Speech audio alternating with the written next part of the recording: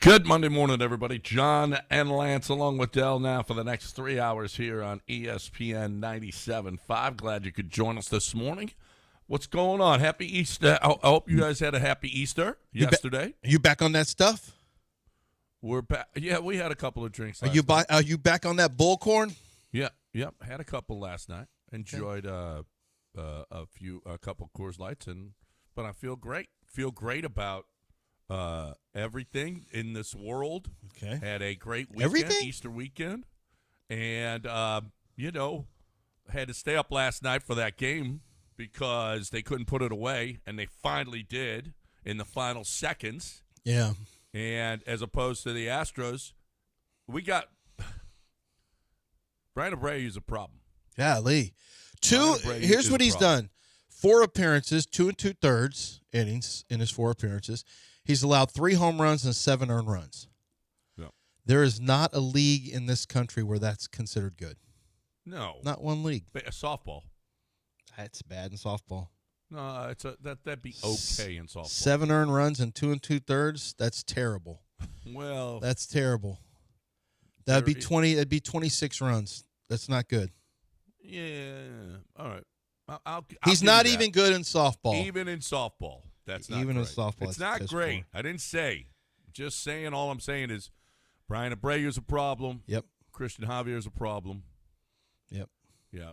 I mean, it just is. It's not good for those two right now.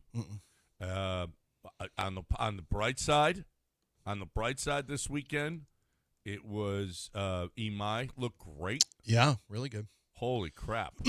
That's what you thought you were going to get, right? Bats keep hitting a little bit. Um, Christian Javier's career may very well be done.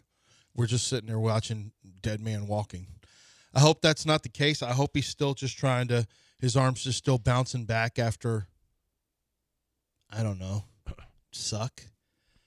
I mean, there's not another surgery that we know of in the off season, so I don't know. I'm not sure where exactly what we're waiting for. But Christian Javier just doesn't look good at all. And already we've lost Hunter Brown. Already.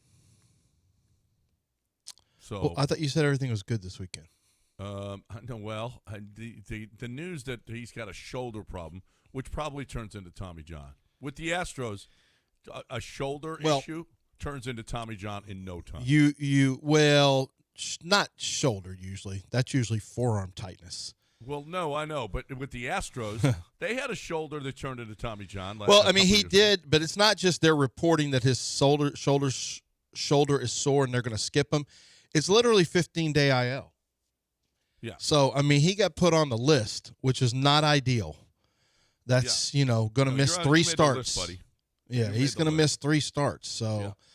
it's not great. Christian Javier being terrible. 2 starts is not great. Lance McCullers kind of came back to earth yesterday. Yep. As well, I was expecting 9 strikeouts, 7 innings. I thought this was the new norm. It apparently wasn't. And you struggle beating the A's Yeah. Well, you in Sacramento. you beat him by 11. You got beat by 30, then you won by 30, and then you lost by 2 because of a 3-run shot in extra innings. They're as good as the offense has been. They still would they leave 17 on base A ton. 11 when they scored 11? Well, no, they left the game before they left 12 on base. 12 on base, yeah. Yeah. I mean, that's Left a lot of guys on, scored a lot, but left a lot. left a lot. Well, that's, Patrick Ewing. Mm-hmm. Patrick Ewing talked about that. Yeah. Yep. Scored a lot, but we leave a lot on base. Here's the thing with Christian Javier. He's got 9 walks and 3 strikeouts. He has allowed, there is no on the bright side metrics. There's no on the bright side. It's legitimately ass and booty cheeks and dirty cakes for 2 straight starts. Nothing good, nothing positive at all. Terrible. Morbidly terrible. And it was actually worse the second time around. This is a big concern when Hunter Brown is already on the IL this early. This early, we have a shoulder issue that didn't require skipping. They said, let's just knock him out for 3 straight starts. Yeah. Well, I think with him, you err on the side of caution. Yeah. So this second time around, worse for Javier, not so great for McCullers. Imai was good, really good, like good stuff, man. His stuff was outstanding, which I didn't really surprise me. I thought he had some really plus stuff the first game, so I actually feel really good about him. I'm not worried at all about him. Burrows, you had a good start second time around. Hunter Brown was good. Just there's a problem now with Hunter Brown, but Abreu has been bad in every outing thus far, and he's the closer. Well, I think you got to move. I think Brian King's got to move into that right now. I guess. I do. So we're going to, you can't keep throwing him out there and just get until he gets. I don't know what the deal is, but he's in a contract year now. This is really bad for him. This is really bad. I wonder if he's tipping anything. I don't know. It's just everything is getting up there, and every it seems like game, guys know what's coming. Every game he's allowed to run. Yeah. 4 appearances, 7 runs, and every single one he hasn't been able to get out of there with a clean sheet at all. Not even close. Yeah. No, I mean, it's bad. It's really bad.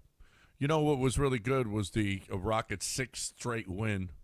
Kevin Durant. This is why you got Kevin Durant.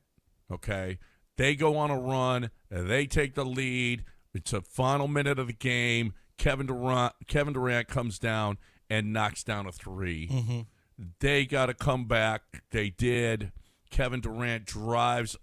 Listen, I know Ime, and we've got sound of him. Ime called himself one of the best after timeout coaches in the league. He called himself not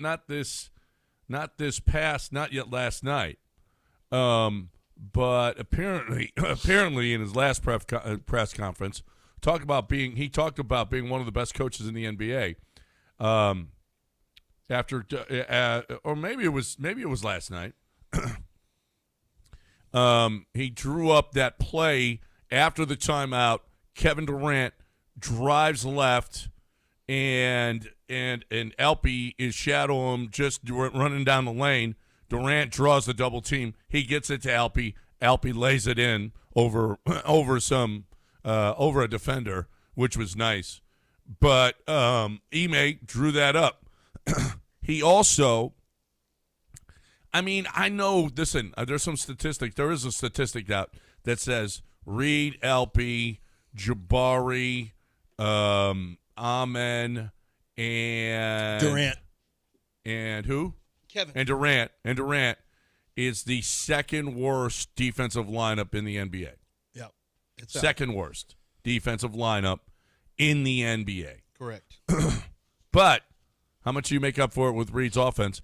They did have a 10-point lead with Reed sitting on the bench playing Holiday and Jay Sean, and they just frittered it away because they can't score, and they go and Steph goes nuts, and here we are trailing. Isn't that weird though? You have Alpe and that really shouldn't be a thing. If you have Şengün and Durant, it shouldn't be where we can't score. You can't. Well, with 2 All-Stars. Well, if they don't have to, they sag off the other guys and play those two. What do you mean? They're not double teaming. Yeah, Kevin Durant gets double teamed all the time. They'll run a double at him from time to time, not all the time. A lot of times it's just straight man to man. And Rockets will use a screen or they ISO them. There's just not a world where Alperen Şengün and Kevin Durant should be on the court and they can't score. It happens. It happens all the time. But that shouldn't be a thing. Yeah. That's the problem with this team is that shouldn't be a thing. Not with those 2 players who have some dynamic ways to score. They can score from different levels. Kevin can score from level 2, level 3. Alpe can score from level 1, level 2, and then occasionally he'll shoot from level 3. It shouldn't be a thing, and yet it is. And Amen Thompson is a level 1 and level 2 player. with that level of players, this should not be dependent upon Reed Shepherd being in the game. Reed is a piece like any other piece, but it's just I don't know. It's just they've won 6 in a row. That's fantastic. It's just I just didn't expect to see the stalls offensively this year. I really didn't. I thought Kevin Durant would make all that stuff. Okay, Jalen's not here anymore. Kevin Durant's here. No more of this funky offense where it just stalls out for a quarter. And it just didn't go away this year. For some reason, it just didn't go away. And it's not like Kevin Durant's playing 32 minutes a game. He's second in the league. He's playing a lot of minutes. He's in the game a lot. They still stall out offensively, which I don't get. Defensively, they've been better of late defensively, which has been good. We just know, look, Alperin and Reed on the floor together, it's not good. It's not good defensively, so they have to be a plus offensively. Like, there's just no way around it. You have to be good offensively because you're, by the standards of that the Rockets have set, they're bad defensively when those two are on the court together. In a variety, by the way, it's a variety of lineups. It's not just with KD. You could take KD out and put Tari in. It's still bad. Like Reed on the floor defensively is some of your worst lineups defensively. When you look at the defensive conglomerations, he's just not a good defender, and Alpe's not a good defender. So they got to be good offensively. Yeah, no. They're bad defensively with that line. There's no question. But but Reed has been better offensively. Yeah, he's canceled out some of the defensive issues, and there's only certain players that really beat up Reed defensively, so that's good. It's kind of the same thing with Alpe. I mean, if you attack him with a talented player, you can ISO Alpe and get him in trouble. But the Rockets have 6 wins in a row, and I would rather see them playing good basketball headed down the stretch. I mean, they didn't put it away, but I'm happy with execution of a win in the fourth quarter. How many times were we talking about them? It was a month ago where they would have blown that game. 3 weeks ago, they would have blown that game in the fourth. Mm-hmm. Everything was like, oh my God! Every single fourth quarter, this is happening. So at least they put the game away. Yeah, I mean, kind of. They kind of put it away. Well, they won. You saw how pissed Draymond was afterwards.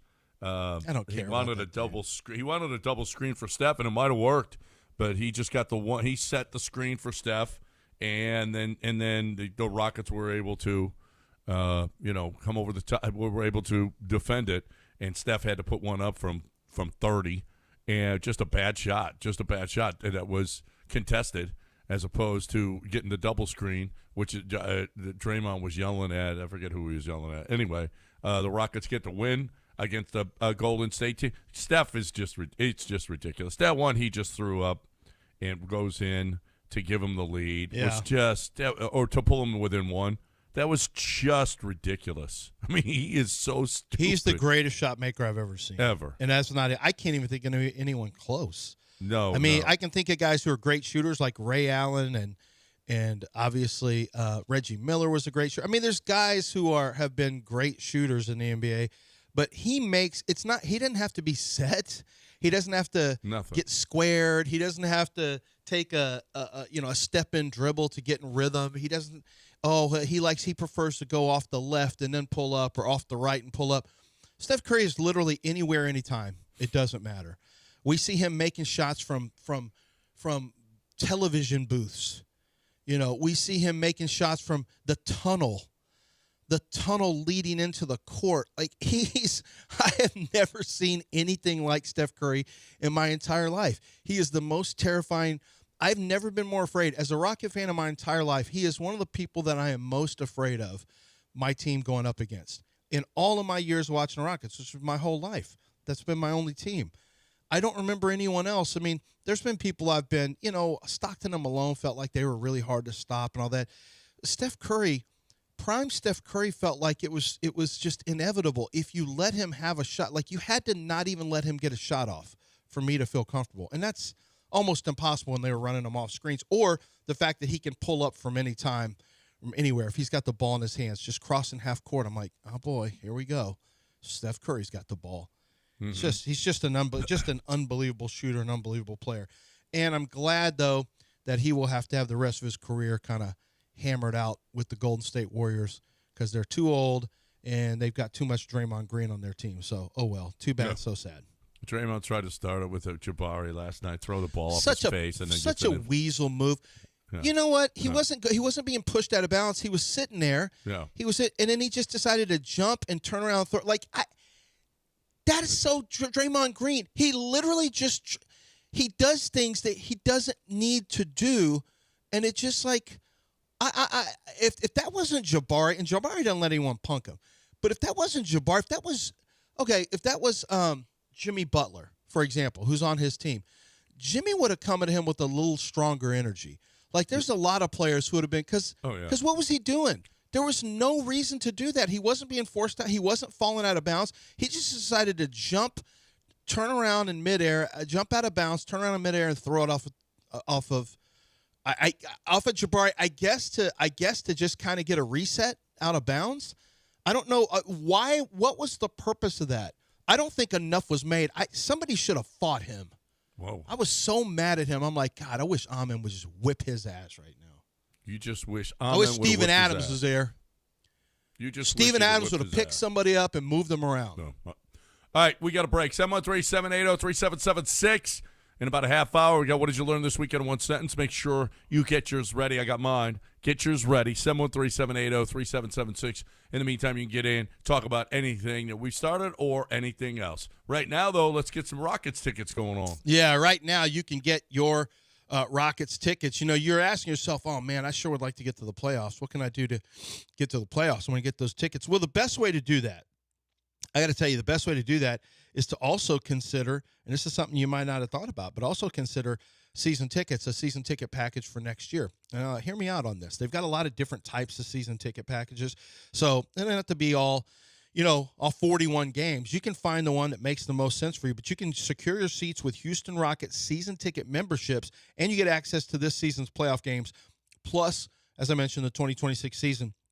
As a Forever Red member, you're going to get the best seats at the best price they have, along with exclusive benefits and events all year long. It takes all of us all season long. Feel the energy and be part of every single play. Get started today at rockets.com/radio. Go look at the prices, see what you think.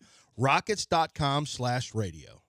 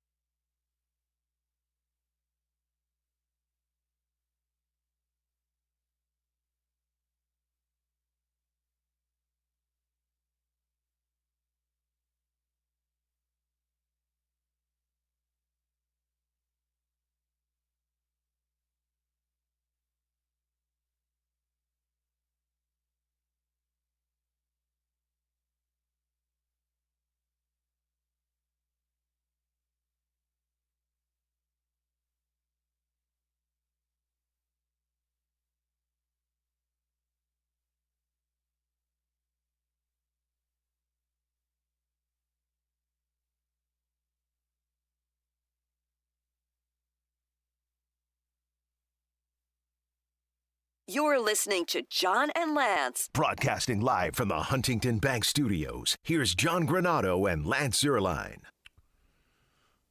All right, so the Rockets are 50-28, while the Lakers are 49. Excuse me, the Rockets are 49-29, while the Lakers are 50-28.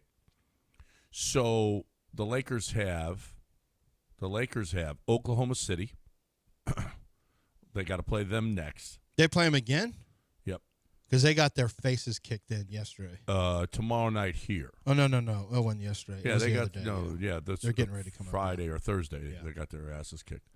Then they go to Golden State, then Phoenix, and then Utah. Listen, Utah's probably the only game that's a sure thing for them to win. Phoenix is still fighting, right? And without Luka and now without Reeves. This is what you want. This is turning. This is coming in. This is all working out really, really nicely, in that you have a possibility of not only playing the Lakers, and it looks like you're going to, but you still have a chance to have the home court advantage, which would be incredible. Grade 2 hamstring injury is what Luka has. Typically requires 4 to 8 weeks for recovery, with some athletes requiring up to 35 days or more to return to full sport. Healing involves significant pain, swelling, and temporary loss of function. Do the math on that, and that's Luka's not playing in the first round. I mean, there's just no way around it. I think he's done for the playoffs. They're done for the playoffs anyway if they can't get through past the first round, and it is questionable about whether or not they can get past the first round without Luka. He's their best player. Yeah. Take the best player off of any team. And Reeves. Reeves is done as well. Yeah. Their second best scorer. Yeah. So Luka has flown to. He's got an oblique. So Luka's flown to Europe to get the latest technology to help on a hamstring pull. So we'll see whether or not Europe can save him. But just can't be dumber than J.J. Redick letting him continue to play after he injured himself in a 30-point game in the first quarter.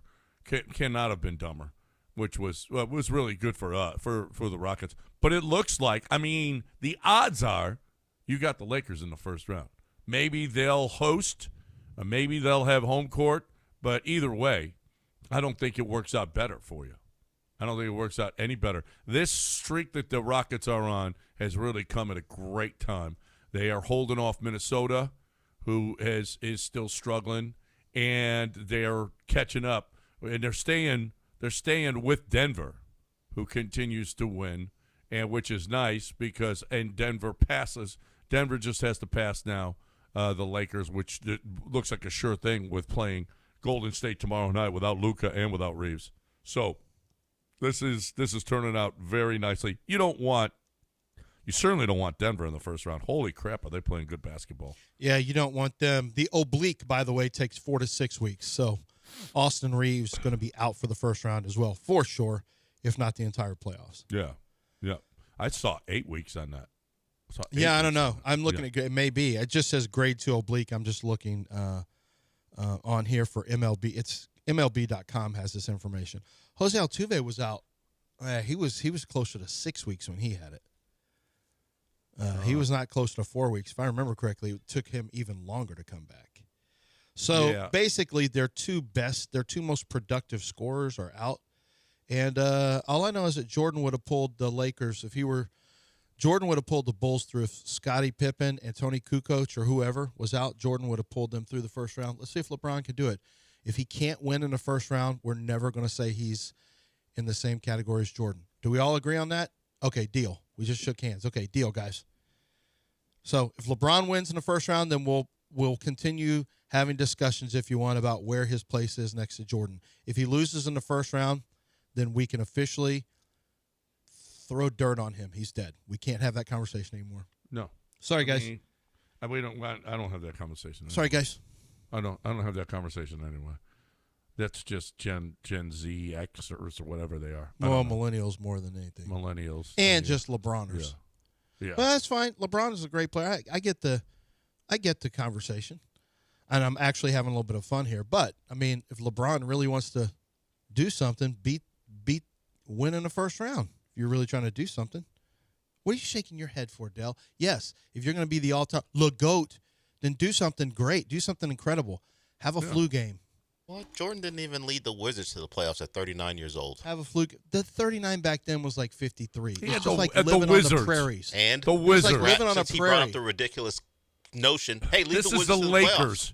If you're the I GOAT, mean, come on. The Jordan's What? 39 was Come super on. old. The GOAT would have done it. He was super old at 39. That was different. You see how old younger people than look. LeBron. You see those videos of how old people look back then. And you're Jordan like, wow, was he not one looks of the 50. typical old people. He drank enough to be one of the typical old people. No, it ages you. They did. He stays out late. He doesn't sleep. He didn't hydrate. But He drank. He made they bad do- decisions like a Hitler mustache at one point. They do. Like, he was a poor they do decision maker play. sometimes. Both play a lot of golf on their off days. Jordan even played on days he was playing. They do. Yeah, yeah. And Eric and they- Ebron plays a lot of golf when he supposedly can't move with an injury too. So. Yeah, they both hated Memphis. That's what I know. Get in line. Everybody hates Memphis. You seen that come out? NBA players, oh my God. Oh, yeah. NBA players hate Memphis. Apparently, LeBron was just saying what literally every player. They have to stay in some ratty hotel, and then they have to walk across the street to get to the games. They're walking through the streets of Memphis to get to the games. I guess there was a game where somebody who was in their travel party got robbed at gunpoint. Somebody was talking about that. Like, they all say food's great in Memphis, but the hotels are terrible. The city, there's nothing. Apparently, every NBA player hates Memphis. Man, I used to hate flying into Memphis, bro. When you coming to that FedEx, them boys This is had Kevin me Durant. hanging for cracking. I mean, we're gonna stay at that West, and I'm gonna walk across. I'm walking across the street on game day to get to the. Like, What's your least favorite city? Everybody's got to have one. Yeah, Memphis probably. I mean, the Derek hotel White. is probably the worst hotel in the NBA. The food there is good though. Did you ever walk into a hotel room? Anthony Edwards. You're like, wow, thousands of people have slept in this bed before me. Yeah. Especially when we go to Memphis. I be like, damn, my hotels ain't nothing in Memphis. No shit dirty. I walked in the Memphis hotel one time. I had stains and shit on the bed. Stains and Stains and shit. they broke in your room for you. Nah, they ain't break in, but No, I'm saying they broke it in. yeah, But it's Memphis, so they might have also broke in. for sure. Memphis shout out. Shout out Memphis. Yeah. Shoot out Memphis. Nah, shoot. Memphis, which should probably be in Nashville, should be an Eastern Conference team. Adam, let them just do us all a favor and take the team to Nashville. No harm, no foul. The relocation fee, it's a swap. See that arena? You ain't got to pay the relocation fee. So no harm, no foul there. Far off, I don't think that's the reason why. Danny Green. I just don't think it's a destination city. You know, Nashville's one of those cities that people enjoy. Memphis, it is in Tennessee, so you get a tax cut. Like, it's good on taxes. But it's just not a city that's pretty, I guess people would say. It ain't pretty. Pretty. Literally, players hate Memphis. Hate Memphis. I know Twitter got mad at LeBron for saying that, but it is what it is. Twitter. Who? Well, Memphis all Twitter? of Twitter? No, Who, all who of would Twitter. be mad at LeBron for saying that other Yeah. than Memphis Well, people? also The culture. people who have pointed out that Memphis is a center for civil rights, and they weren't thrilled with LeBron. But civil rights, they don't host them. The Civil Rights What Center. does that have to do with crappy hotels, dangerous city? No, it really I mean, doesn't. I mean, I- honestly. Because LeBron, who will tell you he, I guess, in their eyes is pro-black, is just dumping all over a black city for Nashville, which is, I guess, constituted, people think it's a white city. That was just part of the conversation. Not all the conversation, but I did see a lot of people who were like, wait a minute, what? You just did a thing where you put the Memphis colorways and so, it was representing civil rights on your shoe to make money, but then mere days later, you're taking a shot at the same city who you appropriated to go sell some shoes. So there's a lot of conversation involving LeBron's phony like that. There's no question. There's no question. You just walked right into John Yeah, on that one. He don't care. It about is the- true, though. I mean, if the city is not, But I mean, but it the facts appears are as though facts. they don't have the infrastructure to host a major NBA team events. I mean, that's No. what it appears as though, despite the tremendous history from a civil rights standpoint. They don't have, my wife and kids have gone there. They've seen all that, and they were like, I said, "How was Memphis?" And I think it's there's some historical stuff to see. I'm not sure it's the best for an NBA city though, or NFL, or Major League Baseball. Well, so I get the argument. I don't think they're just gonna. I mean, I don't know. I don't know if an owner. I think if an owner got some kind of break and could switch to Nashville, I'd leave in a heartbeat. I'm sure if they got a stadium and they got to just go to Nashville, yeah, I'm sure they would do that. But an owner's not like the league isn't going to do that. Well, I guess not. I guess not. I don't know. Still in Tennessee, so I don't know. Yeah. All right, 713-780-3776. You're in Texas, and you got your taxes, your property taxes. And what are you going to do about it? I know what I did. I fought on myself. That was dumb. Dumb. Won a couple, lost a couple. If you lose, it makes it so bad the next time. Because, listen, the government is wrong. Own well for homes in the $250,000 to $500,000 range in Montgomery County had a 94% success rate. That means that the government in Montgomery County was right 6% of the time. So you're looking at your property taxes. Chances are great that you're paying too much, that they're asking for too much. You don't have to do that. Now, it's coming up. The deadline to protest your property taxes is coming up, usually right around May 15th for most counties. In Harris County, Ownwell delivered an average net savings of 21 to 51% higher than their competitors. They doubled your money in Brazoria County on homes $500,000 to $750,000 range, more than 2 times what they saved by using other firms. For Brazoria County, homeowners with home values under $250,000, Homewell achieves an 83% success rate. I mean, and that's compared to 48% for their competitors. I'm telling you, if you're looking for the best way to get this done, Ownwell wins. Ownwell. $774 is the average savings a year by signing up. Don't wait. The deadline to protest, May 15th for most counties. Save money on your property taxes with Ownwell. Sign up in less than 3 minutes at ownwell.com. That's ownwell.com. Let them know that I sent you when you complete your sign up at ownwell.com.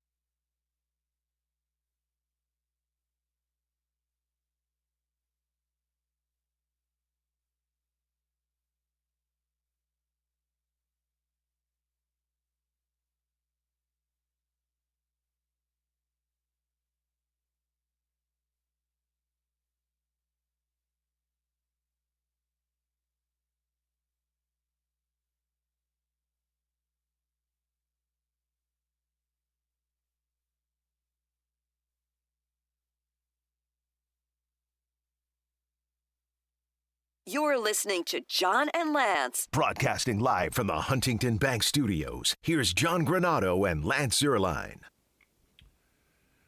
All right, welcome back here on ESPN 97.5, 713-780-3776 to get in with us. And we are just minutes away from what did you learn this weekend in one sentence? What did you learn this weekend in one sentence? I think we buried the lead. It's Masters Week. It's Masters Week. Oh, it is now Masters Week. It's Masters Week. You know what? I'm gonna say this. I don't know a lot of golf. I'm pretty good at Masters stuff. There's a chance I'm going to do a Masters pool. Yeah. I'm leaving Tiger out this year. And Phil? What about Phil? Tiger and Phil are out. What? So I'm going to let somebody else take their chances with those two guys. I'm not taking a chance with either guy this year in the Masters. Okay. Okay. As somebody who doesn't do a lot of golf stuff, but somebody who also handicaps, I'm like, yeah, I need to leave them out. It is Morikawa is up there. So I saw the odds on to win a major this year. Right? There's odds to win a major this year, to not win one and win one. Obviously, to not win one, everyone, you have to pay a huge price to not win one. But to win one, I thought was interesting because Morikawa was up there pretty high in terms of guys expected to win a Masters. I think you could get him at plus 950, but that was one of the favorites. Like, he must be playing pretty well right now because he was one of the favorites. Let me see. I was looking at this just the other day, but they've got all kinds of odds that I was looking at for people to win a major or not win a major. And I wanted to say that. Let me see if I got it here. Oh, here's one right here. Scotty Scheffler. Now, he's the favorite of all favorites. To win a major, he's minus 140. Yes. He's minus 140 to win a major? Yeah, so they're not giving you anything. Those are the best odds since Tiger. I mean, it's ridiculous that you think he's going to win one, right? Huh? Oh, you mean you think you mean the best odds, meaning the strongest odds to win one? Yeah. But what do you like? Terrible odds. No, there's terrible odds. I would go bet against it. You would bet I against would not. it. That's a bad. That's those. I mean, look at the rest of the guys and their odds of winning a major versus Scotty's. To win a major, yes or no? Here it is. Here's some guys here. Brooks Koepka, yes is plus 1,100. You see, like 11, it's 11-1, while Scotty's a minus. Right. Bryson DeChambeau is plus 325, so he's probably second. Cameron Young plus 900, 9-1. Colin Morikawa is 5.75 to 1. Matsuyama 9-1. Neiman 10-1. John Rahm 3.5 to 1. Jordan Spieth 12 to 1. He ain't winning. He's a lock. No. Justin Rose plus 900. Alberg is 425. Patrick Cantlay 1,000. Patrick Reed 1,200. Ricky Fowler no chance 2,000. Any of those names interest you? Rory is plus 250. Oberg interests me. If he Rory's plays, the second favorite is Rory. Yeah, as well he should be. Yeah. Oberg interests you? Yeah. All right, there it is, folks. John just literally gave you money. Well, speaking of giving money, we haven't talked about the Final Four. Excuse me, Michigan is a problem, and Michigan is going to bludgeon tonight. They will bludgeon, like Don Staley in South Carolina, who left it all out there in that battle against UConn, where stupid old Gino Ariama lost his head. Yeah. They took a beating yesterday at the hands of UCLA. And they were an underdog. UCLA was an underdog, and they crushed South Carolina. UCLA should not have been. One of my biggest regrets in life. I knew. I see their highlights all the time here, and I was like, that. That's the female version of Mara. Of Michigan's center. She's the female version. She is so long, so tough to get around. She can score. It's easy. She just catches it high and puts it in time after time after time. And they had Jaquez, and I've been watching that team, and I was like, oh my God, they're gonna destroy South Carolina, and I didn't bet it.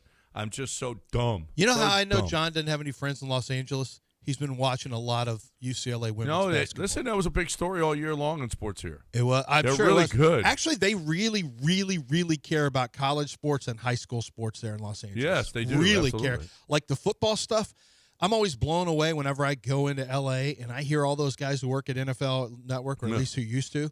I mean, that's a major topic every single day. Yeah. Is a player who's going there. There's a basketball or at that time, football matchups between Mater Dei or whoever versus this team. I'm like, Bishop this. I'm like, man, y'all really, they really keep up with that. And, yeah, women's sport, like all sports, UCLA, USC, it's a much bigger deal than even Houston is here. It's weird. I didn't expect it to be like that. Yeah, no, they love their high school. And this team was they've been watching this team. They had one loss all year. They were fantastic. This UCLA team. Anyway, that was the Michigan is a problem. I mean, they did that to Arizona. Well, and that without Lindeborg. Yeah, without Lindeborg. So I think it's one of the best players in the country. The game tonight, I want to say yesterday, I thought I had seen. Let me see what it is right now. Last night, I thought I saw 7.5 as an opening line. Yeah, 7. To me, you can't put a line high enough on this. No. Well, Utah is. I mean, UConn is. They're feisty. We'll see. I mean, I could see where Michigan is just dominating. Arizona, they beat a really great Arizona team, and they just smashed them. Holy crap. And without their best player for the most part. Yeah. UConn has been in some battles. They've been in some scraps. UConn, Illinois ended up being a pretty good game. It was a pretty good final. I mean, a pretty good Final Four. I mean, you had no it was impressive for Michigan. Obviously not a good game, but impressive. The other game was a much more competitive game, obviously, against Illinois. I just think in terms of where UConn is right now, watching them on a game-by-game basis, like you could see they're going to bog down some too. I don't think you can afford to bog down against Michigan. And that's a problem is you're going to have to play. They have to have their best game of the tournament without question to have a shot in this one, to me. Because I think Michigan is playing at a level, I know that I think the odds makers just don't want to hang a line like 9.5, because I think this one could get ugly quick. Well, I'm not sure that 7 isn't going to get them where they want to get, because they're still it's going to be all Michigan money. Right now UConn is +7. No, it's -115. Yeah, it's -115. So that means more people are taking UConn plus the points. Well, good luck with that. Have fun with that. I'm not betting against this Michigan team right now. That's for sure. We got a break. What did you learn this weekend in one sentence? Is next. 713-780-3776. You learned something this weekend. It doesn't have to be about sports. It can be about anything. It could be about Michigan. You might have learned something about them. What is it? 713-780-3776 is the number.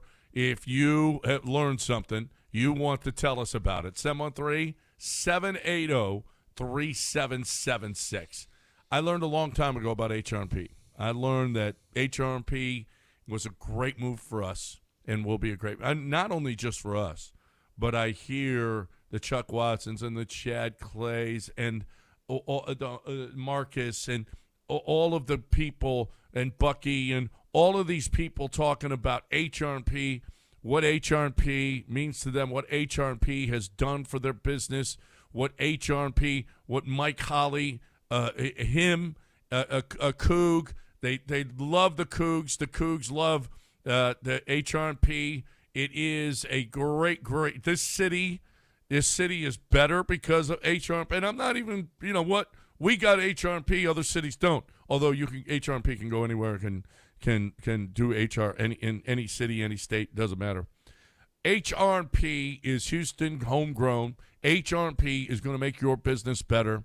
It's when you hear so many people, and there are so many people that have come in and given testimonials about HRP, it'll tell you how much they love what they've done for them and what they can do for you. If you're doing your payroll, or if you've got an admin company doing your payroll for you, chances are you're not doing it right. And chances are that the admin company isn't as great as you thought. Maybe it is. Maybe it isn't.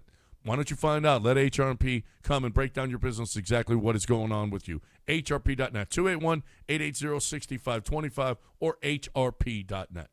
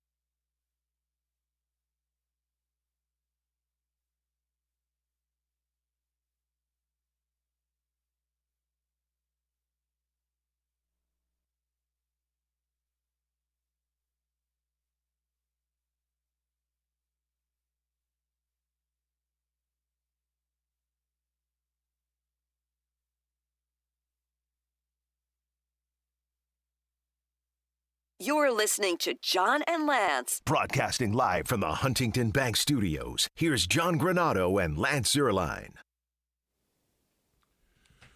All right, welcome back here on ESPN 97.5, 713-780-3776. What did you learn this weekend in one sentence?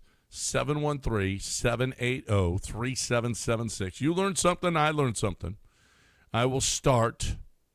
I learned that I went to certainly the smallest cathedral in the United States, possibly in the world, and it was the most unorganized, disjointed, funny, and best Easter vigil I've ever been to.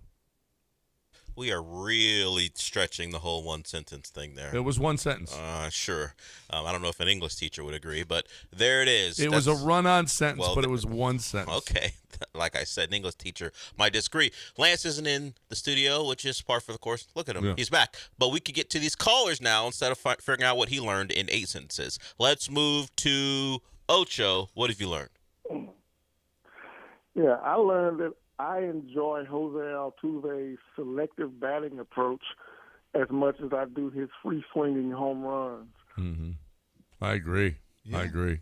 Hit the whole team, and they said it would be, everybody would catch on and everyone would do it. It'd be contagious for everybody, and it really is. Dude. They had 29 hits and 24 walks in 2 games. It's like Brian McTaggart said it's not been done since 1900. That's how far they went back. 29 hits and 24 walks in 2 games. You know, we're early still, but looking at everybody up and down the lineup, watching Altuve's at bats, young Joey Loperfido, Yordan back in the groove. Like, I don't want to give it all to Victor Rodriguez, the new hitting coach, but my gosh, or put it all on Alex Centrone, who's the former hitting coach. But this is, in a very small sample size, this is a major, major difference between the two approaches and the two results. Absolutely. Like, all right, who's next, crazy. Del? We go to let's go to Phil. Phil, what have you learned? Phil. What's up, Phil? Not much. Good morning. I learned that it's going to be an exciting but stressful long season for Astros fans. Yeah. Yeah. That's fair. Yeah. Well, they've got 3 pitchers that I got to do something about. That It's whole? Abreu, Javier, and Munoz. Yeah. The rest of the staff has been great. The rest of the staff has a 3-4 Well, ERA. we also have to worry now about Hunter Brown, apparently. Well, after yeah, 2 but starts. he'll be back. He'll be back. They did say they really do believe he'll be back. I think that it's a lot of this is precaution. Who said that? The Astros. Oh, I don't care then. Yeah. Well, but it is a new medical staff. Yes. It is. Or training staff, I should say. Yeah. But the guys who hired the old one are the Like, guys you don't trust the who Astros. hired the new one. No, Okay, I don't. whatever. Dana Brown had a statement, and he said the same thing he says all the time. Who was the big pitcher they brought in, John? That they were the big game hunting they were doing. I don't know if you've heard. Imai. Yeah, I don't know if you heard about Tatsuya. I don't. Was that who they were referencing? I don't believe so. Wasn't that but after Yeah, they had but it signed him turns already? out- But it turns Turns out into- that's who it is. Yeah, it turns out who it was. They had a big game hunting thing going before they got him, Mike and then Burrows? they just Dylan Cease maybe. Well, but just it's instead, 2 starts in. I'm not. So no, slow I don't. down. It's not about. No, you slow down. It's not about whether Burrows is going to be good or not. He wasn't the guy that they were allegedly that's not what they selling. were That's what I meant. Not that That's he won't what be I good. mean. He is to me. Well, clearly, him, and all those other. There's a. I don't even mention. There's a guy that you yelled about at a playoff game, and his wife told you to pretty much calm Brad down. Peacock. Yeah, Brad Peacock. You felt great about Peacock at one point too. Love that guy. I know you do. Let's move on to Mito. Mito, what have you learned? Hey, I learned that Joe Adele really does have angels in the outfield, robbing 3 home runs. Yeah. 3 Unbelievable. home run robberies in one game. That might be the greatest defensive performance ever. 1-0 win. A for the 1-0 Angels. game, and he robbed 3 homers. And the last one was incredible. Yeah. First one was just garden variety for me. Right. The last one's like, wow. Incredible. That's Chaz McCormick In a type 1-0 stuff. game. I'm going to tell you what. You don't think that pitching coaches mean something. Mike Maddox going to the Angels and them, I know they won like 11-10 yesterday, but there's a difference. There's a difference with and look at the Astros hitting coach now. Look at what's happening with that. I mean, even baseball coaches make a difference, which is crazy. Yeah. Who's next, Al? Tommy, what have you learned? Morning, gentlemen. I learned that it is possible to go 14-0 against the spread throughout the NCAA tournament. Wow. If that was him, holy crap. Wow, Tommy. On Tommy's a heater. rich. Yeah. Hey, what if you just kept doubling it? Oh, It. He'd be a millionaire right now. He could have taken a $10 and turned it into, I don't know. I'll have to go to my 10 times 10 times whatever. Right, yeah, times right. 10 times 10. Who's next, Al? We move to Peter. Peter, what have you learned? Morning, gentlemen. I learned that somehow the Astros lost a series to the unhoused Athletics. The unhoused. They have Sacramento on their jerseys. Well, they finally are doing it. Like Yeah. they put a patch on, and now they're going to have an actual jersey with Sacramento. Because at one point they didn't want to acknowledge that they were the Sacramento A's. They still don't. They're not officially the Sacramento A's. Yesterday they had Sacramento written across their jersey. Yeah, so. it was because they were like, nope, we're the A's until we're in Vegas, and the Sacramento's like, wait a minute, you're gonna just play here and use us and not even acknowledge our existence? No, you're gonna do something. They finally decided to do it, and the A's continuing to dominate the Astros. That's good stuff. Yeah. Good Well. stuff. Well, what? Yeah. Another I don't know if series it win for the dominated, A's. but We got Brian Abreu. What happened? We got Brian Abreu and Christian Javier. Who's next, Del? We go to La Raza. What have you learned? La Raza, ¿qué pasó, mijo? Los Angeles Yoni. Llevlas a salchicha taco. I don't like that name. De Overseed. Hey, give me some of that salchicha. Hey, give me some of that salchicha. Thanks, gentlemen. Good morning. In the honors of Masters, I'm going to channel my inner Ocho today. Hey, guys. I learned that Tiger Woods, a.k.a. John Granado's hero, has many DUI or car accidents as the Dallas Cowboys playoffs wins in the last 25 years. How about that? So we had that last week. That was Ocho. Tiger Woods has as many accidents as the Cowboys have playoff wins. Yeah, we had that last week. Yeah. Yep. By the way, I'm doing the math on it. We already get to billions. Like the guy would have won in the trillions had he just kept pressing literally a $5 bet. He kept pressing. He would have been. I'm not even all the way through, and we're already to. Well, I don't know who's going to take those bets. We're already to 18 million. Yeah. No. I mean, would he though? Would they put a circle on an $18 million bet? They won't let you. Now, who's going to take an $18 million bet? Yeah. I mean, he just can't find that. They ain't doing that. But by the way, once you get to 18 million, I think you might quit. We'll start over now. Yeah, with my 18. At what point does anyone go, you know what? Enough. 18. 18, I think, would be a point where I'm like, you know what? Yeah. I might have stopped before then, I honestly. take it back. I don't think that's right. Oh, your numbers are off? If we just doubled it every time, he would have won 81,920. Yeah. Well, a $2 bet. A $2 bet. Yeah. Right. Well, I was doing to the 14th power, but it's just nothing. He lost out on $81,000. I guess that's okay. $81,000. Nice job. You could have had $81,000. We don't know that he doesn't. Yeah, we don't know what he won. We don't know. It's good. It's probably best for him he doesn't tell people how much money he won. Yeah, keep that to yourself. Get them taxes. The IRS for one. Snatch that up. Yeah, the IRS for one. I don't even remember his name. I don't even recall officer of the IRS. I don't even recall his name. Phil. Right. Who's next, Al? Lance, do you have one? Yeah, I learned, for the first time I did this, I learned about how good the crab hush puppies were at State of Grace brunch yesterday with my family. Oh, wow. I learned that I can just eat hush puppies nonstop if I wanted to, and then get a little sick to my stomach. Little moderation, sir. Yeah, I know. Well, I only had all of them. Yeah.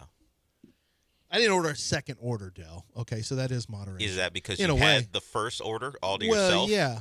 No one else wanted it. My wife had half of one. My daughter took a taste of it. And I'm like, what was so good about the hush puppies? It's just, first of all, I like hush puppies. Secondly, they had crab meat in them. Real crab meat. It was delicious. And then I'm not a pancake guy, and the pancakes were great. With cane syrup butter. And I'm not even a pancake guy. And So Lashane just threw some out there for us. It was State of Grace. Where'd you go to Easter brunch? Where? State of Grace. State of Grace is been great. Up there a while, yeah. Did you put on fancy clothes? I did. I had not fancy. How many masses did you attend since Thursday? So many masses. No, only 2. My wife went to the Easter Vigil Mass, 3+ hours. I'm like, nah, that ain't gonna be me. I got Final Four. That can't be me. That can't be about me. That 3 hours. My sons, Sebastian and Mason, went to somebody's their best friend's sister was converting at Easter Vigil Mass in College Station. 5.5 hours. Snacks and Mason left at about the 3-hour mark. They're like, nah, ain't us, fam. And they just left. A 5.5 hour mass. I told my wife, I said, you do this stuff and you're going to have nobody ever come to church again, ever. Don't tell me how beautiful it is. Don't tell me any of that stuff. There comes a time that you just have to use common sense. I'm not watching a movie that's 5 hours. I'm not doing anything 5 hours. I had to fly to Japan, and I complain about 14 straight hours to everybody. I don't complain about it. It just sucks. I advise your sons the next time they may have to do something like that to take on the Jay Nivey perspective. Uh-oh. All you got to do is Catholicism. Yeah, that ain't going to work well. It's not going to work. In the family. Hey, Jay Nivey says, who was apparently preaching over the weekend on the street. On the street? On the sidewalk. But he was sidewalk preaching? Yeah. Yeah, he's gone after Catholicism, gays. He's gone after a lot of stuff. But also, I saw a video yesterday of a white kid from Worthing. Did you see that at a black church? No, I didn't see that. Yeah, he was sang a song.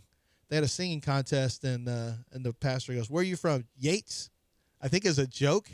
And the kid goes, "No, actually, I go to Worthing." And, like, the whole place went crazy. And then he sang a song. They were having a singing contest. He sang a song, and the church went bananas because they all knew the song. I don't know the song. I don't know the song. I have to see it. The one thing I don't like to say, I say we're not a monolith, but the one thing my people do love is when a white person, dives in and surprises them with what they got. It's a hit all the time. It's a hit all the time. Yeah, it is. Yeah, it is. And they were, they really enjoyed this one. And it's here in Houston. I don't know I don't even know how it came across my timeline, but I saw it. All right, Del, that it? That's it. We learned quite a bit this week.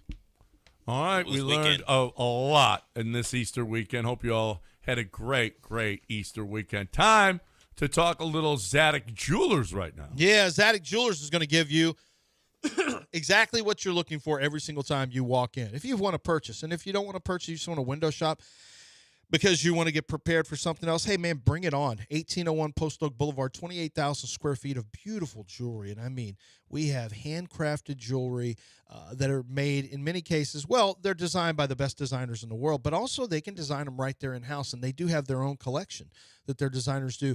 Let me take it a step further. Maybe you saw something on a red carpet somewhere, or maybe she saw something. She goes, "Look at what she's wearing. Isn't this incredible?" You can go have it made. I mean, obviously, you can have it made for way less than what the star may have had it made for. But go into Zadok and find out. Just say, "Hey, I want this made." Take a picture of it and say, "I want this made. What do you think this is going to cost?" And they can work with you there on budget to have something. Can you imagine surprising her with the gift that she only talked about and you come through with it? Oh, my gosh, you'd be the star. And that's what happens every time you go to Zadok. Every time you bust out the box or the container that has the Zadok jewelry, that's going to make her heart rate increase. She's going to be excited when she opens it up. She's going to have a memory that lasts forever. For Mother's Day, for anniversaries, for birthdays, really, or just to say I love you. Zadok Jewelers always comes through for you. You can find what you need at Zadok Jewelers. Zadok.com, 1801 Post Oak Boulevard.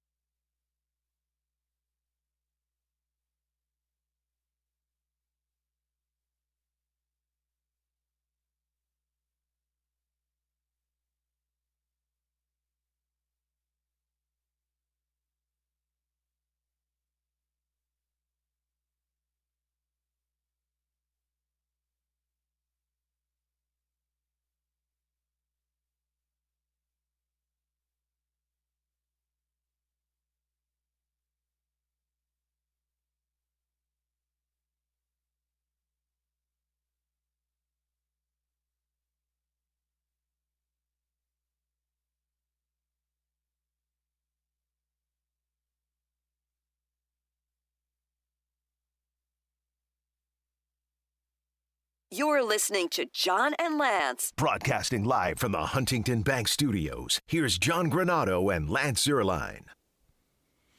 All right, welcome back. A lot to talk about from this weekend. 713-780-3776. Yeah, we had what a wild roller coaster it was in Sacramento. Glad to be out of there. Taking on the Rockies for 3 now. That's nice. Although you never know. Although the bats have been, it's just incredible what the bats are doing. Just incredible. They've scored the most runs, but they've also given up the second most runs in baseball.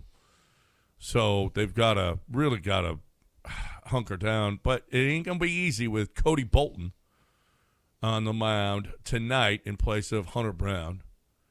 And then it's not great. Not great without Hunter Brown. It's Bolton, and then I guess Burrows tomorrow, although it's not on the ESPN. He's not a lock on the ESPN app that he's supposed to start, but it's his turn in the rotation. Mm-hmm. And then Javier. Bolton and Javier in Colorado. That doesn't sound like it's great. Not ideal. I feel an overcoming for Christian Javier. What are they going to set that at, 13.5, 14? That's a getaway game, too. They'll play at 2 o'clock. These games start at 7:40 tonight, tomorrow, and Wednesday. Then they got the day off, and then they go to Seattle for 4. Yeah. Yeah. They actually play Friday, Saturday, Sunday, Monday in Seattle. So that'll be interesting. Seattle not playing great. The Astros leading the division because everybody's not playing great. Mm-hmm. But 6-4, they should be. Gosh, dang it! That was tough losing that series yesterday. When they made the comeback yesterday to tie it up, I mean, what a great boy! What a run at the end of that game to get that tied up, and then took the lead in the 10th. And I was feeling some type of way. I'm like, look at this! They may pull off 2 out of 3 here, and then Abreu happened. You were feeling good about it. Yeah, I was. Yeah. And then Abreu happened. Yeah, Carlos gave them the lead, but they needed to add on more than 1 run. They needed more than 1 run in extra innings. When you're the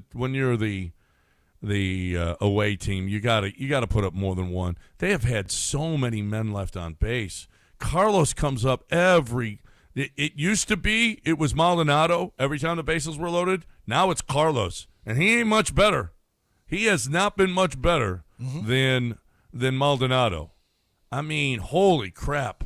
He's got more at-bats with the bases loaded than the rest of the team combined.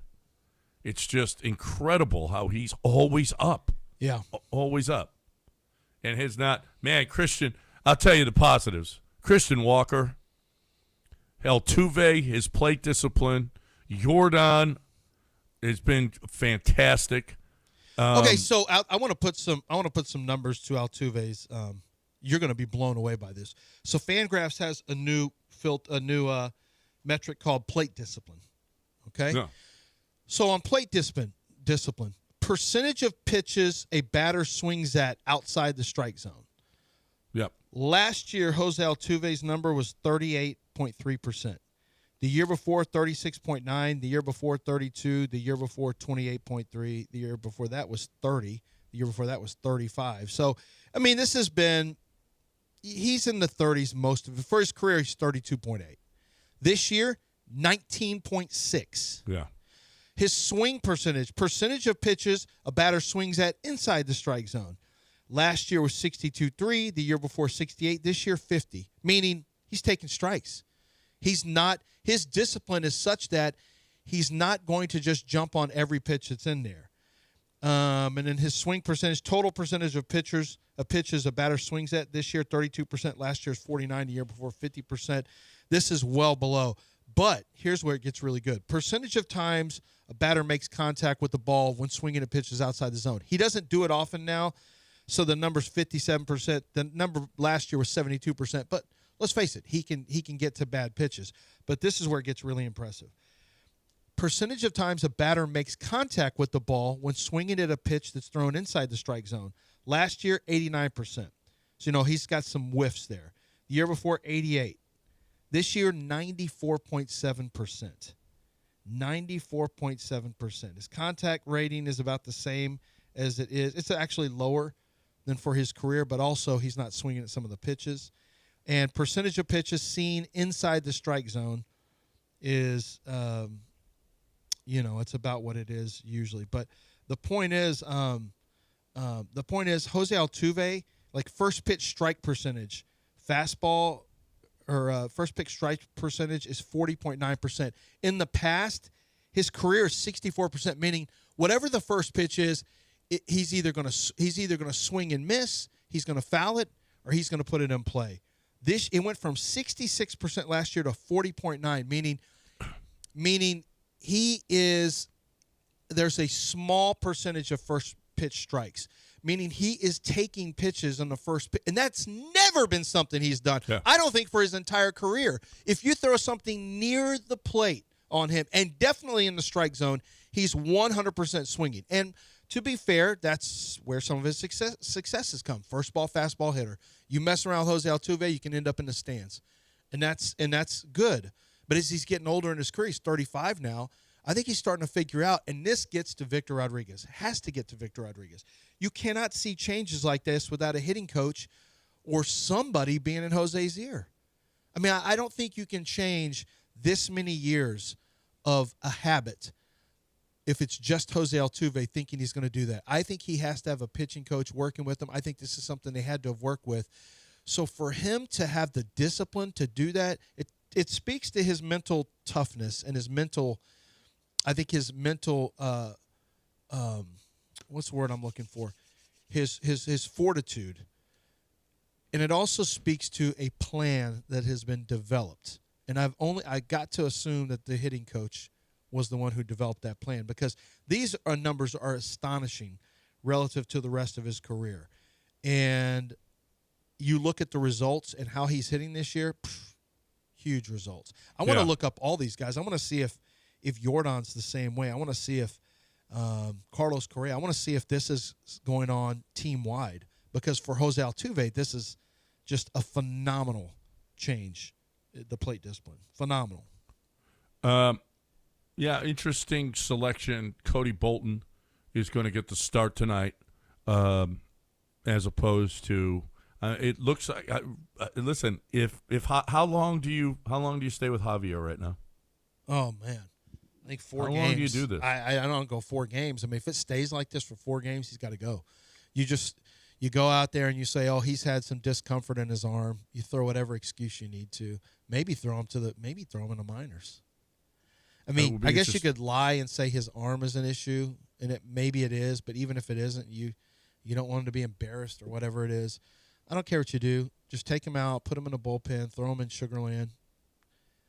I mean, his pitches they're not fooling anybody. His stuff isn't good, and he's not throwing strikes. So guys know they can just lay off and they'll get ahead you can get ahead in the count quick on Christian Javier. And then you're playing with house money. Once you're up 2-1 on him,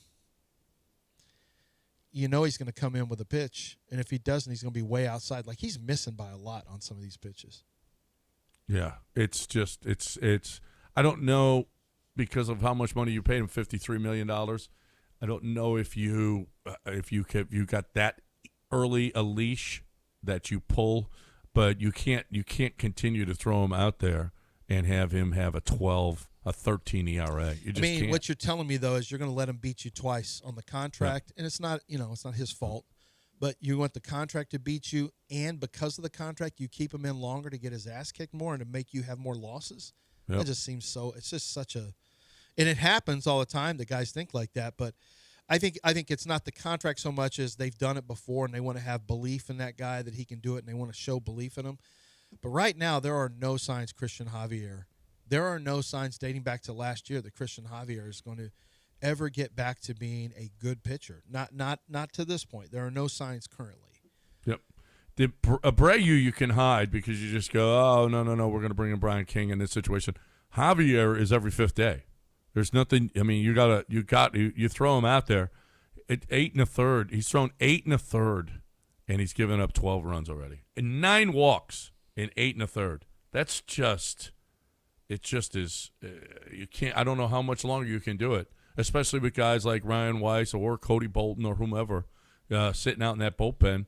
You know, who can give you more innings and give you better starts. You're gonna kill the bullpen if you continue to do that, because Burrows has got to last longer. Javier's got to last longer. Lance got back to the mean in the last start. Yeah, I worry that's Yep. maybe what. And Well, even if he's up and down, he's a fifth starter. I'll take it. Yeah. If he pitches like he did in Game 1, I'll take some up and down stuff from Lance McCullers. I have no choice but to take it. But I'll take that. If he has a really good followed by a mediocre, I'll take it. Yeah, he's a fifth starter.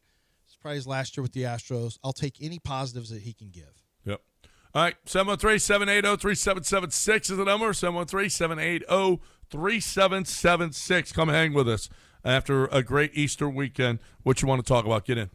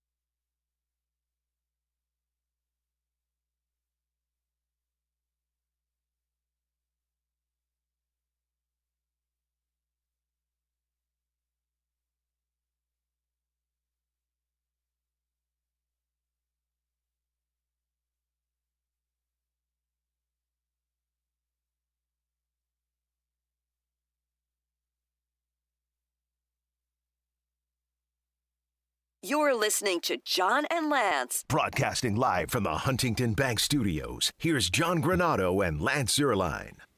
All right, welcome back here on ESPN 97.5, 713-780-3776. Masters Week. Congrats to J.J. Spawn winning in San Antonio. How ugly it was weather-wise and everything else, but got it in. J.J. Spawn with the win there. Astros in Sacramento lose 2 out of 3. Rockets win their 6th straight. Let's go back to the Rockets. Ime talked about drawing up plays after timeouts. Big Sarge asked him the question, and Ime talked about it. It was a really, really good play. Well done. We've given Ime a lot of crap about his offense, and kind of rightfully so, how bad it's been at times. It is what it is. It is what it is. His substitutions, Reed Shepard, for the most part, he's catching it with Reed Shepard. He's catching it with Tari, how much he's playing him, and how, and putting Reed on the bench in critical situations. So here is Ime talking about, but he did draw up this game-winning play. Here is Ime talking about the KD running up and dishing to LP for the game winner. There's an article that came out talking about ATOs and how you're one of the top 3 play callers as far as ATOs are concerned. Where did you, where were you able to learn that? Was it as a player or was it during your time with the Spurs? How were you able to hone that craft? I think as a player, understanding, what the advantages are in general. But as a coach, you start to formulate what works well and who you have to get going and how to take advantage of things as well. And so for me, it's always been pretty simple that these actions work. You can milk those in different ways, but at the same time, it's a balance of a sure thing that you can get a great shot. And obviously, you got to make it or miss it at that point. But getting the look as a first partner or getting guys involved that aren't as involved. And so it's a balance of keeping somebody hot or, if guys aren't touching the ball or you want them to impact the game a little bit, find that balance. But, it's just a simple thing of what works well, what we can take advantage of, and the actions that you want to do to get to that. Listen, they've had a lot of, for a while, LP just grabbed the ball and I'm going to back it down. That ended up, it worked a couple of times early in the season and then it was crap. KD, they double teamed, so they couldn't get him the ball at the end of games when he had to have the shot. He did hit a couple. He's had a couple of game winners this year, which is nice. That play was perfect when you look at the way that the Warriors went about it. It was going to be Steph, and there was no question about it. They really don't have many other options though. That's not a good team. Without Steph, it's Steph and everybody else. It's really not a good team. But having KD have the ball and draw all the attention and then having Alpi get the ball low and just dominate inside was you know what? What a great plan and what a great play to win a basketball game. Yeah, absolutely. Absolutely. I mean, look, it's a segment. It's a segment of a game, but it's a very important one. To have a play that you can get to have people who can execute it, it's ultimately not going to be the difference between winning a series or not, and not in most cases. But when you need one, it's massive to have that. When you need a play, it's huge. And usually you need somebody who can trigger. You need a good inbounds passer, which is highly underrated. It's a very important feature. And then the second thing you need is somebody who, when they get the ball, they know how to create for themselves or they can create for others. You typically have to have that. And then, I think being able to trust your teammates is pretty important on those two, depending on how much time is left. I mean, I don't know. It can make the difference in a series. Hitting a game-winning shot and missing a game-winning shot. Yeah, I guess that's going to be huge. Yeah, if it comes down to. But what I'm saying is the odds of it coming down to one play with very little time on the clock is pretty small. Is what I'm saying. But when it does, it's a pretty big deal. I tell you this, when you don't have a team that has an out-of-bounds play or after timeout play, when you have that. because you can recognize it. And a lot of times, I don't even know that it has anything to do with coaching. I think you have players who just say, just give me the ball and I'm just going to – because I think a lot of times players will break from – because this has been said, that a lot of players, if they don't trust the coach, and especially star players, will break what the play is. Wasn't it James – who was it that broke defensive contain against Portland? Was it James – no. Was it James that waved off? You remember that?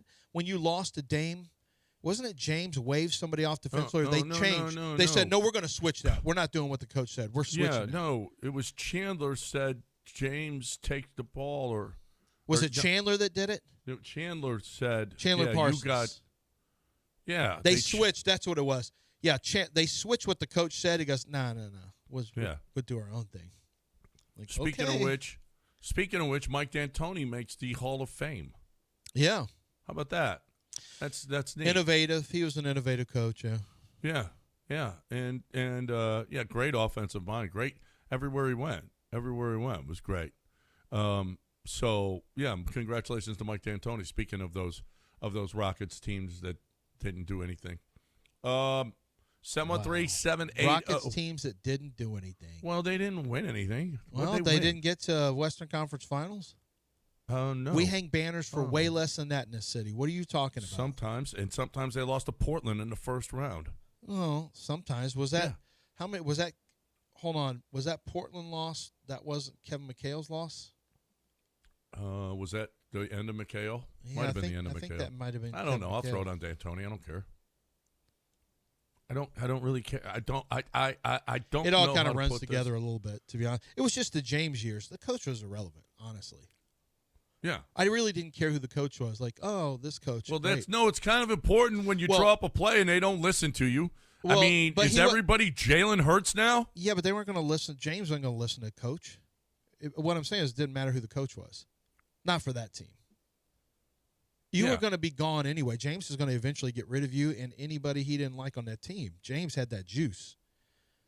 That's actually the truth. James could get rid of any coach or player he wanted. Daryl and Tad and those guys just lay in Tillman or whoever. Or no, not Tillman. Les, I guess. Well, Les and then into Tillman. Yeah, they let James run amok. James could do anything he wanted. Yeah, no. I mean, that's just the truth. That's just the honest truth. So the coaches calling plays was kind of irrelevant. But James also made some plays. If it wasn't an elimination game, James could make some plays now. Yeah. No. Absolutely. All right, 713-780-3776 is the number to get in here with us on ESPN 97.5. If you want to hang out with us, you're more than welcome to do that. I am talking about Brinkman quality. Brinkman quality it's in the name.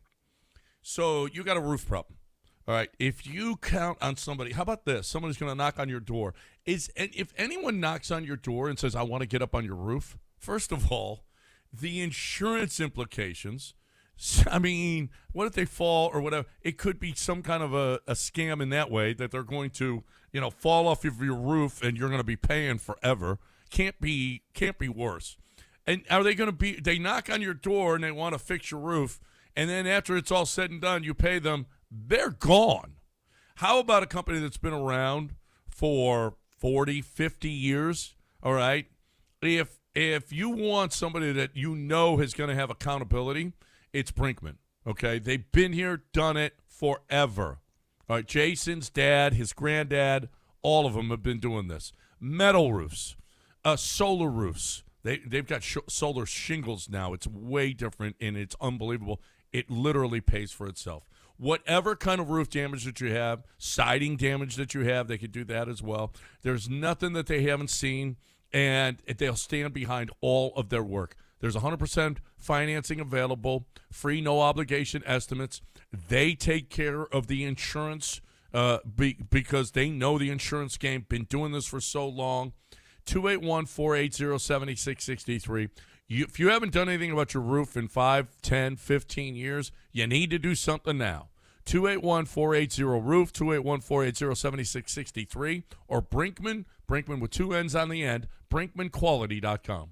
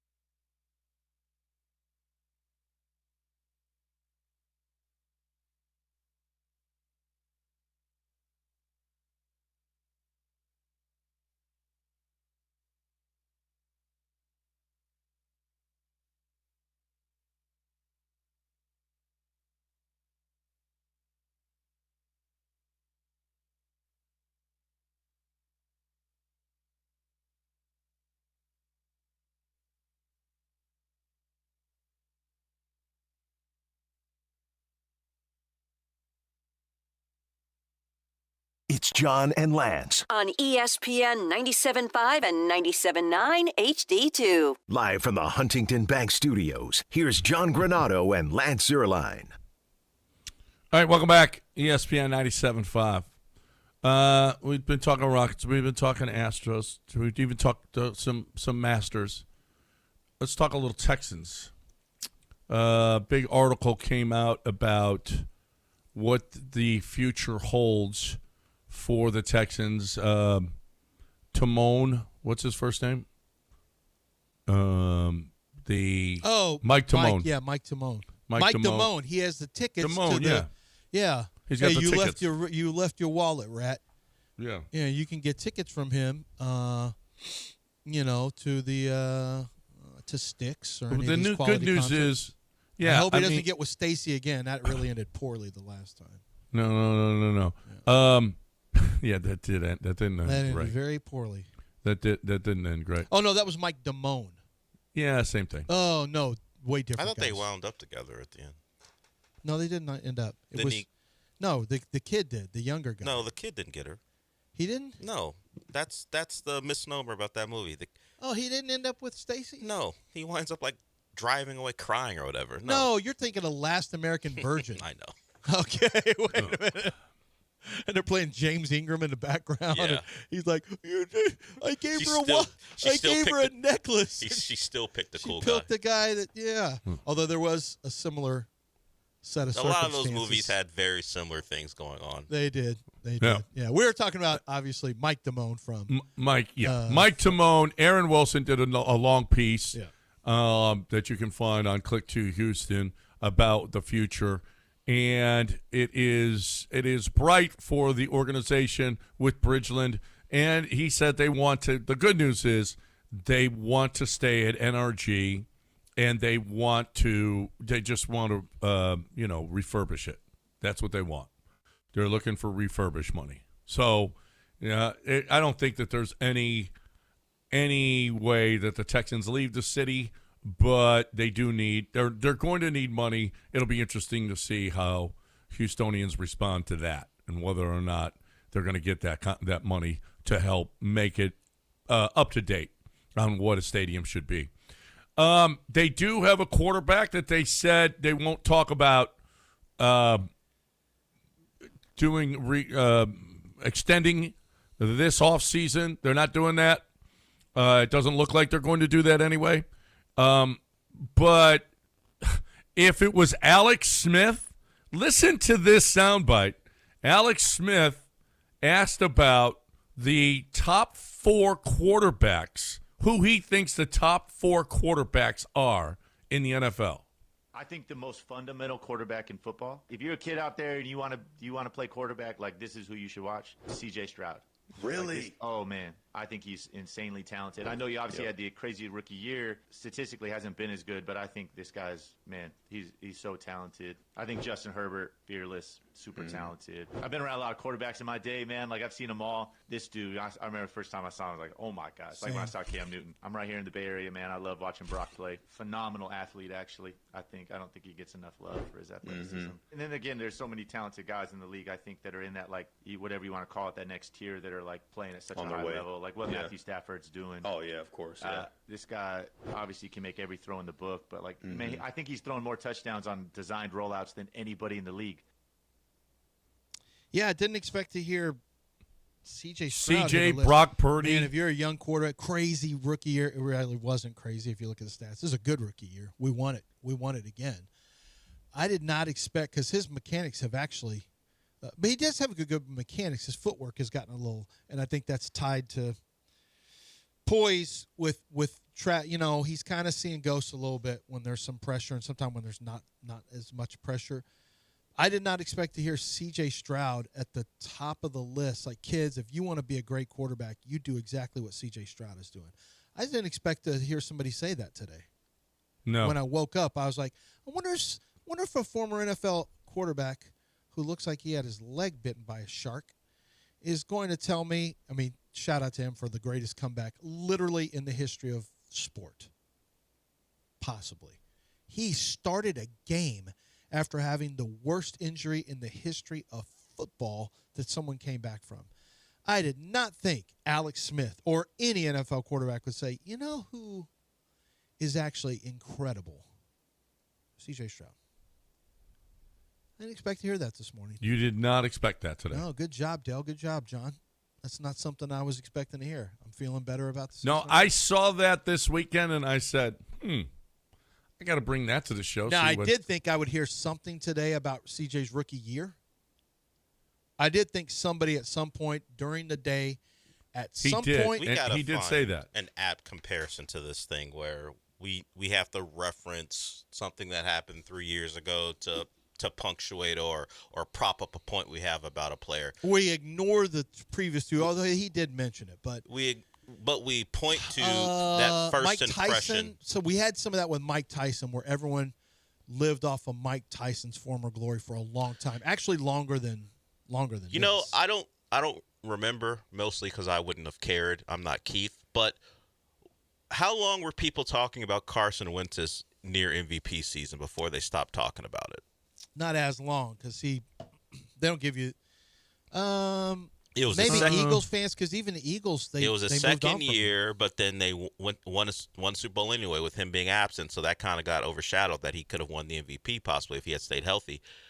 Did they do this 2-3 seasons or 3 off seasons after it happened? Well, we like to say former future Hall of Famer. Or this is a Hall of Fame. This guy's going to be a Hall of Famer, or this is a former MVP. If he stays on this trajectory. Yeah, we do that with former. Like this guy's an MVP. Before Lamar Jackson won a second, there was a lot of former MVP. How could you treat him this way? Type stuff, and then he won a second one. But we're at a point now where the lore of CJ far out exceeds the actual player. It is referenced a ton. I don't know anybody. I'm sure it's happened. Like I said, Tyson, people were going back years and years and going to prime Mike Tyson like they were going to see that still, and they were wrong. But you also didn't have as many fights. Like you might have one every 2 years, maybe, for Mike. So it's tougher. Yeah, I don't know. I don't know that we get this in baseball. I mean, we'll do that from time to time, I guess, for some Astros maybe. I don't know. It's referenced all the time, CJ's rookie year. It's just it's all you got to hang your hat on. I could be a fantasy football Stop team. trying to hang your hat then. Yeah. Well, no, all he needs to do is stamp this year, and it's done. We don't say not CJ. CJ's got all the power to do whatever he wants to change what he is. But as far as people talking about him, why do you keep wanting to hang your hat? You have to, if you want to talk about him in a really above average light, you have to go to that. This is why I'm saying, why do you need to? Well, making a point. Yeah, I don't know. Making a point, putting them higher on the list than other people would have them. Another thing that I saw this weekend was CJ has not had a running game that's better than 29th in the league. Yeah, I mean that's a real thing. That's a problem. That's a real thing. Yeah, I mean, so it was terrible last year. They had 2 100-yard games. They had one in the regular season. One guy who had a 100-yard game, and he was like their 4th stringer. And then they had an offensive line that's been so up and down. Let's see if with some help, and there's a lot of guys that don't have help. Justin Herbert doesn't have much help. He really doesn't. He's got a terrible offensive line, and he's got I don't know. I guess an okay one receiver. Not great running backs. Yeah, I mean this isn't even a criticism of CJ. He's, as I said, year 4. Let's see what you got. But this thing where I just wanted to know, when does that become a non-talking point? I think if he has a subpar year this year, another one. I just don't think you can. I just don't think you can do it anymore. 3 years where you're going all the way back to 23. Like we don't even do that with Christian Javier anymore. Now that was 22. We're 26 now, but no, I mean you are what you are now. If he does another mediocre year, then you can't go back. Well, his 3-to-1 ratio because we're heading into the 5th-year option. Yeah, I mean, at that point you got to know what you got. Yeah. I mean, you can't go back to the rookie year in his 5th year. I'm okay holding on to that right now. I'm okay holding on to that. Because You got 2 good running backs now. You got an offensive line that's been patched up with much better players, much more quality run players. You do have to worry about health, I think, for a couple of those guys. You've got legitimate targets as well as your best receiving crew you've ever had. No, but it's legitimate. You don't have a problem. You got a pass-catching tight end. You got a number 1 wide receiver. That's not even you can't even say he doesn't have a number 1 wide receiver. The shell coverages, Kevin Stefanski talked about this with Kevin Clark. Kevin Clark from Omaha Productions. I don't know what officially. He basically does a lot of the football stuff for. He's the football brain. He gets interviews with some great players and coaches. And he asked Kevin Stefanski, what's the biggest thing going on right now with the biggest impact on football? And he said shell coverages. They've gone from cover 3, where you could attack that, to now using the shell coverages, the high cover 2, where they've taken away the deep ball and they're forcing people to be more patient. He said it's just having an unbelievable effect on quarterbacking and on passing. And I think it really did a number in year 2 on CJ and who was the offense coordinator? What was the name? Slowick. Yeah, Bobby Slowick.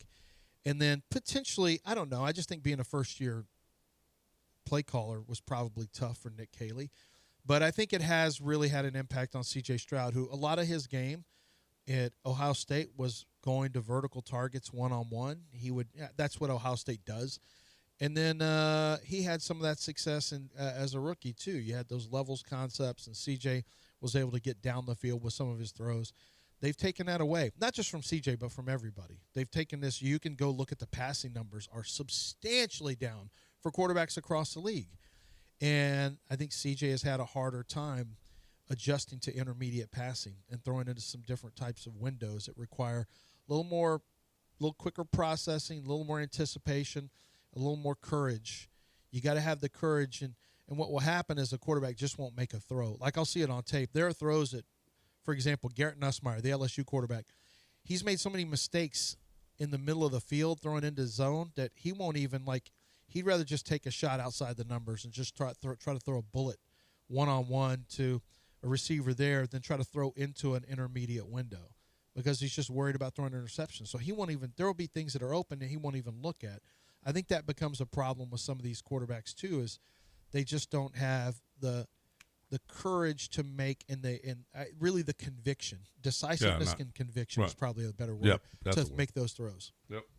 All right, 713-780-3776 if you want to get in here, 713-780-3776, just starting a week.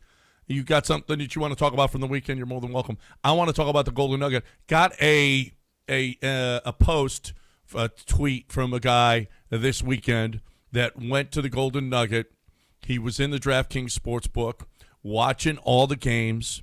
You had golf on, you had women's and men's Final Four, you had NBA, you had NHL.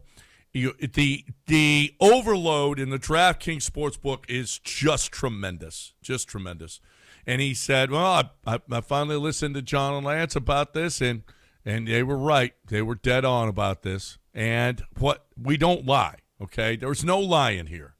What we know is that it is the best place to watch games. It's 2.5 hours down the road. It's a tank of gas there and back, maybe, not even. It's not you don't have to get to the airport 2 hours before. By the time you get to the airport and get on your plane, you're already playing at the Golden Nugget Lake Charles. You've got a great sports book. You got a great casino, poker room, golf course, pool, hotel, restaurants, nightclub, concert venue. What? And you're already there before you even get on the plane to go to Vegas. So you're looking for the best way to get your gamble on as inexpensively and as less time consuming, all of it.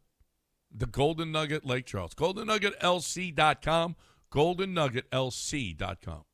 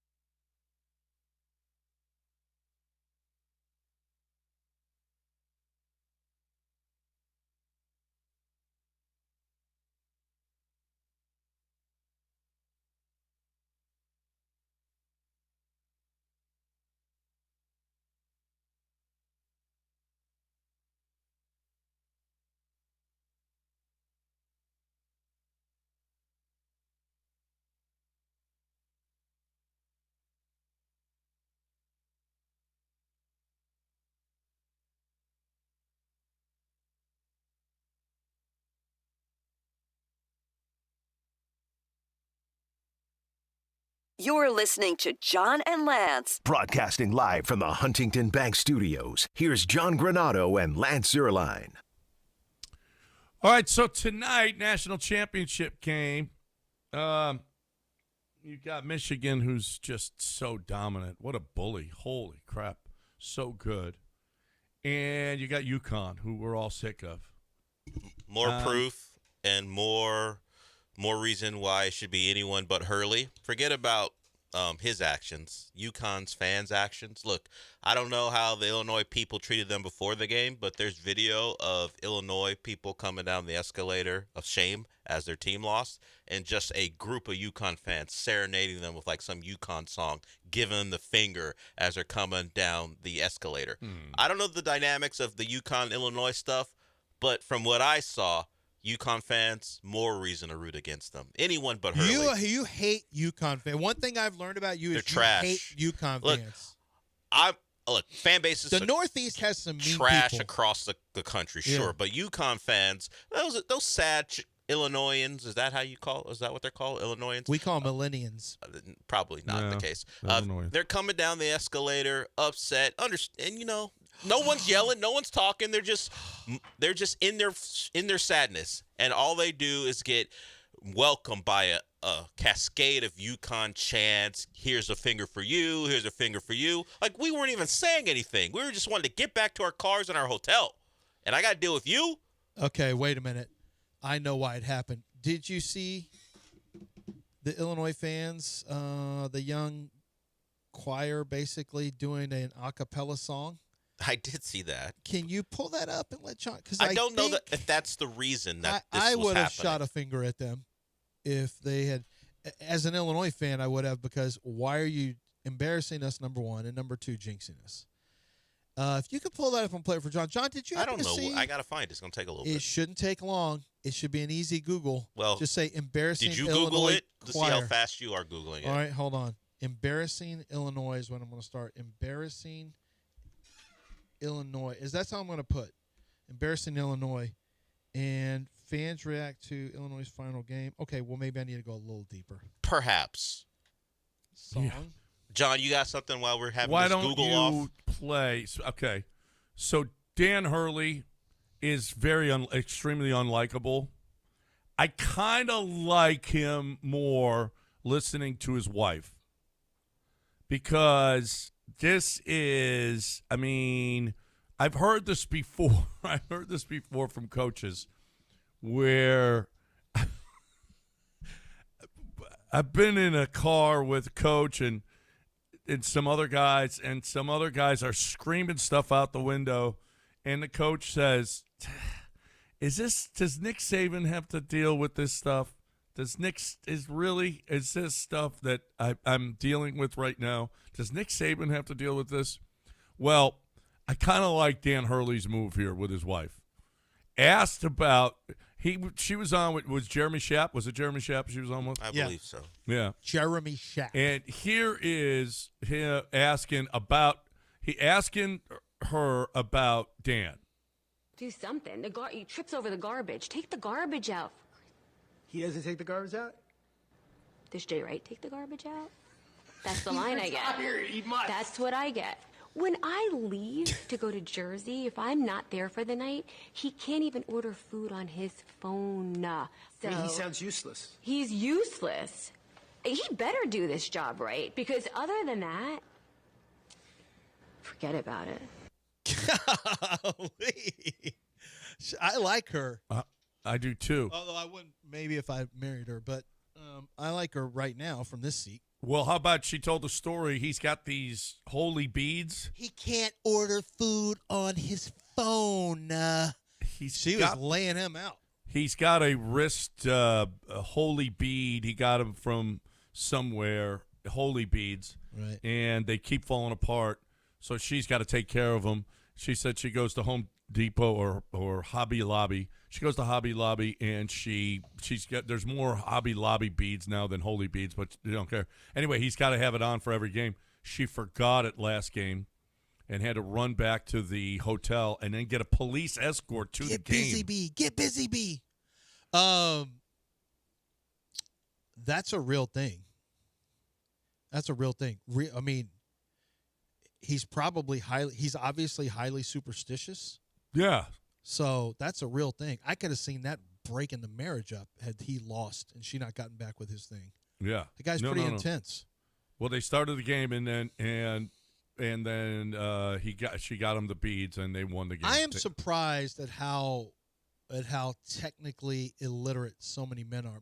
My dad, since my mom has passed, I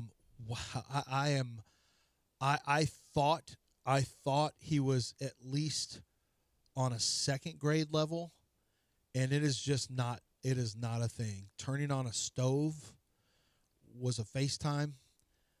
Turning on the oven when the oven preheat and it starts to beep, like, oh my gosh, my dad is learning on the fly. His Netflix somehow gets messed up. I don't know what it is. He is having to learn a lot. Getting on at one point when I said, well, what websites do you go to? He goes, I don't have any websites. And when he said, I don't have any, like he's yelling in frustration that he doesn't have any websites, I knew that I was like, man, I am. And I said, okay, go to the search bar. Where is the search bar? Okay, hit enter. What do you do? Where's the enter? Like, it's, we are really starting from scratch here. So go to the middle of your keyboard and go all the way to the right. I don't know how he did anything. I don't know how he did stuff with the Arizona Cardinals, for example. He was there until, 2017 to 14 to 17, 18, something like that. And I'm like, how did you, I didn't want to ask him because he was too frustrated. But I'm thinking, how did you even put in scouting reports? But it must have been a program, a program that you just click the program and it's set up on your computer. It's not internet-based. So that's the only way he must have done that. I don't know. I guess he's looked at some things on his phone. Mostly he just clicks links if somebody emails him something in his email. He sees that, but he just doesn't know. And then I found out there's other dads like that. I was talking to Jane Slater about her dad, and he's older, and he didn't know how to do a lot of stuff. So, I mean, I helped him get hotels booked. He had like 780,000 points from Marriott. So I was helping him book hotels, and so I'm having to do it on the phone. So I'm actually on my computer, and I'm trying to look at exactly what he would be looking at, trying to follow along step by step to help him. It was a real challenge. He's coming along. He's getting better, but the idea of, I can just tell you, your parents need to have stuff like if your mom has all the passcodes and if your mom has all of the information and all of everything, your dad does nothing. You need to, just in case, you need to start getting lists together on how to do certain things. I can tell you that's been a real eye-opener because she wasn't able to put all that together for him completely, and it has been a real challenge for him and for the rest of us. But he's coming along. He's getting it. It just takes a little while. If you've never messed with technology at all and you have to just hit the ground running for an older man, it's rough, man. It's really, really rough. You remember, and this isn't even technology. This is just the world. Remember when we would ask Dom Capers about stuff, and he didn't have any idea about anything, like nothing. Hey, Dom, what do you think about a president? I don't know. Who's the president? Dom Capers literally didn't know anything about the world. Like Survivor had a 50 rating, and he didn't even know that it existed. That it existed. He didn't. What's Survivor? I don't know what that is. That's back when everyone watched the same shows for the most part. Yes. And he had no idea that he thought it was a show about someone making the final 53rd roster spot, maybe. Who's the survivor? Yeah. Yeah. Well, along those I don't know what that is, John. Along those lines, I don't know if the algorithm is just listening. There's an 80-year-old Dodger fan who doesn't know how to use stuff digitally, and the Dodgers won't allow him to print out tickets anymore so he can go to the games. Yeah. So if he doesn't use it digitally or bring it on your phone or your app, and he doesn't have a smartphone, so he's not doing it that way. Oh, boy. So he can't even go watch the games. He can't go to the games. He's been a Dodger fan forever. Come on. Over 50 years. He's Somebody's gotta help him. A season ticket holder for over 50 years. You got to help him. I'm sure with this publicity, because it's out there now, they're going to do something. Well, my dad was asking how you could print off the receipts for the hotels that he had booked. And I'm like, you don't have, it's going to come in an email. Like, well, what if I don't have my computer with me? No, it's not. It's not how it works, Dad. You got the app on your phone. You just need to go to My Trips. Remember, these username and passwords are going to save automatically. If it asks, do you want to save passwords? Always hit yes. 100% of the time, hit yes. Mm-hmm. And then you just go to My Trips. It's like a big folder for you, basically. It's a folder for all your stuff because he wanted to print. He's used to printing, like you said, printing tickets, printing that. Yeah. So if you don't have a smartphone, you're screwed. I saw a guy who predicts technology, and he's been doing it successfully for 20 straight years. His newest prediction is there will be no cash and no credit cards in 5 years. Everything's going to be tap-oriented. Everything's going to be smartphone-oriented. You will not be using, and I don't even use cash. Like, I rarely use cash anywhere. Almost everything is a tap now. It's gotten so easy to do that. But he said cash will be gone, credit cards. I'm like, credit cards? Credit cards will be gone in 5 years too? Come on now. Everything's gonna be with your phone. You just touch your phone to it. That's true, and that's it. Listen, all you got to do is give somebody $1,100 for your phone, and then you can have a life. Yep. All right. Listen, you don't have to pay Billy Brown and his guys to show up at your house to break down what's going on with your bad plumbing. I don't know what the deal is with you, what problem you have, but if you do have a problem, Lance and I have had plenty of problems, and Billy Brown was always there for us, and no charge to come. Look at what's going on. I had an emergency with a pipe busted. Boom, Billy Brown was there. The guys were there, took care of it, shut it down, and then, we worked after that to get it all taken care of. They even hooked me up with the restoration group, which was awesome. So you have a problem. I don't know what it is. If you have pipes that are, from the 60s or 70s, you have a real problem. You had that, Lance, and he did a total repipe at your house. I had to do a repipe. It's actually not under the it was actually outside of our home. He does repipes under, but it was a repipe leading into the sewage line that we take, just our water from our sink was getting backed up. It's because one of the lines was had bellied because of the movement of the ground, the earth underneath. They had to do a complete dig out and repipe so that they could fix what was done by a previous group. Like, I can't tell you. They do things the right way. They'll fix. If something hasn't been done the right way, they'll fix it for you. They're honest. They do things at a fair price. They're quick to get out to your problems. They're the best. I highly, highly recommend Aqueduct Plumbing Company. It's aqueductplumbingcompany.com.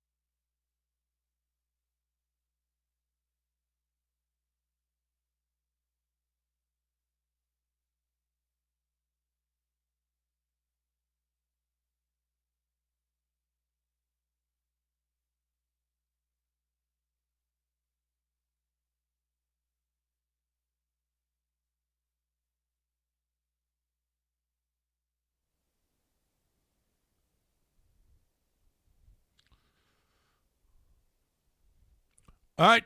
Welcome back. 713-780-3776.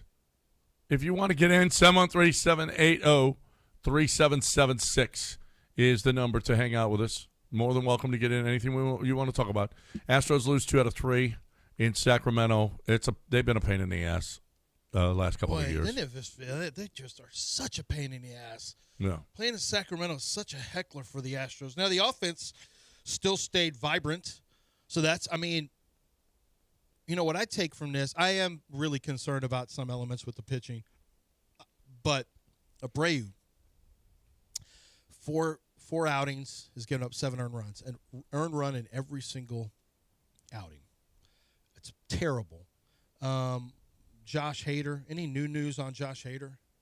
I don't see anything. They did say he was thrown. There's no immediate return, but he's not had any pain, which is nice. Okay. Yeah. He said he got up to, I think, 93. Still got some work to do there. Yep. But he, I think they're very cautious with what they're doing with him. So, yeah. But it's not bad news at the very least. Yeah. It's not imminent, but it's not bad news. He's generally 95 to 96. So still got a little ways to go on that. Or even more. Yeah. Well, in terms of where he works, he can obviously hit it hotter than that. So he's going to have to be able to, so he's a little ways away. I don't know how long they can survive Brian Abreu's pitching. The guy has to, and there's nothing you can do. There's only a certain amount of pitchers you can go to. Like Abreu just has to pull his head out and get better. There's no way around it. He's got to get better. But the bullpen, so you do have some issues. Bluebaugh got shelled yesterday. Brian Abreu was not good. But your offense has been substantially better than expected. Substantially better. Cam Smith has come around here lately. Joey Loperfido continues to hit the ball. Jake Myers had a home run yesterday. That was supposed to be the outfield of death, and it hasn't been that bad up to this point. It's been okay. It's been all right, You've been okay. You've got 4 home runs for Yordan so far early in the season. Altuve is watching bad pitches instead of swinging at them, which has made a huge difference for him this year up to this point. There's a lot of positive. Christian Vasquez had another home run a couple games ago. He also had a double that was lost in the sun, which was great. Christian Walker's hitting? No. Okay, so Christian Walker. We got sound from him and the approach that they're taking. And, nothing against who was last year's? Alex Cintrone. Against Cintrone. All of it. That's what I'm nothing reading. Against him. All of it against Cintrone. Yeah, no. Why are guys hitting now? Yeah. Well, Jose Altuve is a different guy. Hey, did he ever come on our show? Yes, he did. What happened to him? And then he lost got fired. His job and the team stopped hitting. But it was a year later though. It happened though. Well, you're eventually going to get got if you come on our show. It is what it is. Their approach is different. Christian Walker, after he homered and the Astros won 11-0, met the media outside. Apparently, they have to meet outside. I saw Joe Espada's interview was outside. I pulled a clip from Josh Miller and thought it was spring training because he was standing outside. I know, of his he's standing brick outside. Building. It's like, what's going on here? And it was about Imai's start on Saturday. Yeah, I was like, wait a minute. Is this from spring? No, it's a minor league ballpark. Yeah. And here, Christian Walker, here he is talking about the new approach. Yeah, I think there's 2 sides to it. You don't want to be careful. You want to controlled aggression is kind of the phrase that I've heard been thrown around. But I think right now, just the team is, the analytics team, the guys are making it very clear how these guys are going to pitch to us. And then you got there in the first, and things seem to match up. It's easy to trust the plan, and it makes everything easier. So, credit to search and development for getting us the right info. And credit to Jose Altuve actually changing everything about himself. Literally changing everything about himself. I'm looking at a chart. He went from 50% swing rate to 31%. Yeah. I mean, it's got to be Victor Rodriguez. It's got to be the hitting coach. It has to be. Like, what is his job? What's he doing if he's not fixing? Well, do they have Him, and then don't they have? I think they have like a director of hitting, kind of. I don't know his official title. And in the analytics department. Yeah, so I think it's a combination. Yeah, all that's those guys have come together to figure That's out great. what's what. Yeah, he just said that. He said, it's a lot of people, and behind the scenes, working with the analytics guys and the hitting coach, and They have a Dan Hennigan, Astros director of hitting. Sounds like one of the fake titles that Stanford used to give like their coordinators. They used to give them a very long name. So is he ahead of Victor Rodriguez then? If you're the director of hitting, Yeah, so doesn't maybe that he's the mean- guy I need to be mentioning his name. Yeah, Dan Hennigan. Dan Hennigan. Yeah. Doesn't sound like a hitting guy. But What do you okay. mean? I don't know. He sounds like he's a dart. He's a dart thrower. Well, he's in their analytics No, department yeah, Dan Hennigan. as director of hitting and offensive coordinator. So they have an offensive coordinator too. The Astros made 2 more additions to their coaching staff. Assistant hitting coach.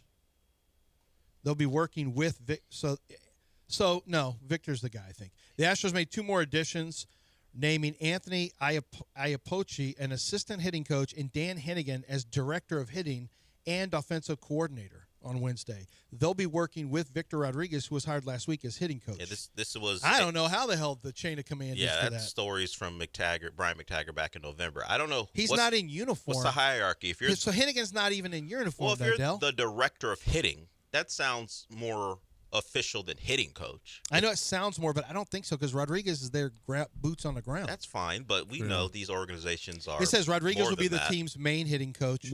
With Well, Iapo- if it's like golf, the director of golf is although- above the pro. Yeah. Hold on a second. So Rodriguez will be the team's main hitting coach. Hennigan will create game plans and is an expert He's in the swing OC. biomechanics. He'll serve as a bridge to Rodriguez and Iapoce with the young hitters. Just like the OC in football is high above the quarterback coach, this is the OC and the director of hitting telling the hitting coach the plan and having the players, after the hitting coach implements it, execute it. So he said Victor Rodriguez, Dana Brown said he's going to lead the charge. In the past, we didn't have our number one truly defined. They were kind of the co-number ones. I think these guys will all bring their own specialties. So they all have. Iapoce joined General Manager A.J. Hinch's staff in Detroit. Rodriguez served the past 2 seasons as Padres hitting coach. But, yeah, the Hennigan guy, I mean, coming up with it was Cintron and Troy Snitker were the 2 last year, and they were gone. But Yeah, they were though. They do have a hierarchy now. Victor is the number 1 hitting coach. But the game plan. game it sounds plan. like this Hennigan has, and his is swing biomechanics as well. Swing It biomechanics. does feel like a golf title. I there. mean, it just is hit the swinging. What do you baseball. mean biomechanics? What do you mean it's just as swinging? No, it's not. It's just swinging. Tell Just me you've swing the never read bat. The Art of Hitting 300 by Ted Williams without telling me, or that you've never watched George Brett videos growing up. You're out of here. Or listen to Tony Gwynn's talk at all. You've clearly never listened to Tony Gwynn. And this guy, Dan Hennigan, has the juice to be a good coach. You know why? Lifetime in the minor leagues. Show me a guy who never made the majors, and I'll show you a guy who could become a great manager. Or, well, you need to be a catcher to be a great manager. But show me someone who, never made it to the major. I'll show you somebody who can become a great pitching coach or hitting coach. So they gave him a chance to take. It looks like to take a picture on picture day, like in a uniform. He's young too, by the way. Yeah, it looks like a young guy. I don't know that he has to wear the uniform or has worn it since. But for picture day, you put on your Astros uniform. He doesn't have a number, but it's like, hey, you want to put on the uniform, Dan? Dan's like, yeah, I'd love to put on the uniform. And he takes a picture. I made it to the bigs, Mom. Yeah. But since he's just been in an They didn't give me a number, but since then he's just been in an Astros pullover. But Dan, on picture do day, not though. tell me you made them give you number 69 again like in Little League. Do not tell me you did that. I don't have a number, Mom. He's 35. He'll be 36 here at April 30th. that's nice. Well, he's doing a hell of a job. He and Victor Rodriguez and the Dan Iapoce, whoever, I mean, they're doing a hell of a job. Guys Anthony, Dan, whatever. They're doing a really good job. His because- name's Iapoce. You think he's Dan? He's not a Dan. He's an Anthony. And he Anthony. might be a little Anthony or an Anthony Jr. for all Hey, we Anthony. Hey, Anthony. What should I do here? Don't swing. Don't swing. What are you doing? What are you doing? That's how hitting coaches named Anthony. So they just sound like Henry Hill yelling at Karen? Yes, yes. Geez, you with the swings. You with the swings out of the zone. That's how you coach if you're an Italian hitting coach. That's Always with the swings, Maron. With these swing. Oh, swing. No, swing. Swing. Don't swing at that one. I swear to God, the next time you swing out of the zone on a 2-0 count, I swear on my mother, that's how you coach if you're an Italian hitting coach. And you're like, I know exactly what he means. There is no problem with communication here. I know exactly what that means. I swear to you, and he doesn't have to finish. I swear on everything. I swear on everything. If you swing again at a 2-0 pitch, I don't care where it is in the zone. I swear to you, and he could stop, and I know exactly. I can finish the sentence in my head. He didn't even have to finish the sentence. I know I can't swing again on a 2-0 count. I know this for a fact. He didn't have to finish what he's saying because the communication is so good with Italians. You know what they say, because the hands are involved, general threats are involved, sometimes subtle, sometimes not so subtle. Yep. So words I don't know. Right. How about this? We know it's time to take a break. 713-780-3776. Come on in. You only got so much time left. Get in here.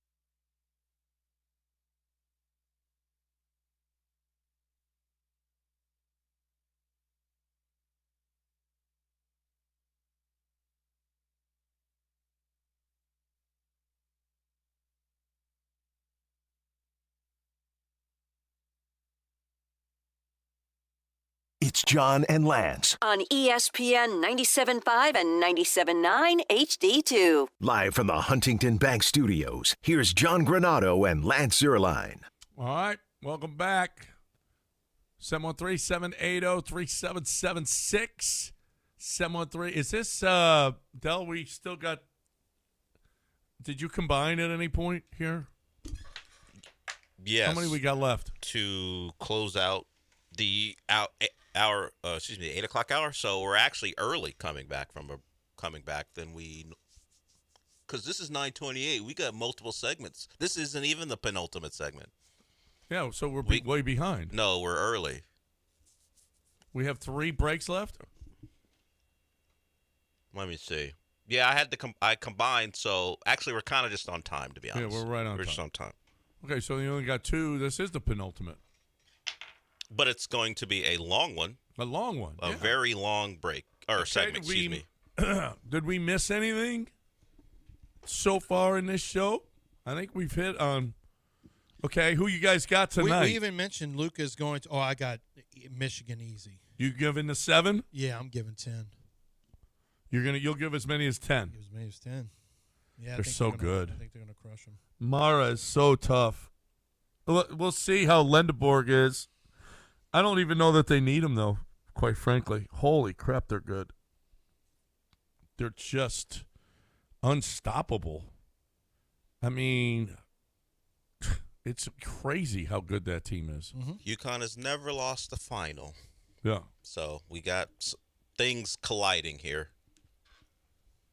I just hope Michigan finds a way. You got Dusty May, who some of the things he did to prepare his team for the Final Four and the matchups are coming out. Apparently, they saw that it was going to be very hard to throw lobs over Krivas because he's giant. He's a giant man in the paint for Arizona. So he told his point guard to purposely throw the ball at the backboard because Krivas would commit, and then his big would be open on the other side for layups. And it happened on like the first play of the game or something where I forgot the point guard's name, either Baudet or something like that. He threw it off the backboard. Krivas committed. The big was waiting to just lay it in. So they did that like 4 or 5 times because they knew throwing the lob directly ain't going to work. Get him out of the picture, and then the other guy could finish once the ball hits the backboard. So they trained for that. They also did a thing where because of depth perception, they took the squad to the big house to shoot. They rolled out a court and go, hey, this is kind of what it's going to look like playing it in the RCA Dome. Is that, or maybe it's called something else now. So he got his team prepared in multiple ways, and you saw what happened against Arizona. Yeah, they were outside. They put up a goal outside at the big house. Oh, we didn't mention this. Lucas Oil is what it's called. Body fat percentage bros came after me about a post on Friday, I think it was Friday. So there's a guy named Uar Bernard. I don't know how you pronounce his name. And he's from the International Player Pathways. He's Nigerian. And so this is a group it's like associated with the NFL, and they try to find different players from around the world who might have a chance to become NFL players. Now, like Jordan Mailata, who became an all-pro tackle who never played football. He was a 7th-round draft pick and became an all-pro in 2024. He was a former rugby player with tremendous size. So this guy, Uar Bernard, was a former basketball player and power lifter.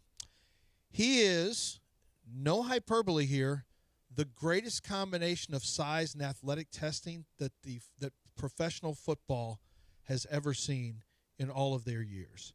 Never has anybody. He is 6'4.5", 306 pounds. They say he is currently at that he measured in at 6% body fat. Now, I posted a picture off of, and this guy's a specimen. I just went and got a picture off his social media from several months ago and posted it. And the weightlifting bros came. I had over 3.5 million views on this post. And it was I just retweeted and quote tweeted an article by Bruce Feldman, who does the Freaks List every year and I just said 306 pounds, also at 6% body fat, because this is what the number was measured at the it was done at the HBCU, Historically Black Colleges and Universities, and IPP It was a NFL measures that they have these. It's like a combine, right? A showcase. And so he came in at 6% body fat, which whatever. I don't care about all. I just know he's ripped, right? He's a specimen. The body fat bros went ballistic. I mean, they were so mad that somebody said this is 6%. They're showing me pictures of what 10%. Apparently, 10% is shredded, absolutely shredded at 10%. They showed me. I had more pictures of bodybuilders in small bikinis, pictures with guys sending me what 6% looks like and 2% and 3%. Like, I didn't care. And it just turned into this massive thing where I was lying. Why am I lying, doing this to people and doing this to the weightlifting community to make them, to diminish? I'm like, why am I always fighting with somebody? I'm like turning into Ryan Clark, except without the apologies. So anyway, this guy jumped 39-inch vertical. He's 306 pounds. He jumped 39 inches, had 31 bench reps, had a broad jump of almost 11 feet, which would be great for a wide receiver. He ran a 4.63 40 at 306 pounds. Like, these numbers don't really make a lot of sense. They're the numbers of an elite linebacker at 235 pounds, an elite athletic linebacker. Now, a linebacker would have run maybe in the 4.4s. But no defensive – this guy is considered a quote-unquote defensive tackle. He may never even be a football player. He's never even played a snap of football. It's going to take forever. He may never even become a player. But as an athletic, as a specimen, he's one of the most incredible specimens we've ever taken note of. So that came out there. There's a lot of articles you can find out about him. It's pretty easy to find out because once this information got out there, it took off. So I don't know. I do think he's going to get drafted. Never played football. I'll bet you he gets drafted just based on the traits alone. I'll bet he goes in the 7th round. 7th? Yeah, just because. Oh, he has 36-inch arms too, which is longer than pretty much any offensive tackle in the whole draft. Like, he's just. It's like you took a series of different physical traits and measurements from a bunch of players, and you put it all on one. Just like, and you said he's never played football. Those graphics as they go. If we take the arm strength of this quarterback and the legs of this, but that's what it is. Yeah, only with no football. Yeah. And then when I watched him go through bag drills, like, he's not very fluid. He's never played. He's just and I had the GM for a major Power 4. I put that tweet out there. A GM for a major Power 4 playoff team reached out to me in direct message, said, "Who's his handler?" And I said, "Well, he's part of the International Player Pathway, the IPP." And I said, "So I don't know. He's 21 years old." He goes, "I want him to play college football with us for 2 years." And I said, "I mean, he should be eligible, obviously."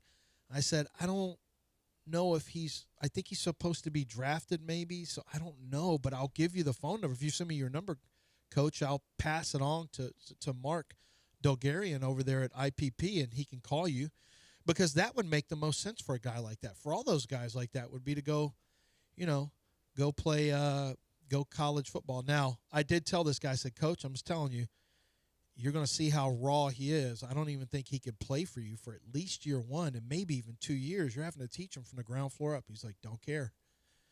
If you have a guy who looks like that."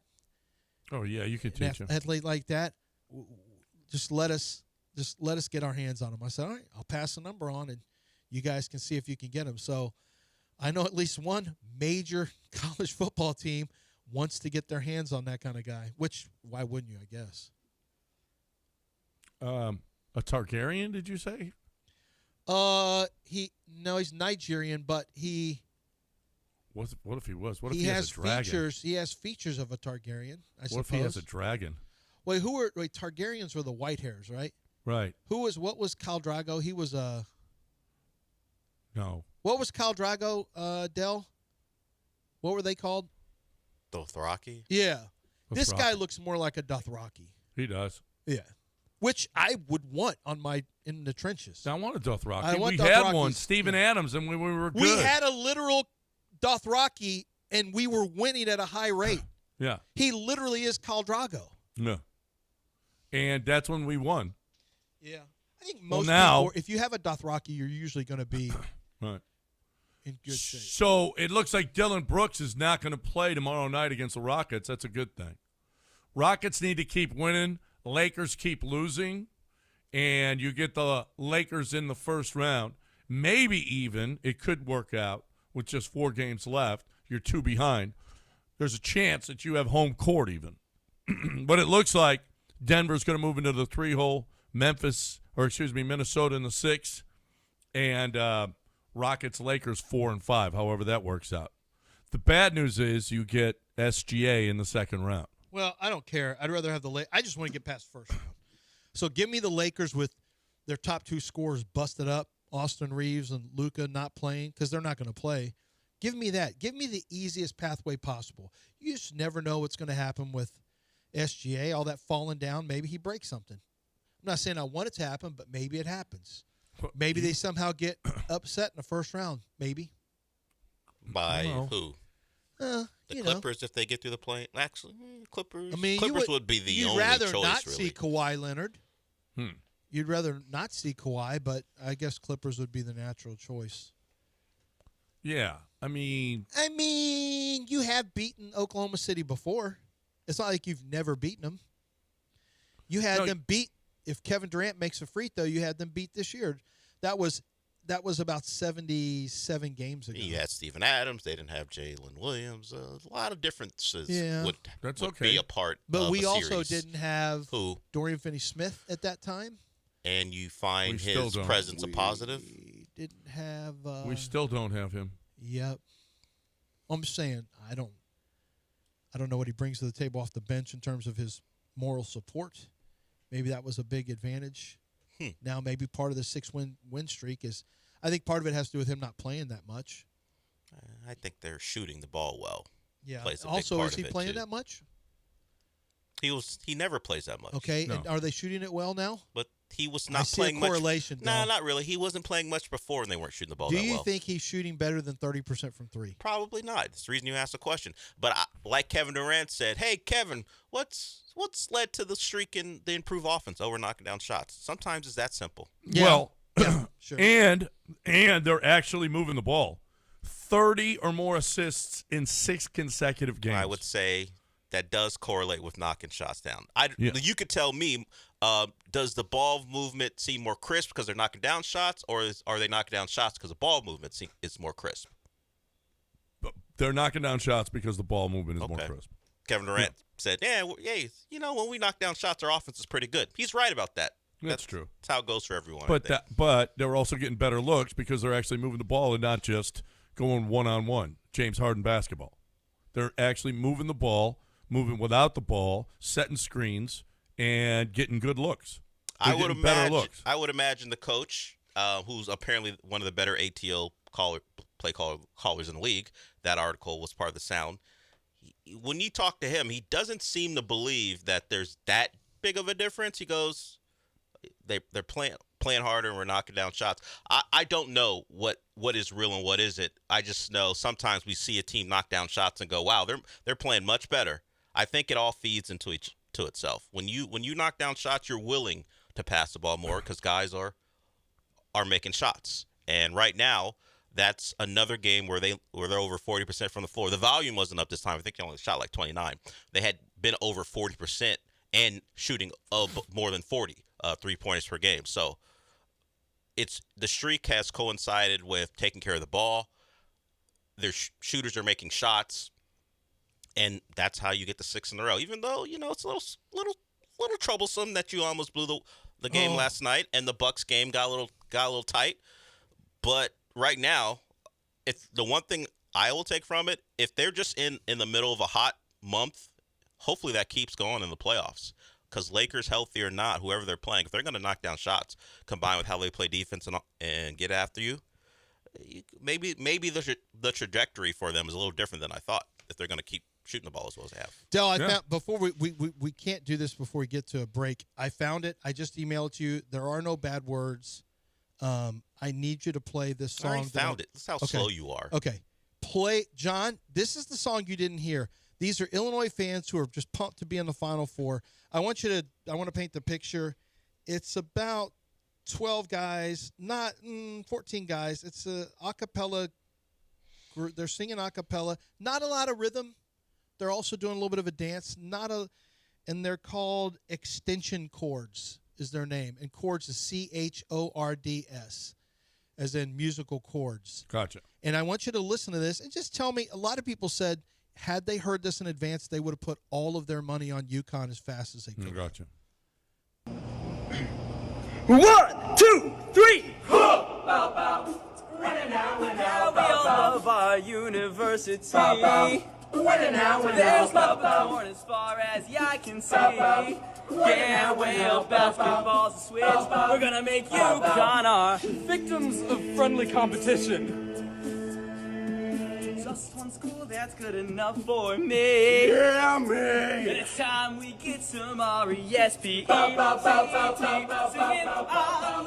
Illinois. It's the greatest school in the country, baby. I love Illinois. So come and hang around the court with me.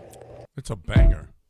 That is awesome. Frankly, this is one of the lesser or least offensive one of these we've ever heard. Like, yeah. And they're college kids. They're in some I know. group, I'm being a bad person, but when I saw that, I you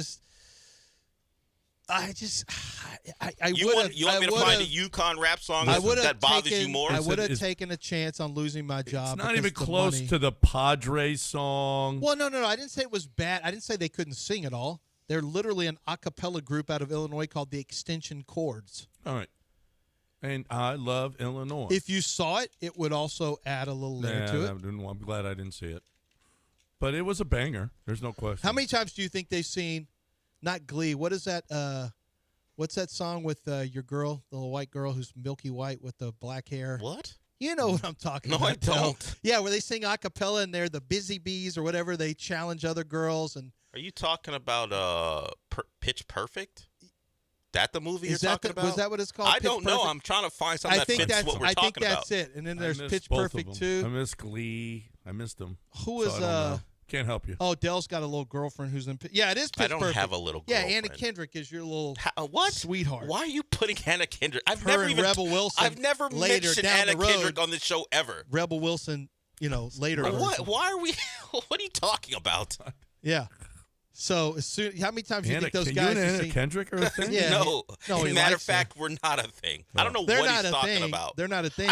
You've never heard me talk about her to you. What are you saying? I can tell this is the kind of girl you don't know me. I'm looking at her like everything about her feels like Dell would like her, except what? What hand motion are you making? You don't know. And then you say you're doing like a wall. Has almost no flour, but still tried to feed everyone cake.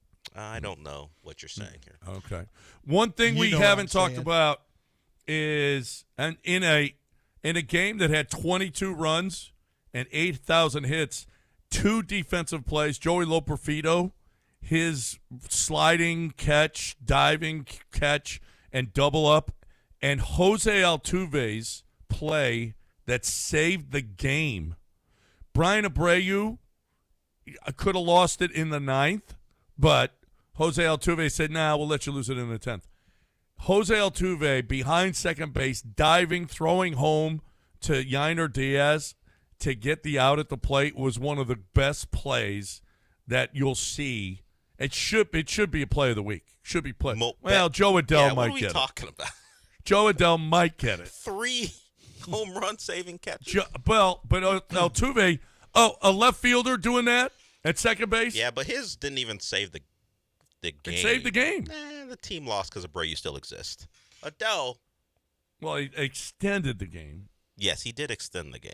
Just for Abreu to say, you know what, I appreciate your efforts, but I still got a little bit more in me. Yeah. I got one more in me. One more blown opportunity in me. Yeah, I can still lose this for us. That's such a shame. Brian Abreu is so good. Contract year, and he's messing it up. He's the Tari Eason. Wait, this is way worse than Tari. Tari Abreu. Tari had a bad stretch. This is a bad stretch for right now, but man, are we in the middle of it. Dude, we're 1/16th into the season. If he does his job yesterday, they win. Well, right. If they they had a lead. Well, they had the lead, but they also had a runner on second and nobody out. Well, do your job. I don't get paid to get those guys. If they pay me money, I'll go get some. I'll do what I can to get somebody out. Yeah, it's a series of off-speed pitches. That's a real confidence-filling statement by you. I need 2 months. Do you think a 23 ERA is a problem? Yeah. It's not good. Out of It's your worse- closer. It's worse than Christian Javier. That's how bad it is. Abreu's like, I'm an eighth inning guy. I don't know what this. I'm What not a is- closer. Boy, Right. once again, we see the eighth inning guys struggle stepping into the ninth inning role. I don't know how this happens all the time, but it does. No. At least for It's the a problem. Astros. No, it's got to be by committee now. There's no question. Maybe Ryan Weiss moves there because they moved Cody Bolton into the starting role this week instead of Ryan Weiss. Also, Weiss pitched on Friday, so. And also, by the way, I think Anna Kendrick is available right now. Okay, Dell. I mean, Shoot your shot. I've said I've had no interest. I've never said I had any, She quit any acting interest in because her. she was in kind of a What? emotionally abusive relationship. Uh-huh. So you can come in playing the good guy, do your little pretend character you do. Once again, you're speaking for me about things Do you your know little nothing pretend about. character. I You don't can have say, a pretend character. Oh, gee, look at me. Just little old Dell, real safe. No problem with me. She won't know the real you. I don't give off safe. It's not part of well, it. you give off just not safe, but not dangerous. Who wants dangerous? Well, that's what I'm saying. She doesn't. You don't know what she wants, actually. I can. Anna Kendrick, I won't speak for you. Let Lance do that for you. I hope she's thriving is all I'll say, because I'm an ally. Anna Kendrick admitted she feels shame for continuously trying to fix her relationship with an abusive ex-partner after he told her he was in love with someone else. Lance you thinks could slide in here to the something DMs. that appeals to me to No, slide you in can and come go, in hey. and be the supposed good guy. You think doing it through DMs would work? Maybe she checks it one day. Yeah, okay. Just ask for her publicist. Your plan is terrible. Google Anna Kendrick publicist. I'm not doing that either. I'm going to help you get a hold of her. You do that. Thanks. Anna Kendrick. Here's another article. This man thinks just because it came to him so easy because he was fighting with his eventual wife because of his radio stuff. He thinks, hey, just do it. Slide into her DMs. That's not how it works. I also had Major Apple. I was on the right side of history. She had Chris Sims. But it says Anna, although one could argue Chris Sims is at a higher level now, but not as a Texas quarterback. No, that's right. I was on the right side of that one. Anna Kendrick just opened up about her sexuality and kissing Blake Lively on set. Dell, there's nothing wrong with trying to shoot a shot here. Maybe you get Blake Lively too. Shoot your shot. Yeah, maybe so. Although she had Adele sandwich, toxic stuff going somewhere. Yeah. Adele sandwich? Yeah. Or maybe you could be part of an Adele sandwich. No, she doesn't need as many of with those. Rich anymore. Paul? Adele. Adele. What are you talking about? Well, I mean, Dell, you get to Hollywood like John is. Just things happen. I'm not in Hollywood, so. Oh, speaking of which, oh my God, JT is here. He was at a coffee shop the other day, and this woman came up to him and said, "Hey, my friend, she's interested in you. It's Monica Barbaro, who is in Crime 101, and they're going to go out tonight." What? Hold on a second. I thought JT had a girl.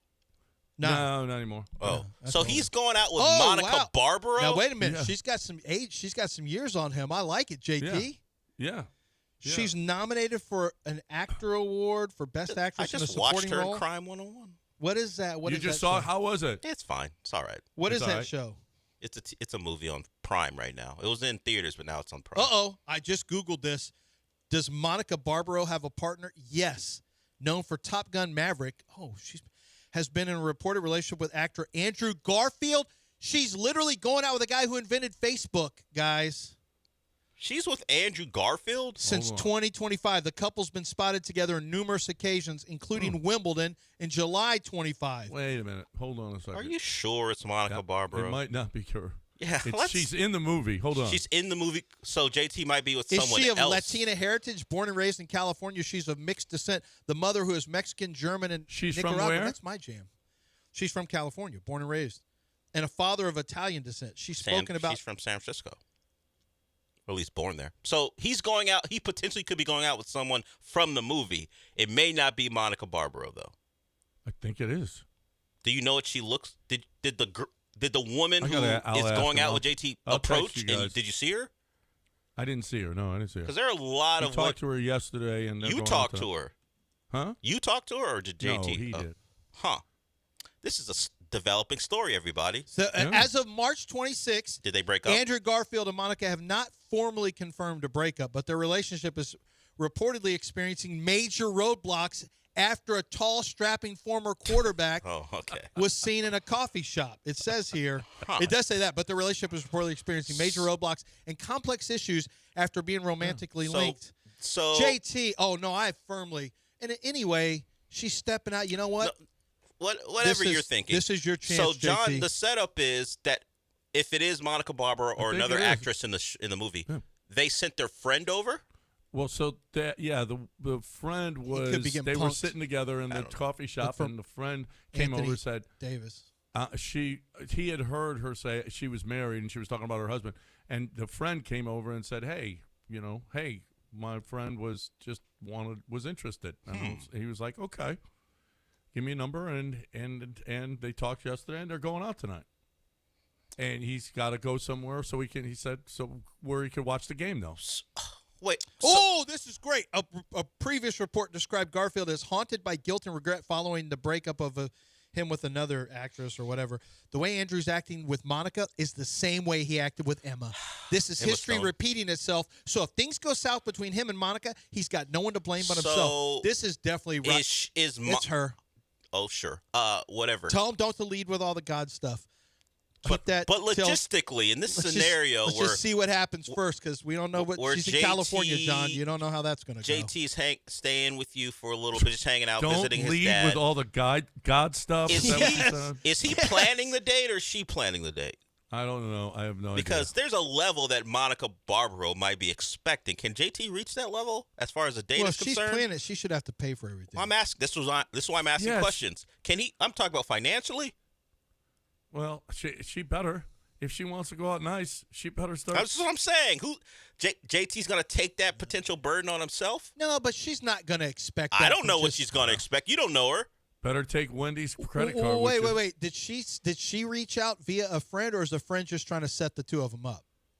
No, he got her number from the friend. Did he ask for her number? No, she gave the number. The friend. See, I like this. I like the way all this is going. That's fine. We need updates. So can JT call us? We're not even sure it's. We just know it's someone from Crime 101 who we think is doesn't Monica. matter. She could be an extra. That's fine. Well, that's different. But it's different if we're talking about someone who's led movies. While we break. Okay, if it is her, can he call the show? No, don't ruin it. No, don't do that. Well, no. If it's just a regular. Why don't you wait for something to actually happen first? What do you consider "quote unquote" happen? Maybe we have a review of the date, and then a second date. Yeah, but don't get out ahead of yourself, because you know what's going to happen. Someone's going to report back somehow, some way that he's been talking about it, and that's going to ruin it. Yeah, you're right. No.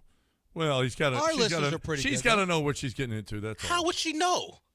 Well, we're an extended family in a way. Has he told her my dad does a radio show? No, I don't know. I don't think so. She does. I doubt it. She would not know. Yeah, she wouldn't know. But she'll find out. Okay? It's not great for JT if she finds out. Yeah.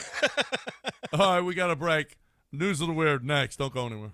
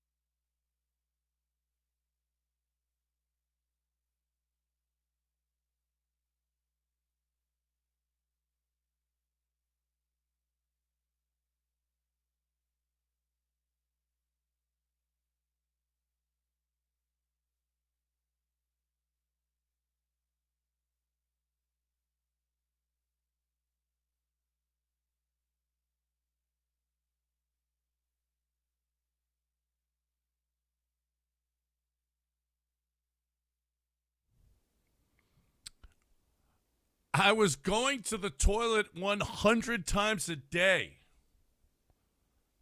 What in the world? What's the most? This woman says she was going to the toilet 100 times a day, and when doctors told me I can't get to the story because it is in Metro, and I got ads, allow ads. Oh, this whole thing just sucks. But anyway, do you think if you go to the toilet 100 times a day that there might be something wrong with you? Yes. I mean, how stupid are you? Okay? There's something wrong 100 times. What's the most in a day you've gone? Oh, man, when I had that food poisoning when I came back from New York, 25. 25 times? Oh, yeah. Easily. Right. It's terrible. Most of the time, yeah, it was awful. It was terrible. But not like on just a regular Wednesday. No, right. Right? Yeah. 2 women trashed a hotel so badly, they've been banned from every pub in Britain. Is that fair? If you get so drunk and you trash a hotel room very badly, can pubs ban you? Yes. I disagree. Yeah. One has nothing to do with the other. Maybe you can't go to hotels now, but I am. Typically, I'm they're gonna, not. Yeah, typically a pub in London. I mean, if you act a fool, they'll just take care of you. Just some hooligans will run up on you.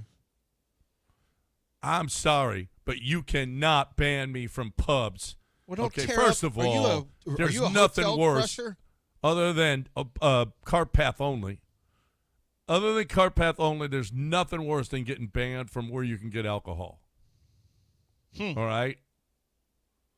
Shaq is denied sending farts in a cologne bottle to Sabrina Carpenter. Do you think Shaq farts in a cologne bottle, and sends it to Sabrina Carpenter?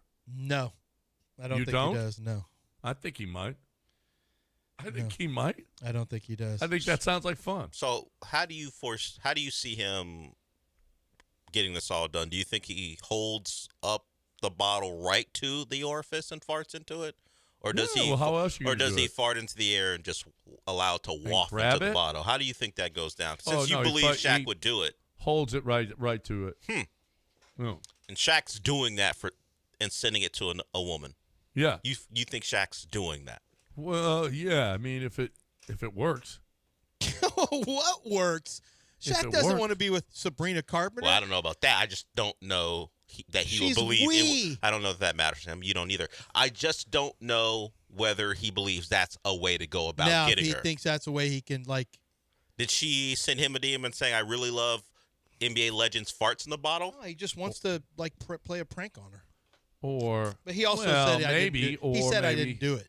Maybe he's trying. He thinks that might work. He did pull a full Shaggy and say, "Wasn't me."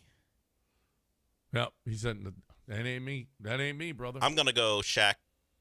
I wouldn't say Shaq wouldn't ever get into her No, DMs. now that sounds I like. would say he wouldn't use that tactic. To, Oh, I won't even tell you that he wouldn't fart in a bottle and send it somewhere. It's a lot of work, though. You gotta go somewhere. You gotta put a Don't you have bottle. to and you gotta seal it ship to you make gotta- sure it doesn't- I mean, if you could just say, "Hey, send this," and you had a person who just works for you, like, make sure you send this to Sabrina Carpenter. Like, if you could do that, then okay, fine. And what but if kind I of- gotta go to a what kind of bottle is FedEx this? and do this, Is it going to seal Probably in the just- smell? just one of those Dasani water bottles. I I assume. don't know if that's gonna work. Yeah, I don't think that works. I don't know. I've never sent farts in a bottle to anybody, so I don't know how that works. It might. You never know. You don't know. You don't know if Sabrina Carpenter Is that wants that. Sting who sings "Message in the Bottle"? Is that him? That Oh, lyric? no. Who sings that song? Okay, so JT is going out with Andra. I knew. I looked up some of the actresses. Nachita. I knew it wasn't that was the one I pinpointed. Andra Nachita. She played Adrian in the movie. I knew. Damn it. I knew it wasn't. What's her name? The I don't even one of know the her. fighter pilots from Top Gun Maverick. I knew Oh. it wasn't going out with her. Damn it. Andra this- Nachita. No, she's fine. Yeah, I'm not saying She's 29. That- She's Romanian, that, bro. That fits the profile. She's There it is. Romanian. There it is. Bang, likes to do stuff. Be careful. I don't know. You don't know if she likes to do Romanian, stuff. please. What? That's just. Andra Nachita. I mean, I gotta tell you, it's not bad, John. No, She's it's pretty doing good. all right, No, yeah. this is not a question of him being able to pull. I just thought There's certain levels to He this. told me she was in Crime 101. And you thought it was Monica Barbara. There are levels. Like Monica, she's may still be dating Andrew Garfield. Like Andre and the Cheetah. And yeah, JT. that makes sense. And JT. Well, not Monica Barbara. Not really. You wouldn't like this girl, Joe. No. I've already seen her. Have you seen the swimsuit? No, I haven't seen it. I didn't go that deep into it. I just went through IMDb. John's going to try to Once again, John's going to try to tell son to run as fast stop as he can. speaking for me about what I wouldn't like. You don't know I think me. after all these years, I can kind of take Nope. it. And she sucks at tennis. I can tell you that looking at this Instagram. What? What? What? Yep. I don't. Now what now? Maybe they don't go on a tennis date. Well, what? I don't think they're going on a tennis date. Pickleball. Now at some JT's point, going to maybe. have to buy, right? Well, I'm looking at her IMDb. She's got 21,000 followers on Instagram. She's been a working actress for a while now, consistent in things. Her latest thing was an episode of that new TV show CIA. She did an episode as a guest star. This is good. She's not going to think she's too much better than JT. Like, this is good. This is positive. Yeah, Monica Barbara would have been looking at JT as someone like a sugar mama. Oh, yeah. She's the one with the money.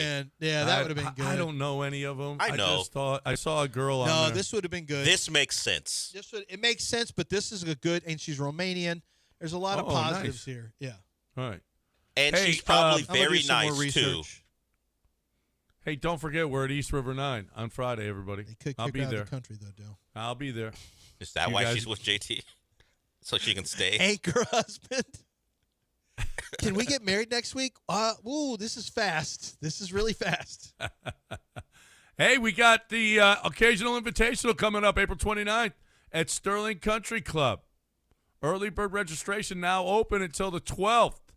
Go on the website, ESPN 97.5. Click on the occasional invitational. When you check in, put in promo code EARLYBIRD to get the early bird discount.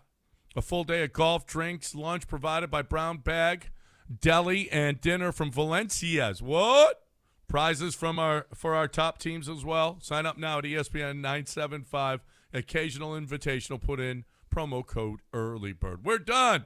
Mopey and Mapes next. Don't go anywhere. Have a great day, everybody.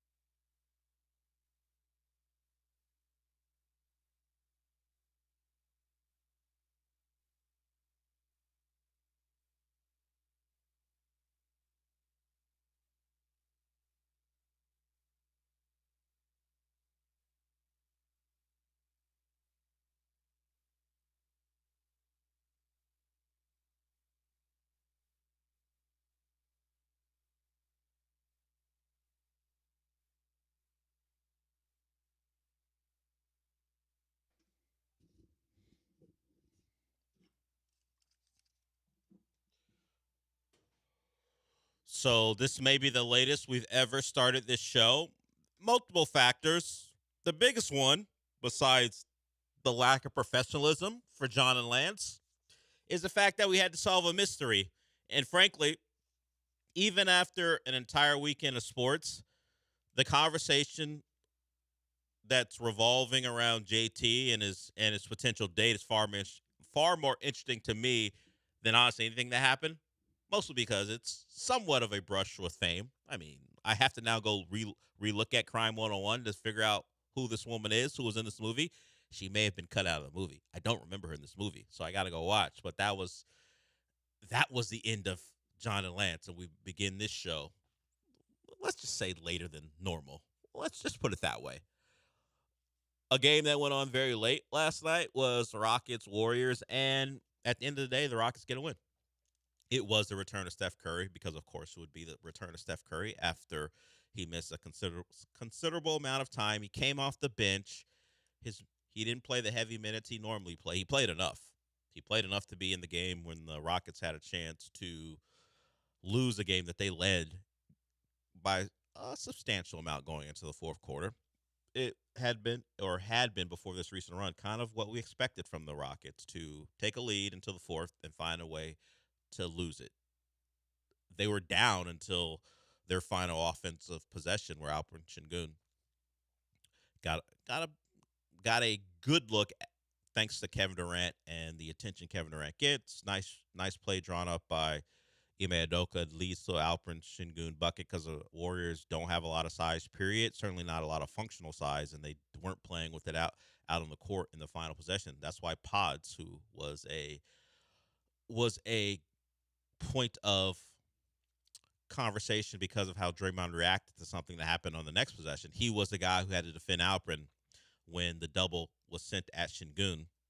For some reason, Gary Payton II decided to stick with Ahmed, who was in the corner. I mean, if it comes down to it, if you wanna step in and force Kevin Durant to throw a pass to Ahmed for a wide open corner three, those are shots. If I'm on the other side of the floor going, you know what? Go ahead, take that shot. Instead, GP stuck with them. It led to Alperen being open. He finished over Pod. So the Rockets win thanks to offensive execution on their final possession and lack of execution by the Warriors. Now, there's no guarantee that Steph makes his shot, but it looked like they want to set a double screen, and Pods didn't get over there for the set the screen. So instead of having Alperen on Steph with the switch, it was Jabari, who's, we know, far more accomplished, and he defended Steph well. Steph rose up, tried to make a shot, didn't go in. Rockets win. So what do we take from the game? Nice fight to find a way after you had blown the lead. The shooting is continuing. Maybe this is just going to be a hot run, and it'll end by the time the playoffs come around, or maybe it'll stretch longer. Because there are times when you shoot the ball well, nothing else really matters. And the Rockets now, once again, have shot over 40% from three. Less volume. They had been up over 40 attempts. This one was kind of right where we're used to them being. Under 30. I think they were like 13 to 29, something like that. But they continue to knock down long-range shots. It will paper over any issues you have offensively if you're just going to simply knock down a disproportionate amount of threes. And that's what they've done over the course of this run. Kevin Durant talked about it, how he just said, hey, our offense pretty good when we knock down shots. And that has been the case so far during the streak. And the discussion this morning, at least part of it, was, are they moving the ball more crisply? The turnovers are certainly down, but is the offense flowing more? Are they doing different things? Or is it simply a case of shots going down, the same shots they take during rough patches? It just so happens to be a situation where the shots are going in. And now it's just this belief that, hey, look how crisply they're moving the basketball. They're not getting stuck. I think it all feeds into each other. You knock down shots, passes are going to be more willing to be thrown. Kevin Durant has said multiple times this year how at least, and it's happened particularly when they're going through their rough patches, that maybe he shouldn't be the sole focus, or at least the main focus of the offense. And That happens when you can trust the guy who you're going to pass the ball to. He's going to knock down a shot. Guys are more willing to make those passes, and they're being rewarded with assists, and those numbers are going up, and the shots are getting knocked down. So nice win in a place that, at least playoff-wise, there hasn't been a lot of success. And you move on.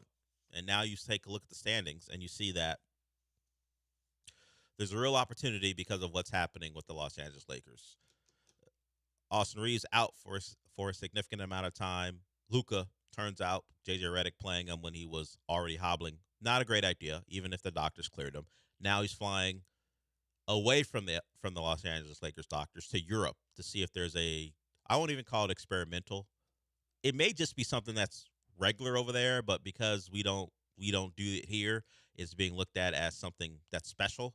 He is going to try to find a way to get himself right for the playoffs, and he's going to Europe to do it in consultation with his doctors, his training staff, and getting, I guess, the okay from the Lakers. He's going over to Europe to see if there's a way. I mean, we've heard about the platelet stuff, the blood enrichment stuff. It has been a thing. Just travel your ass over to Germany, and all of a sudden, a thing that we thought would keep you out a significant amount of time, you're already back. I mean, the Alabama program under Nick Saban, I don't think they created this, but what was the ankle surgery called that they used to do to players? Like, you have a high ankle sprain that should keep you out a month and a half. A tightrope surgery. They used to get a tightrope surgery, and it looks kind of gruesome to watch it if you just see a diagram of what they do to the ankle and the bone. But Alabama players, Alabama noted for caring about the future of their players when it comes to health. We're not going to run you. We would never run you into the ground here, and maybe it affects your NFL career. Hey, possibly it'd be best for you to rest for 6 weeks on this high ankle sprain. We're going to get that tightrope surgery, and you're back from Auburn. That's what they used to do. I don't know if Kalen and the boys about that life, but that tightrope surgery thing was something I only heard with Alabama.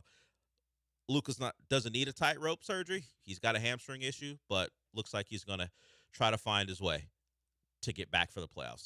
Seems unlikely, but who knows what the European doctors have in store, and that directly affects the Rockets. Who will they play? We saw, if you're watching, a very high level of basketball earlier yesterday with the Spurs and the Denver Nuggets. That, as much as it could be, was a playoff basketball game, an elite playoff basketball game in the regular season. You had Wemby and Jokic going back and forth.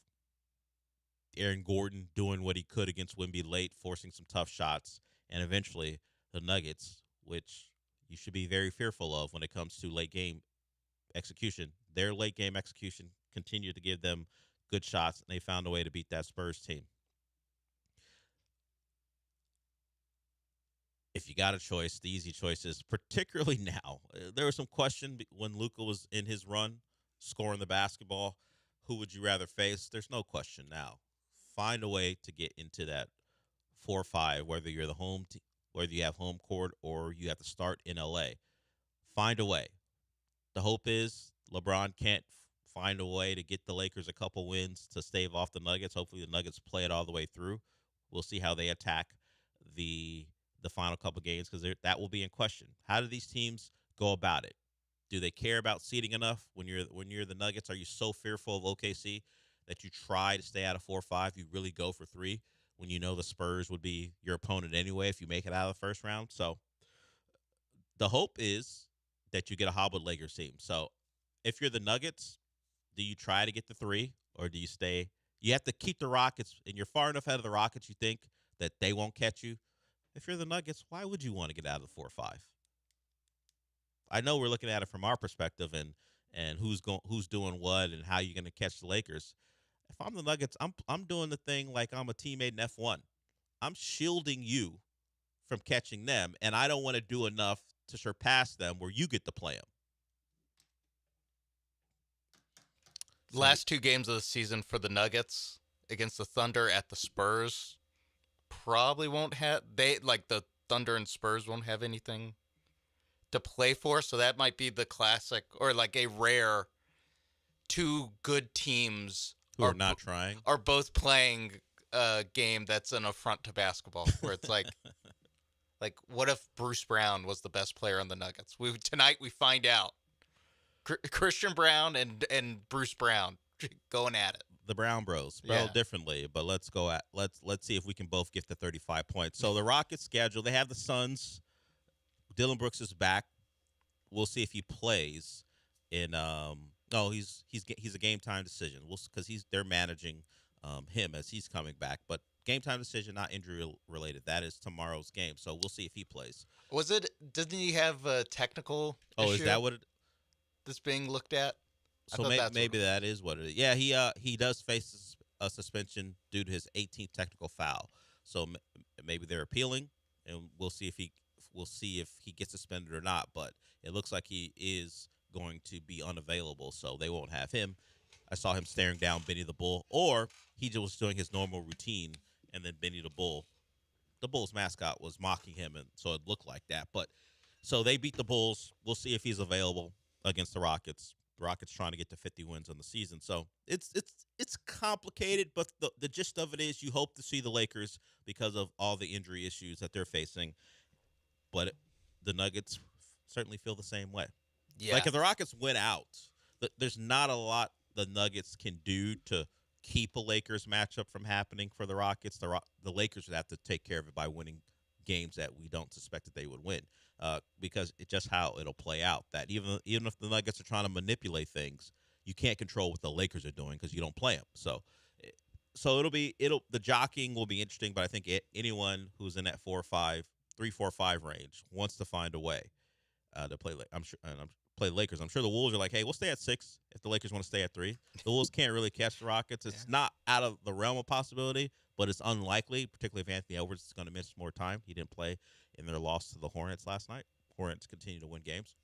Yeah, and if you're the Nuggets, do you want to be basically setting up a second-round matchup with the Spurs if you're the 3 seed or the Thunder if you're the 4-5, where it's like for a team like the Nuggets, it's like, well, they can actually make the Western Conference Finals if they get their stuff together a little bit. I mean, we saw this weekend what they can do with the Spurs. You think in a playoff, like 7 games of that, like eventually their experience would just be the deciding factor in games like that.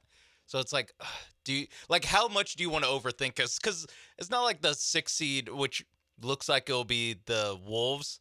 It's not like they're like playing great basketball right now. They've had guys in and out of the lineup for basically the last month, whether it's Edwards or McDaniels. Like, but then again, they're a team that's knocked them out of the playoffs. 2 years ago they knocked them out of the playoffs. So it is like a complicated thing of it just depends on like what the Nuggets want, and B, like what they can actually achieve in the last 4 games of the season. For most teams have 4 or 5 games left of the season, where it's like I'm not sure how much you can like actually put your thumb on the scale. Yeah, that might only be determined by the final game of the season. Like if there's another 2 weeks of the Lakers playing Lakers could mess around and win 2 games, and it's like they might not fall that far. Yeah, if you look at them, they have a home game against the Thunder, which we would expect the Thunder to win. But who knows? They played them close last time. And who knows when sure. And who knows when? Yeah, that went well for the Lakers in a lot of ways, different ways. But no Luka to go after on offense. But also, when do the Thunder stop caring about winning basketball games? Yeah, like in the regular season, they have all the things that they needed to accomplish. Yeah, I kind of think the Thunder are like almost too good to like, even if they were to like, this is just, Jared McCain is SGA tonight. It's like, I don't know. I kind of still think they can against the hamper Lakers. Yeah, it's like against a lot of teams that can get it. It's not like playing the Grizzlies who have stopped trying. Yeah, they don't hold the tiebreaker against the Spurs, so the Spurs only 3 games back. So there is a way for the Spurs to catch them for the 1 seed. It just everything would have to go the Spurs way and nothing the Thunder's way. So they will in their next game likely play everybody, but at some point they'll just stop caring. The Rockets don't they have the Sixers and the Suns and then I'm forgetting. Yeah, Suns Tuesday, Thursday, Sixers Friday, T-Wolves, Grizzlies Sunday to finish things up. So realistically, the one if they were trying, the one we would say a definite win is the Grizzlies. The Suns Dylan Brooks, no Dylan Brooks, who knows about that game? As we have said several times now, it's complicated. There's a lot of different factors, but as it stands now, the Rockets are gonna be in all likelihood the 5, 4, or 3. So they don't have to. The just question will be who will be on the other side and will they have home court? As they're only a game behind the Lakers and the Nuggets. Those two teams are 3-4 with the Rockets at 5. But it's been a nice week and a half or so of winning basketball games, 8-2 in their last 10. So for all the problems, whether it be late game execution, questions about your lineup, who's going to start when these playoffs begin, they are still winning basketball games, and they got another one last night at Golden State. We'll move to the Astros when we come back. It was a mixed bag over the weekend. You lose 2 out of 3 to the A's. Imai looks really good. Lance McCullers, not so much, and of course Christian Javier, awful. And mixed bag is probably being too kind when you throw on the Hunter Brown news. So we'll get to some Astros. We'll hear from their pitching coach because he has some thoughts on Imai, whose stuff is confusing to everyone, from the pitching coach to the batters that he faces to the computers tracking his pitches. We'll hear from now. It's Miller. It's Josh Miller. I forget his first name. We're going to hear from Josh Miller when we come back on the only Astro starter to get a win over the weekend. Imai looked really good in his second start. So we'll do that, and we'll also play some audio because Jock Landale's involved. Former Rocket Jock Landale's involved, and he had little to do with the account, but the game between him or the Hawks and the Magic led to one of the more magnificent calls of all time, particularly if you like a biased announcer trashing the opponent. We'll hear from the Atlanta Hawks play-by-play man at some point, and we'll also hear from some guys more locally when we get back.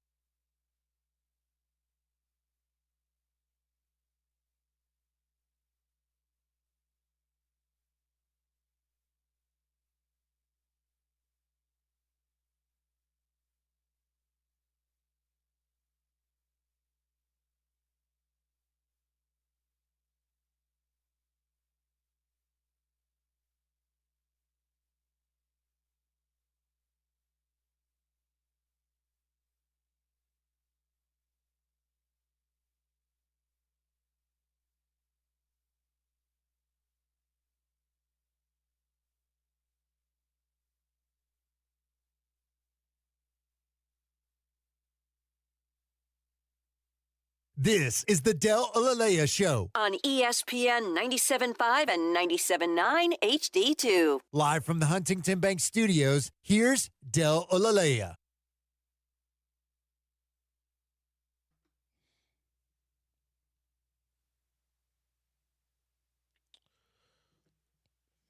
Let's hear from, let's hear from Josh Miller. Let's start with the good stuff. Tetsuya Imai in his second start for the Astros was really good, baffling people. You see some of the pitch overlay stuff, and it's insane. Like, he's got this, I guess you would call it, I don't know if you call it a backward slider, reverse slider, where it doesn't move in the way a traditional slider is expected.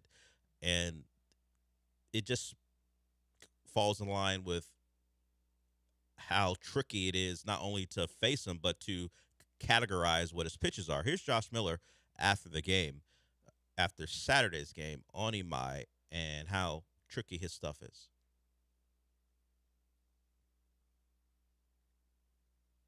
On reading the swings of the guys, especially with the sliders, it looked like if they're really getting frustrated by some of those pitches. Yeah, I was giving them fits. It was doing some weird stuff, and they were taking some healthy hacks and coming up short, and they looked a little frustrated.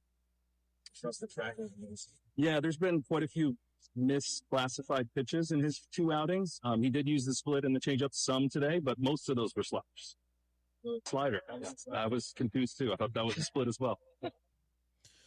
It was the bright spot with the pitching this weekend. A lot of runs scored other than Saturday. You can blame some of it on the starters, point at Brian Abreu, who has been just an absolute disaster. Blue ball's not been great either. Blue ball. In combo with Lance McCullers were the culprits for why the Astros, and then Abreu as well, why they lost their last game yesterday, 12-10, the final in Sacramento. You had some moments. You had a wide range of moments as far as defense is concerned. You had Jake Myers losing the ball, nearly hit him in the head. So instead of being a loud out, turns into runs for the A's. And you had Jose Altuve saving the game, at least for an inning, until Brian Abreu said, "Excuse me, don't you know what I'm trying to do here? Thanks for giving me another opportunity to give up runs. I appreciate it." So Altuve made a great play, ranging to his right, and then I believe to his right, and then throwing the base runner out, or at least the batter out. And then you had Abreu in the next half, in his next half inning, deciding, I know we just took a lead and we got a chance for a really exciting comeback early in the year. I'm just going to give up a 3-run home run to close this out. We can all head out as we head to Colorado. So we've got Abreu troubles. We've got just overall pitching troubles, and then you have the injury to Hunter Brown. So there are a couple things I want to get to just to kind of put into context some of the extremes here. You start to look at the Astros runs scored. They lead the league in runs scored, which was a surprise, or is a surprise considering what we thought about this offense coming in. We know we had some guys who needed to bounce back or needed to overachieve for this team to reach its potential, but there was an expectation that the pitching would be something possibly that kept this team afloat until the bats got going. It's been the other way around. Most runs scored in Major League Baseball, the Astros with 70. Most earned runs allowed, well, the Astros have the second most at 54. They've allowed 54 earned runs, and it certainly feels like it when you're giving up the amount of runs you gave up to the A's over the weekend. It does line up with the stats. So is that going to stop in Colorado? Probably not, particularly when you have who you have going, because there's at least another Javier start to deal with, and it has not been good. I think he gets 2 more, right? They show deference. They show a little loyalty. They give him 4 starts before they have, and if it goes the way it has gone, before they have to consider, you know what?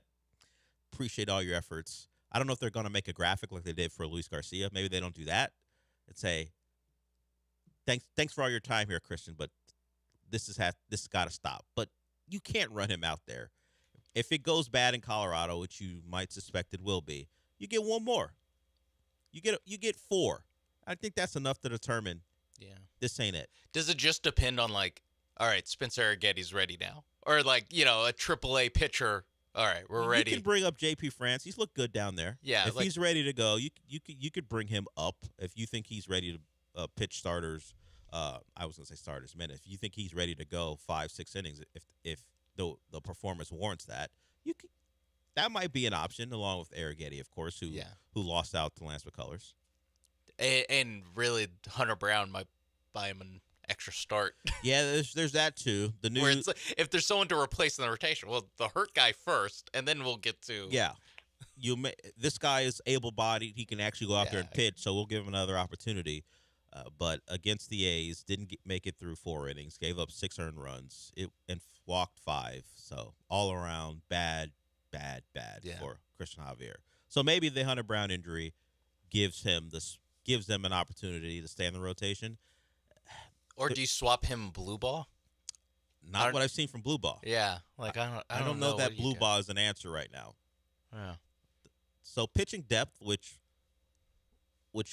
could have been assumed to be a concern, despite maybe your expectations for Burrows, who's been just okay, if you want to give him that. And Imai has had 1 off start and 1 good start.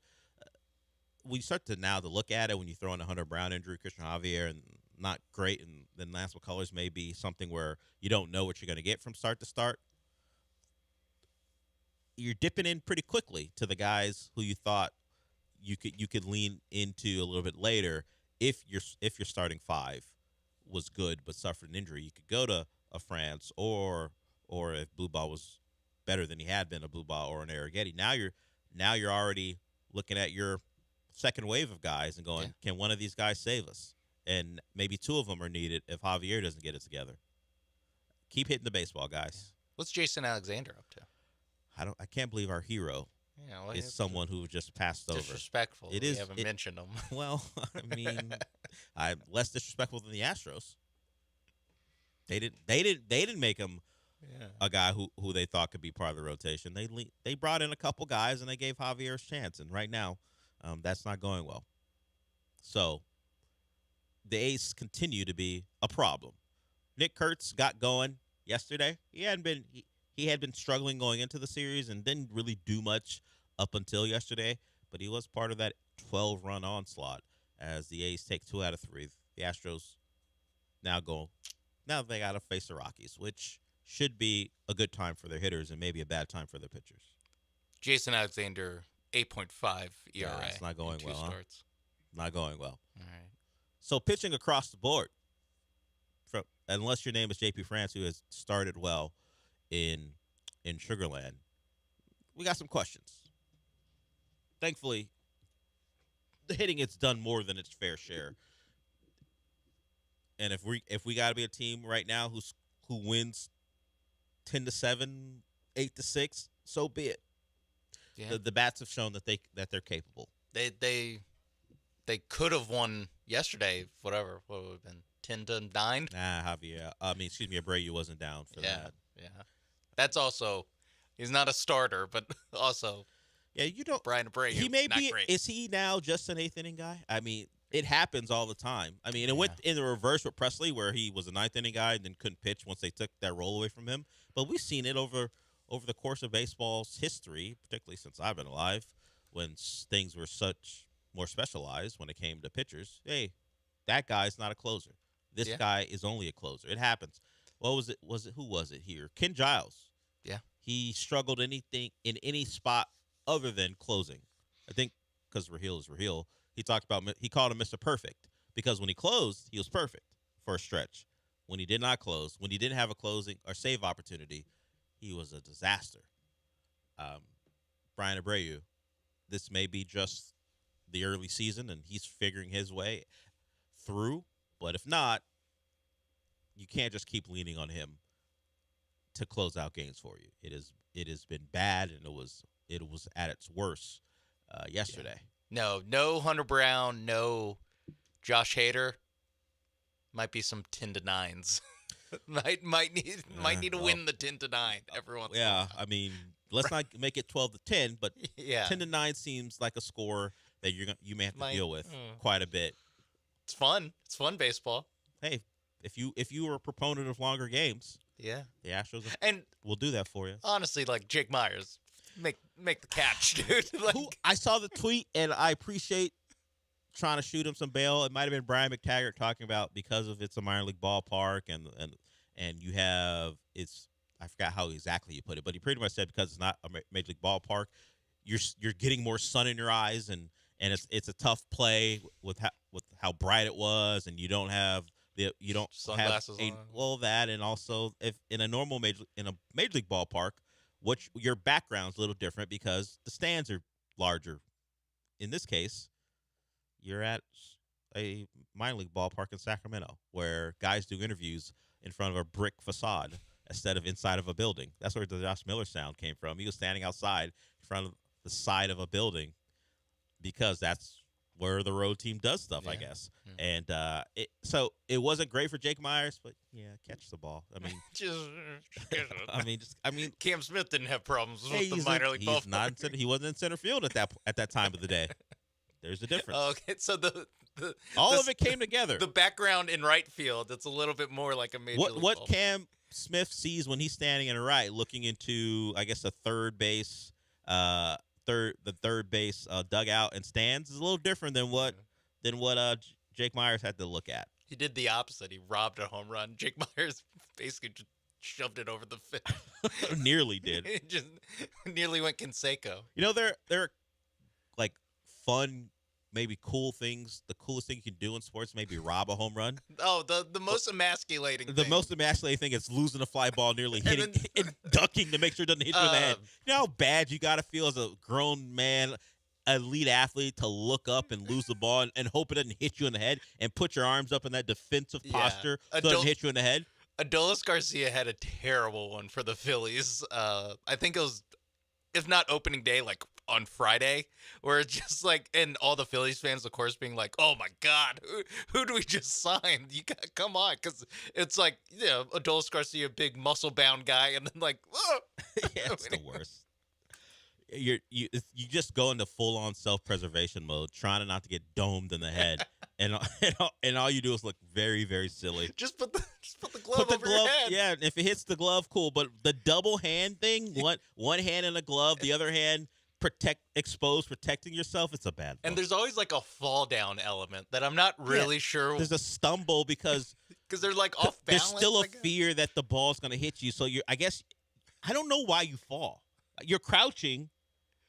I guess it's because you would even think it's better to get hit in the midsection than the face, but because if you crouch, there's a better chance of getting hit in the head, right? I think you're just so uneasy. Yeah, you're just doing anything. Kind of like loose. It's kind of going in the fetal position in a way. You're just trying to avoid. It's like what Jake Myers did, and then it's what Joe Adell did. Like you have the two extremes of being an outfielder. You make three. One's a definite game saver. You make three plays that save home runs, and you're the talk of baseball. And then Jake Myers is going, if they still do blooper reels, goes on a blooper reel. It's tough. They better not still do for Jake's benefit. Like they don't have, because Baseball Tonight doesn't exist anymore. No. I don't know if MLB Network does. Oh, it does. It's a podcast. Yeah, but as far as a TV show on ESPN. They don't do web gems. Yeah. I don't know if MLB Network has a "you don't want to be this guy" type of segment where they just show Checked in a fool. Yeah, I don't think they do that. So I think he's safe unless you are a DeRosa-ing a fool. Yeah, Jake Myers hater, and you put that you clip that one just to save for another time that Jake embarrasses the team. Someone make sonic rings fall out of Jake Myers, please. We just don't do that anymore with baseball. Keith, you've been holding. I see you. We'll get to you when we come back. Anyone else want to get in? We will certainly welcome you as well. Number 713-780-3776. So I started by saying it's a mixed bag. It's less so. It's more just a lot of poo in the bag, honestly, when you look at the Astros weekend. You got the win. You avoided the sweep. It's Imai, the offense, bad. Yeah. The rest is bad. Injury, mostly pitching bad. Yes. Fielding. Pretty bad. Yeah, like those Altuve play doesn't really make up for what Jake Myers did. Yeah. because Cam of how Smith's play was cool. Yeah, but the Jake Myers thing. That's like why you lost. Yeah, like, it's really bad. Like if I'm Brian DeBray, I'm like, oh, what about that guy? Well, then I would say, hey, what about the play that Altuve made? So it's kind of things even out, all right? What about that guy, though? Things kind of even out for you, at least. We're not going to listen to you. Someone else might want to talk about it. Okert can definitely be like, what's Yeah, exactly. what just happened? Not That you. better be ruled an error. Yeah, it better not be an earned run due to fear and sun in his eyes. That can't be an earned run on my ticket. But Keith, we will get to you. Anyone else, as I said, 713-780-3776. But before we go to break, I want to talk about Monument Chevrolet. Truck Month has been extended. So if you want a great deal on a Silverado, now's your time. Now's your time to go get one, because if you thought March was your last chance, nope. Still got the deals going. Just check out all they have to offer at monumentchevrolet.com. And once you get to the website, you'll see that those supplier prices are there for you on those Silverados. What that means is you're getting the best deal possible. They only give that deal to suppliers. If you want to be someone who's being rewarded for going to Monument Chevrolet, now's your time. Get yourself a great truck at a great price. They also have other vehicles. Maybe you're looking for an SUV like the Blazer or the Trax or the Equinox. They also have those vehicles like the Blazer and the Equinox in EV. So if you want an electric vehicle, they have all those for you too, along with their commercial inventory as well. If you're a business owner trying to add to your fleet or at least start one. So they have all those things available for you. And that doesn't even mention, which I'm about to mention, the great people. Ask for Jeff. He's their GM. And he wants you to ask for him. Any questions you have, Jeff will answer them for you, and then he'll get you with one of their great salespeople to get you into that car of your choice at the price that you were looking for. That's what they do at Monument Chevrolet. They work with you to get you in a great vehicle at a great price. That's why they've been in business so long. They are for the customer first all the time. Monument Chevrolet is all about that. So that website is monumentchevrolet.com. They're in Pasadena off of Beltway 8 and 225. Chevrolet. Together, let's drive.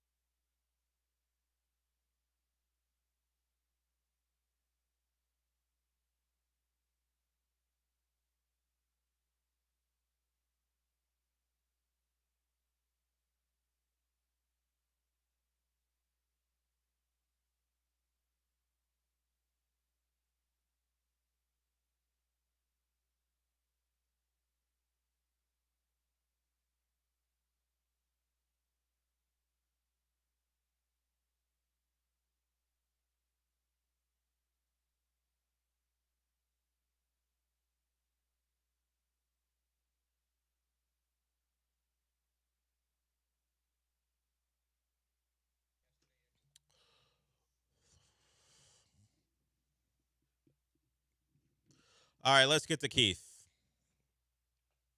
I think he called in to the previous show a couple of times, and they dubbed him. Said, "Nah, we're good." What's up, Keith? Hey, Dale. Thanks for the shout out in the first show about Carson Wentz. I did try to call in. Didn't get through twice, but I appreciate you taking my call. My question is, do you think the Astros should have pulled the trigger on that Dylan Cease trade last year? You would have had to give up probably, Arrighetti, blue ball, and maybe a prospect like Melton. With Hunter Brown hurt, Cease at the top of the rotation would be really good. Just saying, I'm an Astros fan, but just in general, I think that trade is one that you have to make. And also, Your Friends and Neighbors Season 2, are you in on it? Episode 1 just dropped last week. Thanks. So Dylan Cease, his first couple starts with the Blue Jays, not going deep in the games, but he's pitched fine in those. He left Friday's game early because he was not great, 4 1/3 and 2 earned runs. But to your question, because of course this isn't just about 2 starts, it's about the length of the contract and what you had to give up. Well, Arrighetti doesn't make if those are the terms of the deal. Blue ball, Arrighetti, and Melton. Melton's already been traded. He was part of the Mike Burrows trade, a 3-team trade. So he was eventually traded for a pitcher they wanted as part of the rotation. I believe it was positioned that Arrighetti was the one that was too much. You're asking for too much, San Diego, and you're asking for Arrighetti. Wasn't like Bryce Matthews also? Yeah, I don't remember all that was in it. Yeah. So it might have been. They might have been asking for Matthews, Arrighetti, and something else. He was also a free agent this offseason. Yeah, you would have had to guarantee. You had to get some guarantees from Cease that he was willing to. Yeah, that's be okay with that or with whatever offer you had out there on the table. That's where I'm like, I don't know if they actually sign him, especially to the deal Toronto ended up signing him to. Yeah, that's always part of the conversation with the Astros. You can make a trade like that. Hell, they didn't give up a lot, and they wound up getting Loperfido back, but they gave up Loperfido and stuff. Was it a Wagner as well? Yeah, it was Will Wagner. Will Wagner, Loperfido, and something else. Yeah. Or somebody else, excuse me. Oh, was it Bloss? Ryan? It was a pitcher that had been on the major league level but hadn't done much. I forgot who it is. I have to look it up. So they didn't sign Kikuchi, and they had evidence that he was good under their regime. So these are things that you have to take into account with the Astros. So I understand not making the Cease trade if you were really concerned that you weren't going to be able to sign him. But if you had gotten those assurances from him, I am one who has never understood, other than potential, this love for what people have seen from Arrighetti. He's been okay. He's been off and on. If you believe that under the Astros and he's going to be a 3rd or 4th starter, is that enough to put you off trading for Dylan Cease? So when you throw in, you have to give up Bryce Matthews. You may have had to give up Bryce Matthews and others. You can't play the game of Hunter Brown. Well, Hunter Brown's got hurt. Doesn't that trade look more appealing? Because you can't, even though you're a National fan, assume that Hunter Brown's going to get hurt. He's a pitcher, and he does it for the Astros. I get it. Take into account someone's going to get hurt. But Hunter Brown had proven or shown that was not part of his profile with them. He didn't get hurt. He doesn't get hurt. Now he has a shoulder strain. We'll see how bad it is. He'll miss probably at least 3 starts. So I would have done the trade, because if I believed Jim Crane and the window's open, Dylan Cease is a guy you acquire. But they did stuff in the offseason to hopefully forget that you didn't get Cease. You get Imai, who has shown promise, and you have to hope Burrows is the guy they believe he can be. I know you love a transaction, Keith, but I think there's a lot of factors, and I think the biggest one is, would they have signed Dylan Cease this offseason, or were they just giving up Arrighetti and stuff not have him this year? Probably make the playoffs, you think? You're, 2 games better, you make the playoffs. Anything can happen, Once the Astros make the playoffs, Dylan Cease, ignore Brown, the 2024 playoffs. That That was an example of anything happening, not winning a game. But how about anything can happen and we get the positive. and we win the division and other stuff. Yeah. So, yeah, anything can happen. Like Hunter Brown and Dylan Cease at the top of your rotation, very appealing. Good. Very appealing. Yeah. Didn't happen. You move on, and we move on. In 24, they trade for Kikuchi. He didn't make a start in the postseason. Yeah. You would have Fromber, too, who wasn't pitching well. Yeah, But you would have you had a nice top 3 of the rotation, and you could have gone to battle against anyone with that. Yeah. If you could hope that Fromber would get it together for the playoffs, which may have been a false hope, but you would have hoped it anyway. Hey, listen. Hey, give him a shot. Looks good on the like, whose top 3 would you rather have? Yeah, if you start rolling through the matchups, the Astros stack up pretty nicely with those 3. Yeah. Now they only have the one, and he's not even active anymore. See how things change. It goes. Anything can happen, Sean.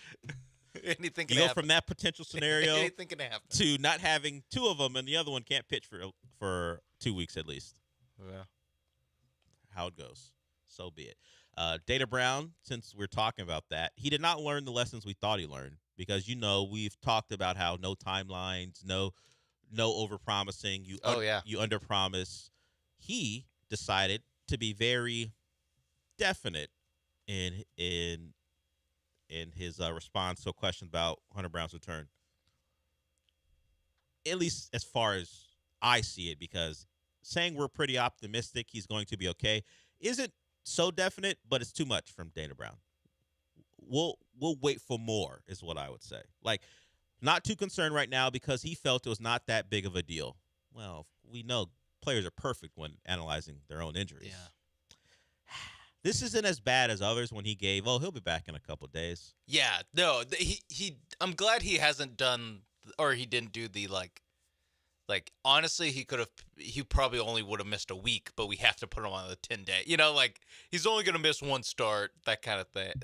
I'm glad that he's at least not saying like, whatever. Nope. April 21st, he's back. Yeah, no timeline, so that's appreciated. So maybe I'll retract. So a lesson apparently has been learned, but even we're pretty optimistic he's going to be okay. Sets a standard of it's not so bad, even though they still have more tests to do.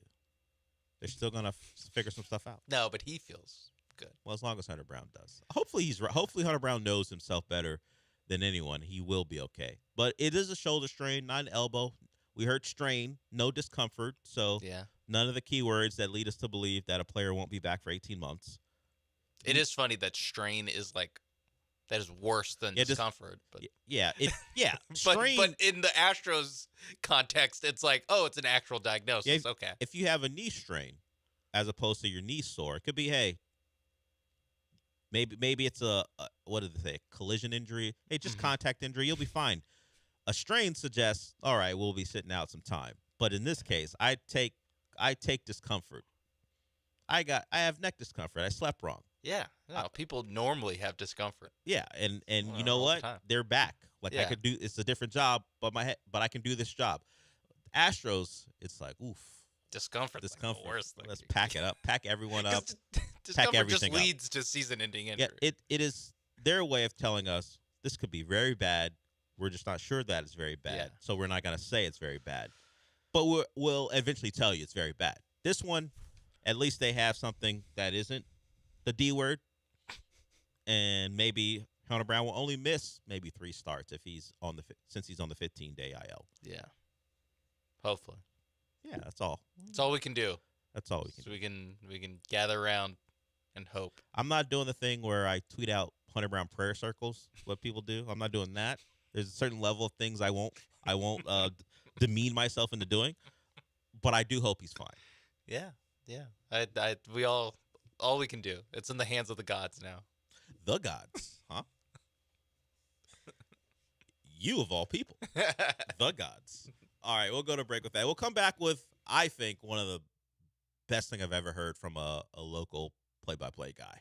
Jock Landale's involved, the former Rocket. He's on a team who can't lose a basketball game anymore. The Hawks, all they had to do, get Trae Young out of there, and they're the team people thought, well, Porzingis too. Get those 2 out of there who were looked at as the centerpieces, along with Jalen Johnson, as this Hawks team who could have a really good year because the East was down. Turns out all they need to do is get rid of Porzingis, get rid of Trae Young, and now they're a little little feisty if I'm underselling it, because in a first round series, the way they're playing, who wants to see them? If I'm the Cavs, I'd be worried because the Cavs have it in them to blow a first round series. They've done it before. So if you're the Cavs, I don't think you want to see the Hawks the way they're playing. But we'll hear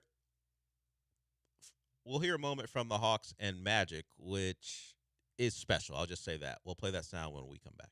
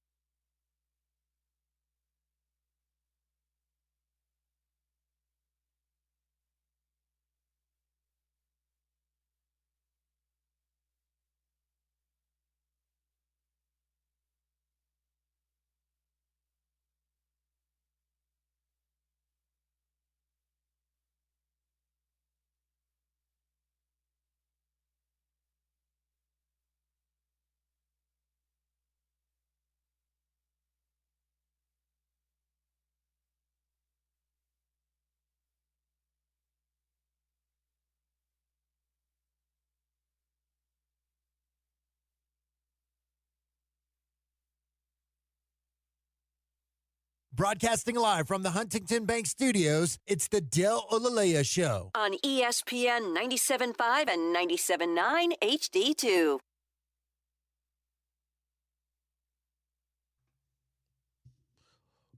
We'll get to the sound here shortly. Sean's answering the phone. If you want to be the next person up, 713-780-3776. But someone who's made themselves a star of draft season is Dan Orlovsky. And I'm a fan of someone who's committed to this bit where everyone thinks you're an idiot. Like the general football public, even people in his own profession push back against this, whether they think they're valid criticisms or not. You haven't seen anyone but like Mike Tannenbaum co-sign his thoughts on the Ty Simpson, Fernando Mendoza comparisons. He is at it again, saying that Ty Simpson's a better fit for what the Raiders do than Fernando Mendoza. He is steadfast in his belief that Ty Simpson is the best quarterback, that at least by the film he's seen in the draft. His latest, and he tweeted the graphic out, courtesy, I would imagine, of Get Up. And with this, it's going to take time in Vegas. 51% of team snaps under center since 2021 in a Kubiak offense. So over half the time, his quarterback is under center. Fernando Mendoza has had 5 pass attempts under center in his entire FBS career. That's 5 attempts total, not 5% of his attempts. 5 snaps under center. Had to have been with Cal, I would guess, when he was there. Maybe Indiana like one or snuck two, in a play, but they're RPO-driven, shotgun-driven offense. So that's his belief. So, of course, the quotes from the tweeter out there and pushback from guys like Chase Daniel, former NFL quarterback, who is now in the same space that Orlovsky is in, talking about quarterbacks, analyzing football, says they won't be under center 51% of the time with Mendoza. Maybe they'll be in some pistols. So there it is. He continues to be the one dissenting voice, and it is something that I'm surprised that he's held up to. I mean, no matter what he says about this, everyone thinks he's wrong. It is what it is. We'll see if he's right. Yeah, the Ty Simpson part is where is where I'm like, that's the hard sell. Like, it's less the questions about Mendoza. It's more the like, and therefore, that's where I'm like, yeah. I think if it was strictly a Mendoza criticism, and you didn't have this player that everyone else sees giant flaws in that you're comping him to, you could be not all in a Mendoza. That's fine. I mean, I don't know anyone that thinks he is going to be a top 5 quarterback in the next 3 or 4 years. Yeah, no one said generational. Yeah, so no far. one's dropping that on him. I mean, people are excited about him. Of course, he has the national title run. All the things, undefeated national title. Yeah, there are a lot of Heisman. things that you can be excited about. He's big. In fact, I mean, despite his demeanor, when you hear him talk, you can think, "Oh, that's a dork." He's like 6'5", 230. He can move. So all the things that fit the profile of what you would say prototypical quarterback. If you want to be the guy because you looked at the film and said he doesn't do things in college that translate to the NFL as far as the system he played and not his ability to throw the ball, you just haven't seen him read a defense or play with pro concepts. Cool, but then you have the not supremely flawed, but a guy people see is clearly flawed as your best quarterback above him. Yeah, people are gonna have a problem with it. And then you throw in the CAA stuff, and then it gets into a real quandary. It's like 6'1", 1-year starter. Yeah, he's not who big. Was good for like 6 games. Yeah, of those he got worse as the season went on, so as opposed to Mendoza, who tough sell. Well, he wasn't great against Ohio State and Miami. He was good against Alabama and Oregon. People saw those games, go, wow, look at this guy. So a lot of things flowing against the thoughts of Orlovsky when he talks about Simpson as the better quarterback. But he'll have the next 3 years to believe that, because it doesn't matter how Mendoza starts or Ty Simpson starts. And if it's a different story in 3 years, he can go, look, I told you. Yeah. So he can stand on that for at least 3 years. I guess he can't go like, none of these quarterbacks are good. By the way, watch the draft. It's not the game 23rd. You play when you're on ESPN. You can't tell them not to watch the draft. By the way, when it comes to quarterbacks. Yeah. What if we? When you're the quarterback yourself. Yeah. Yeah. You can't do that. It's tough when you're trying to sell the product. Like a Bailey, Reese, or Bain. Like that should be the controversy. If we lived in a just world, not just a quarterback driven narrative first take world. Yeah, I saw. Where it's like there's 3 interesting edge rushers that who we have can talk about. One guy's not great against the run. The other guy has what you would call historically short arms to be drafted that high. I think his name is Braden Fajoko, the former LSU defensive tackle, is on the if you draft Bain, you're gonna get fired or GM's gonna get fired because no one ever with that type of arm length gets drafted in that spot. Then he goes, Bain's a great player, but the arm length means that a GM if they draft him, is going to get fired because you can't name a guy of that arm length with double-digit sacks. So he won't insult Bane. No, he will just tell you his physical dimensions is going to get someone fired. So writing him down in his notebook. So that Braden Fogel's a big guy, so I don't know if Bane wants that. Long I get what you're saying. Longer arms, defensive tackle. Maybe he doesn't have long arms. Whatever. So, but that doesn't shine bright like a diamond, Sean.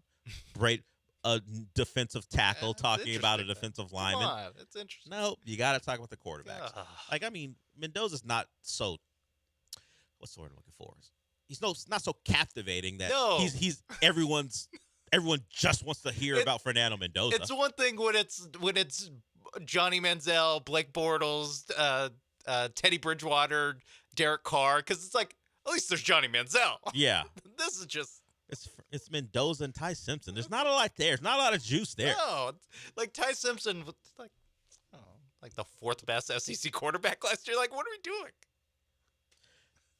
Not much. When it's those two, but you gotta make it. I gotta make it happen, and that's what he's doing. Trust your audience to be captivated by defensive players because there's good defensive players in this draft. Are they?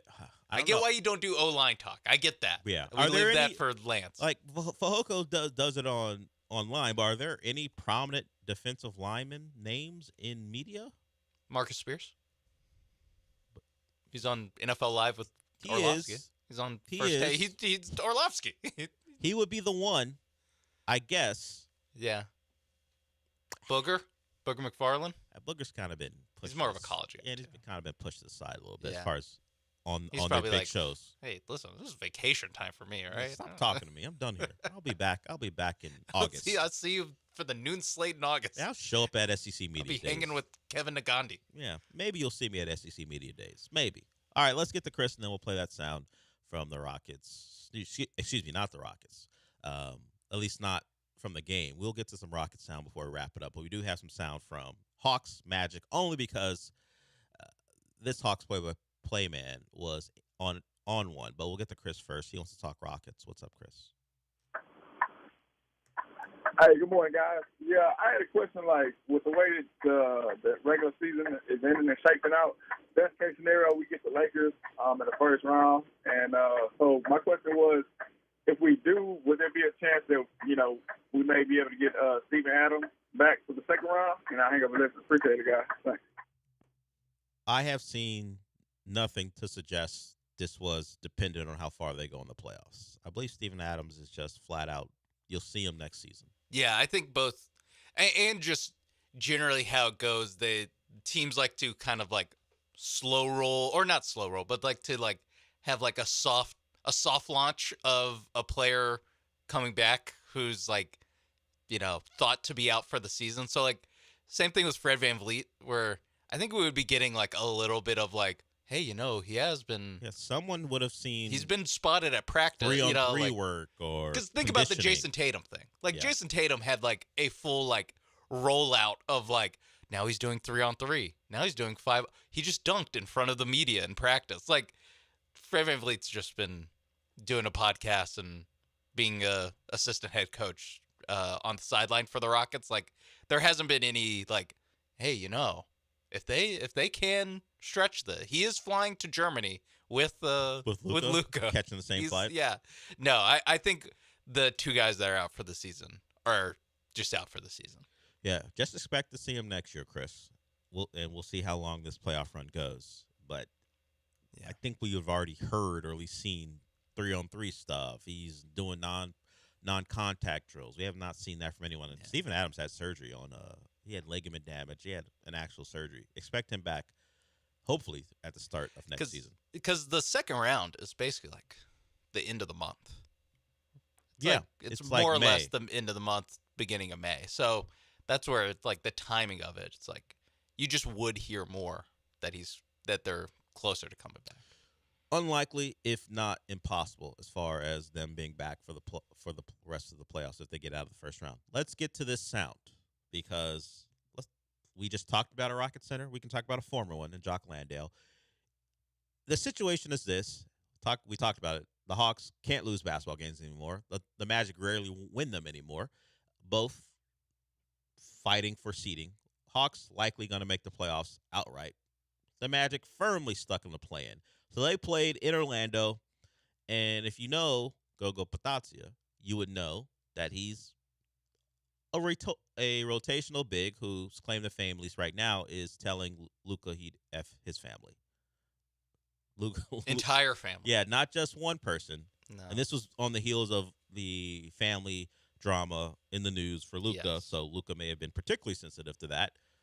Luka, I think, initiated the talk, at least from what I saw, but then Gogo took it to a spot that Luka didn't think was okay. Yes. So that led to a tech for Luka, then an appeal, and then they took the suspension, or at least the tech away, so he's not suspended. Either way, Gogo's been in the news.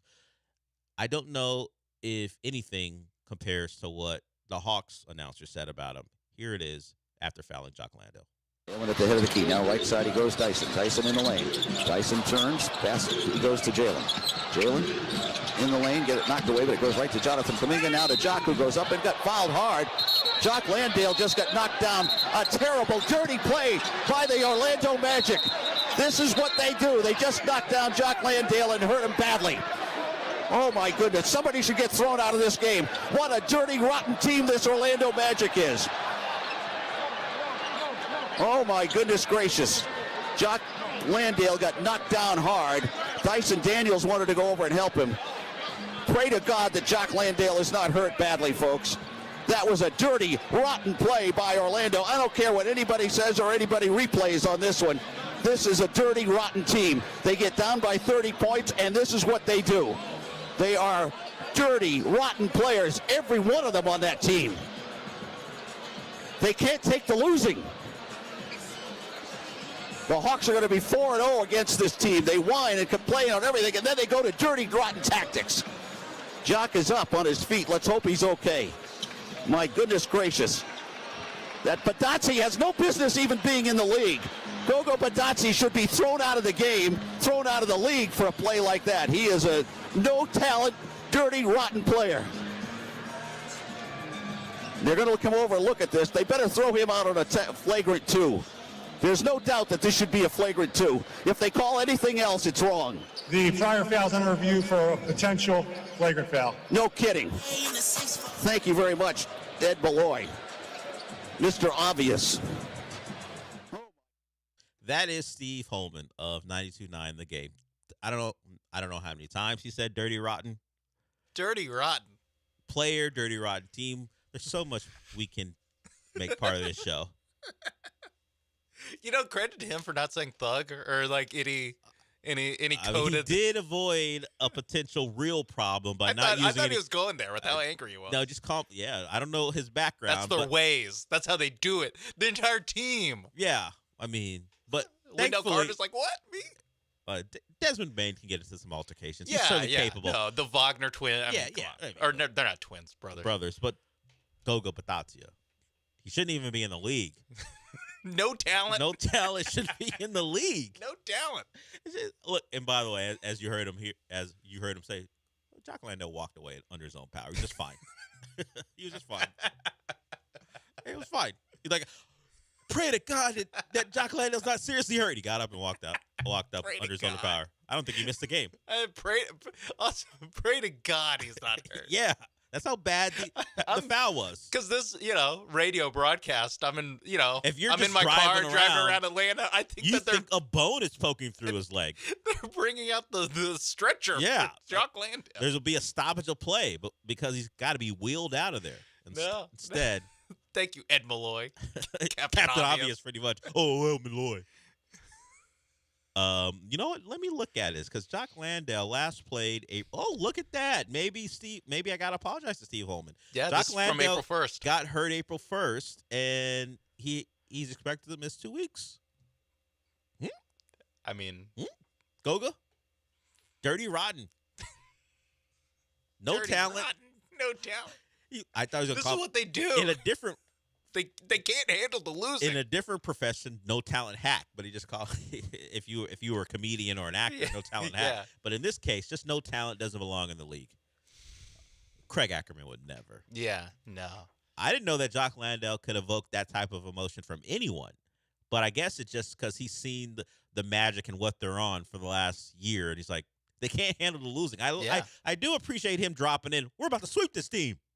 We're 4-0 against them. Play it again, Sean.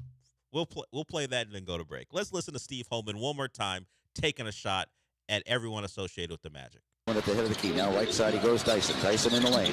Dyson turns. Pass. He goes to Jalen.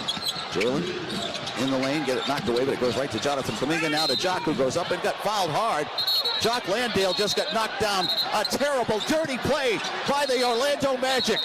This is what they do. They just knocked down Jock Landale and hurt him badly. Oh, my goodness. Somebody should get thrown out of this game. What a dirty, rotten team this Orlando Magic is. Oh, my goodness gracious. Jock Landale got knocked down hard. Dyson Daniels wanted to go over and help him. Pray to God that Jock Landale is not hurt badly, folks.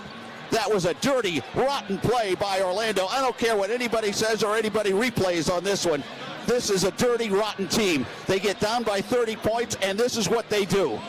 They are dirty, rotten players, every one of them on that team. They can't take the losing.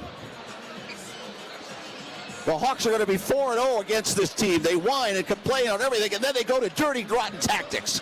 Jeremy Jock Branham is up on his feet. Let's hope he's okay. I bet you Jeremy Branham didn't say this about an Illinois player at any point. Yeah, Peja Stojakovic's son. This is what they do. This is what they do. He learned it from his dad. I saw him against the Lakers back in 2000.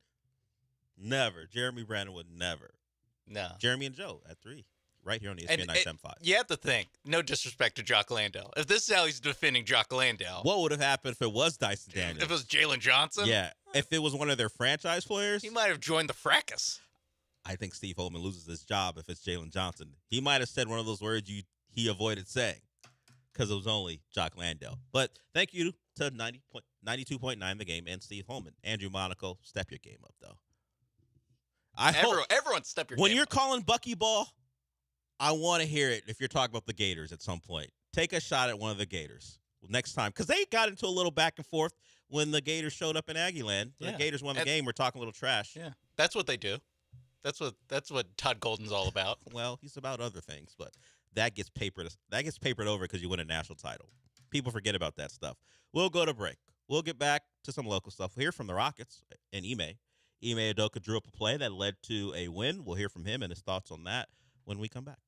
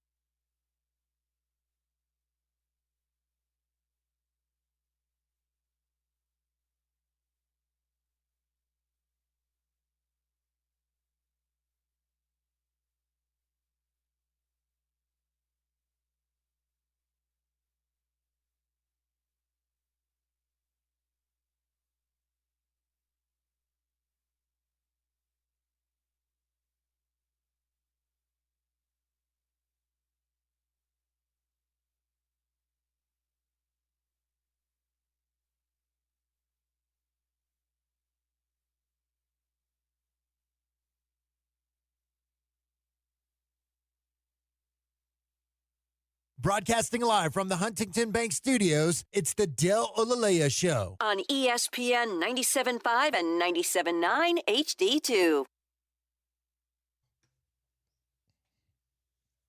So in the fourth quarter where the Rockets were up by as many as 14, and for all the world, it looked like they were going to blow another game, another fourth quarter meltdown, and lose the game to an outmatched Warriors team, even with Steph Curry back. All that was leading to what would have been a very different conversation on Monday for all the discussions, or today, excuse me, for all the discussions about the winning streak, moving the basketball, not turning the ball over. You blow a 14-point lead in the fourth quarter to the Warriors. It just feels like more of the same. Instead, Ime has a chance to call a play, designs it, and it works to perfection. Alpi finishes over Pajinski, and the Rockets win after they get a stop on the other end. Here is a conversation about Ime's prowess, drawing up plays, ATOs, and also that final play last night. There's an article that came out talking about ATOs and how you're one of the top 3 play callers as far as ATOs are concerned. Where did you, where were you able to learn that? Was it as a player, or was it during your time with the Spurs? How were you able to hone that craft? I think as a player, understanding, what the advantages are in general. But as a coach, you start to formulate what works well and who you have to get going and how to take advantage of things as well. And so, for me, it's always been pretty simple that these actions work. You can milk those in different ways, but at the same time, it's a balance of a sure thing that you can get a great shot, and obviously you got to make it or miss it at that point. But getting to look as a first partner or getting guys involved that aren't as involved, and so it's a balance of keeping somebody hot, or if guys aren't touching the ball, or you want them to impact the game a little bit, finding that balance. But it's just it's a simple thing of what works well, what we can take advantage of, and the actions that you want to do to get to that. I didn't know about the article. I didn't know that Ime Udoka was considered one of the best when it comes to drawing up ATOs, because if you hear the Ime Udoka conversations, at least by some Rocket fans, it's this guy's holding the team back, his offense sucks. We need a new coach. I would like to find the article. I just didn't see it. Didn't know that was out there and he was considered one of the best. I'm sure they'd have some examples, so I would like to take a look at it. But either way, what happened last night worked out. He got the matchup he wanted. It's GP the second, didn't come off Amin, who was standing in the corner. We have seen teams ignore Amin completely. In this case, GP2 did not. It led to Alpern being able to finish over Pods because the Warriors were playing with little to no size. I'm looking at their 5 on the floor right now. It was just 4 guards and Draymond. And they didn't call a timeout, so they came down, didn't get the screen they wanted. They just tried to set a double screen. Pods, who I guess just ignored the play call or didn't know it. He didn't help set the double screen. Some things the Warriors do is reactionary. Maybe Draymond said, hey, this is what we should do. Maybe there wasn't a set called. He just said, hey, follow me, because I saw him pointing. You watch the play again. He's like trying to bring Pods over, and Pods didn't. So I wonder after the game whether that was a set call or just something that they did in the flow. Either way, they did get a switch, but it was Jabari on Steph instead of potentially Alpern if Pods had set the double or set the second screen. So it wound up with a pretty favorable matchup for the Rockets, and Steph tried to shoot over Jabari. Couldn't, at least not to any effect, and the Rockets win a close one in San Francisco. We had Draymond throwing the ball off of Jabari's face, neck area. And when you look at the play again, beyond the fact that anytime you throw at that height at someone, it feels unnecessary. Like Draymond standing, maybe losing his balance, maybe selling that he's losing his balance. Yeah, and I think that's what it was. And then he goes, you know what? I'm throwing this out your face. And Jabari, his initial reaction was like, what are you doing? And he kind of made a motion to kind of put his hand, not really on his chest, but put it like just to say I acknowledge what you're doing and what's that about. And then Draymond reacts by grabbing both of his arms at the elbows. You're and not saying, like "Don't that. do that. You're not like that." Or you're not Yeah, like that. he says don't do that, but he also says you're not like that. You're not like that. But it was such a. I mean, it feels like just the Draymond Green like day since an altercation, little flip calendar thing. That's like, oh, Draymond's like, oh, I haven't stopped the game for 30 seconds. Oh, okay, let me. Yeah, this is a good enough reason to try to start something, because it is like I guess Jabari was like crowding him, but he was up against the out of bound or up against the sideline, so that's kind of like how you defend that. Yeah, the most I take from it is Draymond unnecessary. Maybe you thought you could sucker the refs into a foul call somehow. It didn't go your way, and then it was the resulting actions were beyond him throwing the ball at Jabari's face. Is Jabari's? I'm not gonna get out of your way. You want to walk by me, and you take the detour so we don't make contact. That's cool, but if you're gonna just walk next to me, I'm gonna at least let you know that I'm here. And it led to the "you're not like that, don't do that." And Jabari had a great game last night. Yeah, he shot the ball well, which has been the way for the Rockets. In the 6-game winning streak, they've shot the ball over 40% from 3 in 5 of the 6. It was the Memphis game. I think the first game is the one where they didn't reach that point. It was at 36%, which is just fine in the NBA. Yeah, you'll take that every night. Yeah, and since that point, it's been over 40. The volume has fluctuated. Sometimes it's over 30. One mid-30s. Last night was under 30 as far as number of shots taken beyond the arc. But their shooting has been a big part of the run, and hopefully that is something we can count on in the playoffs. The defenses will get better. There will be more scouting, but if they're going to shoot the ball the way they have, and Lakers injured, Nuggets, whoever it might be that they see, they're going to have a real shot to win a first-round series if their shooting stays where it is. Yeah. Şengün maybe took one too many three-pointer. Yeah, his coach wasn't thrilled. He took a shot in the middle of what would turn into a Warriors big run. Yeah, it was like 11-2 run. Yeah, he tapped his chest after he missed a 3, wound up in a Warriors 3, I think, or either that or a bucket. It was a quick answer For the Warriors, and Ime called a timeout. And Şengün taps his chest, going, "That's on me." And Ime's like, "Don't tap your chest on you. Yeah, it's on you. Don't sit your ass down." That's my favorite thing. It's like when a quarterback like throws the ball like 4 yards out of bounds to an open receiver and just goes the chest tap. Like, yeah, we know, dude. Like, we got it. I don't think I've ever seen a coach, and it might just be the ex-player in him, react that way. Like, yeah, no, it's on you. Now go sit your ass down. Yeah, because it was like a classic Rockets possession where like Şengün had it up top, jostling. I think they're trying to get it to KD, but the defense not respecting Şengün as a shooter, so he kind of takes one dribble in, puts up the 3, just like. I think he doing. If we're just reading libs, at one point he said, "I'm wide open," and Ime didn't want to hear that either. Yeah, like, hey, it's an open shot. I'm wide open. Tap your chest. It's on me. Yeah. And Ime said, I know it's on you. What are you telling me it's on you for? It doesn't matter. You're open. Doesn't matter that it's on you. I'm well aware. Now go sit down. Yeah, we're leaving Draymond open on the other end. Yeah, he's not taking that. Yeah, I mean, and when he does, everyone's like, "Oh no, you're not that Draymond." Yeah, so don't do that. Don't shoot that shot when they're begging you to take it. It all worked out in the end. Now we can all laugh at it. It's not like a controversy because he sat for 1 minute. Part of me was like, wait, is this like a normal rest? Because they call a timeout, get an extra minute of rest just to like whatever. He doesn't normally play the entire fourth, so I was like, this feels a little disciplinary, but also a little bit of like, actually, we just need you to catch your breath for a sec.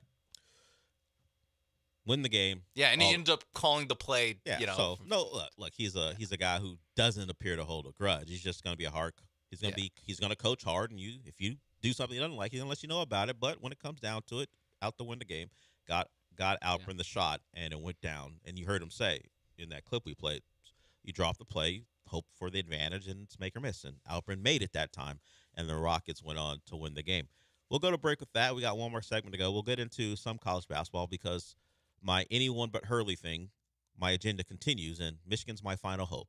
And Dusty May, there's some stuff about him as far as what he did to get himself prepared that we'll talk about. And we also crowned a champion in the women's game. If you don't know, UCLA won their first NCAA national title. I guess they might have won because the announcer's like, UCLA is back on the top of the basketball world for the first time since this year. And then you see the graphic, first national title.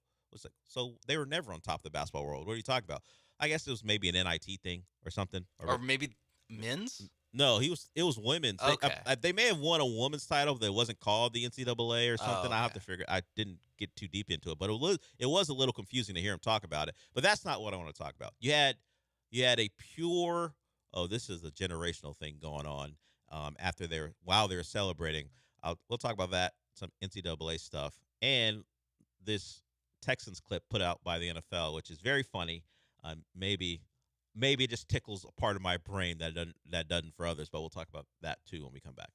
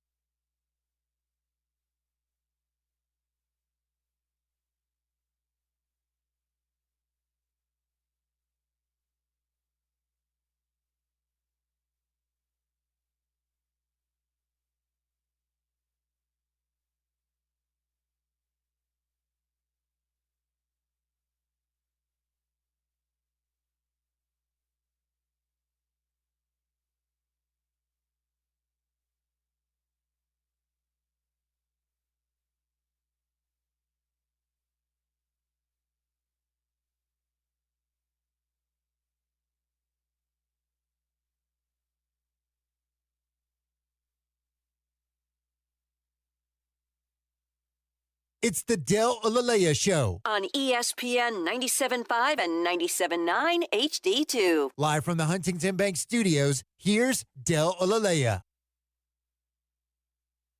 So, quick research.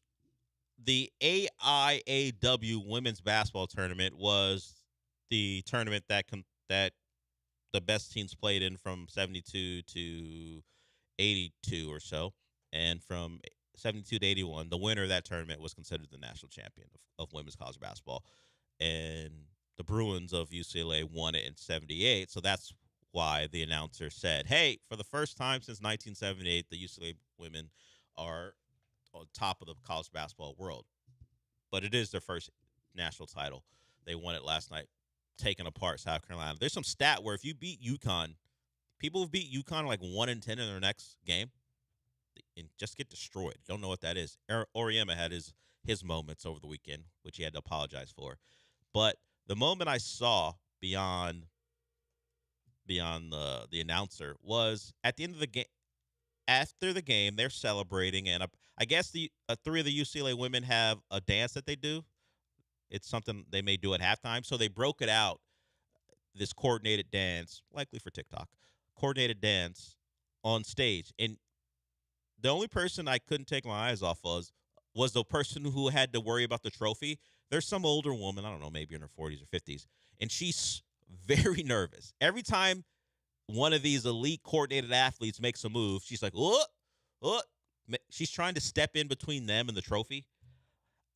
I would imagine that those three individuals, I think one of them was Jaime Jaquez's sister, Gabrielle Jaquez, were not going to knock over the Crystal Trophy. By the way, the trophy that the women get, much better than the one the men get, from what I could tell. But my one takeaway, there's always going to be someone a little bit nervous when millennials, or in this case Gen Zers, are dancing around a crystal ball. So UCLA, congratulations to them for winning the trophy. If you see the video of them dancing, you're going to see a woman in a purple blazer, the most nervous she's ever been. Sometimes she tries to step in between them and the trophy. She backs away knowing that she really shouldn't be involved in this, but her one goal is to keep that trophy from shattering. And, well, not through her own effort, the trophy remains intact. So UCLA beats South Carolina in women's college basketball. If you look for the clip, find the woman as nervous as she's ever been, making sure that trophy doesn't break. Let's play this.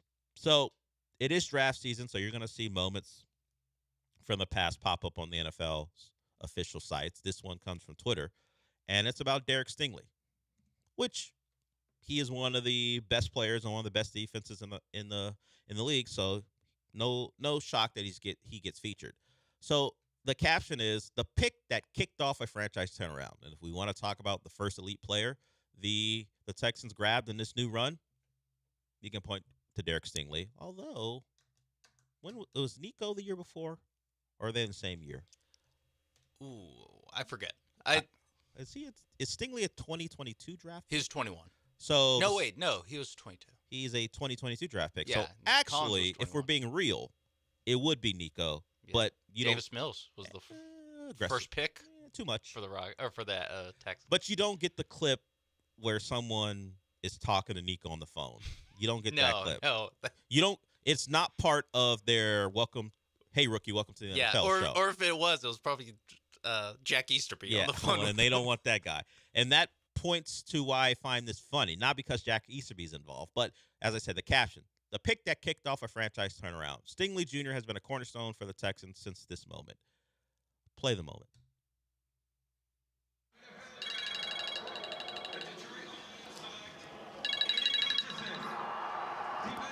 Hello? Hey, Derek, you excited, man? Yes, sir, I am. Thank you. Got a plan for you. How about going to the number one receiver every time? Sound good?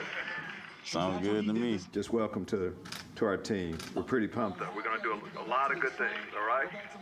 Yes, sir. So, what is it?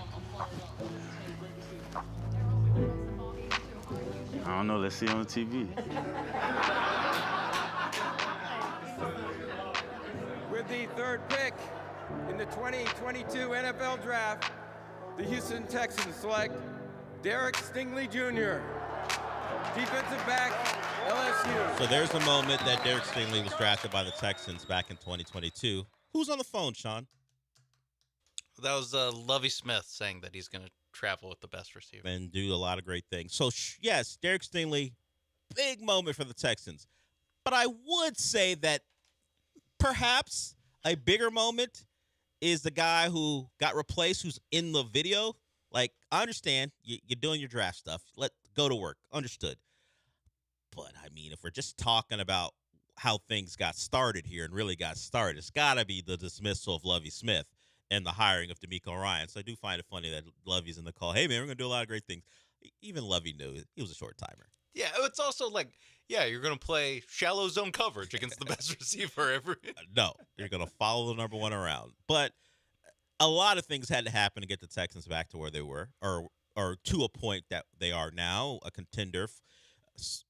Maybe you want to say, depending on the quarterback play, a real contender or an outside contender. But Stingley is a big part of it. Well, I mean, but let's actually acknowledge that the guy in the video calling him is now gone, and the guy who replaced him is the biggest reason they are where they are. A joint Stroud Will Anderson video. Sure, that makes sense too because they're back to back. Yeah, but you know who's in that video? D'Amico. Yeah, all the key principles. Yeah, not Lovie Smith being featured, and he's no longer around. Although you want to credit Lovie for something. Always play to win. Yeah, securing that number 2 pick. And he made sure that C.J. Stroud. Although, don't do that. Would it be that much different? Not last year.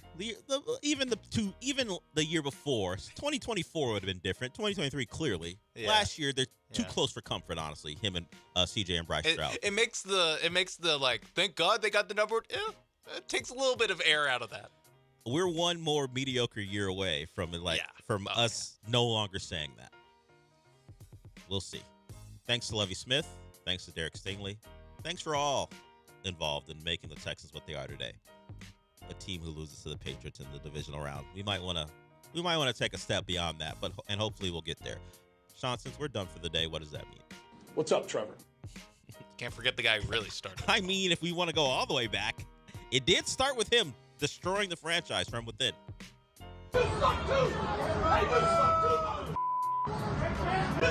You can't play that. He was talking to a Broncos fan. He wasn't yelling at a Texan fan. We'll talk to you tomorrow.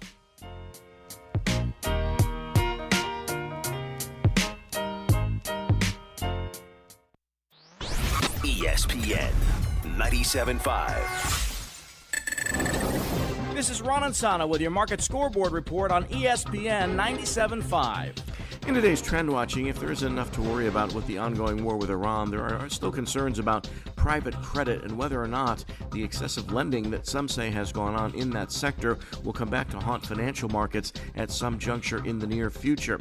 Jamie Dimon, the head of the largest bank in the United States, J.P. Morgan, suggests that we may see a credit cycle that will be larger than many anticipate right now, given that the lending has gotten weaker in terms of the standards used to lend money to private companies, and also that the cycle will eventually turn for some reason, whether it's an oil shock, higher interest rates, or some other event that weakens the economy. We could see a problem in the financial sector that's the result of the $1.8 trillion private credit market that is being marketed also to retail investors now in their 401ks. That's something that may develop very, very soon. Already, investors have shown some unwillingness to hold on to private credit instruments, demanding their money back, and then having the firms tell them they can only have so much at one time. John Granato with Robin Orlando from Houston Powder Coaters. Robin, you've had some experience with AI now. Yeah, we're seeing an uptick in callers calling in saying that they did ChatGPT or AI to redo their backyard, and they may not like the patio furniture suggested, but they like theirs, but they want that color. So they bring us their patio furniture based on what ChatGPT told them to do. Colors are a big part of your job anyway, right? We have literally the colors of the rainbow, 100 plus in-stock colors to choose from, and if you need slings, we also have 100 plus of those. Now, if you feel like, hey, you got to buy new stuff, you're going to advise them for that too, right? We try to do full transparency. We're not here just to make a quick buck. We want to make sure you are taken care of in the best way possible. And if that means, hey, a new set would be best for you, we're going to be honest with you. That's Houston Powder Coaters. Give them a call, 281-376-3888, or go to HoustonPowderCoaters.com. You'll probably talk to Robin. Houston Powder Coaters. We've been talking about them for years. We love them. HoustonPowderCoaters.com. Hi, I'm Kirsten Stokes, third-generation neighborhood hardware store owner. For 72 years, Stokes Hardware has proudly served our community with everything from plumbing to paint and power tools and more. We're family-owned, 3 generations strong, a small business with competitive pricing. Come see our knowledgeable team today. Hablamos Español. Shop local, save more. Follow Stokes Hardware on Instagram, Facebook, and TikTok. Stokes Hardware, your neighborhood store since 1954. Truck Month has arrived at Monument Chevrolet, and this year there's even more savings. Monument Chevrolet is offering the supplier discount on its full inventory of 2026 Silverado 1500s. That's right, the big discount reserved for the top Chevy sellers. You pay that price this month. Monument Chevrolet has every trim of Silverado 1500 in every color, and they're all discounted. Visit Monument Chevrolet at Beltway 8 and 225, or shop online at monumentchevrolet.com. Chevrolet, together let's drive. ESPN 97.5, KFNC 97.9, HD2, Mont Bellevue, Houston, a Gal Media station. This is the Rich Eisen Show. Hey, everybody. Can't get enough of the Rich Eisen Show? You're in luck. You can find us everywhere. Watch us weekdays on Disney Plus from noon to 3 Eastern. Miss the show? We've got a podcast so you can listen anytime. But here's the best part. Our YouTube channel. Subscribe at youtube.com/Rich Eisen Show and you'll never miss a moment. Now, on with the show. And the Michigan Wolverines are on their way. This is the Rich Eisen Show. UConn will head to the national championship. The Rich Eisen Show. The UCLA Bruins have won the women's basketball national championship. Today's guest, ESPN college basketball analyst Seth Greenberg. The Ringer NFL draft analyst Todd McShay. Comedian Jeff Ross. And now, Rich Eisen.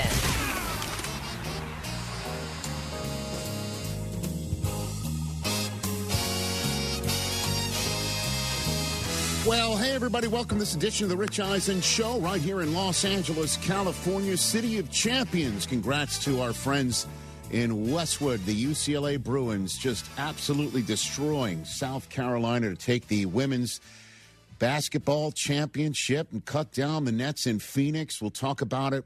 Corey Close's team, one of our friends of the program, is celebrating last night and today. Congratulations to the UCLA women for making history. We'll see who cuts down the nets tonight, and I'm nervous as a cat. 844-204-RICH is the number to dial. On that front, Seth Greenberg is going to talk about what we saw this weekend on the men's side of things. We're also going to have, as you know, football's always on the brain here. It's getting ready for the NFL draft. It is draft month. In our first full week here in April, Todd McShay of The Ringer is going to join us for the latest of his thoughts on what we're going to see in Pittsburgh, Pennsylvania later on this month. We're going to do our show from the great Steel City for draft week later on this month. And then we throw open our in-studio doors for the Roastmaster General himself, Jeffrey Ross, will give us a few laughs. He has got a great show for you to see. It is the television version of, I guess, the live presentation that he had on Broadway of his incredible one-man show, Take a Banana for the Ride. It's available now on Netflix. He also announced late last month that in May, the latest roast is going down here in Los Angeles in May. Kevin Hart will be roasted, and we'll talk about all that with Jeffrey Ross. 844-204-RICH is the number to dial right here on this program. Good to see you, Christopher Brockman. How are you? Hey, Rich. Nervous? Michigan's 8-point favorites tonight. That's why I'm nervous. Overreaction Monday, you and I recorded that prior to the show. That's out there for everybody to take in on our YouTube channel whenever you wish. The first one of the month of April with the draft coming up later on this month. Good to see you. Mike Del Tufo, I remember you. Yes, Rich. How are you? How you doing? Good to see you. How are you, T.J. Jefferson? What's going on, sir? Candles lit. You know, candles lit. I'm not. I'm just joking. Okay, very good. 844-204-RICH, as I mentioned, is the number to dial right here on the program. Okay, so this past weekend, Susie took Taylor to the women's Final Four in Phoenix. My two boys were out and about for their spring breaking, hanging out with friends on the East Coast. So I was all by myself watching Michigan take on Arizona after UConn made the national championship game again, taking care of Illinois. Sitting there watching the game by myself. And Michigan tips it off with Arizona in one of the most anticipated matchups, not just of the year, but you could say in the history of the Final Four. I don't know who this Ken Pom is. Ken Pom. I don't know who Ken Pom is. I don't know if it's short for anything. I have no idea. Who you are, Ken Pom. I don't know what it is. I don't know who it is, but all I keep hearing is this is one of the biggest Ken Pom matchups in the history of analytics. These are two great Ken Pom teams. Kenny P. That's all I kept hearing about, this Kenny P fella. I'm like, okay, good to know. Michigan tips it off, and I began to get tipsy. 10-1 run to start the game. Bottles of red? Yeah. I looked down at my phone, and some individual in my life texts me in invisible ink. Not you. I texted the group. In invisible ink. Also a warning, Rich, you shouldn't, don't look at this. Don't look. I told you what to do. The coolest of the coolers in invisible ink says this is over. Yeah, in his defense, though, he did tell you not to look. I told you not to look. This is over. But you telling someone not to look makes you want to look. I wouldn't have not. And within seconds of that happening, I know, yeah. The Big Ten Player of the Year, I know. Yaxa Lendeborg, picks up 2,005 seconds. And I'm like, what do I do with this moron in my life? How many syllables? Putting that out there. How many syllables was the curse word? The cooler. And then he comes back in the game because Dusty doesn't just let the dust settle on a player who is in foul trouble. He trusts his players to do the right thing, puts him back out on the floor. And all he does is drive the lane and have his leg and foot find the biggest foot on the floor for Arizona. This Krivas fella, 7'2" and all. I imagine his foot is proportionate. 16-17, no doubt. And Yaxel's leg and ankle finds that foot, and it turns. And I'm thinking to myself, are you kidding me? As he's now limping off the floor, my fellow Wolverine, although she probably feels like I do when I call Jet games. Don't talk about that. But Tracy Wolfson's giving reports. I almost texted her. I know you're busy, Tracy. But, are you saying it's the knee, too? It's not the ankle. It's the knee on top of it. Yaxel's limping around. He goes back to the locker room. He comes back out for a couple minutes limping with a towel over his head and then goes limping back to the locker room. And I'm like, what in the hell's happening? As Arizona goes on a 9-0 run, I wanted to call you, Brockman, at that point in time. Yeah, and then that's the closest the game ever was. 28-23. Yeah. Arizona makes a 9-0 run. And this is when Michigan, without Yaxel, a perfect pass to Roddy Gale, who comes in and throws one down on the aforementioned 7'2" Krivas for what should have been an and one, but he jams it down to make it a 30-23 game, and Arizona wasn't even in their wildest dreams as close as 5 points the rest of the way. As you know, I like sitting in a rocking chair if I can while rooting for my teams that actually affect my emotions, which Michigan basketball is one of the few left in my life to do so. I had no idea. I'll say this. I had no idea that the three letters BTA would be applicable to this game. Mm-hmm.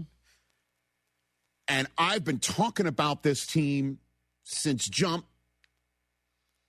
seeing how versatile Michigan's basketball team is. I was talking about this back in November and December, so I'm not just late to the party here. I was on this just when the rest of the country was watching them dominate teams like Gonzaga by 30 points in that Vegas tournament thingy in December. And we all know Tommy Young comes from Gonzaga, and Arizona playing that style of game, and Michigan beating up on Arizona by 18 points. It is tied for the biggest BTA 1 seed to 1 seed in the history of the men's tournament. And it wasn't even that close. This game was over with 8 minutes to go, and Arizona was scoring to make it as close as it appeared. This thing was a wrap, and it was without the Big Ten Player of the Year in the first half. And somehow, Trey McKinney doing his thing, and Adai Mara, grown-ass man, speaking of UCLA, which, again, congrats to the women. The men's team last year had Adai Mara, and Michigan takes him in the portal and has turned him into a 7'3" monster with post-action and soft touches around the rim, and the Big Ten player, defensive player of the year. His stat line is something to behold. 26 points, 9 rebounds, and a couple of blocks. Unbelievable performance by Michigan. And Yaxel comes back in the game and nails 2 threes just when the crew is talking about how he's limping around and looks like the shadow of his former self. After the game, Dusty May was asked, why'd you put him back in? And his answer is classic. Well, apparently you guys missed the UConn-Duke game. The game was already decided, and we were playing Duke tomorrow. They were up 19, correct, in the second half? And who won? So these being out, and you're playing Arizona, one of the best teams, statistically the number 1 or 2 team all year in the country, and you're up 20 with 10 minutes left, with 8.5 minutes left. We didn't feel quite as confident as you guys did that we could just put the kids to bed. And he came in and just Elliott was in foul trouble, and so he just held it down. So yeah, we obviously felt like the game was still in hand. I mean, there's few guys that represent what I love that I can't love more than this guy, and how he holds himself and how much I trust him. There's so many other coaches or managers. I'm like, really? Is he really doing that? Even when you're hitting here and saying, are we playing Duke tomorrow? You might be like, well, actually, it's Monday, and this was Saturday night. No, because of the chain smokers, this thing didn't start till 9:20, but that's for another segment in this program. And by the time he's talking, it's after midnight. Another thing that Michigan, I'm like, can this game start? That'll be later on when I get on the porch and yell at those on my front lawn. That's later on. But this team coming out as red hot as it did against Arizona and then not taking the pedal off the metal, you don't usually see this in a Final Four game for various reasons. One of them is because these kids are playing inside basketball arenas the entire season, and now they show up in a football stadium, and it's tough to shoot. I don't know if you saw this during the game. Did you see this report during the game? I have the photograph straight from Michigan basketball. Dusty May, before getting on a plane to Indianapolis with the team, took the team outside and put a basket on the field at Michigan Stadium. I saw this. A temporary hoop. Put it on the field at Michigan Stadium and had them shoot at it to try and get some sort of perspective of what it might be like to be shooting in a football stadium. And Michigan came out on fire and shot 48% from the field against Arizona. 48% from the field. God bless this man and what he has done for this team and school. And I can't tell you how happy I am with what he's done with everybody at his disposal and how he's comporting himself in the process. Now then, this is why I'm nervous.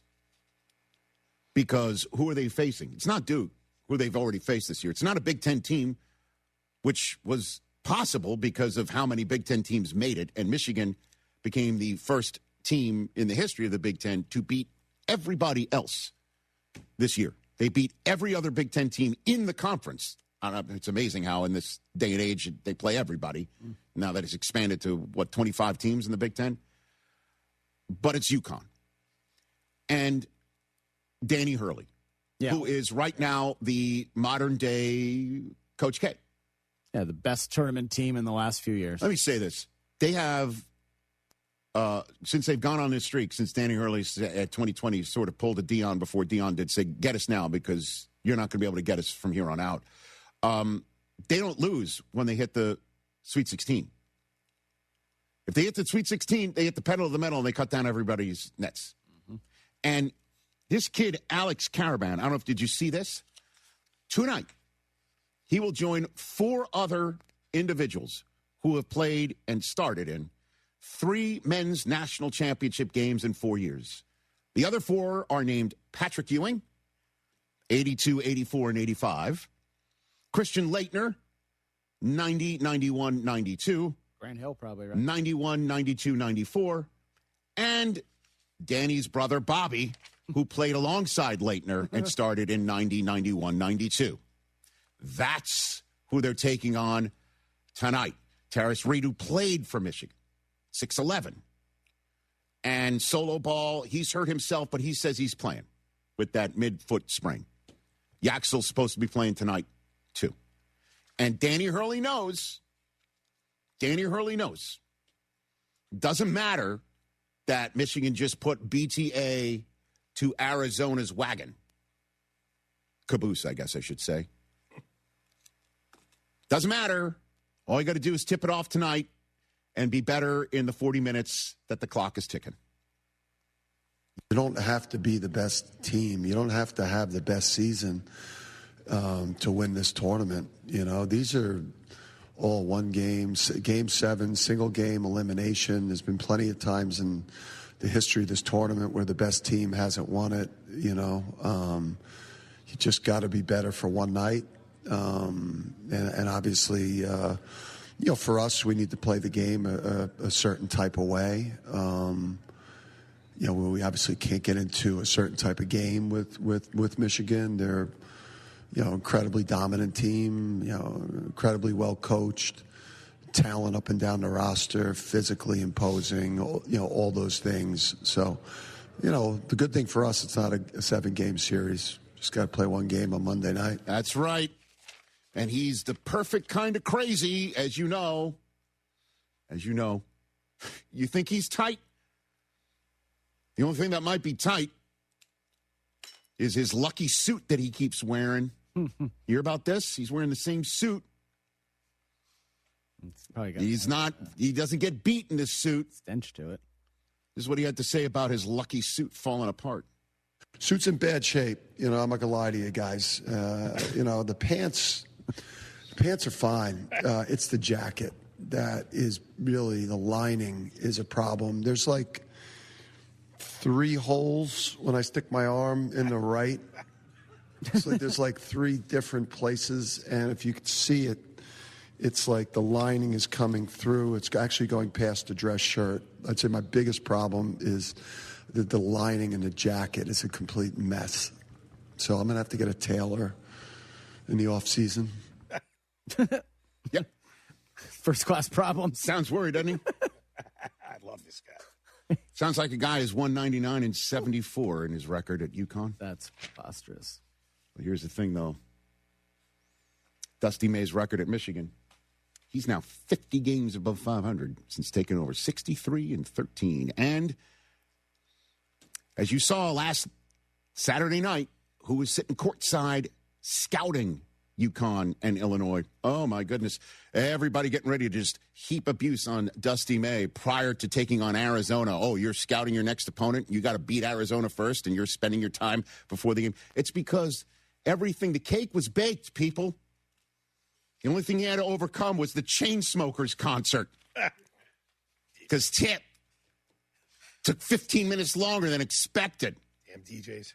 And he's also pretty chill himself.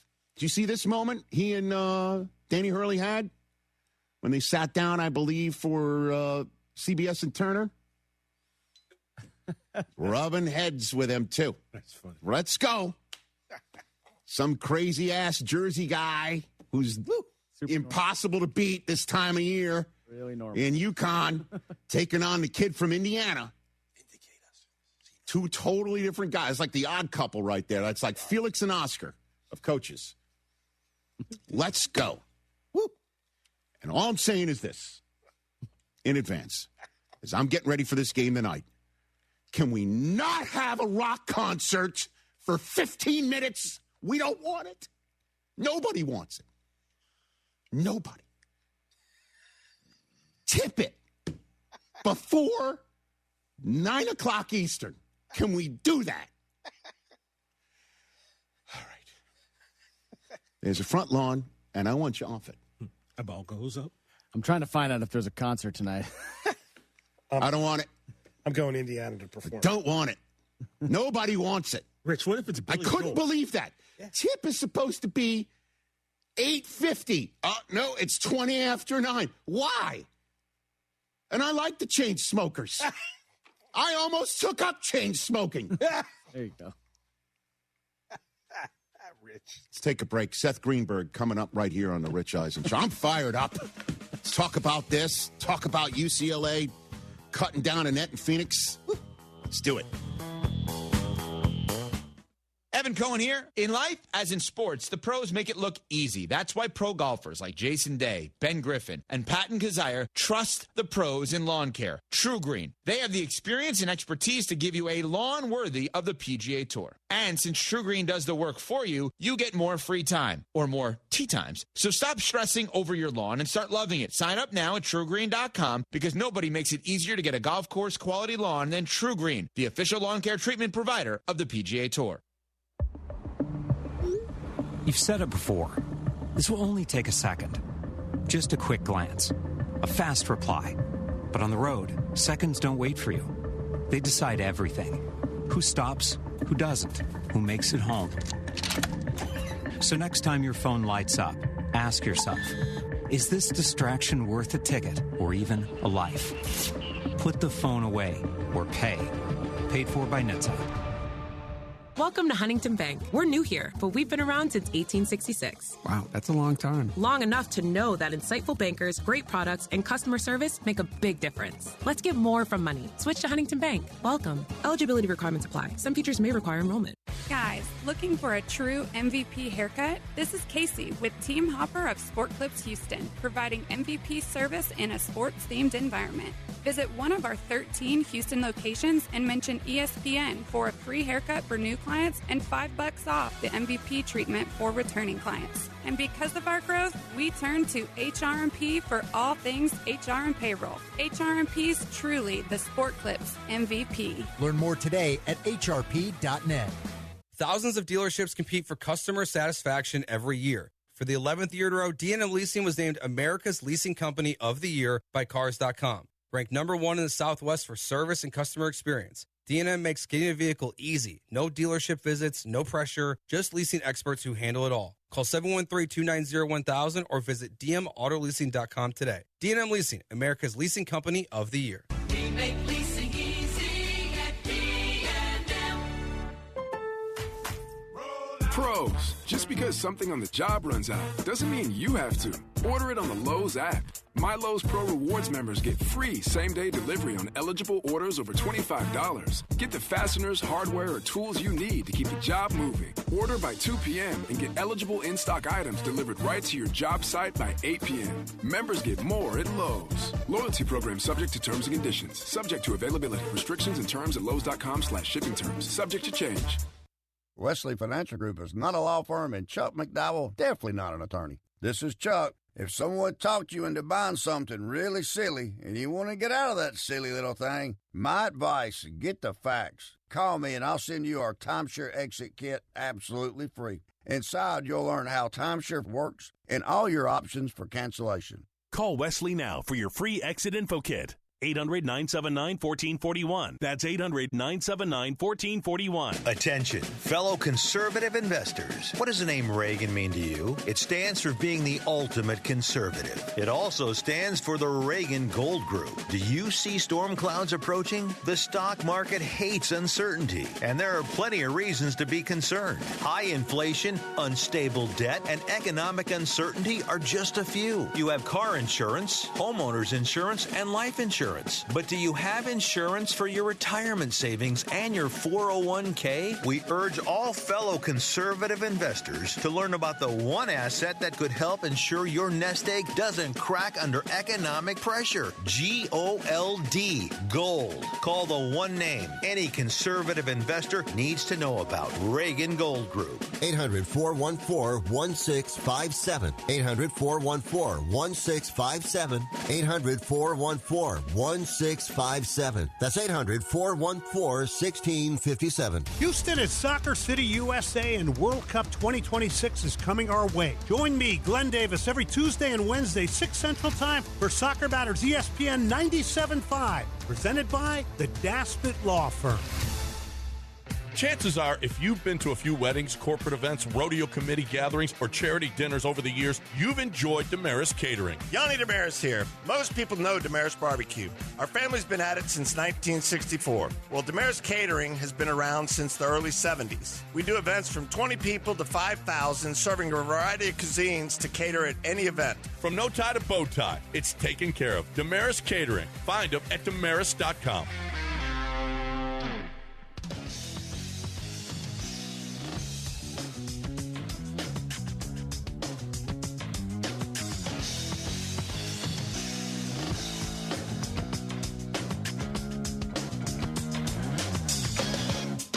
The program. Seth Greenberg here on the Rich Eisen Show, our friend from ESPN, kicking off this segment right here, live on the Rich Eisen Show on ESPN Radio and ESPN and Disney Plus. Good to see you, Seth. How are you, sir? Oh, great. That interview was incredible. With Corey Close? Absolutely incredible. I'm going to give you a Coach Wooden story real quickly. Please. My wife went to UCLA. My brother-in-law played golf there, but I guess when Coach Harrick won his national championship, we're at the airport.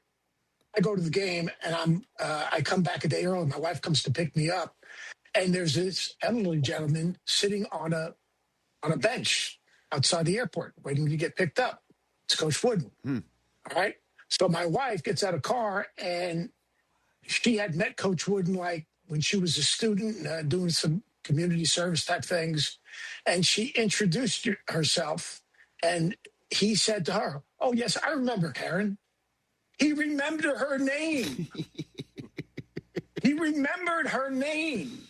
And then we saw him again another time in the airport. And at that point, we had a child. And he goes, "Didn't you just have a child a year ago?" Mm-hmm. It was the most incredible thing in the world. So that interview was priceless. It's and the little what a things, great job right? she did. No doubt. And her players were dynamite. And you could see when you go to a Final Four, this is what you have to do. You have to dominate. You have to succeed. But you also have to just take off. And you saw UCLA take off and beat Texas and then beat up South Carolina, which really took it to UConn. So they are the true champs. There's no question about it. Seth. Yeah, incredible. And absolutely incredible. And Lauren Betts, their best player, her dad actually went and played at Long Beach State after I was there, who was a very, very good player at Long Beach State, which is just a small world.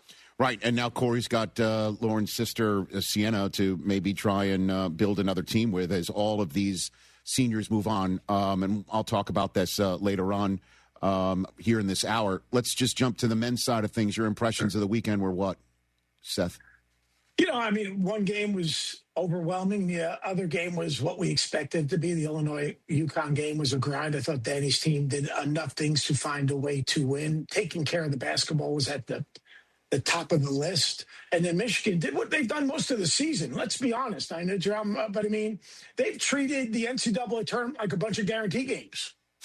The teams that have gotten beat should get like $100,000 checks and move on because, that's pretty much how they've treated the NCAA tournament.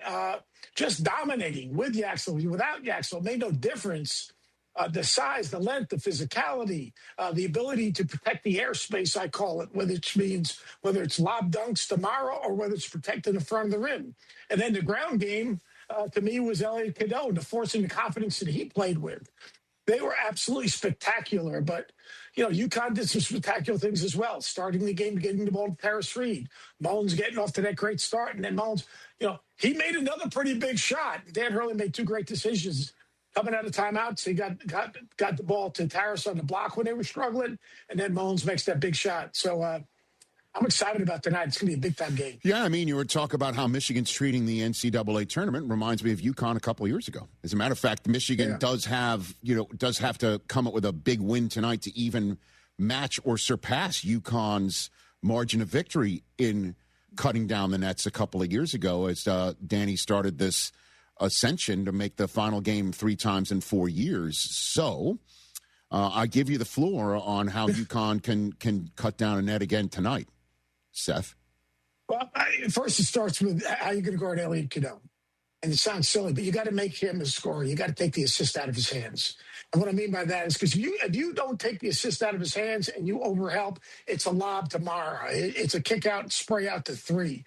It's an angle because you're in rotation because you're helping on, say, the ball screen or the drive, and now they're on the offensive glass. So I think the first thing is you've got to make him a scorer. You can't let him score and make plays for other people, and that's going to be interesting. The second thing is Yaxel. How healthy is he, and how much does he play? Now, if he plays and he's 80 to 100%, UConn doesn't have a matchup for them the way they start the game. So I expect early in the game, Jaden Ross and Jalen Stewart to come in because they need to defend him with size. They need to defend him with length. They need to keep him off the glass. The third thing they got to do, I think, is UConn's going to have to make 9 threes.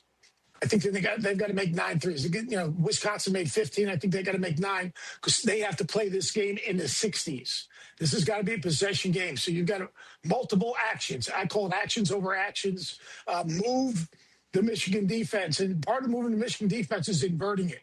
And what I mean by that is you got to bring those bigs from Michigan away from the basket to create some driving lanes.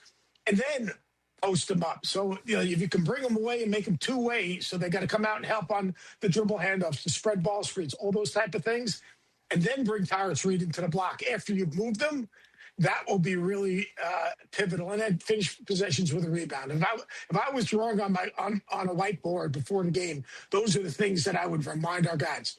Take Elliot Cadeau out of the game, which is so important. Multiple bodies. They've got to see multiple bodies in the paint. Limit them to one shot. Take away the air game, which is the lob game. Stay at home so we can block out and rebound the basketball. And let's control the tempo of this game. Keep it in the 60s. What's Dusty May thinking to cut down the nets? What does he got to do? Dusty May, impose our identity on the game, use our length, use our activity, have discipline defensively because UConn is going to make us defend. So, we can't bite on that. We've got to stay disciplined defensively, all right? Basically force them to shoot a contested shot, limit them to one shot, play ahead of the defense as much as we can. But if we don't have anything, then let's dictate the shot. Let's not let UConn packing it in or not overhelp. Let's not them dictate the shot we take. Let's not them dictate, all right, Elliot, you're going to come off the times. You know what? You might have to back dribble. We might have to swing it one more time, move them one more time again. Let's dominate the glass, dominate the paint, and dominate the air. You dominate the air by when the ball goes up. I would make Tyrus Reed guard early, try to get him in foul trouble because the backup to Tyrus Reed is limited for sure. The one question I have for them is, Dusty May's defensive game plans are personnel-driven, which means you're going to decide what you're going to give, what you're going to take away. And I have a tape that I used the other day. They played, Iowa. Well, Josh Sturts, you're not catching the ball. Bennett Sturts, you're not catching the ball. We're denying you the basketball. We're making you work to get the ball. Where against Michigan State, what they do against Jeremy Fears, they packed it in the lane. They forced everything to make them a jump shooting team. The thing with UConn is hard is because you got to guard Caravan. I think they're going to really make it hard for him to catch the ball. But that's going to be Morris Johnson. I'm interested to see how they match up because they play Caravan all over the court, which is an interesting thing. And then, Mullins, you're going to probably same thing. You're going to probably deny him or force him to catch it a step further out. So I'm interested to see how Dusty matches up with the shot makers because at the start of the game, UConn's got three big-time shot makers on the floor, Caravan, Solo Ball, and Mullins. So to me, that's going to be a really interesting thing to watch. Yeah, if Ball is not healthy, it might be difficult to body up Cadeau, right? That's going to be an issue. His health will be an issue about what they can do potentially to guard. Or no, Silas Demery. I think Silas Demery is going to be on Cadeau. And he's hurt. He's hurt too. He's a little banged up too. And he's banged up too. But he's got good size. He's got strength. He's got length. The question is, and this is like Solo. This might be a game Solo doesn't play as many minutes, even though you need his shot making. Because if Solo plays, then Solo is going to have to guard Burnett, which means Mullins is going to have to guard Yaxel, and that's a bad matchup. Unless he's not 100% in his own right. He was even talking about how he might be a corner three guy. He could, and then he's guardable. If he's just like the 38-year-old guy in the YMCA playing the pickup. Look at you. Is what Dusty said. That was a great line. Yeah. Unfortunately, I was that guy about 24 years ago. Nice. So, I can understand that. Interesting. Not a lot of wiggle in my game back then. But if he's a spot-up guy, he becomes a little easier to defend. What'd you make of Dusty being out there for Illinois, UConn, scouting, charting the first half of that game? Seth, what'd you make of that? To be honest with you, I would have been out there. I agree. You haven't seen him up close. There's one thing watching film. There's one thing eyeballing him. He's not only eyeballing him, he's eyeballing Danny. How, what Danny's doing. You're trying to get a feel for, the chess game. What can you pick up? Tell me what you can pick up on something like that, watching Danny Hurley. Seth, what you picked up? What situations he reacts to. What makes him make a sub? What situations he overreacts to even, to be honest with you. Isn't that all of them? No, you know what? He's a complex dude. Yes, I know. He's a complex, but and I think I said this to you the other day on the show. He is a lot of ways misunderstood because down deep, as competitive he is and how he creates these causes, we all as coaches create causes. He goes to an extreme. He calls them wars. But in that moment in time for you, that's his approach. But away from all that, the human being he is, away from all that in terms of to his players off the court, to the community that he's working in, to the work he does at Children's Hospital. He's a very different guy, but his circle of life and his experiences, he's seen the highest highs, he's seen the lowest lows. He's come out on the other side. That's his motivated, whether it's the fear of failure or whatever. But away from that, if people get to know him, he's an incredibly genuine human being. Mm-hmm. That's what happens, That's what happens in heat of the competition. Sometimes you can catch yourself and comport, and other times you can't. As his compatriot, as I just did. Well, no, as his compatriot on the women's side of things could not. Over the weekend, to be quite honest with you, Seth. But that's for another day. At the end of the day, am I crying myself to sleep, or am I just having a nice little glass of red to toast it off? I think you're gonna. I suggest you get, and I know you do, because I know you drink cheap wine, so I know you got a good bottle of wine somewhere in the house. Yes. No doubt about it. Okay. I would think you'd probably be cracking open a pretty nice bottle of wine and maybe a blend or something, okay. And toasting hail to the victors. Okay. I just think they're better. As Danny is a savant, and one last thing, Alex Caravan. If they do win, Alex Caravan will be the last of the last. 4 years at the same school, no transferring, 3 national championships, stayed the course. I don't think there'll ever be another Alex Caravan, because the guy that's going to play in the NBA, stay at the same school.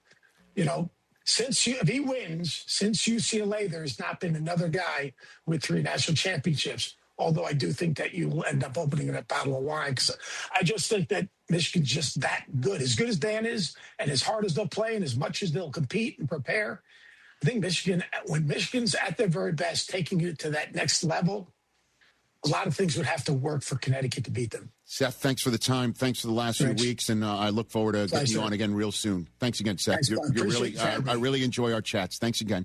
Thank you. Thank you. Seth on Hoops, Seth Greenberg, right here on the Rich Eisen Show. And again, hearing that is when you hear that, hey, you're supposed to win, you're going to win, gets me nervous. Again, I even against your Seton Hall team, Mikey, in '89, we were the 6th seed. We were Cinderella. Yeah.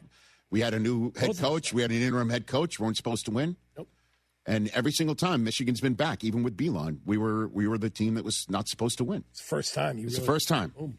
Hopefully it's the first time for everything, and it's the way I'll be comfortable in the future. Draft season is here, and everybody's talking about franchise players, blockbuster trades, and the moves that can reshape a team. And when it comes to your home, Pella Windows and Doors is the kind of pick you can trust, especially after another long winter with your old windows. Discover why Pella Windows and Doors is a trusted choice for homeowners everywhere. Visit Pella.com/Eisen today. That's Pella.com/Eisen. Make life brighter with Pella Windows and Doors. Life is brighter in Westwood, California. We'll hit on the UCLA women cutting down the nets in Phoenix. Next on the Rich Eisen Show. Hey, sports fans, the ESPN app has all of ESPN all in one place. The ESPN app is your home to thousands of live events, ESPN shows, and originals across every ESPN network in service. And now you can check if you already have ESPN Unlimited as part of your TV package for no additional cost. Visit activate.espn.com to learn how to access your account or sign up, then start streaming in the ESPN app. It's all of ESPN all in one place. Sign up or activate now. I'm Boomer Esiason. My mom died from cancer. She was only 37 years old. She didn't have life insurance, and that was devastating for my family. That's why having life insurance is so important to me. Ethos makes it fast and easy. Get a quote in seconds, apply in minutes, and get same-day coverage. You can get up to $3 million in coverage with no medical exam. Get your free quote at ethos.com/play. That's ethos.com/play. Paid spokesperson. Time spent on application may vary. Online health questions required. The average car payment in America is now nearly $800 a month, and many auto loans stretch longer than 6 years. That means millions of drivers are paying for vehicles long after they're ready for something new. Most people don't actually have a car problem. They have a loan problem, and that's why more drivers are calling D&M Leasing, the nation's leader in automotive leasing. Call 713-290-1000 or visit dmautoleasing.com. We make leasing easy at D&M. Rated one of Texas Monthly's top 25 barbecue joints and now recognized by the Michelin Guide. J-Bar M Barbecue is serving up world-class Texas flavor. Sink your teeth into legendary brisket, house-made sausage, and timeless barbecue classics. Kick back with $15 buckets of beer and $4 well drinks every Friday and Saturday. Unwind with friends at Houston's Michelin-recognized smokehouse, J-Bar M Barbecue at 2201 Leland in the heart of Edo. Visit jbarmbbq.com and follow on socials at jbarmbbq. Big news at Two Creeks Crossing Resort. Their water park, Blue Bayou Bend, opens May 1st with a grand opening celebration on May 9th. Lazy River Days, swim-up bar sips, and live music nights, all just 90 minutes from Houston. Whether you're booking a waterfront cabin, bringing the RV, or planning a glamping getaway, this brand new water park is your reason to lock in dates early. Make it a weekend. Make it a memory. Reserve your spot today at twocreekscrossingresort.com. Brinkman Quality Roofing, a local family-owned business, has 50 years experience in roof repairs, roof maintenance, and roof replacements on both homes and businesses. Brinkman's workmanship is backed by the largest roofing manufacturers against leaks for up to 30 years. Brinkman has 100% financing available and free, no-obligation estimates. Brinkman Quality Roofing is the one to call at 281-480-ROOF. That's 281-480-ROOF, or go to brinkmanquality.com. No purchase required. Terms apply. Available at ownwell.com/terms. Estimate based on your neighborhood average and individual results may vary. When I saw how high my property tax bill was, I was shocked. We couldn't afford this. But I discovered Ownwell. Ownwell reduced my property taxes and saved me over $1,000. Your property taxes aren't set in stone. They can be protested and they can be reduced. But instead of filing protests yourself and very possibly losing your appeal, Ownwell does it all for you. And we give you the best chance to win and save big. Ownwell has reduced property taxes for hundreds of thousands of Texans and put money back in their pocket, and you can be one of them. And unlike other companies that take half of whatever you save, Ownwell charges just 25%, and that's only if you save. Now I don't worry about my property taxes. Ownwell reduces it every year. Don't wait. The deadline to protest is May 15th for most counties. Save money on your property taxes with Ownwell. Sign up in less than 3 minutes at ownwell.com. That's ownwell.com. Ownwell.com. Hey, folks, financially, where do you want to be in 5 months from now? You know you'd like to see more money in your savings, don't we all? Now saving money is easier than ever with HomeBank. For a limited time, HomeBank is offering an exclusive CD rate for Houston area customers that you'll want to take advantage of. You can get 4.05 annual percentage yield on a 5-month CD.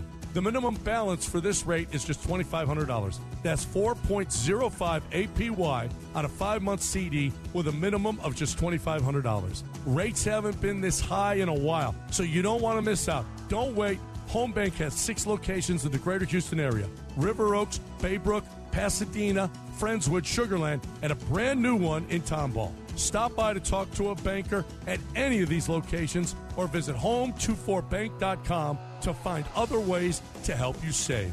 Good for business, good for life. Home Bank, member FDIC.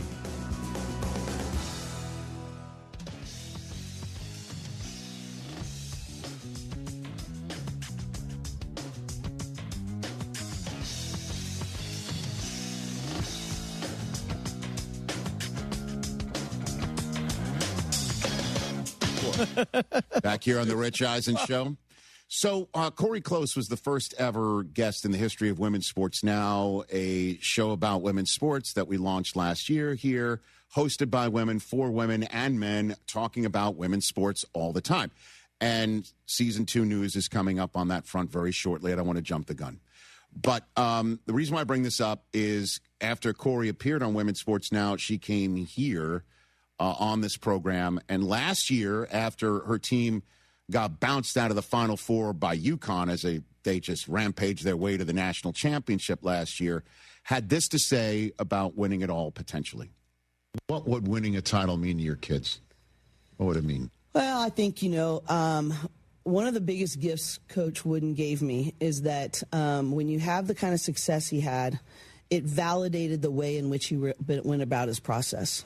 And it encouraged me that you can be at the highest levels of excellence and you don't have to be demeaning. You don't have to be like win at all costs. You don't have to be transactional with your kids and, push all the right buttons to elicit this, response or against each other. And I was like, okay, it is possible to win at the highest levels and to treat people well and to hold high standards and not doing it in a demeaning way. For me personally, it would mean it validates the process, and I would get to pay that forward to somebody else. That you don't have to, you can do things the right way. You can do things with integrity. You can be fiercely competitive and still care about people and invest in their hearts. And so for me personally, that's the way. I think our players, it would maybe mean something a little bit different. And the fact of like they walk down those hallways every day. And there's a trophy case in the Hall of Fame and that has 124 national championships. And I laugh because that's an insane number. It's an insane number. Yeah. And none of those are women's basketball. So the chance to put that, like when I first got here, I took a picture. There was an empty space in that trophy case, and I took a picture of it, and I put it right next to my desk that we were going to have uncommon women willing to make uncommon choices, yielding an uncommon result, which is filling that empty space. And so that would be really meaningful to them. Well, guess what's going to be in that space now? And guess who's going to have their own banner hanging from Pauley Pavilion next to John Wooden's? Corey Close and the 2025-2026 UCLA Bruins. First championship won by UCLA on the women's side of things ever. Well, there was one in the mid-'70s, but that was before, for some reason, the NCAA acknowledged women's basketball. But she got it done, as did the rest of her team, who are just all coming together at the right time this year. They beat Texas on Friday night. Texas, the only team to beat UCLA this year. And they did it and dismantled Texas, which dismantled my Wolverines in the Elite Eight, and then took on South Carolina, which took apart UConn in the Final Four in that other Final Four game on Friday night. And then UCLA just destroyed South Carolina, destroyed them, and took a halftime lead and expanded on it in a 25-7 masterclass of a third quarter. And all the seniors that Corey Close has had in her locker room and in her program, she played them all, and they scored all but 4 points of the 79 in winning it all. And family all around, whether it is on the screen, you could see Gabriela Jaquez, who is just unbelievable. She does everything. She scores.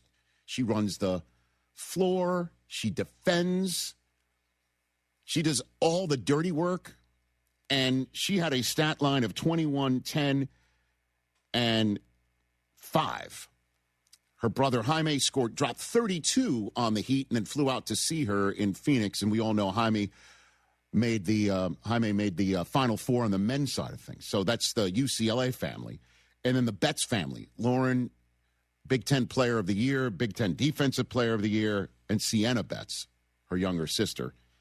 They won together as a family. And Lauren Betts, unbelievable. These storylines are remarkable. And this was Coach Close, I believe. Is this the one where she's got the net and the goggles, the champagne goggles on her championship hat? Had this to say after. Not about me. It's about watching these incredible young women be dream chasers, to watch them grow in ways that they will remember and it will stick with them for the rest of their lives. And it's about their work and their habits yielding. And we say this, we want to recruit courageous. I'm getting me choked up.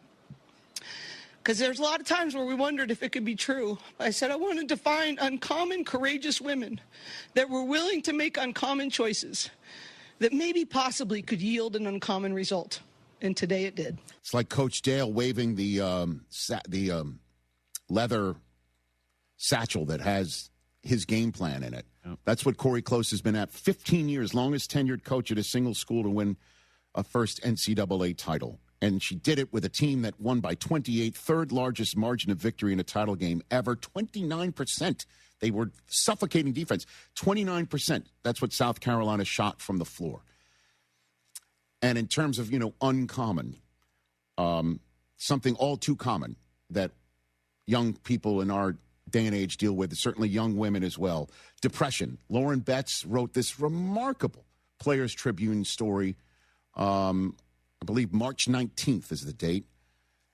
A remarkable story called I Want to Be Here, because when she was a freshman in Stanford transferring to UCLA, she was battling depression. She checked herself into UCLA's hospital because she had a bad bout and knew she had to do something about it.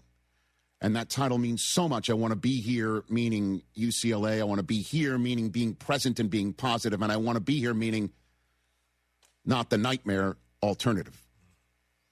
Being so open about it. Madison Booker, who is a remarkable player for Texas, shot 3 for 23 in that semifinal loss to UCLA. And afterwards, Lauren Betts talked about how Madison should be given grace, that she's a human.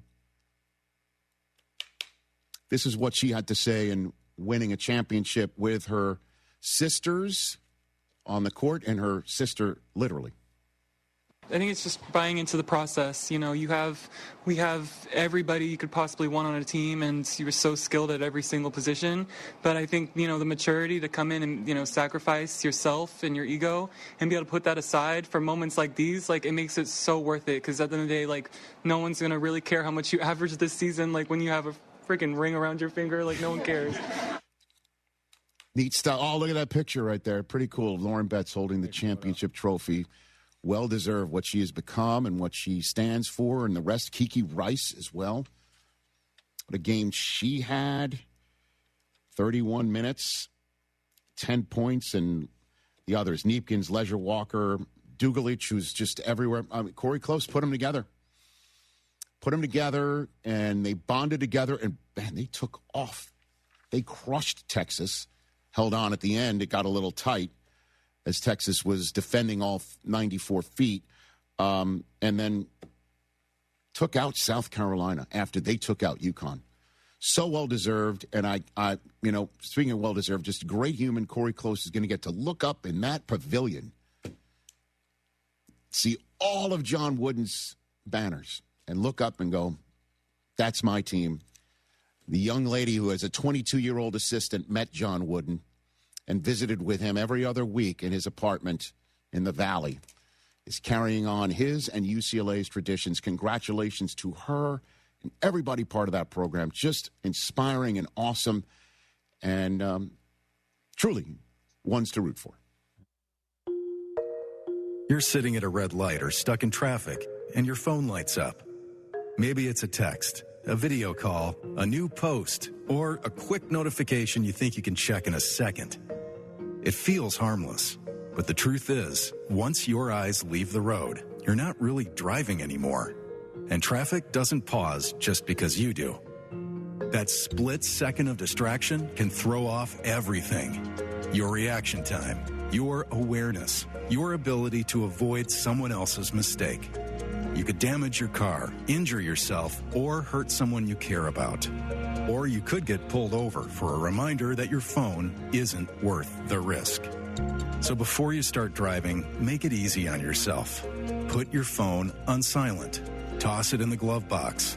Set it to Do Not Disturb. Put the phone away or pay. Paid for by NHTSA.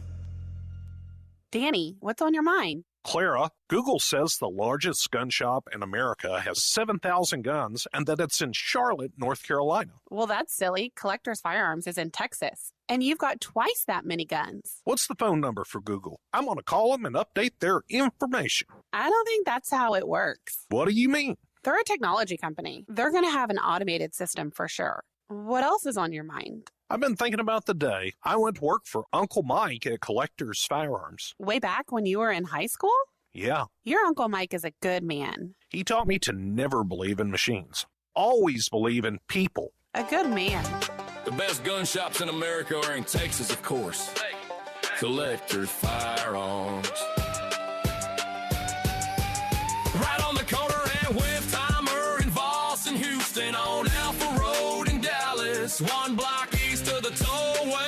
Collector Firearms. Contact Tax Relief Helpers for details and restrictions. Attention, anyone that owes money to the IRS. Every day, your unpaid tax debt gets bigger and bigger from daily interest. The longer you wait, the more you will end up paying. If you owe $10,000 or more, now is the time to settle your debt before the IRS takes aggressive action, like taking your wages or property. A special toll-free number has been established so you can stop penalty fees, avoid liens, levies, or other hostile measures by the IRS. Call Tax Relief Helpers right now. I got behind on my taxes and owed $48,000. I called and they got my bill lowered to just $3,500. I owed $87,000 in taxes and it was scary. I got the amount I owed down to just $3,500. I saved $83,500. If you owe money to the IRS, don't wait another day. Your tax debt gets bigger and bigger from daily interest. Call right now before the IRS enforces liens, levies, or other aggressive measures. The call and consult are absolutely free. Call now. Call 800-849-4957. 800-849-4957. That's 800-849-4957. Catch ESPN 97.5 live at East River 9 Friday, April 10th from 7 a.m. to 6 p.m. Hang with the crew at Birdie's and enjoy great food, cold drinks, and watch all the Masters action on the big screen. Play some golf or pickleball and kick off Masters weekend at East River 9.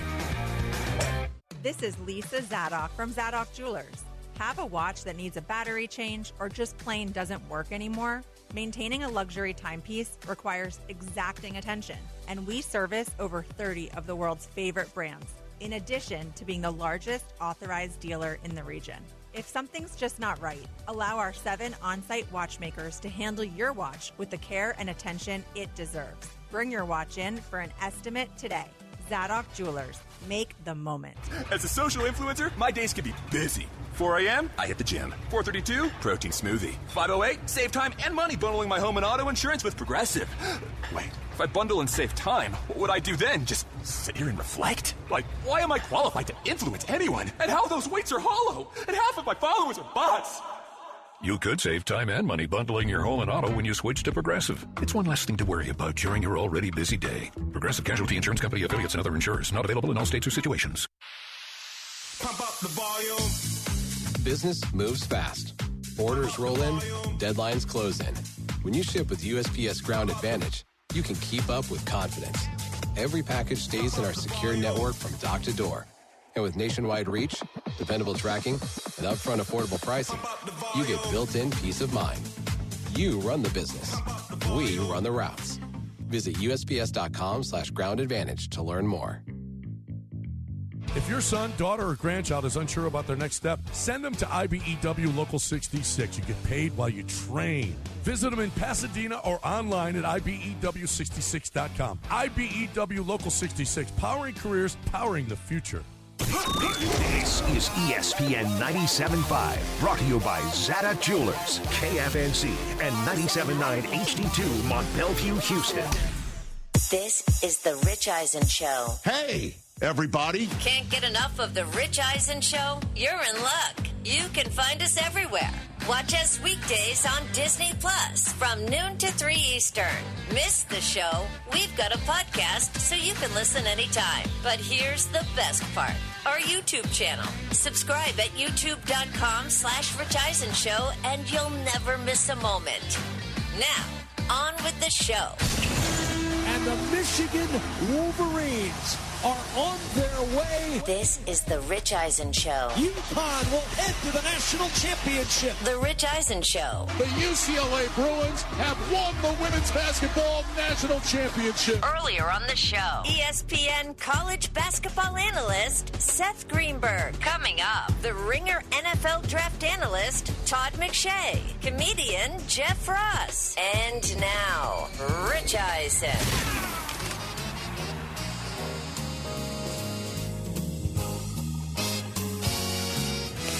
Hour number 2 of the Rich Eisen Show is on the air. 844-204-RICH is the number to dial. We've had March Madness on our minds through hour number 1. Seth Greenberg on the men's national championship game tonight.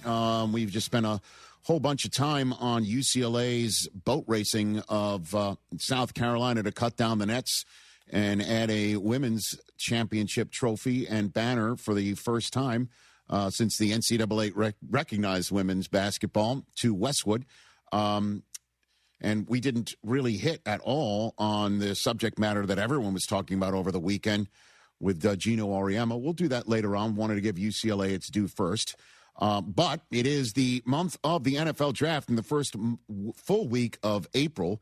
And it is Masters Week as well. But let's focus on the NFL draft. And returning once again is the host of the McShay Show and from the Ringer, ladies and gentlemen, Todd McShay back here on the Rich Eisen Show. Good to see you, Todd. How are you, brother? What's going on, crew? How are we doing? We're doing well. Do you want to answer, crew? What's up, Todd? We're doing great. Hey, We're doing great. I care more about them than Couldn't I be more Rich. excited. I know. It's all right. I understand that. Great to see you. But it's great to see you. I saw your comments about Ty Simpson. You're very high on this kid, and I'll give you the floor on what you're seeing out of him and why you think he's one of the best, if not the best, quarterback prospect in certain aspects of the game. Todd, you go, sir. I mean, I'm not Orlovsky, so I'm not going to take it there. Right. But that's why I said certain aspects. That's why I said certain aspects. That was a very important phrase. Yes. I mean, through 9 games this year, watching both players tape, Mendoza and Simpson, Simpson was the better quarterback. Now, things drastically shifted. You know, you watch Mendoza, like the end of game heroics was phenomenal. You talk about Iowa, Oregon, Penn State, but you watch the first three quarters and change, and there was a lot to, still had to kind of be improved upon.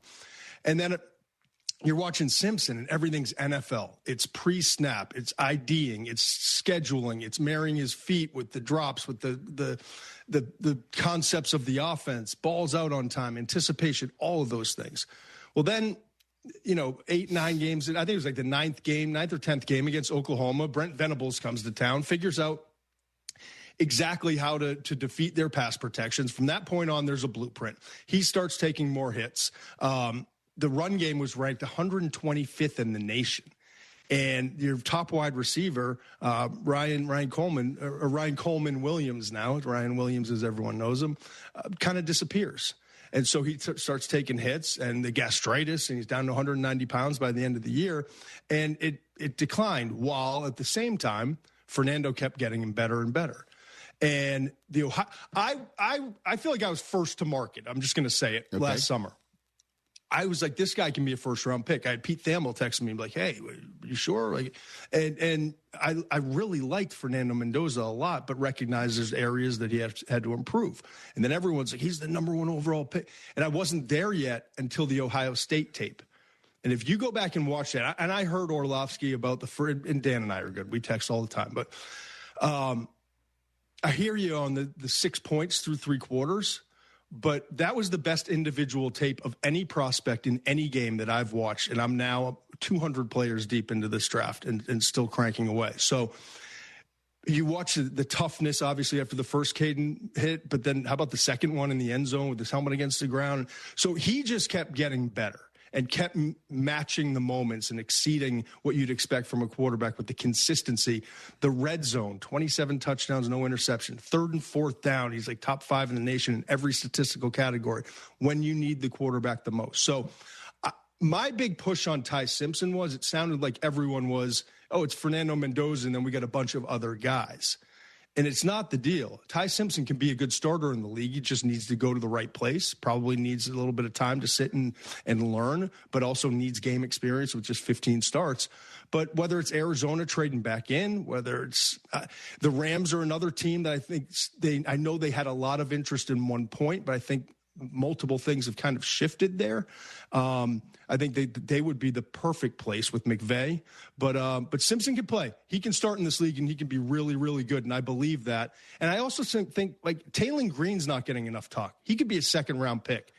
You put him with the right people and give him 2 years to develop. There's something special there. Cole Payton is the most underrated prospect in the entire draft. I think he's a day 2 pick and is going to surprise some people coming out of North Dakota State. So there are some other quarterbacks, but I didn't want people to think that Simpson was kind of lumped in with the Nussmeyers, the Becks, the Paytons, the Greens, because he's not. Well, I mean, I'm looking at your latest on the Ringer, Todd. Quote, Simpson can be Brock Purdy but with more mobility and a little bit more juice in his arm. That's what I see on tape. Yeah? Yeah. Yeah, and where would Brock Purdy be if he didn't? And granted, we're talking about Mr. Irrelevant, so yeah, it's a different deal. I get it. I'm just saying, forget the draft picks. I'm just saying, like, stylistically, profile-wise, size, understanding of the game. I think there's a lot of, we always try to do an NFL comp, right? He's the closest thing to it, and a guy who's had a lot of success in the league as a starter. So that's kind of my jumping off point for him. Now, I'm not saying that he's Brock Purdy had, 48, some in the mid to high 40s. That's the difference, right? It's like he came with Bo Nix-like experience at that level. He was the Bo Nix before we started getting quarterbacks with high 50s, low 60s. Yeah. And Simpson's got a body of work in terms of experience at the collegiate level, like Trubisky. You know what I mean? And like that's what I'm saying is like we haven't seen it enough at the collegiate level, and that may be part of the evaluation that Ty Simpson's going to have to overcome, as opposed to stuff like you're pointing out what you're seeing. You know. It's a huge part. If he was first of all, think about, I just talked about Mendoza, what he was 2024 at Cal. Right. Versus what he is now. Think about that 1 year of experience and how the growth we saw. And at quarterback, it's rinse, refine, repeat. It's so critical. Even talk like Chris Ballard talked to at the combine and had him on the show. And we were talking about his struggles and trying to find the quarterback. But everyone I talked to in the league, and it's obvious why, it started with Parcells, right? The bar that he had with 25 starts, a college graduate, X amount of wins. So it's not like it's a new thing, but with NIL and with the transfer portal, it has been increased the emphasis on quarterback starts. So everything I'm saying about Ty Simpson is true. I've seen it with my own eyes. I know what I know, but I can't get over and that's why I have him ranked, in the 25 to 35 range versus having him up in the top 10. And that's why he's going to go somewhere probably in that 25 to 35, 36 range, because there's a fear. And no, outliers suck, man. It's the worst time of year because you watch all this tape, you love all the things on tape, you have a belief in that individual. But then you tell me, and I know Ruben Bain's arms are short, didn't know they were that short. I know Cassius Howell's arms are short, didn't know they were that short. Right. I knew what the starts were going to be, but when Ty Simpson said, hey, I'm coming out this year, I'm like, my first reaction was like a mini gut punch because it's like, oh, I'd love to see 12, 13, 15 more starts at Alabama next year, or transfer somewhere and go take the loot, go take the bag if you need to. But I'd love to see that because that takes him out of the outlier category where now he enters the league as a major outlier. There's no question. Yeah, I don't know when you're going to do your next mock. I believe the 3.0 is a couple weeks old almost. 4.0 is next week. But okay. we can talk. In terms of that, I mean, where do you see in your 3.0, you got Simpson going in the second round. You do not have him drafted in the first round. So, I didn't make any trades in the last one. I would probably have Arizona trading up, kind of similar to what the Giants did last year. For Jackson Dart, because they're right at the top of Friday, but the Jets are in front of them. So if they really would like them, right? And they're because again the issue is there's the next year that looms.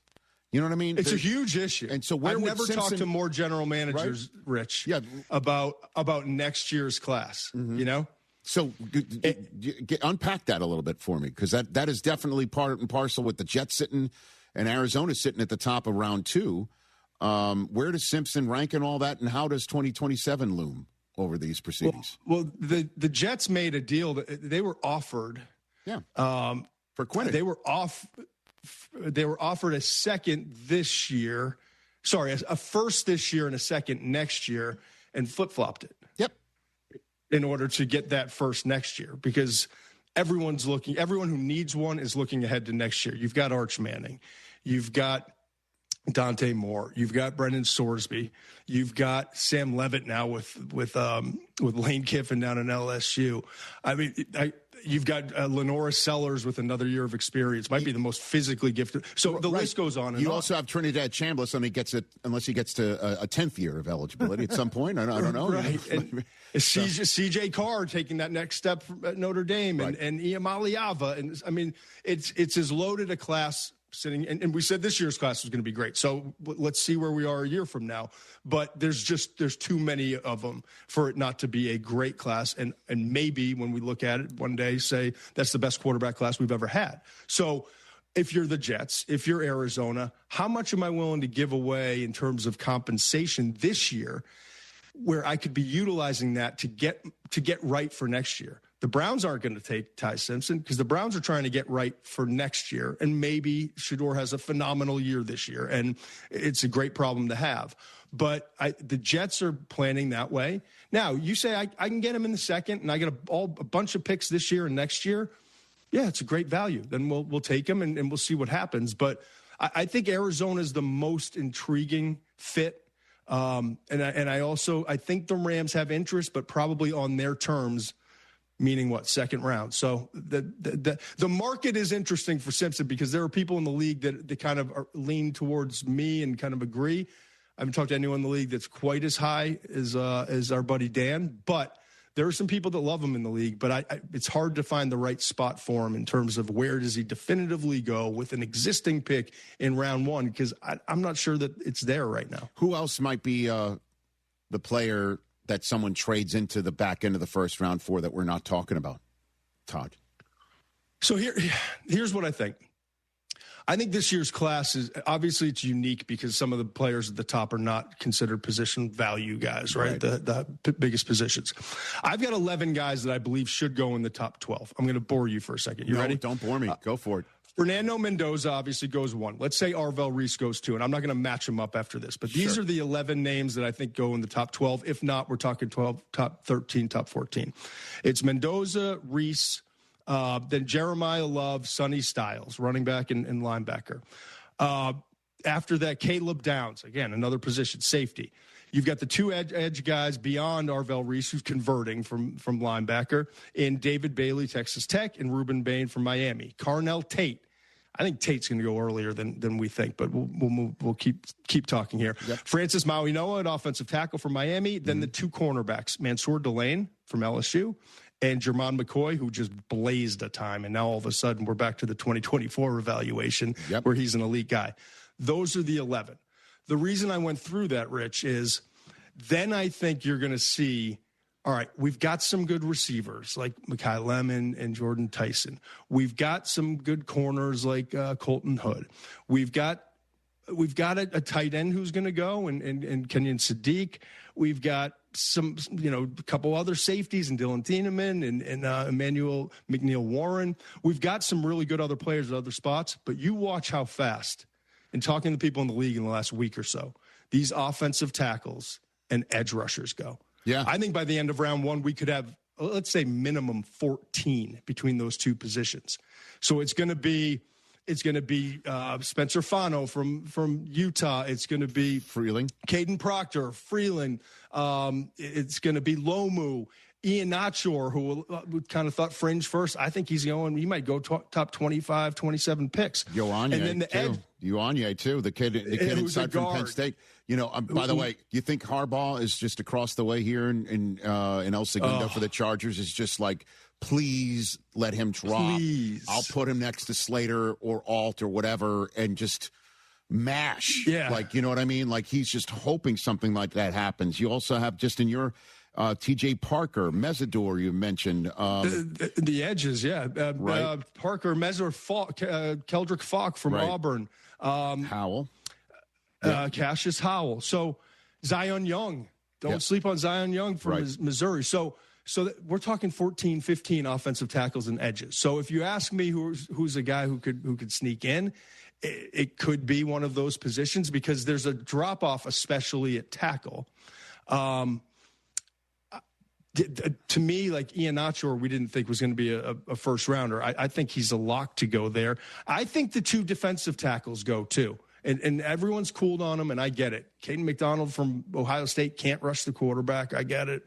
But have you watched his tape? Have you watched how dominant he is in a league now with the split safeties and playing that shell, and we need 3 guys to defend the run, and we got to stay multiple personnel?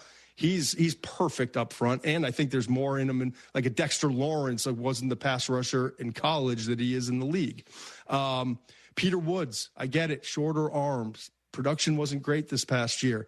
He's not far off of like a Mason Graham type, what he can provide for you. I'm not saying he's Mason Graham, but he's that kind of player. So I think those guys go late in the first, even though everyone right now is like, the interior defensive linemen are going to go in the second round. So you think there's going to be such a run on tackles and edge rushers with such a drop after the first round? It's going to push those receivers back. It's going to push the receivers back. But it might cause somebody to trade in to go get him while they can get him, is what you're saying.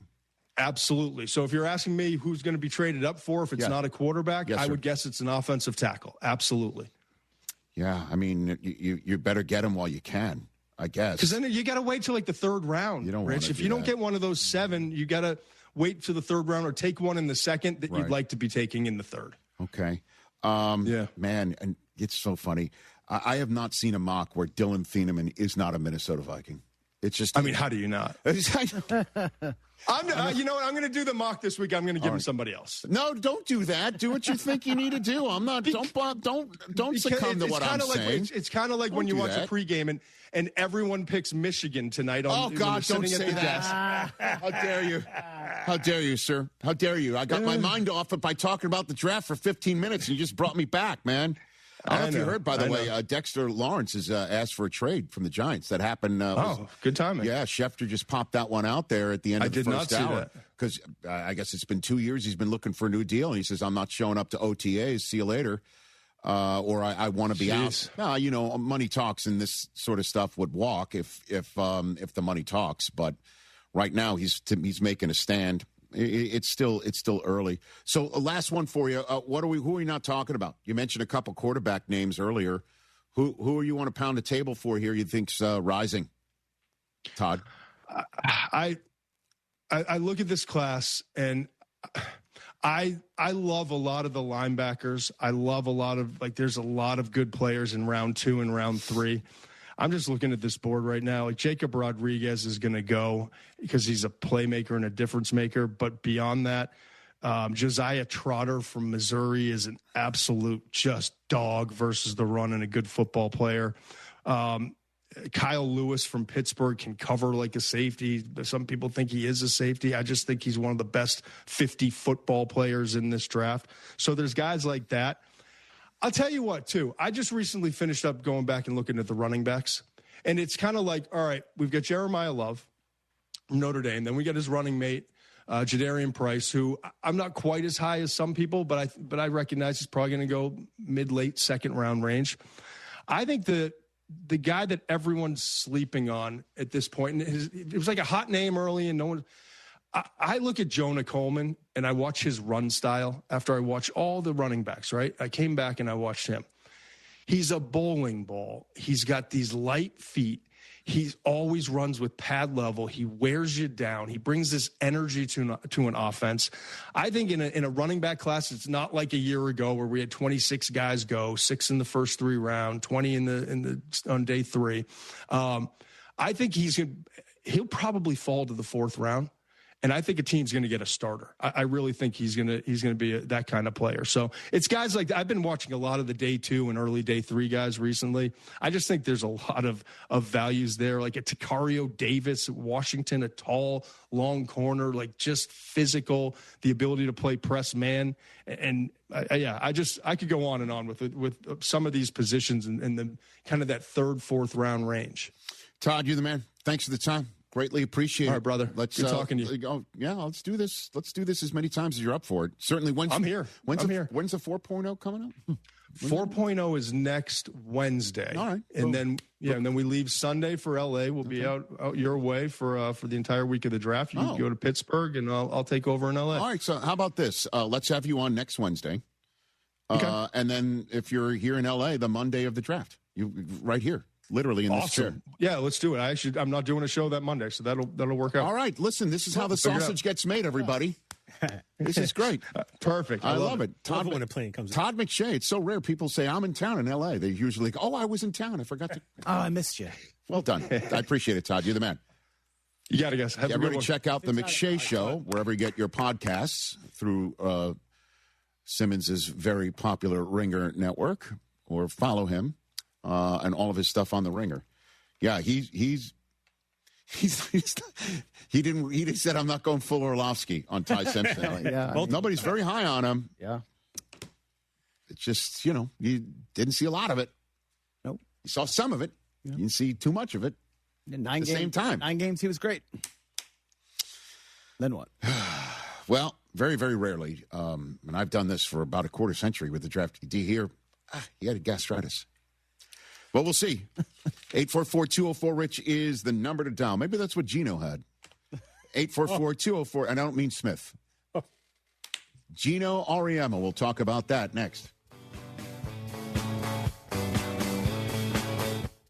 No one likes having to choose. That's why, with America's best lineup of hybrids from Hyundai, you get the best of both worlds. Like the reliable and efficient Tucson hybrid with America's best warranty, or the stylish yet capable Santa Fe hybrid with the power to navigate the toughest terrain. It's like having your cake and eating it too, but, better.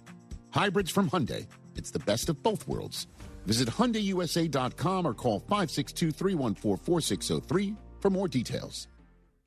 My name is Christine, and I'm a widow. My husband, Ryan, was a healthy 34-year-old, and 3 months later, he was gone. Thankfully, he had life insurance. Ethos made it so easy. You can get a quote in seconds, apply in minutes, and get same-day coverage. 100% online, no medical exam. Life insurance didn't take away the loss, but it did give us the space to just grieve. Get your free quote at ethos.com/game. Ethos.com/game. Paid spokesperson. Time spent on application may vary. Online health questions required. I'm worth a lot more. I'm worth a lot more. I'm worth more. You know what? You're right. At GiveMeTheVin.com, you are worth more. And your car's worth more. And we want to pay more at GiveMeTheVin, because good cars are worth more. And so are you. For top price, trust, and ease of transaction, GiveMeTheVin.com, America's best car buyer. And remember, if we don't beat a deal from Carvana or CarMax, we'll pay you $100. Sell us your car.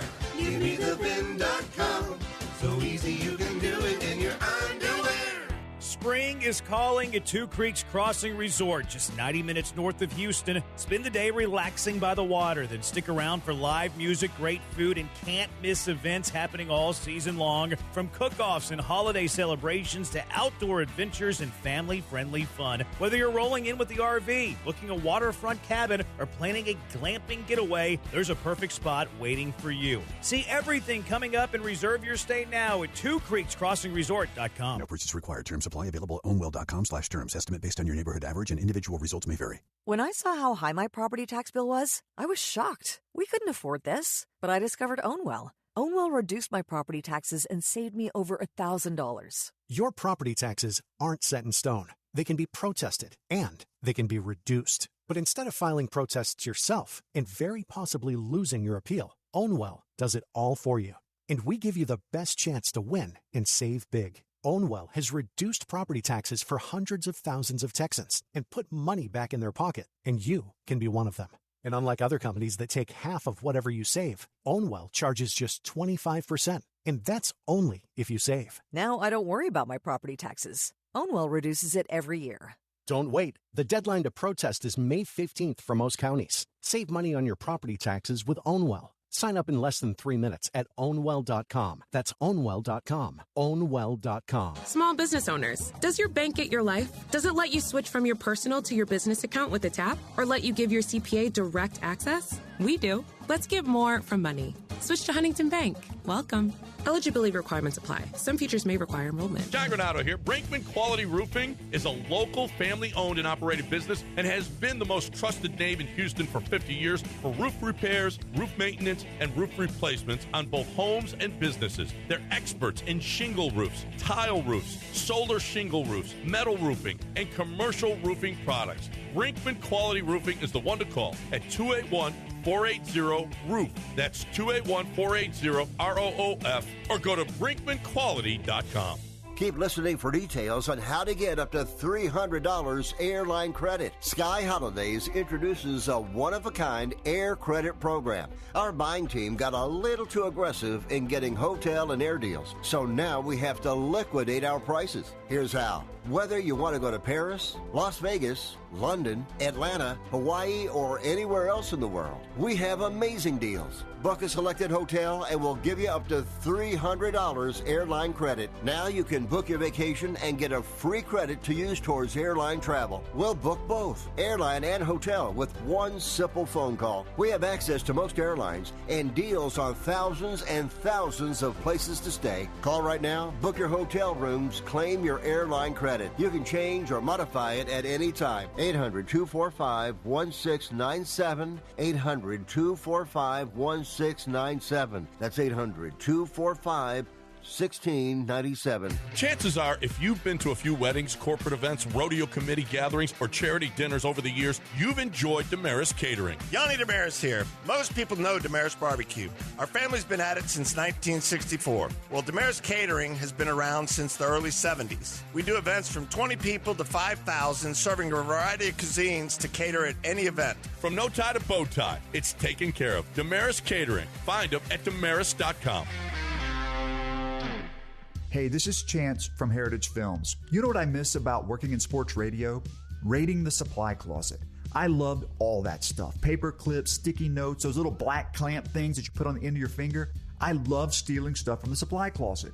But you know what I love more? My company, yourheritagefilm.com. I love filming families and founders' stories. I love being invited into their homes, getting to know them, and creating magic for generations. Magic markers, love those. yourheritagefilm.com. John Granato with Robin Orlando from Houston Powder Coaters. Let's do a thank you to our listeners. Oh my gosh, you guys have the best listeners. You guys have the listener appreciation parties. They give us so much love and we love them. HoustonPowderCoaters.com or call 281-676-3888.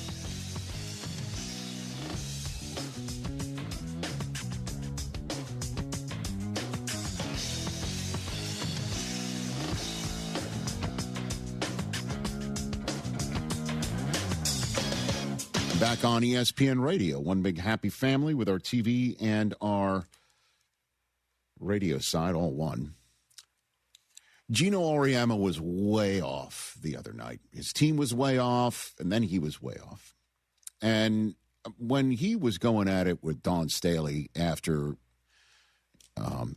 South Carolina dispatched UConn with the back of its hand for the second half performance, I thought to myself, this had to be about something during the game because of Gino's soliloquy to Holly Rowe at the top of the fourth quarter. Very rarely do those interviews actually yield anything. Right. But this one did, because Gino was talking about how the officiating and how in all of his time, he's never seen a player have their jersey ripped, and the refs said they didn't see it. And then basically accused Dawn Staley of working the refs in such a profane manner.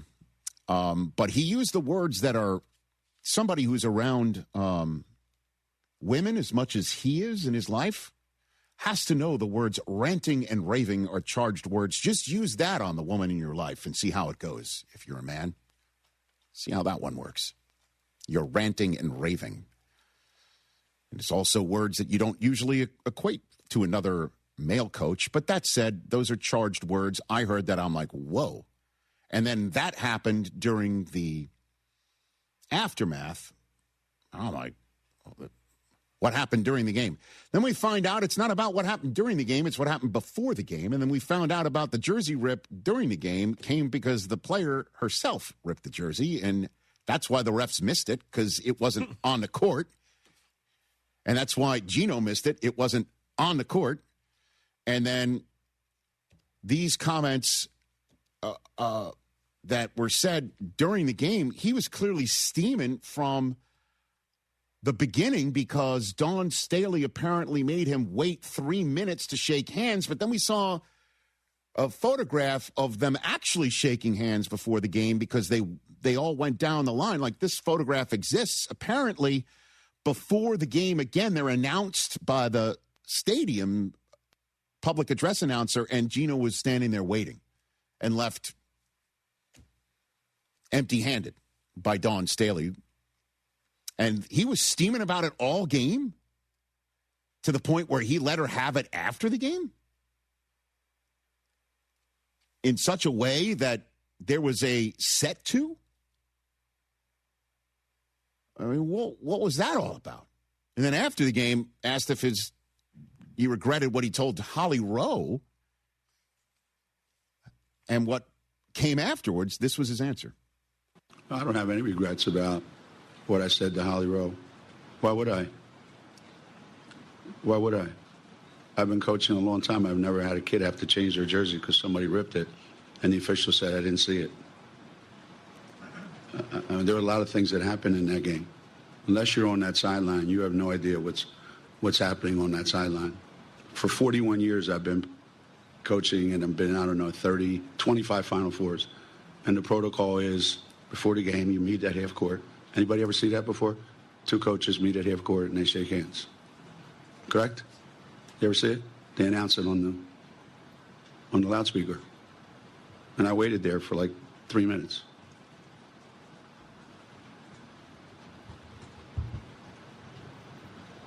So it is what it is. It's just so unfortunate, especially since he's talking about what you know, unless you're on the sideline or on the bench. He clearly didn't know what was going on with, his own player, Sarah Strong, and ripping her own jersey.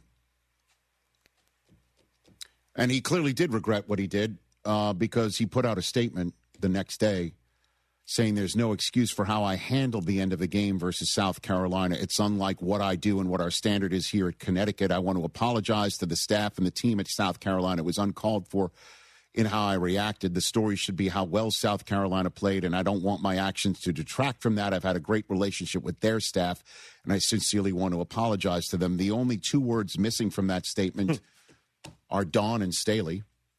And Rebecca Lobo, who I love her work. She's awesome calling the games with Ryan Rucco. She mentioned during the broadcast yesterday that Gino had reached out to Dawn Staley, which I was glad to hear. Then after the game, Dawn Staley was asked about that, the game against UCLA. This is what she had to say.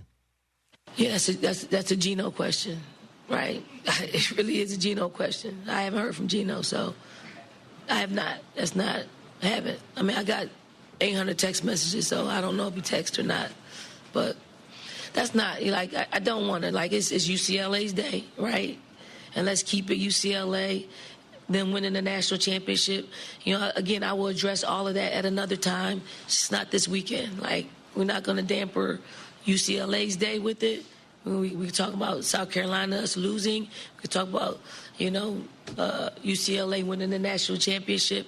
And what's great about our game today. So, and in case you're just joining us in the middle of our Monday show here, I spoke at length about UCLA's championship at the end of hour one.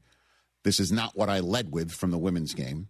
Waited, because I wanted to give UCLA its due in spirit of what Dawn Staley said after the national championship game, and also what Gino mentioned during the middle of his statement, that it should be about South Carolina's victory. So unfortunate. Gino's had better days. You could hear all those things, but I don't know. He was steaming all game.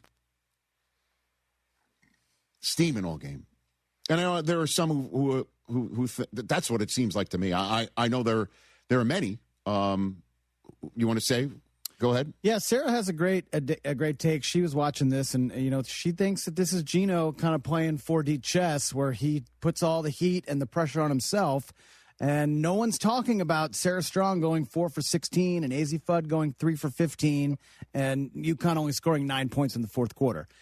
This is a way to kind of get people not to talk about that and how his team essentially choked when they won 50-something straight games and big favorites heading into this championship. Yeah. And we're not talking about that. We're talking about the coach being kind of an a-hole, and that's kind of genius if that's what it is.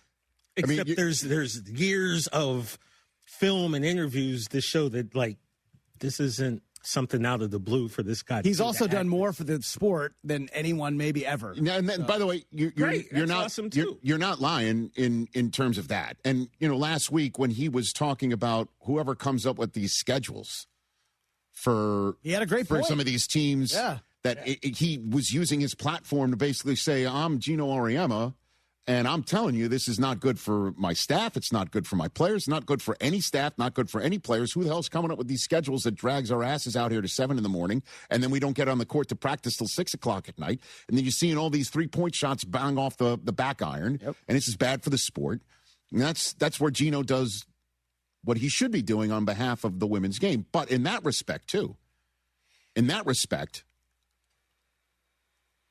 that you do have 40 years in coaching, and you do have 20-some-odd Final Fours and all of these championships, and you need to be held to a different standard in that regard. And in that regard, if you are the standard bearer, then those South Carolina women who gave it to his UConn team sure did deserve to have him comport himself after the game, deal with Dawn Staley, give her the swim move if that's what you want, quick goodbye.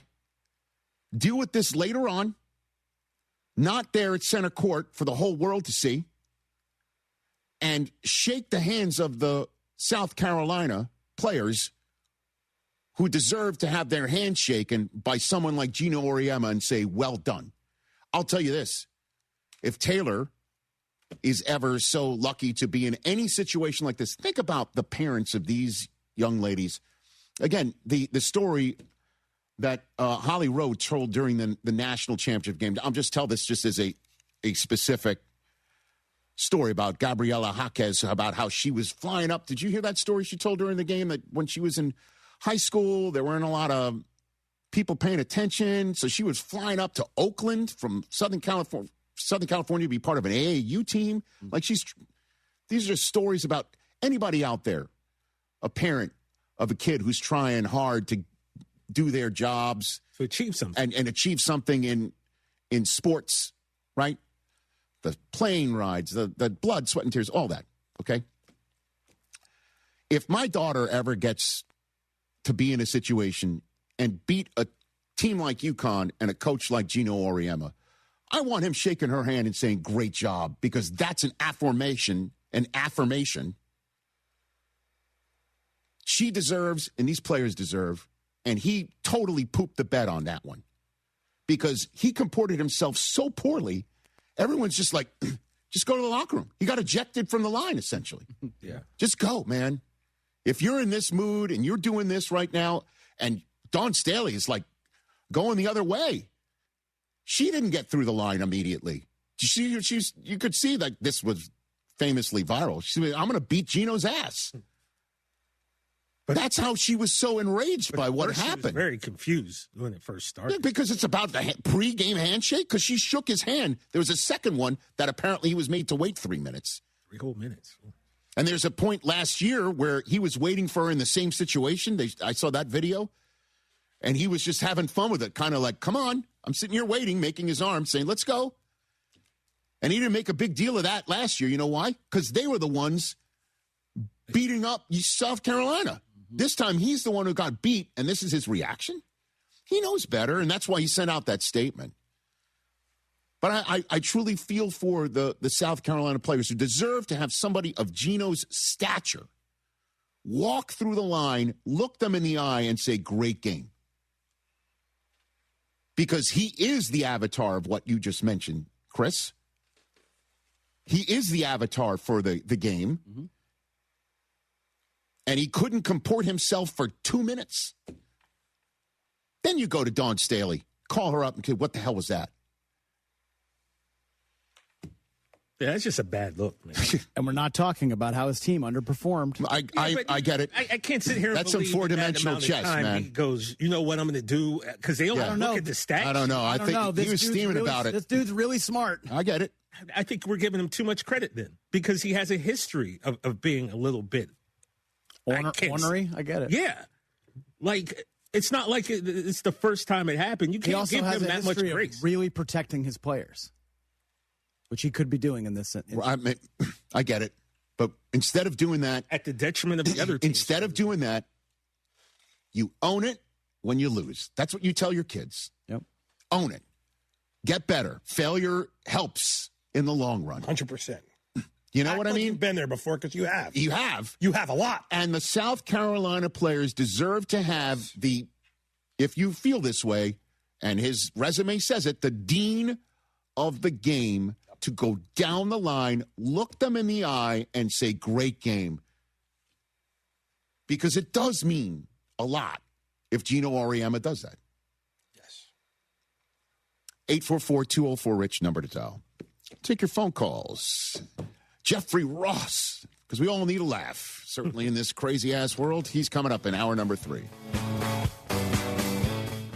Harry Douglas here to tell you about Confetti Craze 5-Hour Energy. It tastes just like the best birthday cake ever.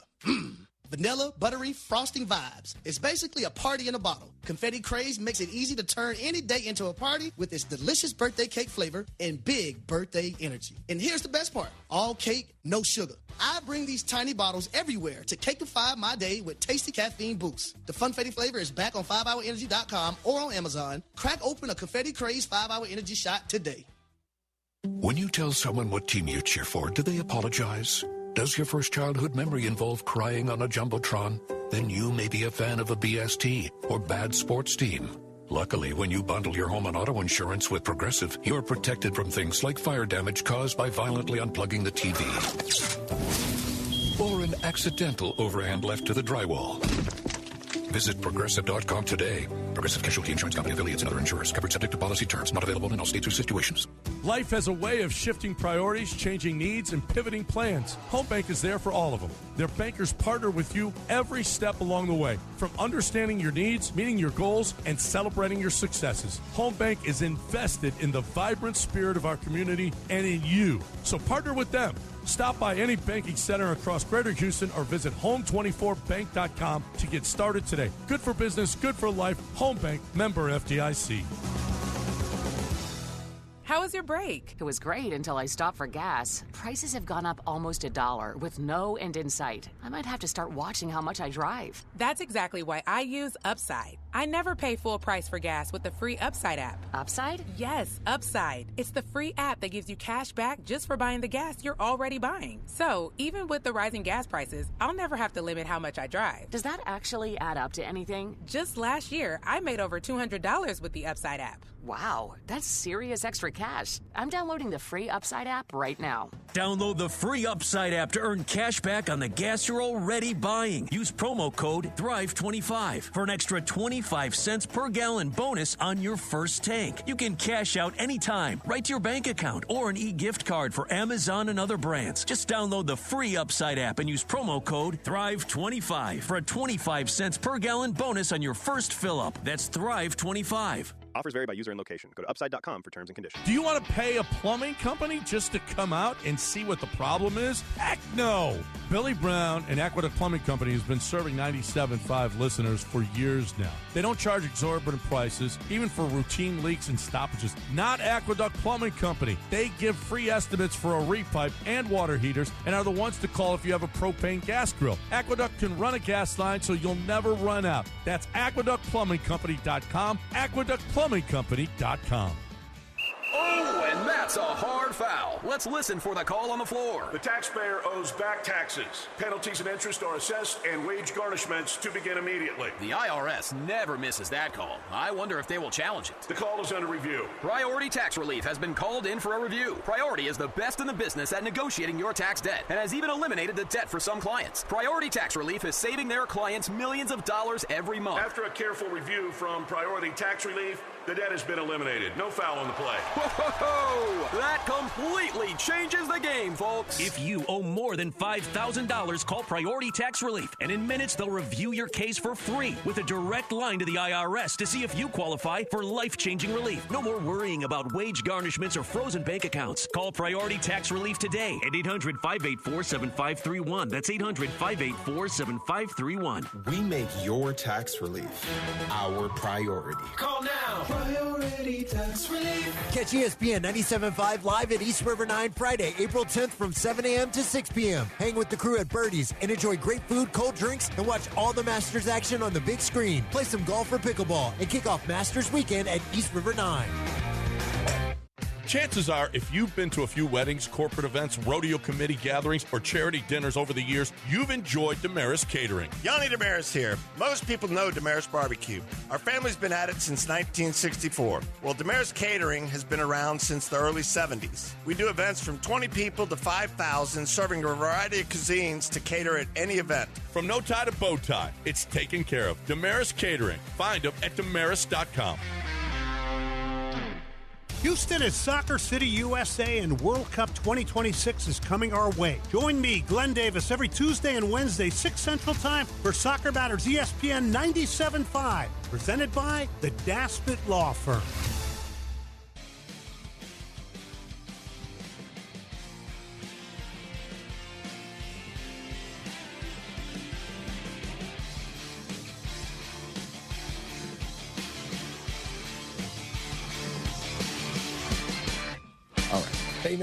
So we're talking a little baseball here for our radio audience. The Mets just came up with a nice weekend against the Giants, but the Giants fans, they're very knowledgeable. Do you know how knowledgeable they are? Oh, knowledgeable are they? This is what the Sportsnet New York Mets broadcast, one of the best broadcasts there are. You know, I'm a Yes Yankees guy. Mets fans are always on PIX. Okay, but this is the Mets, the Mets team. They're an outstanding broadcast team in the booth, and certainly their microphones, Mike, you'll appreciate this. Oh, yes. They're clear as a bell. Certainly when there's a Giants fan heckling the Giants about losing to the Mets after the Yankees came through to sweep them to begin the year.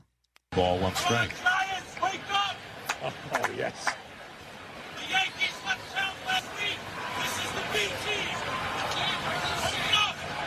This is the B team. Very knowledgeable fans in San Francisco telling the Giants to wake up.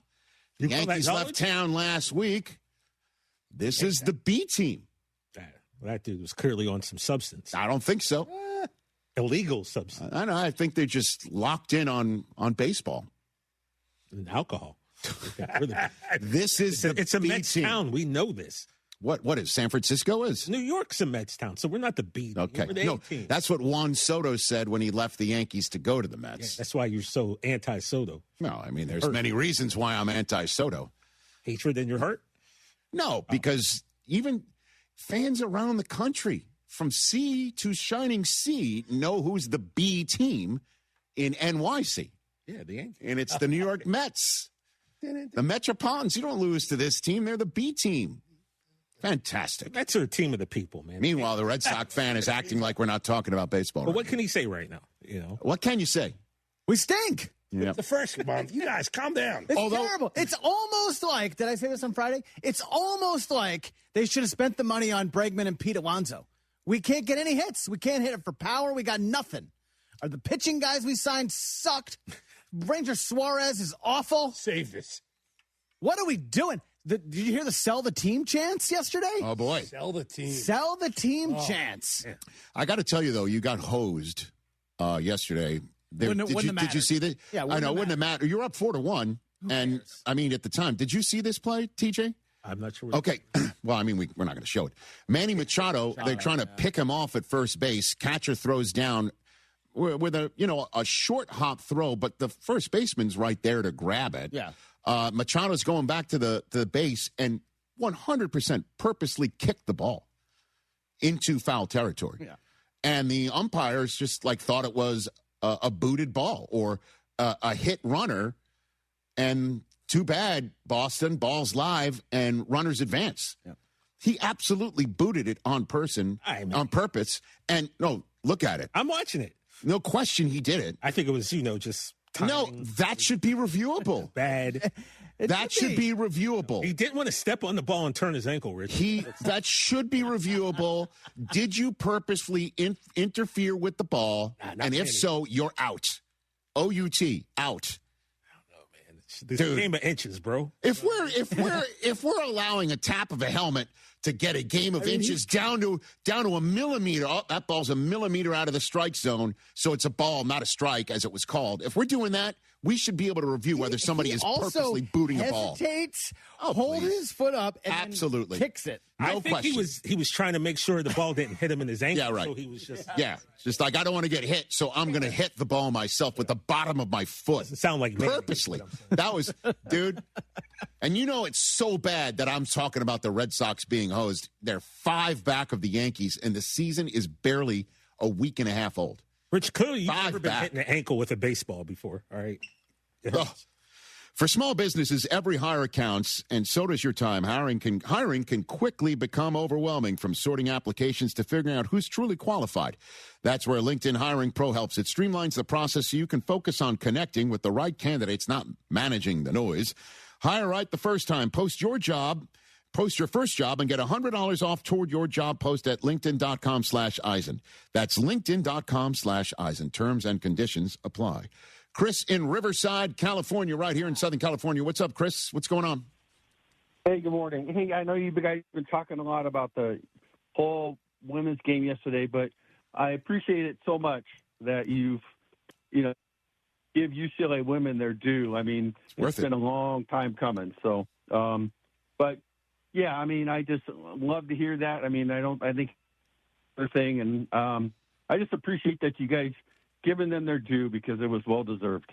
I think so too. And obviously, we love in the media when coaches yell at each other, and whenever there's a bad handshake moment in the NFL. I mean, Ben Johnson and Matt LaFleur. How many times do we talk about that? So achievements like the ones that UCLA came up with will get lost, but we wanted to give them their due because it was an absolute beatdown of South Carolina, 100%. So yeah, no, I mean, it's just that they came out to play, and I think that I think that South Carolina kind of underestimated what the girls were going to do, and I think they just showed that they were a team of destiny. Thank you very much. I appreciate the time. Have a great week, you guys. Talk to you later. That's Chris in Riverside, California. Chris. That's great. Let's go to Derek in Missouri. He's always hanging on. What's up, Derek? What up, man? No, I'm good, Rich. I asked you how you're doing, but I already know the answer to that question. Oh, it's all good. Yeah. But good luck to you and your Michigan and Blue tonight. Thank you. And on that note, I got what's more likely for you, sir? Who, with which receiver of their new team going into the 2026 season will more likely have the better year? Mike Evans or Jalen Waddle? Oof. Thank you, Derek. Appreciate the call. Waddle. I lean there too. Evans when was the last time Evans played all 17 games? Let's look. Also, more mouths to feed in San Francisco, yeah? I think so. Well, I mean, McCaffrey is the engine of the offense. Mike Evans hasn't missed as many games as people make it out. 2023, he played all 17. Okay. Or that he might miss a game. Well, I mean, he usually has a month-long soft tissue absence. Not usually, because the man's gotten 1,000 yards. Oh, I mean, year, so I'm not saying he doesn't still. He almost came up with 1,000 yards last year. So you can't really, despite the collarbone this time around. But I mean, that's a good question. Put a pin in that one. It's a good one. Put a pin in that one. Ooh, we got breaking news. Okay, so that and thankfully we got a whole top of the next hour for that. Oh, I need it now. I don't even know what it is. Jeffrey Ross, the Roastmaster General. And do you owe $10,000 or more in credit card debt or personal loans? With credit card debt at all-time highs, Debt Relief Advocates is urgently notifying consumers of debt relief now being made available, designed to aid consumers with out-of-control credit card debt. Those who qualify and enroll for this relief program may only have to pay back a fraction of what they owe. This is not bankruptcy or a debt consolidation loan. This is a relief program that credit card companies would rather you not know about, as it could end your debt nightmare and save you lots of money. Consumers owing at least $10,000 in credit card debt or personal loans can now take advantage of this debt relief as the cost of living skyrockets. For free information and to learn what debt reduction you may qualify for, simply go online and visit DRA.com or call 800-433-8909. 800-433-8909. Again, that's 800-433-8909. Mike Holly, class of 1990, has been protecting the interest of Cougars for over 30 years. First as a Cougar offensive lineman and now as president of HR&P. HR&P provides comprehensive human capital management services, including HR compliance, benefits administration, and payroll. Don't struggle with the demands of human resources. Let HR&P eliminate these burdens and customize a plan that fits your business needs so you can get back to growing your business. Learn more by visiting hrp.net/U of H. That's hrp.net/U of H. Contact Tax Relief Helpers for details and restrictions. Attention, anyone that owes money to the IRS. Every day, your unpaid tax debt gets bigger and bigger from daily interest. The longer you wait, the more you will end up paying. If you owe $10,000 or more, now is the time to settle your debt before the IRS takes aggressive action, like taking your wages or property. A special toll-free number has been established so you can stop penalty fees, avoid liens, levies, or other hostile measures by the IRS. Call Tax Relief Helpers right now. I got behind on my taxes and owed $48,000. I called and they got my bill lowered to just $3,500. I owed $87,000 in taxes and it was scary. I got the amount I owed down to just $3,500. I saved $83,500. If you owe money to the IRS, don't wait another day. Your tax debt gets bigger and bigger from daily interest. Call right now before the IRS enforces liens, levies, or other aggressive measures. The call and consult are absolutely free. Call now. Call 800-849-4957. 800-849-4957. That's 800-849-4957. Jeremy Branham here. You've heard me talk about Pro Dunk Hoops and their drill-powered lightning adjust system that lets you raise and lower your goal in seconds. It's 10 times faster with zero effort. Right now, with your new Pro Dunk basketball goal, you can get the lightning adjust system for free. That's a $249 savings. But you have to call. You won't find this offer on the website, so call Pro Dunk at 281-351-9822 and mention ESPN. That's 281-351-9822. Hi, this is Harold Gunn. And this is Bill Olson. Texas Outdoor News is the longest-running, most award-winning outdoor radio show in the state for a lot of good reasons. We bring you the latest news and information about hunting and fishing across our great state and beyond. And our guests are who's who from industry, government, and the field. Texas Outdoor News is brought to you by Ford Trucks and your best in Texas Ford dealers. Join us Saturday mornings at 6, Sunday at 7 on ESPN 97.5. Cast your line and relax at twocreekscrossingresort.com. Your fishing getaway awaits. Hi, this is Kirsten Stokes with Stokes Hardware, where your old school service isn't gone. It's our specialty. Our knowledgeable team knows plumbing, painting, and power tools inside and out. Whether you're fixing a leak, starting a project, or need the right tool for the job, we'll walk you through it. Skip the big box runaround. Shop local, shop smart, shop Stokes Hardware. Find us on Instagram, Facebook, and online at stokeshardware.com. Stokes Hardware, real help, real expertise. I'm worth more. You bet I'm worth more. I'm worth a little more. We completely agree. At GiveMeTheVIN.com, you are worth more, and your car's worth more. And we want to pay more for good cars that Give Me the VIN, because they are worth more, and so are you. And remember, if we don't beat a deal from Carvana or CarMax, we'll pay you $100. For top price, trust, and ease of transaction, GiveMeTheVIN.com, America's best car buyer. Sell us your car. GiveMeTheVIN.com. So easy you can do it in your underwear. Is your money just lying around? Switch to Huntington Bank, and your money's always doing something. Like auto-saving for special events, tracking your teen spending, and helping protect your parents from fraud. Let's get more from money. Switch to Huntington Bank. Welcome. Eligibility requirements apply. Some features may require enrollment. Subscribe to ESPN Houston today on YouTube. And make sure to slap that bell to get notifications on new videos as soon as they release. This is ESPN 97.5, brought to you by Zata Jewelers. KFNC 97.9 HD2 Mont Bellevue, Houston, a Gal Media station. This is the Rich Eisen Show. Hey, everybody. Can't get enough of the Rich Eisen Show? You're in luck. You can find us everywhere. Watch us weekdays on Disney Plus from noon to 3 Eastern. Miss the show? We've got a podcast so you can listen anytime. But here's the best part. Our YouTube channel. Subscribe at youtube.com/Rich Eisen Show and you'll never miss a moment. Now, on with the show.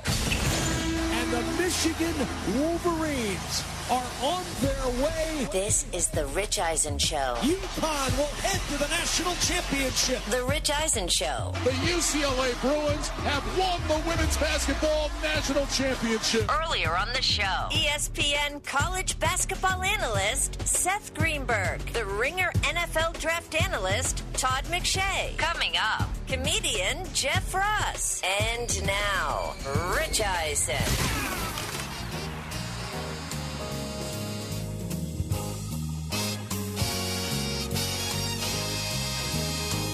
All right, hour number 3, the Rich Eisen Show is on the air. The Roastmaster General is navigating the 405 as we speak. Jeffrey Ross making his way to our studio. That is treacherous. For hour number 3 right here on the show. 844-204-RICH, number to dial. We got phone lines lit. We'll get to that in a second. But breaking news just moments ago, the folks at North Carolina have gotten themselves a new head coach for their program. And I don't believe he has any connection to the school at all, right? Does he have any connection to the school at all? I don't think so. Which is, as we know, a change of pace for the University of North Carolina. It's Michael Malone, the longtime coach in professional basketball, and a guy who brought a title to Denver with the Nuggets, 510 victories as a pro head coach. He is going to be, according to Pete Thamel, the next major domo in North Carolina. So they do go get a pro coach, but it's not Billy Donovan. That was who apparently they were targeting in Chicago. Yep. And again, I don't know why anybody would leave professional ranks for college unless they have to, you know? And I'm sure it's a very nice deal for Michael Malone. Gotta imagine. To tap out of the professional game and get into the everybody's on a one-year contract game where, you know, there's a portal open up right now on the women's side of things that's probably making listen, we reached out to Corey Close to appear on today's program, and we do hope to hear from her very soon. But I'm sure, you know, with all those seniors that just won a championship with and they're leaving, she's already on to the next in certain ways. Why any pro coach would want to go to college would be beyond me. So it makes sense for Billy Donovan to stay with the Bulls. They're willing to keep him. And Michael Malone's going to North Carolina after, you know, seems like everyone else was not interested in the idea. And I'm going to bring it up again. I went all in on this last week. I don't know why everyone's thinking, as soon as Dusty May's done with this year, he's running off from Michigan to North Carolina. Unless, you know, North Carolina was offering him a mint that Michigan won't do. I saw that this weekend that Dusty May was out of the mix for North Carolina. He'd already informed Michigan he was not pursuing any other jobs. And the reason why, and Pete's report, was because Michigan had advanced in the tournament. I hope it's not that. I hope it's because they're going to offer him the bag as soon as they can, because Tommy Young got offered the bag. And Nate Oates got offered the bag. And Arizona's coach and Alabama's coach just got massive raises. What do they have in common as well? They got the BTA also from Dusty May. So this guy is next in line there. And why would he leave it? During the aforementioned BTA of U of A, during that game, on the Altcast, I don't know if anybody caught any of the Fab Five Altcast. Did not. Well, during that game, Brandon McCoy from just up the road here at Sierra Canyon, arguably the best shooting/point guard available for recruiting, showed up on the Altcast and announced he's going to Michigan, told that to Fab Five. I saw the clip. That was really cool. How many other schools can pull that one off while they're winning to get to the national championship game? Elliot Cadeau left North Carolina to play for Michigan and is playing tonight. Why would Dusty May want to leave this? Unless they won't pay him. Also, if Hoskins, if you could put that picture of Dusty May back up. Yeah. You say why someone would leave, right, Chris? Well, that thing on his right chest there, that jump logo. man. Yeah, that's a jump man, and that's North Carolina. So that's the only thing that I could think. Why? So you could still have that logo on your jersey. Maybe it meant. I'm just pointing it out, dude. You really think it would mean something like I'm going to play where Jordan played? To really? Somebody. To who? Somebody whose family went to North Carolina? Somebody who's been watching a lot of YouTube videos? I'm serious. It's Michael Jordan, though, bro. You don't have to tell me that. He kept me from being happy quite a lot in the 80s and 90s. You and everybody else.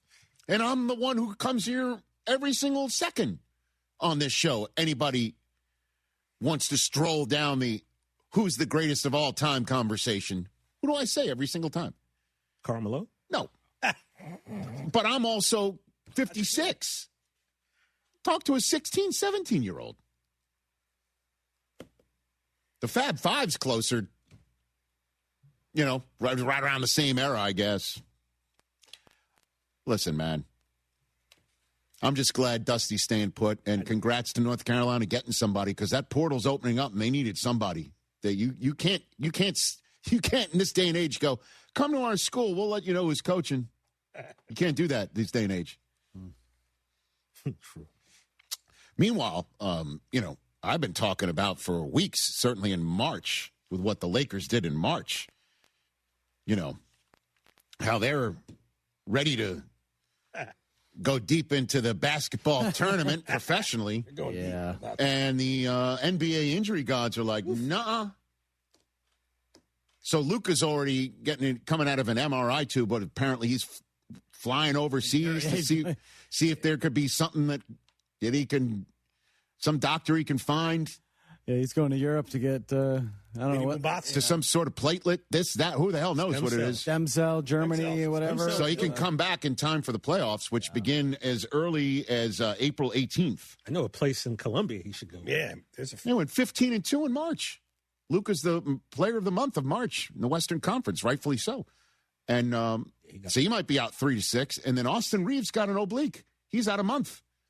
Yikes. Now it's LeBron's got to be like, really? I got to carry the load again? I'm supposed to, I just settled into a role here where I'll triple double if I have to, or I'll take a sidecar if I've got to. Now he's the focus. This is it. Woof. And they're tied with the Nuggets and a game in front of the Rockets, who just escaped Golden State last night as Steph Curry came back all shaking and shimmying and doing his thing. I was just talking give the Warriors a little bit of momentum going into that play-in tournament they're going to be in. So, you think the Suns watch that and going, uh-oh, Curry's back? I mean, I told Brockman during the break, I think it's time that we have this talk about Steph Curry. Which is? I don't know where you have him. You at home have him on your all-time list. But wherever you have him, he should probably be 1 or 2 slots higher, or lower, depending on how you want to look at it. Nice. So what are we talking? Top 25? Oh, top easily 20, top 25. 12. I think now you're looking at... Let's do this. Shooters. Well, I mean, he's the number 1 and everyone else is second. I think it's more of, is he the best point guard of all time? Now, he'll never, in my opinion, be the best. That's Magic Johnson. I was watching Magic Johnson highlights this weekend for some random reason. No. That's now the conversation. I can't ever. I understand that. He's old school, too, because I saw him on TV next to Dr. James Naismith. Who, Magic? Yeah. You didn't see that during the pregame, right before the Chainsmokers concert? I no. I didn't what? Get there until the middle. Was he tweeting? Oh, yeah. They had actually was a fun segment. Oh. That one kept my mind off it. Waiting for Michigan and Arizona to tip. It was that Capital One segment where they had Magic come on. Sure. And Will Forte is Dr. James Naismith. Oh, yeah. Okay. I saw that. That was fun. Okay. And then I'm like, what? Wait, the game's not starting after this segment? I watched Michigan start warming up, and then I looked at the clock on the that was behind the the guys. It said 21 minutes to go. That's when I started losing my mind. Guys, I'm all here for the Rich Eisen Chainsmokers beef. This is a few. There's a few. I don't think any of us ever saw. It's not a beef. I like the Chainsmokers. My son, Cooper, was the one who was into them when he was much younger. So I've been listening to their music for some time. I'm going to meet them in a couple weeks. They are a talented group of people. But whoever is sitting there. Sounds like beef to me is all whoever is sitting there in charge of game presentation at the men's Final Four, sitting there thinking, you know what we're going to do?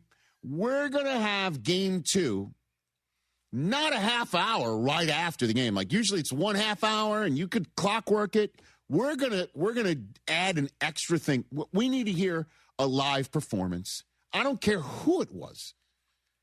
I don't need a live performance. I don't need anything to delay this game longer. I'm not sitting there going, you know what? I need to hear 3-4 live songs. That's what I got to do. Rich, I'm with you. Dude. Super Bowl halftime show, gone. No, that's absurd. Mike, that is a Super Bowl take. halftime show. What are you saying? And I'm a music guy. Get rid of it. What do you want? Players don't like it, right? You've talked to him? You want him to play We beforehand? never talked to him. Michael Irvin said he dove out of the That's Michael Jackson. Big deal. That's a different. Oh, so it depends on who it is. No, I'm just saying. I remember back then he was explaining it was Jackson. Yeah. Different story. I mean, Irv was like a dude. You're the king of guess what I did this week? I was able to get a press. I was able to get a pass. I went backstage. I saw the halftime act. Again. I could tell you the whole act. I'm going to get a selfie with Lady Gaga. I didn't get a selfie. You didn't. I did, which is one of the greatest moments in the history of this show. So when did you turn? I don't even know who you are anymore. You don't like the halftime show. You're a Dodger fan now. Who the hell are you? 60 years old. I am on the lawn. You're the man that's in the house yelling at the lawn. Yeah. I'm on the lawn. I'm like right there. I'm sitting in my chair. I don't know what happened to this guy. No, seriously. Music, what are we doing? It's a sporting event. I'm sorry. I'm into the sports now. Excuse me. The NFL gets to have one of the biggest names in music perform for them for, wait for it, nothing. It's free. Yep. Okay. It's the halftime sponsor that has to pay for it. They get to have that person. It adds an extra 15 minutes. No. It's a little... No, it does. No, it does. It's 15 plus 15. Dude. You're like 30 minutes there. Right, but every team in the Super Bowl knows it. The players. Dude, am I missing something? Just because, hold on a second. Just because Michigan wasn't in the Final Four. Did they do that last year? I don't remember that. Did not recall that. I spent my entire day mapping out my day to get ready for locally 5:50 p.m. Yep. 8:50 Eastern. My whole day. And then all of a sudden, I look down, it's 8:45 Eastern, 5:45. I have successfully made it to tip where I'm not like pacing like a madman. I have made it. And then I look down at my app on the ESPN app, and then it says 9:19 Eastern. So, and it's not because UConn, Illinois went long. I saw when they ended. There's plenty of time in between. Listen, nobody wants it. I understand there's a sponsor involved and whatever. I don't even know who's sponsoring. They did a wedding the night before. Huh? They flew in. Good for them. They're talented. It's not a beef. Who said it's a beef with the Chainsmokers? I have no beef. I mean, like if I just tuned in, it's beefless. My first day watching the show on Disney Plus and listening, I would think, man, this guy Rich, he's got beef with the Chainsmokers. It didn't matter. It's a fill in the blank. It's a Mad Lib. It's a Mad Lib. Put in the proper name of whoever was hired by the NCAA. Billy Joel. Would you have still acted this way? Come on. If Billy Joel was playing, if Billy Joel was playing, would we be having this conversation? We got him. We would not. We got him. This conversation. Yes, we would, because I'm a consistent man. It doesn't matter. It doesn't matter. He plays Vienna before if Bruce Springsteen was playing, would we be having this conversation? Rich, Billy comes out and does a little Vienna. You're sitting there with Susie. WrestleMania 42. Yes. This is great. Pre-show, Rich Eisen versus the Chainsmokers. I put my readiness to watch the game and my team's readiness to not be delayed for tip above any of my musical likes. Sing me a song, you're the piano. Guess what? Come on. You know what? Sing me a song called Tip Off. And while I'm on a roll. Sing me a song. While I'm on a roll. Okay, because Jeff Ross is coming out here. Saying. Still tipping? I am standing tonight. I have said this absolutely, been told it is my worst take ever. Worse than the Giannis thing. My worst take ever is I think One Shining Moment is overplayed and absolutely overrated. I don't like the song. I think I wait too long for it to actually get played. It is old school. It is. When did Luther Vandross come up with it? It's like, okay. Yeah, it's like 80s, playing that song now is like playing something from Benny Goodman back in 1980. Hey, Benny Goodman. Let's say something. Timeless. Let's say something as big band music. Timeless song. Get out of here. If I played that for my kids, I'm like, oh, this is going to be great. They would look at me and saying, Dad, what's next? A standard definition movie? What's next? Michigan wins tonight? I'm out. I don't care. You're not watching One Shining Moment? I am not. Yes, you are. Stop it. You were not. What's one shining moment? What's one shining moment? Is a nice glass of red. And it tears in your eyes. And then get to sleep on time. Yeah, okay. Ain't nobody about shining moment. That is. I've been told it's my worst take. Even tonight, I'm consistent, is all I'm saying to you. There's no beef, and I don't want to watch that tonight. If I'm the Chainsmokers, I'm sitting at home right now like, what did we do? I don't know. You know what? It's not a Chainsmoker thing. It's whoever... I'm so upset with whoever came up with this idea of squeezing in a live concert. Pre-game music. I would make that person wait 3 minutes for a handshake just to piss them off.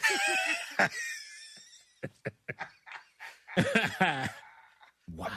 And then in my statement of apology, I'd mention their name. All right, let's take a break. Jeffrey Ross, everybody, the roast master general. One of my favorite humans on the planet. Next.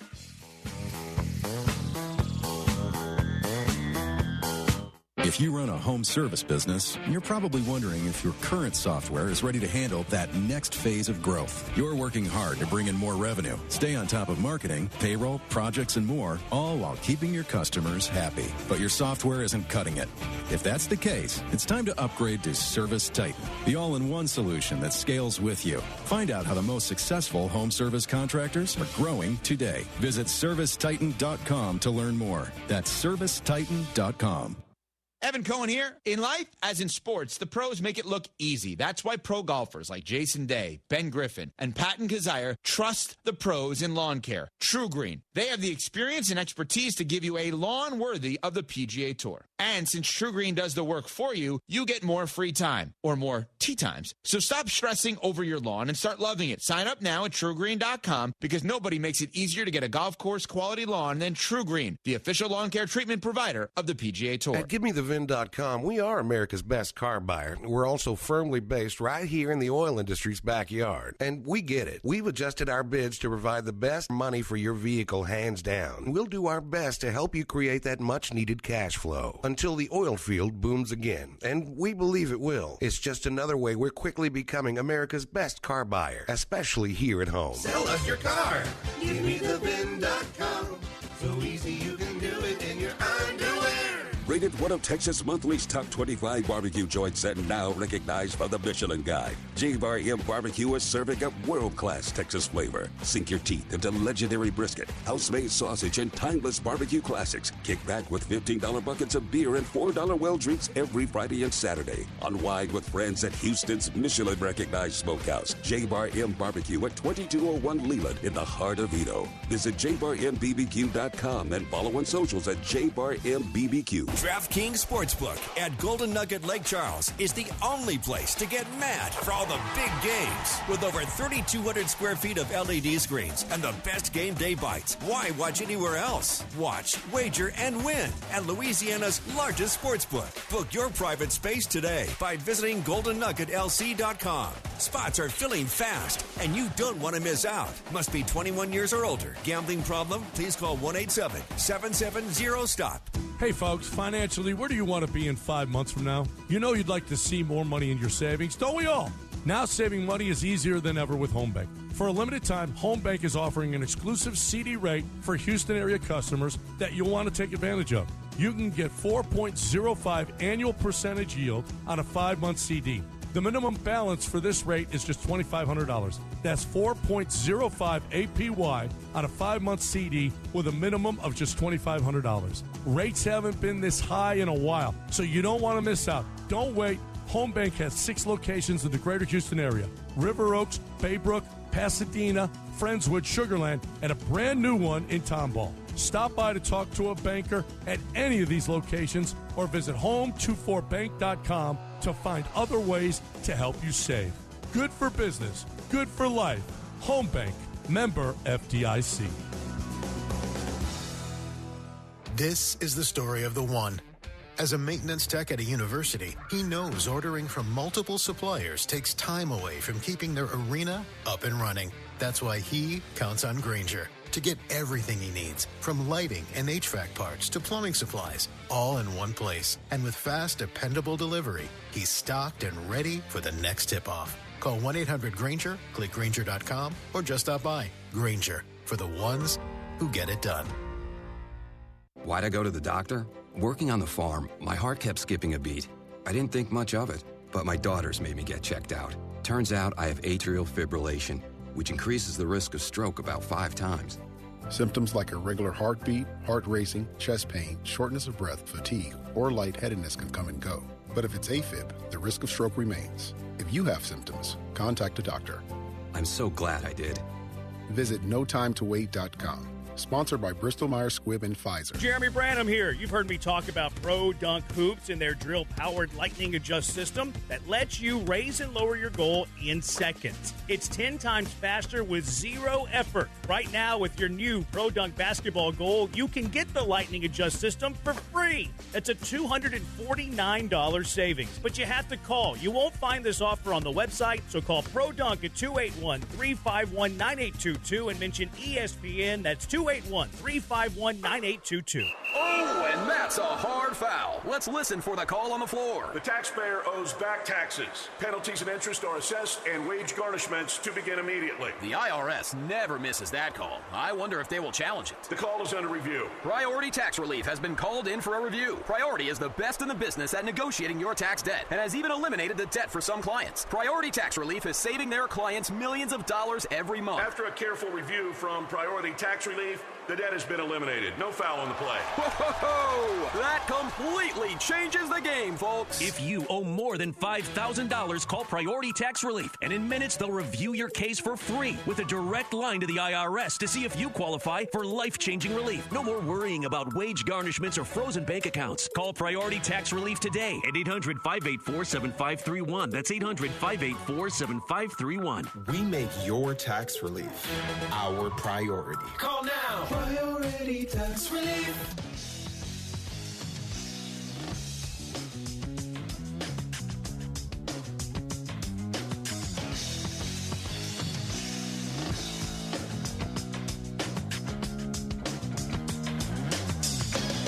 Jeffrey Ross here on the Rich Eisen Show. What other sports is it? I talk about being a black belt in karate. I know you. Well, you came on the show, one of your first appearances years ago, as you try to chop a board in half. Right, and I think I snapped a football in here once. You've done all that.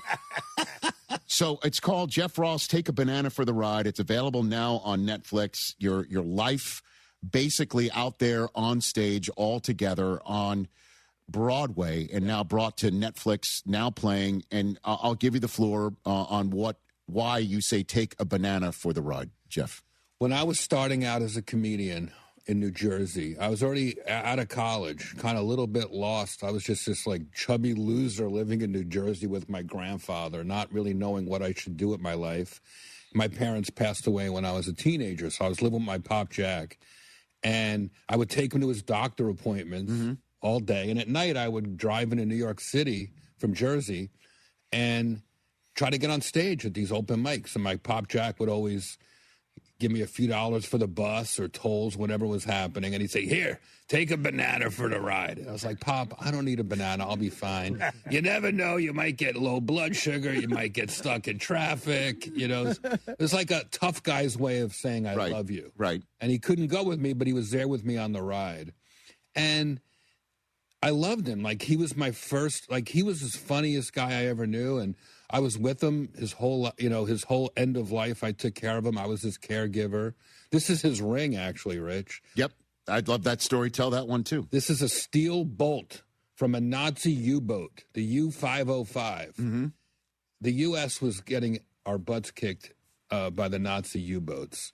And it was this crazy Navy commander said, I want to capture one and sneak it back to America. It took him 2 years. They finally did it. Towed it back to the U.S. to learn how it works. Changed the whole war around. Mm-hmm. And my Pop Jack was a shipbuilder stationed in Baltimore, and his crew was in charge of maintaining this captured Nazi submarine, which they had repainted to make it look American so the Nazis wouldn't know where it was and everything. And he pulled off a bolt one day. He sanded it down. He made this ring, and he wore it his entire life. And whenever he needed a little good luck, he would tap it on stuff. And he called it world beater energy. So that's kind of what I do now. Brother, I mean, and these are just two of the stories that you tell of the hundreds throughout this entire show that is just fascinating. There are things that Susie and I did not know about you when we first saw it that we learned. And, you know, and it just, again, why people should see it, because so many people know you as the Roast Master General, which is who you are also. But who you are also is this show and the upbringing that you had there in New Jersey. And the family that's all still around you, and you haven't changed. You haven't changed a day, man, throughout your whole life. All those people, my whole family would come to the show. You know, I was doing 8 shows a week, so I always had somebody that I knew in the audience, having grown up in New York and New Jersey. And my family feels like it's their show. Like we've all made it to Broadway. Yeah, it's been pretty cool. And now you're watching it back. You're thinking, what? I know you spent you spent all this time in the edit bay, but now that you see it, what do you think? I feel proud of it, actually. And it's not even because it's about my family and I. It's about all of us. I talk about resilience and bouncing back. And if you've ever had to take care of somebody or lost a friend, I talk about losing Bob Saget, Gilbert Gottfried, and Norm Macdonald all within 8 months. So anytime friends vanish like that, there's a real struggle that people have. And I want you to see your friends when you watch the show. My dog, I talk about adopting 2 German Shepherds during the pandemic. And so if you've ever had an old dog, a senior dog, you'll get a lot out of this. I talk about how to process it, the things I've gone through. And one of the fundamental thoughts behind the show is about resilience. You know, I lost my mom when I was 14. She'd been sick a couple years. And by then I understood, as human beings, we're made to mourn and move on. You can't mourn forever or a part of you dies, and that's not fair. So the idea of bouncing back and putting on a fake smile, hoping it becomes a real smile is a big part of the mission of the show. Jeff Ross here on the Rich Eisen Show, and you talking about bouncing back. You know, it's funny that you say that, and I'm looking at you, and you and I met when New York City was bouncing back, and the country was bouncing back. You and I met in New York City 2 weeks after 9/11. Right. When I met you, I decided to go to some party. You know, our mutual friend John Mosley was like, "Come on out." Yeah. And he's like, "You should meet Jeff Ross." And I'm like, I revered you, you know, because of what you did for roasts, and roasts are my favorite forms of comedy. Love it. You know, and I told you that about your famous B. Arthur moment at the Jerry Stiller roast. The joke that I don't think I can repeat right now about Sandra Bernhard. Oh, Sandra Bernhard, holy blank. I wouldn't blank you with B. Arthur's blank. I mean, there's a lot going on in that joke. It's almost become a math problem for people, the way I tell it now. But correct. But you were so generous. You didn't know me from Adam. Like, we literally had just met. I met you on the street. I'll never forget it. I was like, hey, do you have a tuxedo? Yeah. And I'm like, yeah, why? And then you told me that there was a roast of Hugh Hefner coming up. You were like, how could that be still going on? I mean, the whole world is on their knees right now. And my philosophy was that this is before the phrase, you know, the terrorists win. Like, so to me, the idea of canceling the show was letting the terrorists win. Like, Hugh Hefner was the epitome of American craziness. Yes. And I talked Comedy Central and the comedians and the Friars Club into going on with the show and not having a crazy after party, moving that money to the charities involved with 9/11. Right. And we wound up doing this really cathartic show that helped people sort of bounce back. Yeah. And the dais, I'll never forget it. It was the New York Observer. Right. Called it the B-52 wing bomber celebrities of shtick. 50 is what they called it. It was massive. Everyone had to come out and see Kimmel was the roast master, right? Jimmy Kimmel hosted it. Who was there? I remember Stephen Colbert was there. I remember Triumph was there.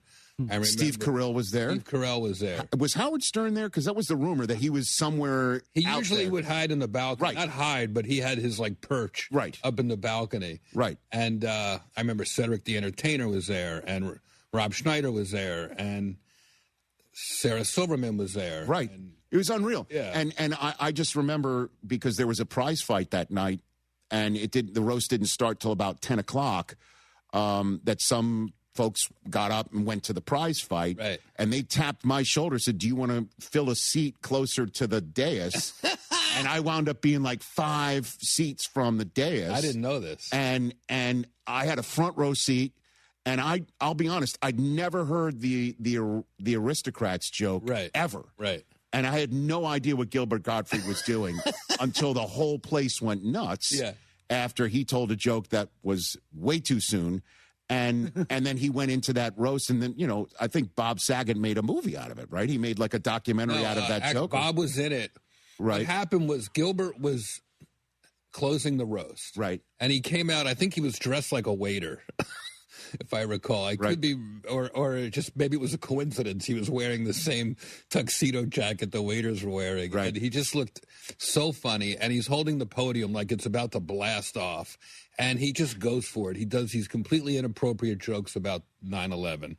And the place is like, whoa, rocks. Remember that. And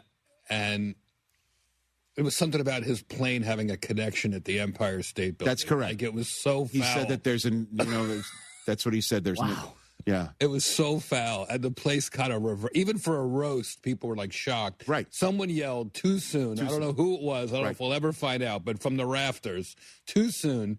You had imagine a couple thousand New Yorkers packed into this room.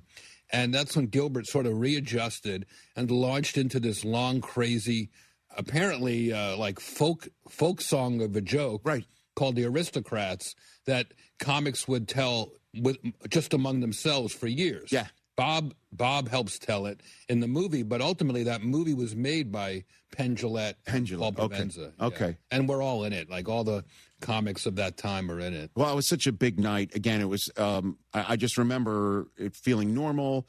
Sports began to come back, and that was a big night. And so when you're talking about, bouncing back and renewal, the fact that you and I kind of met through that, now here we are sitting here in 2026, and you got the roasts back on, man. Like the Brady roast a couple years ago. Come on, Emmy nominated, baby. That's right. We're going to top it this time. And I was talking about this the other day, that Brady roast worked through certain things amongst the Patriots. Yeah. That allowed Brady's induction into the Patriot Hall of Fame about a month later to be completely free of all that. Right. Like some things need to get, off people's chests, and the roasts are sometimes a way to do it. It's healing.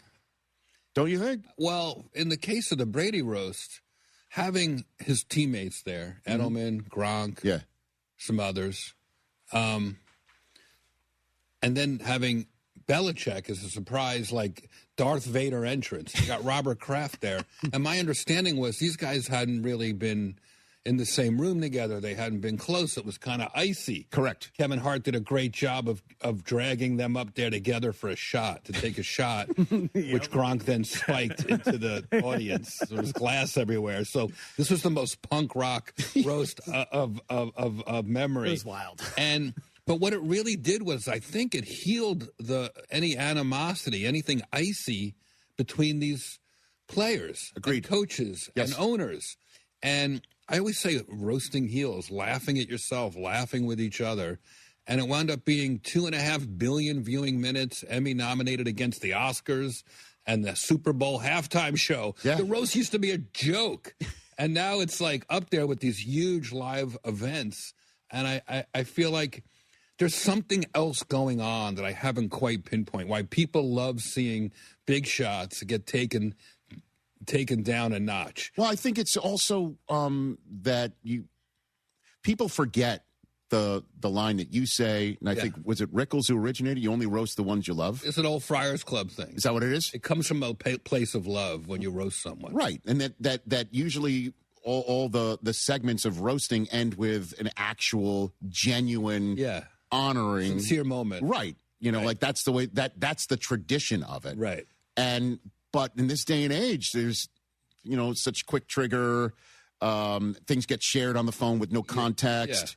Then I'll give a sincere moment. Right. Tom Brady, for agreeing to do that roast, and I said to him, why are you agreeing to this? I talked him into it, and I held on to him for a few years. Right. It was like big game hunting. Like you had to get this like giant like figure to agree to it, and live, unedited. So the hits are, and he took the hits for 3 hours and 6 minutes. So that the rest of us could forget our own problems for a night. Right. And I think he should get the Nobel Peace Prize. I mean, it was like the greatest gift that he could give humanity. Not only did he take the hits and show the world that even a goat can laugh at themselves. Yes. And I know how much you love Brady. But it's also showing the world that we can laugh again, that we don't have to be like all hung up and worried about, super sensitive stuff. Like it kind of brought comedy. It recalibrated it. And it's going to be on Mother's Day We're night. doing a new one, baby. 8 Eastern, 5 o'clock here at the same spot, the Kia Forum. 5 o'clock. 5 o'clock Pacific. That's when the comics eat lunch. How are we going to do it live at 5? The Roast of Kevin Hart, hosted like by breakfast for us. hosted by Shane Gillis. I mean, and are we going to do you know? Can you announce who's going to be on the dais? I can't yet. Our phones have been ringing off the hook, so there's a lot to sift through. Well, one that I would, request would have to be Nikki Glaser. Right? We haven't thought of that. Oh yeah, from the last roast. Yeah, I mean her career is basically pivoted that night in a way, or it's took off. It was explosive. It's crazy. It was explosive. One of the best sets ever, obviously. Definitely a roast master right there. Yes, for sure. And so okay. Who else do you want? Who else? I haven't thought about that. What's your roast fantasy league for the? For Kevin, it's The Rock. The Rock. The Rock's got to be. Oh yeah, we didn't think of that. That is such a good idea. If only they had done some movies together. That's right. The Rock. No, I mean it's going to be great. The Rock's going to carry him out in a Baby Bjorn. We're gonna. It's either that or we shoot Kevin out of a cannon. We haven't decided how to start. Whatever he's up for. I can't wait for that. It's going to be good. And Shane Gillis, we have our first talk with him today about how to do it, and he's one of my favorites. Yeah. And he's from Philly like Kevin. Right. And they're friendly. So it's going to be a really, really good show. Well, as you were, when I saw that, I texted you. You called. Susie and I were right there, and I've never seen her basically agree to do something on Mother's Day night on the spot, quite like that. She's like, we're in. That's going to be great. It's going to be. We're going to add a word between Mother's and Day. I love it. I can't wait to. And you're invited. Please. That's going to be awesome. I can't wait. Thanks for always being so supportive of the roast, Rich. Come on, dude. And just you. At the Borgata Hotel at the Music Box at Borgata in Atlantic City on June 6th. In Reno, Nevada on June 13th. Silver Legacy Resort, roastmastergeneral.com for that. Before, where I let you go back up to 405, what's your favorite Rickles story? Oh, wow. Your favorite Don Rickles story? I can tell you a quick one. Go for it. There's a famous one where, since we're talking about my life and my show a little bit, I'll make it personal. Please. Because there's 100 Rickles stories I could tell. There's a famous one, and you can help me with it, where Frank Sinatra comes over to the table to say hi to Don. Don sets it up, says, I'm with someone I like, my wife, my girlfriend Barb at the time. Yeah. And Frank comes over and says, hey, Don, nice to see you. And Don drops his fork and says, Frank, can't you see I'm busy? I'm with people. It's like a famous story. Okay, so imagine that story is now a famous story. My father sees this on The Tonight Show. Yes. My dad, Ronnie Lifschultz, New Jersey catering legend, Ronnie Lifschultz, sees Rickles and Sinatra tell this story on this Tonight Show. A decade later, now my dad is off for a night, probably a Monday, from the catering hall, goes down to Atlantic City with his girlfriend, also named Barbara, sees Don Rickles in the steakhouse at Resorts International Casino, politely goes over, and they kind of had recognized each other because they both ate in the same steakhouse. Okay. And my dad says, Mr. Rickles, I'm here with someone I really like. If, when you're leaving or you're going to the men's room, if you could stop over and pretend you know me, it would really impress her. And I really like this woman. Would you please do it? Don rolls his eyes. He kind of knows he's about to, he kind of knows what he's walking into, I assume. And he comes over and he says, hey, Roddy, how you doing, buddy? Is this Barbara you told me about? My dad drops his fork and says, I'm eating, Don. And Rickles slaps his knee. And, for a while I was like, did this really happen? My dad died when I was 19. So I go, how did this? And then when I started doing Broadway, I got a nice note from Barbara's daughter. The girlfriend's daughter saying, my mom still talks about the time Don Rickles came over to the table. kidding. So it really happened. Wow. One of my favorite Rickles stories. I mean, and then for you to get to know him and he means so much to you, and you obviously meant so much to him too. It's a dream come true. I spoke at his memorial. It was such an honor. And I'll never forget when I really felt seen by Don. I was at Milton Berle's funeral. Oh, my God. And I run to the bathroom afterwards. I happen to know where the private bathroom was behind the funeral parlor. And the whole crowd goes out to the cemetery to bury Milton Berle. And I run to this little tiny powder room. I'm in there 45 seconds. Yeah. I had to do what I had to do, wash my hands. I open the door. Don Rickles is standing there with his hands on his hips like he's been waiting 2 hours. And he looks at me. He sees it's me. And he looks at me and he goes, what, was there a dais in there? Like, yes, Rickles knows me. I did it. I made it. Because you only roast the ones you love. I only roast the ones I love. And when Buddy died, when Buddy Hackett passed away, I happened to be seated next to Don. And I was very nervous to give my eulogy. I worked really hard on it. Larry Gelbart kind of gave me a stamp, said, this is really good. Okay. Just go do it, word for word. It wasn't funny. It was sincere about our friendship. I love Buddy Hackett. And Don was always a little jealous of my friendship with Buddy Hackett. He would always bust my chops about that a little bit. And I sat back down, and Don gave me a little on the knee, like, good job. And I felt very validated. Yeah. Like I was now a black belt in busting balls. Don not only knew who I was, but was like, great job, dude. I love that. I could hear these stories all day long. Jeff Ross, Take a Banana for the Ride, is available now on Netflix. It premiered just a couple weeks ago. You will not regret it. It is heartwarming. It is hilarious. It's awesome. You do some live roasting at the end of people in the audience. That is a clip that I could not air on Disney Plus earlier on, so trust me, it's outstanding. You know what it is?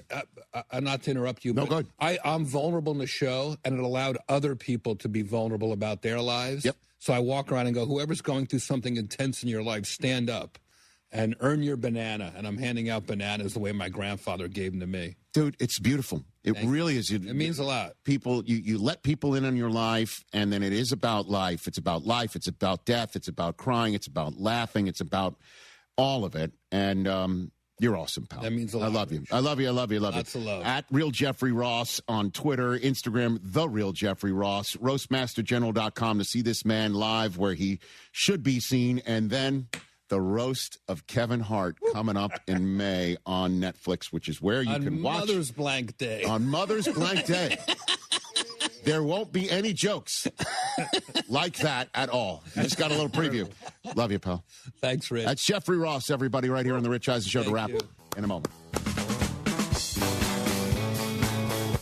It's Rich Eisen for Pella Windows and Doors. Sometimes teams take a timeout to regroup and call the right play. When it comes to your home, Pella Windows and Doors always has the winning game plan. They do it every day, and that's why your neighbors trust them. Visit Pella.com/Eisen today. Right now, Pella Windows and Doors of Houston is offering 15% off Pella projects or no interest for 24 months equal payments. Some restrictions may apply. See store for details. Offer ends April 30th, 2026. Adam Schefter here. You know the feeling when a candidate just stands out? Not just their resume, but their energy. That makes a difference. If you're hiring, you want a candidate who's passionate, but you can't get that insight from a resume unless you post your job on ZipRecruiter. Their matching technology finds qualified candidates fast, and ZipRecruiter has a new feature that shows you the most interested qualified candidates first. Try it for free at ZipRecruiter.com/sports. That's ZipRecruiter.com/sports. 1976, gas was 59 cents a gallon, disco ruled the radio, and D&M Leasing opened its doors in Texas. For 50 years, Texans have trusted D&M because they make getting a vehicle easier, smarter, and often less expensive than traditional dealership experience. No negotiating, no pressure, just experts designing the right lease for your life. Call 713-290-1000 or visit dmautoleasing.com. We make leasing easy at D&M.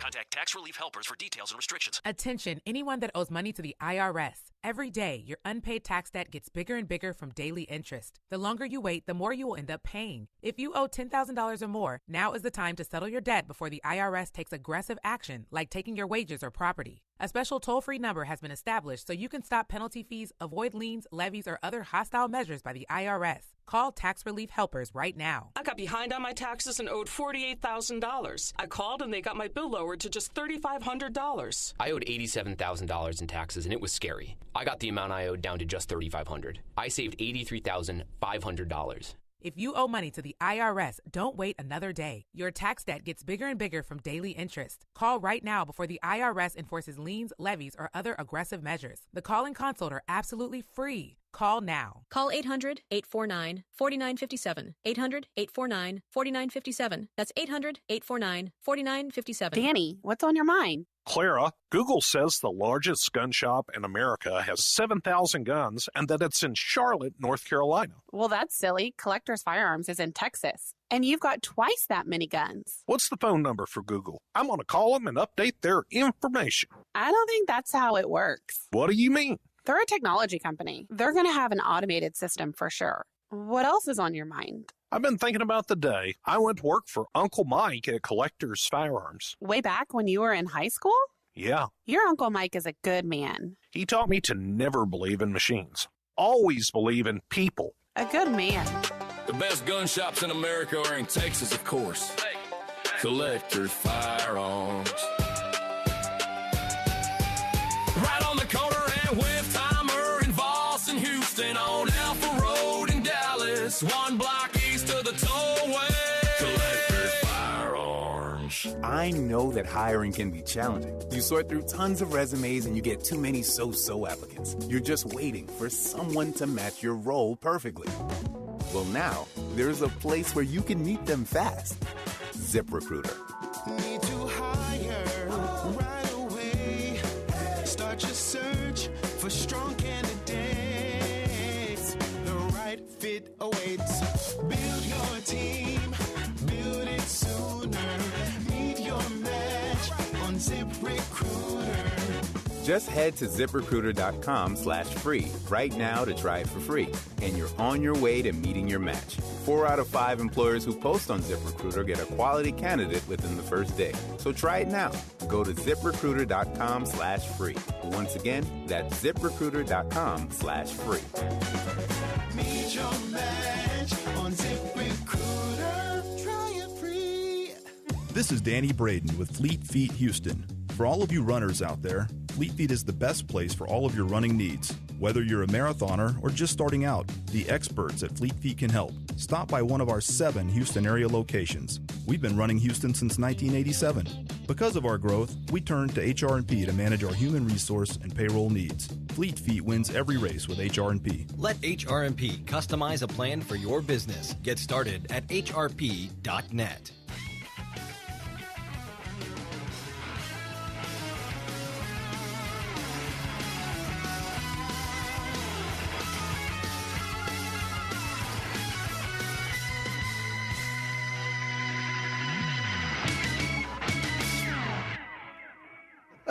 No one likes having to choose. That's why with America's best lineup of hybrids from Hyundai, you get the best of both worlds, like the reliable and efficient Tucson hybrid with America's best warranty, or the stylish yet capable Santa Fe hybrid with the power to navigate the toughest terrain. It's like having your cake and eating it too, but, better. Hybrids from Hyundai. It's the best of both worlds. Visit HyundaiUSA.com or call 562-314-4603 for more details. Right, let's go to Michael in Philadelphia. Michael, you there? Hey, Rich. Yeah, how's it going? Michael, did you already listen to Overreaction Monday or watch it? Did you already do that? I did, yeah. Finished the whole pod just about an hour ago. Attaboy. Michael, appreciate you taking it in. My man. You have the floor, Michael. Brockman, don't say my man. I'm here to talk to you, if that's all right with Oh, Rich. no. Oh. So, all right. He's got beef with you. As we all know, the topic of pressure came up on the pod today. My personal least favorite topic, because I am on Rich's side, and listening to Brockman makes me want to pull my hair out. Okay. If you don't mind, can I propose a hypothetical to Brockman for just 30 seconds? Go for it. What do you got, man? Okay, Brockman. So let's say a hypothetical. Rich Eisen is going out of town for a long weekend. He's going to be out of the show for 2 days. He's allowed you to host one. He's allowed TJ to host one. He reaches out to me. He says, Michael, you're a very rational Philadelphia Eagles fan, so I'm going to let you make some decisions around here while I'm gone. If TJ does not do a job that meets your standards, you and all your Philadelphia Eagles fan buddies are going to tweet really mean things at him. If Brockman does not meet your standards, he's gone. You have the ultimate authority to fire him. Who comes out of that situation feeling more pressure? Yeah, who's got more pressure? The person who's about to lose their job or the person who's going to be talked about? And we're going to be really mean to TJ. He's a Cowboys fan. We don't like him. We like him as a person. We don't like him as a Cowboys I mean, look, I'm used to that. No one likes guys. Or he could just shut out the noise, but you can't shut out losing your job, can you, Michael? You can't. Thank you very much. A very, very rational Philadelphia Eagles fan, Michael, right here on the Rich Eisen Show. Those words rarely go together. He doesn't climb any lighting poles. I still think they don't apply here. Well, here comes Lamar Jackson today. He showed up for work. We got video of him. RES Consultant taking a look. That looks like a man who's motivated. Oh, he's ready. Oh, look at him running around cones. Love this stuff. Yeah, man. Running in a figure. Oh, he's running straight.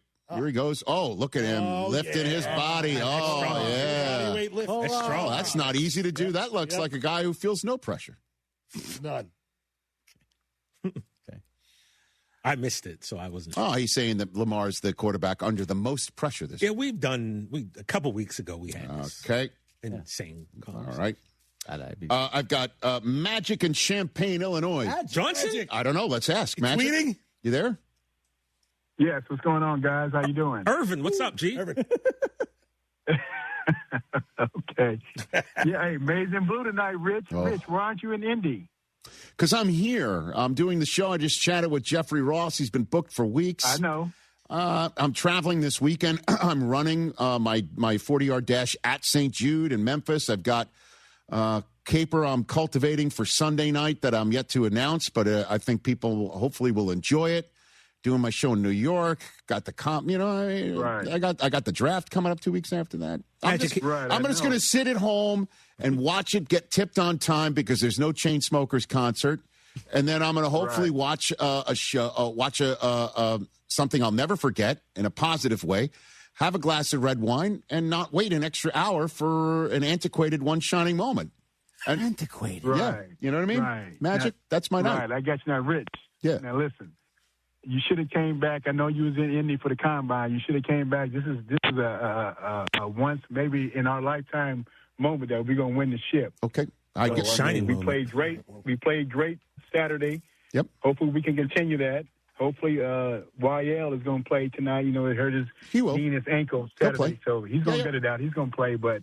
I like our chances tonight, Rich. I like our chances tonight. Magic, call back tomorrow, will you please? Let's talk tomorrow. I will. Awesome. I got you. Maize and Blue, baby. All right. All day, every day for life, Rich. In the home of the University of Illinois. That would have been an interesting night for Magic had the Illini made it. But there you go. There goes Magic. Dang. And as you know, all Magic know how to hit the obvious. Go Blue. Go Blue. Horse for great luck. You've said it before. This will only take a second. Just a quick glance. A fast reply. But on the road, seconds don't wait for you. They decide everything. Who stops, who doesn't, who makes it home. So next time your phone lights up, ask yourself, is this distraction worth a ticket or even a life? Put the phone away or pay. Paid for by NHTSA. Rich Eisen here. For small businesses, every hire counts, and so does your time. Hiring can quickly become overwhelming, from sorting applications to figuring out who's truly qualified. That's where LinkedIn Hiring Pro helps. It streamlines the process so you can focus on connecting with the right candidates, not managing the noise. Hire right the first time. Post your job and get $100 off towards your job post at linkedin.com/Eisen. That's linkedin.com/Eisen. Terms and conditions apply. John Granato with Robin Orlando from Houston Powder Coaters. Robin, tell me about Round Top. Round Top is pretty awesome. You have it in the spring and in the fall. It's coming up. So if you find a vintage glider, if you find a vintage sewing machine base, we've even done fire hydrant pumps. If you find cool things like that could use some TLC, bring it to us and we will bring it back to life. What's some of the weirdest things that you've powder coated? One lady had an obsession with frogs, and she had 27 frogs that were all doing different activities, reading books, playing guitars, doing yoga, being a ballerina. So that was eccentric right there. It doesn't matter what the metal is. You guys powder coat it and make it look better. With no judgment. That's good. Houston Powder Coaters. Give them a call, 281-376-3888, or go to HoustonPowderCoaters.com. You'll probably talk to Robin at some point. Houston Powder Coaters. We've been talking about them for years. We love them. HoustonPowderCoaters.com. Oh, and that's a hard foul. Let's listen for the call on the floor. The taxpayer owes back taxes. Penalties and interest are assessed and wage garnishments to begin immediately. The IRS never misses that call. I wonder if they will challenge it. The call is under review. Priority Tax Relief has been called in for a review. Priority is the best in the business at negotiating your tax debt and has even eliminated the debt for some clients. Priority Tax Relief is saving their clients millions of dollars every month. After a careful review from Priority Tax Relief, the debt has been eliminated. No foul on the play. Whoa! That completely changes the game, folks. If you owe more than $5,000, call Priority Tax Relief, and in minutes they'll review your case for free with a direct line to the IRS to see if you qualify for life-changing relief. No more worrying about wage garnishments or frozen bank accounts. Call Priority Tax Relief today at 800-584-7531. That's 800-584-7531. We make your tax relief our priority. Call now. Priority Tax Relief. If you or someone you care about is searching for a stable, meaningful career, IBEW Local 66 Houston wants to talk to you. With paid apprenticeships, it's an earn-while-you-learn path that lasts a lifetime. Visit IBEW66.com. Powering careers, powering the future. This is Chance McClain from YourHeritageFilm.com. We make adult films. Wait, no, I mean, we make adult, we film adults, but not like adult films. Who actually went to those nasty adult film movie theaters? That is so gross. I guess Pee Wee Herman did. That didn't turn out so good.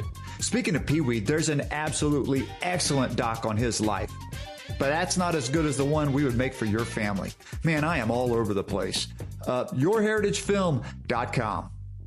I didn't need a plumber for years and years and years, but when I did, I called Aqueduct Plumbing Company. They have been helping 97.5 listeners for years. I can recommend them with confidence for emergency service calls and all jobs like a repipe, a water heater, tankless water heater, you name it, and without charging exorbitant prices. That's AqueductPlumbingCompany.com. AqueductPlumbingCompany.com. You need a plumber? Call Billy Brown and his guys. AqueductPlumbingCompany.com. Is your money doing everything it can for you? Like automatically pushing more of your money to savings every day? I don't think so. Then switch to Huntington Bank. And let's get more from money. Huntington Bank. Welcome. Eligibility requirements apply. Some features may require enrollment.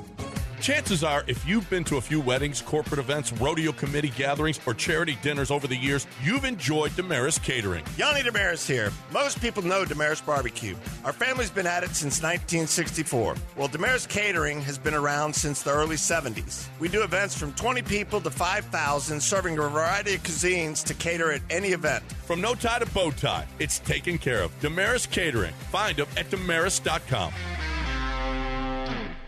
This is ESPN 97.5, brought to you by Zata Jewelers, KFNC, and 97.9 HD2 Mont Bellevue, Houston. Houston, standing by, over. Jeremy and Joe starts now. On ESPN 97.5 and 97.9 HD2. Live from the Huntington Bank Studios, here's Jeremy Branham and Joe George. Hello, Houston. He's Joe. I'm Jeremy. We're Jeremy and Joe. Brian's chuckling as well. He's behind the glass. He is here. We should have a good weather policy. I've proposed this before. We're going to do a show outside when it's nice out. Sure. That's what you said last time. Did I? Yeah. Was I the producer then? No, I think you were the host. Really? Yeah, I recall that. I don't remember that. Bored with it. Shows how much Make it happen, Joe. attention you pay to my proposals. All right, let's go back to break and we'll go downstairs. I mean, we need Do a it by setup the, location. benches next to It's Burger going to Champ? take 15, 20 minutes minimum. Yeah, we can set up This faster is something than that you have to do pre-show. I mean, it's beautiful outside. It is nice out. I'm sure the junkies won't mind an extra 30 minutes for Rich while we set up. Yeah, we can rerun a Rich Eisen interview. They'll love that. They'll be all in. What a teammate Rich Eisen is, by the way. Every time we bring up his name, I'm just reminded how great a teammate Rich Eisen is. Yeah. So this day going forward, or I guess not this day, tomorrow going forward, we have to have a good weather policy. What's our plan? What are we going to do? We can go to a park. They can't kick us out of parks. But right? how are we going to watch our sweat of the days? We have the internet. That's true. Seems like it's a pretty easy solution. Yeah. Like we shouldn't be inside today. I mean, I'd be fine with moving outside tomorrow if it's nice outside. I'm not sure if it's nice outside tomorrow. We have to have an easier standard than whatever the standards are at the dike. That's not challenging or at all. RG. Maybe just below 80. Below 80, above, I would say 40. I was thinking sunny. It can't be cloudy. I was thinking 50. Soft. Yeah. All right, 50 to 80. 50 to 80. And like sunny skies. And it can't be a threat of rain. It can't be like cloudy. No, because we don't get rained on. Yeah, we can't get rained on. So that sounds like a good barometer. The bigger issue here, at least in my opinion, is where we're going to broadcast from. I'm sure we can just do it downstairs. Like around people? Yeah, why not? We're always around people. Is that legal? I mean, that's what we do at remotes. Right, I understand. But usually we have permission to be on their site. Many times they pay us to be out there. That's true. So we might just have to do it in the parking lot. Yeah, so like where could we do it? We could do it at the bench right there, that smoking bench. Yeah, we could. Right next to the trash can? Yeah. Yeah. Where everybody smokes. Yeah. See, I don't love that. We can get a little secondhand smoke. I don't love that idea. You don't like secondhand smoke? Out. Not really. What's wrong with secondhand smoke? Well, it's lots of things. Cancer. It just stinks. All right, so where can we do it from? We'll have to brainstorm. I don't know. That's currently what we're doing. I don't know where else we could. There's only the one bench downstairs. Is there like a balcony anywhere? Usually that parking spot next to the stairwells is always vacant. Maybe we set up there. Like, do we need to run this by the landlord? Probably by Todd, but also the landlord, yes. Well, the Todd's gonna be mad that we're broadcasting the show outside? Probably not. We gotta get camera set up, but that might be challenging downstairs. Why would it be challenging? We do this in remotes. Because we have Wi-Fi to connect to. Right? We wouldn't be connecting to the Wi-Fi? To our Wi-Fi that barely works in our studio. We just use the box like we always do. We could run an Ethernet cord from here. For the camera. Oh, for the camera, yeah. We could run an Ethernet cord. To the second floor? From the parking lot? Just run it out that window. That's not that far. You only need about 100 feet of Ethernet cable. I don't think these windows open. I can open it. I don't think these windows have ever opened. Yeah, I don't know. I can get that window open. Well, you can break it, yes. I can get the window open. Well, yeah, but what happens when you need to close it again? See, I'm hearing a lot of no's here. I don't like this. No, I don't like this. My only no is to the smoking bench. I'm hearing a lot of buts. Oh, I don't want to do it. It's too complicated. No, I need yeses, and I need to know what needs to happen in order for us to be outside on pretty days. We should not be inside today. It is beautiful outside. Get vitamin D, and look, maybe we could get a sunscreen sponsor. I could use it. There you go. I need it. SPF 50. Yeah, because I might be burnt toast. I'll go SPF 50. Joe go SPF 100. Yep. There we go. Yeah. We're ready to rock. As long as it's not like the banana flavored or banana scented ones. Banana flavored? I meant scented. You taste your sunscreen? I corrected myself right away. Flavored. Scented. How often do you eat in the sunscreen, Joe? Maybe that's why I can't do math. Joe wants his sunscreen like little kids want their stickers, like a little scratch and sniff. Oh, yeah. That smells good. I was thinking the Sharpies. The bananas for me. I didn't even know sunscreen had a smell. Oh, I feel like it's like kid sunscreen. Right. Always has a scent. Does it? I think so. Other than like sunscreen scent? No, I've never. I don't think I've seen. I think you're thinking sunscreen Like, I think you're thinking suntan lotion. Or just regular lotion. Maybe. I don't know. Do you dabble with SPF? We normally go to indoor pools. All right, so where are we doing this? We don't know yet. There's only one option, really. Where's that? The smoker's bench. Let's do it. I'll ask. Look at that. Can AJ fill in that day? Yeah. I'll be in studio. Yeah, you probably shouldn't be outside anyways. Oh, no, I'm fine with outside. I just want to be next to the smoking bench. No one uses it. There's people out there, I'm sure. I haven't seen anybody use it in a long Actually, time. I don't think I've seen anyone use this since Fred Fowler. Oh, okay. Then maybe we're okay. Fred Fowler used to use it all the time. We should probably, like, we could actually, like, title that. Like, we're broadcasting live from the Fred Fowler bench. And I don't want to be insensitive about that. Brian quickly went there, but. No, I didn't mean it as an insult. This is where I saw Fred most of the time. Right, yeah, We can name it. The Fowler bench. Get a little plaque. I think we should. I'm fine with that. Yeah, so we're going to go outside of the Fowler bench and do our shows whenever it's sunny in between the degrees of 50 and 80. At least at this time of the year. We might have to reevaluate during the summer. It won't be 80, Joe. No, because if it's 80, it's still going to be humid out. Like if it's like a cloudy day, it gets 80 in the summertime. It had to be sun shining. There's a lot of yeah buts over here. I don't get your pushback here, I don't Joe. really love the I don't love the confidence of this. I feel like Joe's anti this idea. I kind of like the studio. Yeah, see, there you go. Joe's an inside boy. Yeah, we could go ground on the parking lot. Pasty. We'll get it. I mean, there's a car thing over there. What do we call that? Awning. Carport. Like it's like a carport. It's more of an awning than a carport. Sure. But yeah, you're going to be shaded from the sun. I know I will be. Don't you worry. But I like the inside better still. This is so soft. Well, this is the softest thing. That's fine. Can you do the show from here, and I'll go do it from the Fowler bench? Yeah. You know what? You outside? Sure. Yeah. While Joe and I stay here? And I mean, I have my own Comrex. Y'all won't even have to. I just needed an extension cord. Yeah, that's fine. Give me an extension cord. I'll join you for a couple segments, maybe. All right. Just when I need a break. It sounds like we've accomplished something. Yeah, we've baby steps. It's a little bit of a compromise, and I'm okay with compromise. But I want to be outside when the weather's beautiful. I'm fine with that. All right. I just don't know if So if tomorrow the weather is nice, I can bring a Comrex and a TV tray and do the show from the Fred Fowler bench. Yeah. I'm done. You're supplying the internet cord or the extension cord? Did it come back from the Golf Expo? Yeah, I brought it back. Oh, wait. The one the Will Doctor had? Yeah. I don't know. Is there? Okay, I'll bring the extension cord because you guys don't have extension cords laying around Well, here. we have one, but I don't know if we have enough. And then is there power on that side of the wall? I'll do a recon. That's the only question. I'll go do a little site prep after the show. I mean, it's literally downstairs. I don't have to go very far. Yeah, as long as there's power. There we go. Site survey. There we go. It's done. All right. I'm doing the show from the Fred Fowler bench tomorrow. It does look like it will be nice enough tomorrow. It's gonna be partly cloudy, 75 degrees high. That's perfect. All right. I might wear my my muscle shirt. Oh, okay. I was like, work on my tan while I'm out there. You're touching your chest there, so I wasn't sure where you were going with. Yeah. All right, lots to get to today. 7-1. Now we've established that, which is great. I'm doing the show from the Fred Fowler bench tomorrow while Joe's wasting a perfect day in studio. Anyways, lots to get to. Rockets win a basketball game yesterday. Whoa, with the offensive brilliance. Rocket power!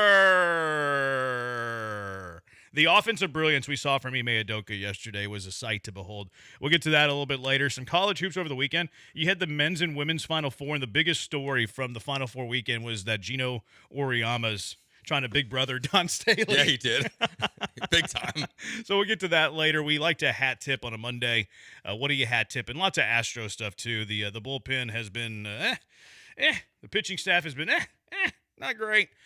So lots to get to today. 713-780-ESPN HRP listener line. You can always watch along with our good friends on Twitch, twitch.tv/ESPN975, YouTube at ESPN Houston, Twitter, ESPN975, Joe's at Joe George Radio, Brian's at Sack by BMAC. I'm at Jeremy Brandon. What's wrong with the television? How come the television's not working? We're blacked out right now. I'm trying to fix it. You're blacked out. The game's blacked out.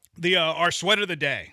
This would be a good time. Our sweat of the day, we're going to go against the Cubs again. Fine. We're betting against the Cubs again today. This was discussed in our show meeting that we have each and every day. We're going to go Rays over Cubs at -115. Joe didn't really have a word because Brian and I quickly agreed. Yep. And then we're also going to go over 7.5 runs on that. The Rays are -115 and on the money line. And the over-under is minus 120 at 7.5 runs. So we're putting up that amount of money. If you've been keeping tabs, we have not been fantastic. Although we finished the week strong. Yeah, it could be worse. We finished the week strong. We're a little bit under 1.5 units lost. A little bit under. It started a lot worse than that last week. So we win our bets today. You're looking at a profitable sweat of the day. Mm-hmm. So yeah, that's our sweat of the day. Astros, good, bad, and ugly. As always, we start off with the bad and the ugly if they lose the series. And the Astros, for the first time all season, lose the series. Shouldn't have. Should have won yesterday's game. But good, bad, and ugly. We go around the horn because it's a baseball thing to do. Bad and ugly, Joe. What are you leading off with? Good point. Good job there, Jeremy. I'll be on deck, Brian. You're in the hole. Christian Javier, he sucks. Yeah. He's not good. He's cooked. It was another very pitiful performance from him. It started out the first, 2-3 innings were okay. Maybe just the first 2 innings it was. And then it fell apart very quickly for him. He has not looked good. I think the velo was back up a little bit this weekend, but McTaggart said he hit 95. It didn't matter. At least once. But he was just... Yeah, but what was the IVB? The IVB was actually low. I remember I looked at it. It was actually down a little bit. Down a notch. Which is worse. Yeah, I'd rather him not throw as hard, but get more IVB. Yeah, because it's just right down the middle every time it feels like because it's not rising. He was just bad. He has been, I think, easily the worst pitcher on the staff of the rotation, at least to start the season. And 2 games into his 2026 campaign, it's been atrocious. So what's your plan with him? He's got to do at least one more start, if not 2, because of the Hunter Brown news over the weekend. But after that, I think you have to have real questions of if he belongs in this rotation or not. I'm surprised you didn't lead with the Hunter Brown. I'll go Hunter Brown since it's my turn, since I'm on the deck. That's definitely bad ugly there. I got a kick out of it today, Joe. I got a kick out of it today that everybody, we follow different sports radio stations in Houston. Mm-hmm. I don't listen to sports radio before our show just because I don't want to be clouded, I don't want my opinion to change. I want you to get my real, authentic feelings and opinion. I don't want them to be skewed at all. But I see their stuff on social like, hey, this is our video of the day, blah, blah, blah, blah, blah. It blows me away how often I saw today. How worried are you about Hunter Brown's shoulder? What a stupid question. What a dumb question. How is that a topic idea? How worried are you? Well, if you know anything about baseball, 100 million. On a scale of 1 to 10, as high as you can possibly go. Yes. It's such a dumb question. It is the ace of a pitching staff that has playoff aspirations, that has struggled from a pitching staff point of view, and we could cherry pick. Well, if you eliminate this guy and that guy and this guy, the Astros pitching staff is actually very good, which sounds like the whole, well, if you eliminate the years that Yordan Alvarez is healthy or is hurt, he's actually pretty healthy. Also, you could do the same thing with the offense. If I eliminate Yordan and Jose Altuve and Christian Walker, then your offense isn't very good. Mm-hmm. So, I always get, and I get it, I understand, well, you can fix it by not pitching those guys. Okay, fair, but then who are you replacing them with? So that the cherry picking always kind of cracks me up there a little bit. But what a dumb question. Because you're right. It's absolute worry. It's a pitcher and it's an arm injury. It doesn't matter to me where the injury's at. It could be shoulder, elbow, forearm, wrist, whatever. When a top, because it feels like they all kind of you're always wrist, worried. I wouldn't be as worried. It still leads to the same shoulder thing. and elbow are my biggest 2 concerns. Forearm's fair because forearms can. I've never seen a pitcher hurt his wrist and be like, uh-oh, Tommy John, here we go. And look, I have a healthy respect for injured wrists. Although Eric Eddy missed 2 months with a thumb, but it was broken. I know, but the 2 months without Hunter Brown would be bad. Sure. But a broken bone is a win over a torn ligament. Yes. Facts. Yeah. But look, it's the guy who finished 3rd in Cy Young last year. Yeah. And you're now at least without him for the next 2 weeks. And you don't have Fromber. Yes. How worried are you? Dire. I'm as worried as I possibly can be. Outside of the health of my family, Hunter Brown's is right there next to it. He's probably. What do you mean? Are you worried? Yes. Based on a talent drop-off, it's probably what him and Yordan Alvarez are probably the 2 most irreplaceable guys on the Astros roster right now. And the way the Astros are swinging it, Hunter might be more valuable. Yes, because where Christian Javier comes back into play and Mike Burrows and these guys is, well, you're already shaky there. Yeah. As it is. And look, obviously no one can fill the shoes of Yordan Alvarez, But this little infield surplus you have, you're better suited to fill the hole that 100%. Jordan Alvarez would leave than you are with Hunter Brown, because Christian Javier has been terrible. Lance McCullers, we'll get to him in a second. He wasn't awful yesterday, but you could see wasn't very good. Yeah, they've released. They have to offer Roderick Munoz back to Cincinnati, who's been terrible. Good. They're going to start Michael Bolton tonight. Michael Bolton's getting the start at Coors Field tonight. I don't even really know who he is. Who replaced? Big. He's big. Yeah. We might not be able to live without him. It started off as a mockery, a mock imitation about his name. And, it might be legit now. We might not be able to live without Michael Bolton in this starting rotation. Is Michael Bolton the new Jason Alexander, 713? Which I think Jason Alexander's about to get called up. I think so, because too. I think they need length. They don't. All their mop-up pitchers pitched yesterday or the day before. So, there's no one that can fill that role for Hunter Brown, obviously. You're not and look, no one's going to fill the role of Hunter Brown.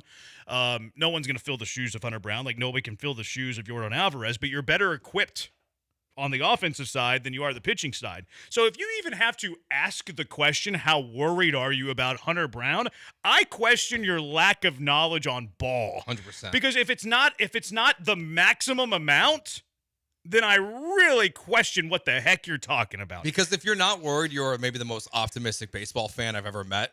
Because if pitchers get injured, everyone panics, and rightfully so. Yes. Guys every team has at least one guy, it feels like, go down with Tommy John every single year.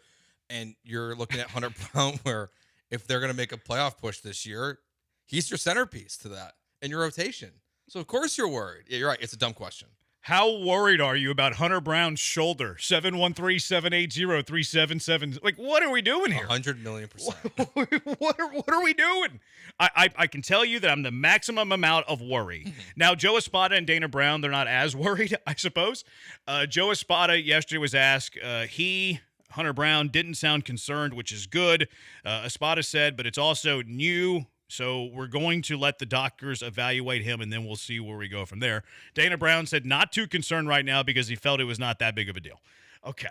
Well, it was enough of a big deal for him to abandon the road trip and come back home. It was enough of a deal to get some, imaging. And look, best case scenario is it's a shoulder strain. He's not going to throw for 2 to 3 weeks. They'll ramp him back up, and then here we go. Maybe 5-6 weeks, something like that. That's best case scenario. Now, this is also going to be the first litmus test on how the Astros' philosophy with handling injuries is going to be. This is our first true test with the new regime, the new return to play, the new way they handle injuries, the imaging and all that. Because look, maybe this is the best case scenario for Hunter Brown. We don't know that yet. We have no information, which is another stupid point to the whole how worried are you about Hunter? Well, we don't have very much information. We know that he abandoned the road trip. He's getting an MRI. He's coming home, and then we'll find out more later. So we have very little information. But it's going to be a great litmus test on how they handle injuries this year. They seem to be positive about this, which in the past, when they were positive, oh no, Kyle Tucker has a fracture in his bone. Jordan Alvarez, oh no, he's got a fracture in his hand that we couldn't find. So we'll see. With the new people in place, the new return to play, the new way that they're handling injuries, the way that they're being more honest, maybe they're just being super, super careful, which is in play. That is possible. I still think best case is 5 weeks, 4 or 5 weeks, something like that. So we have on record here, Hunter Brown, ace pitcher, inflammation, shoulder strain, throwing arm. We have that on record. We have on record that the manager and the general manager are both positive about this. So if it turns out that Hunter Brown is going to be out for a long period of time, then we know that we, again, cannot trust anything the Astros say. I hope that's not the case, but we have this all on record. We have all this information now that if Hunter Brown's injury is a little bit more severe than they're letting on, then we can call them liars again. Well, okay, so there's been no imaging done yet, right? I read that he got imaging in Sacramento, and they sent him home. Okay, so then your second evaluation, I guess, from your staff, or maybe just to read the MRI by your doctors, right? I still can't. I don't know how you can feel positive just yet, because it's not, to me, just the initial injury. It's what happens after. We see guys all the time, especially within the Astros organization, start to ramp up. And you think back to Luis Garcia last year as the prime example, where he comes out, he's throwing in the mid-80s in Sugarland, and then he's hurt again before the end of the season. So even if Hunter Brown comes back in a couple weeks, there's going to be a level of fear, I think, in the back of our minds of, well, what if he just gets hurt again? So that's where there has to be major concern at this point that you just lost one of the best pitchers of baseball for right now, who knows how long, and potentially the chance of him getting hurt again at some point this season. It's not good. It's ugly. Yeah. How worried are you? 713-780-3776. We'll get to that. Brian, what's your first? No, just kidding. We're going to do it on the other side. 713-780-3776. Rockets, college hoops, hat tip. We got all that. A lot of Astros, too. 713-780-3776. Jeremy and Joe, ESPN 97.5, 97.9 HD2. Since 1976, D&M Leasing has been in business, and they opened their doors with one mission: make getting a vehicle easier, smarter, and more affordable than buying it the old-fashioned way. 50 years later, that mission has not changed, but the reason that people come to D&M has only grown. They're tired of negative equity, tired of wasting weekends at dealerships, and tired of paying too much for too little. At D&M, you don't get a rookie. Their average manager has been there for 20 years, salesperson for 10. So you get someone who knows how to save you money, protect you from depreciation, and design a lease around your life. All you have to do is call 713-290-1000 or visit dmautoleasing.com today to get started. If your payments are too high, you're stuck in negative equity, or you just want that smarter way to upgrade, give them a call right now. When it comes time, they'll bring that new lease vehicle right to you. 713-290-1000 or visit dmautoleasing.com.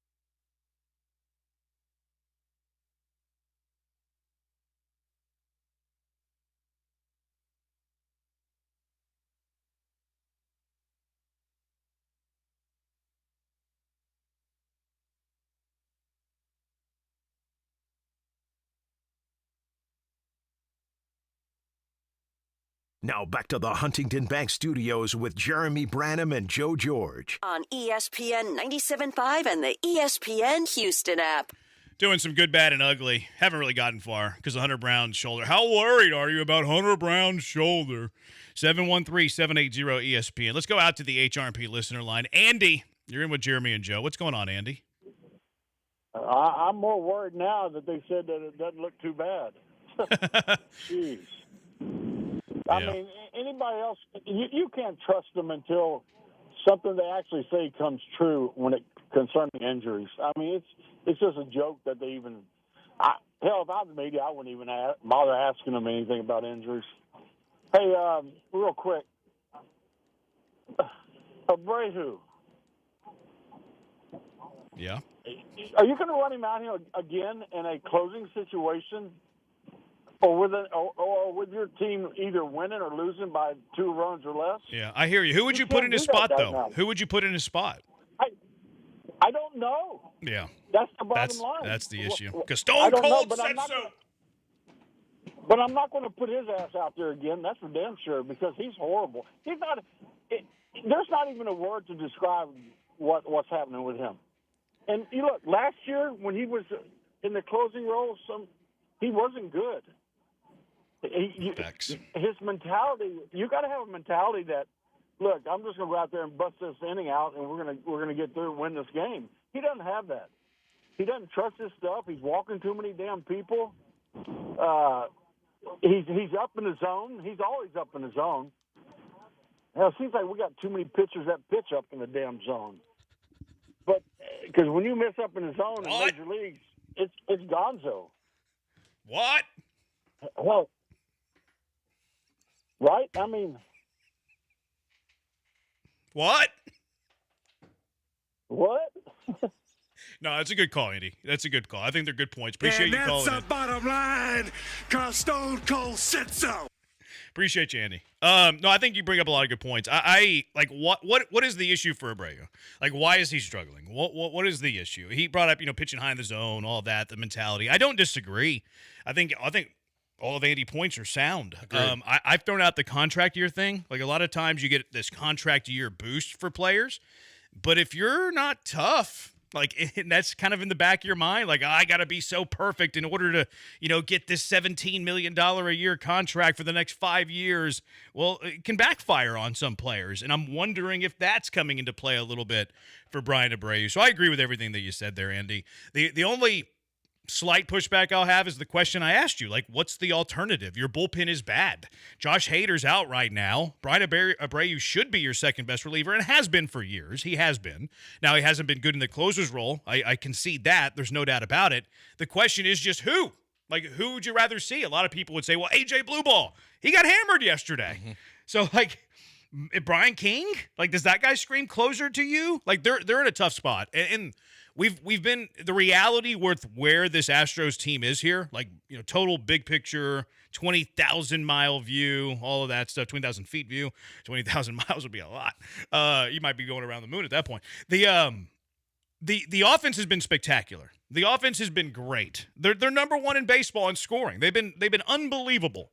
The honest truth about this team right now, though, is that their pitching has been almost as bad as their offense has been good. Yeah. That's where the Astros are right now. And look, 6-4 record, 10 games, that's wonderful. That's outstanding. And then the Hunter Brown injury magnifies it, right? Because now how are you covering, 180 innings? Hopefully he's not out for the year, but how are you covering 4 or 5 Hunter Brown starts with the poor pitching staff? It gets a little bit worrisome. It gets a little bit scary.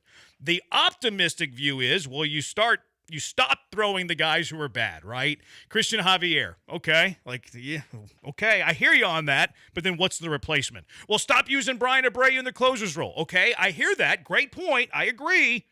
But what's the replacement? We saw one guy today, Rodri Munoz, has been DFA'd. They have to offer him back to Cincinnati. If I'm the Reds, I'm like, no, we're good. We don't need Rodri up here. Hard pass. You can keep him down there in Sugarland. So the question becomes, who replaces those guys? How can they fill those voids? And then you really hope that the Astros pitching machine figures it out. Was it 2 years ago the Astros started off incredibly poor with the 20-40 year? Yeah. Where like they were the worst ERA in baseball for like a month maybe. I forget the exact timeline. But they were like the worst pitching staff in baseball for a month. And then they were able to stabilize it. They were able to settle it down. The pitching machine figured it out. They stopped using bad guys. They were using guys who were performing well. That is the optimistic view. And I do have some optimism because the Astros pitching machine has been fantastic. But do they have the quality of arm? I don't know. Because at least with Hunter Brown, you have Arrighetti and Jason Alexander as options in the minors right now. Yeah. Is it a perfect one-for-one replacement? Absolutely not. But there can be some good stuff there from those guys. You can get good starts. We've seen it from both those guys. The bullpen, I don't know. Like I have no idea, honestly, how you even go about not having Bryan Abreu be your closer right now. I don't know what other option you have. If we talk it out, like maybe you can go to like closer by committee, probably where it depends on where you're at in the lineup, who's coming up. Like if you have lefty, righty, lefty, maybe you go with the lefty Brian King in that spot. If you have 3 straight righties, how are you going to go to the lefty Brian King? Like, and I know he's got even splits, maybe even reverse splits for Brian, if I remember correctly. But you're not going to go to Brian King whenever you have 3 straight righties to try to protect a 2-run game or a 1-run game. You're just not in a wonderful spot right now with your pitching staff. What you have to hope for, and again, we have no idea. Like this texter says, I think that Hunter Brown's going to be out in 5 weeks. Based on what? It's just a guess. It's a total guess. We're not privy to any information other than he's on the IL. He got imaging in Sacramento. He flew home to see team doctors, and you have a positive quote from a spotter and a positive quote from Dana Brown. Mm-hmm. That's all we have. How could you form any opinion? No, because it's also early enough in the season where even if he could, in theory, come back at the end of the day, at the end of this 15-day stint, he might only be able to get you 3 innings. He might have to restretch him out a little bit again because it's so early in the season. So we have no idea what Hunter Brown's game plan is. No, we have his prognosis. We have no idea, and there's still a chance you see him next year. Like, it's in play. It's always in play. With it's the pitcher. in play especially with a shoulder. Yeah, it's unfortunate. A right shoulder. Yeah, everything's in play right now with Hunter Brown. It's not a left ankle. You know what I mean? Yeah. Like a shoulder brought down Jose Urquidy. Remember how long he struggled with the shoulder issue? Mm-hmm. Like a long time. It was like a year. I think it was more than a year. I think he struggled with it and then eventually had to get to TJ, right? Or was his a labor? He definitely had a surgery. I don't remember if it was TJ. Blue ball should be the closer. See, I'm not there yet. He's got terrific stuff. He's got awesome stuff. Got hit a little bit yesterday. I do think that he kind of ran out of gas yesterday. Like he was being pushed a little bit through over 40 pitches because their pitching staff is a little upside down right now. I'm not against blue ball being the closer. I'm not there yet. I think by committee is what it is. It is. Look, if Brian Abreu is just more comfortable in the 8th inning, maybe it does make more sense just to have him out there just to get you to the 9th.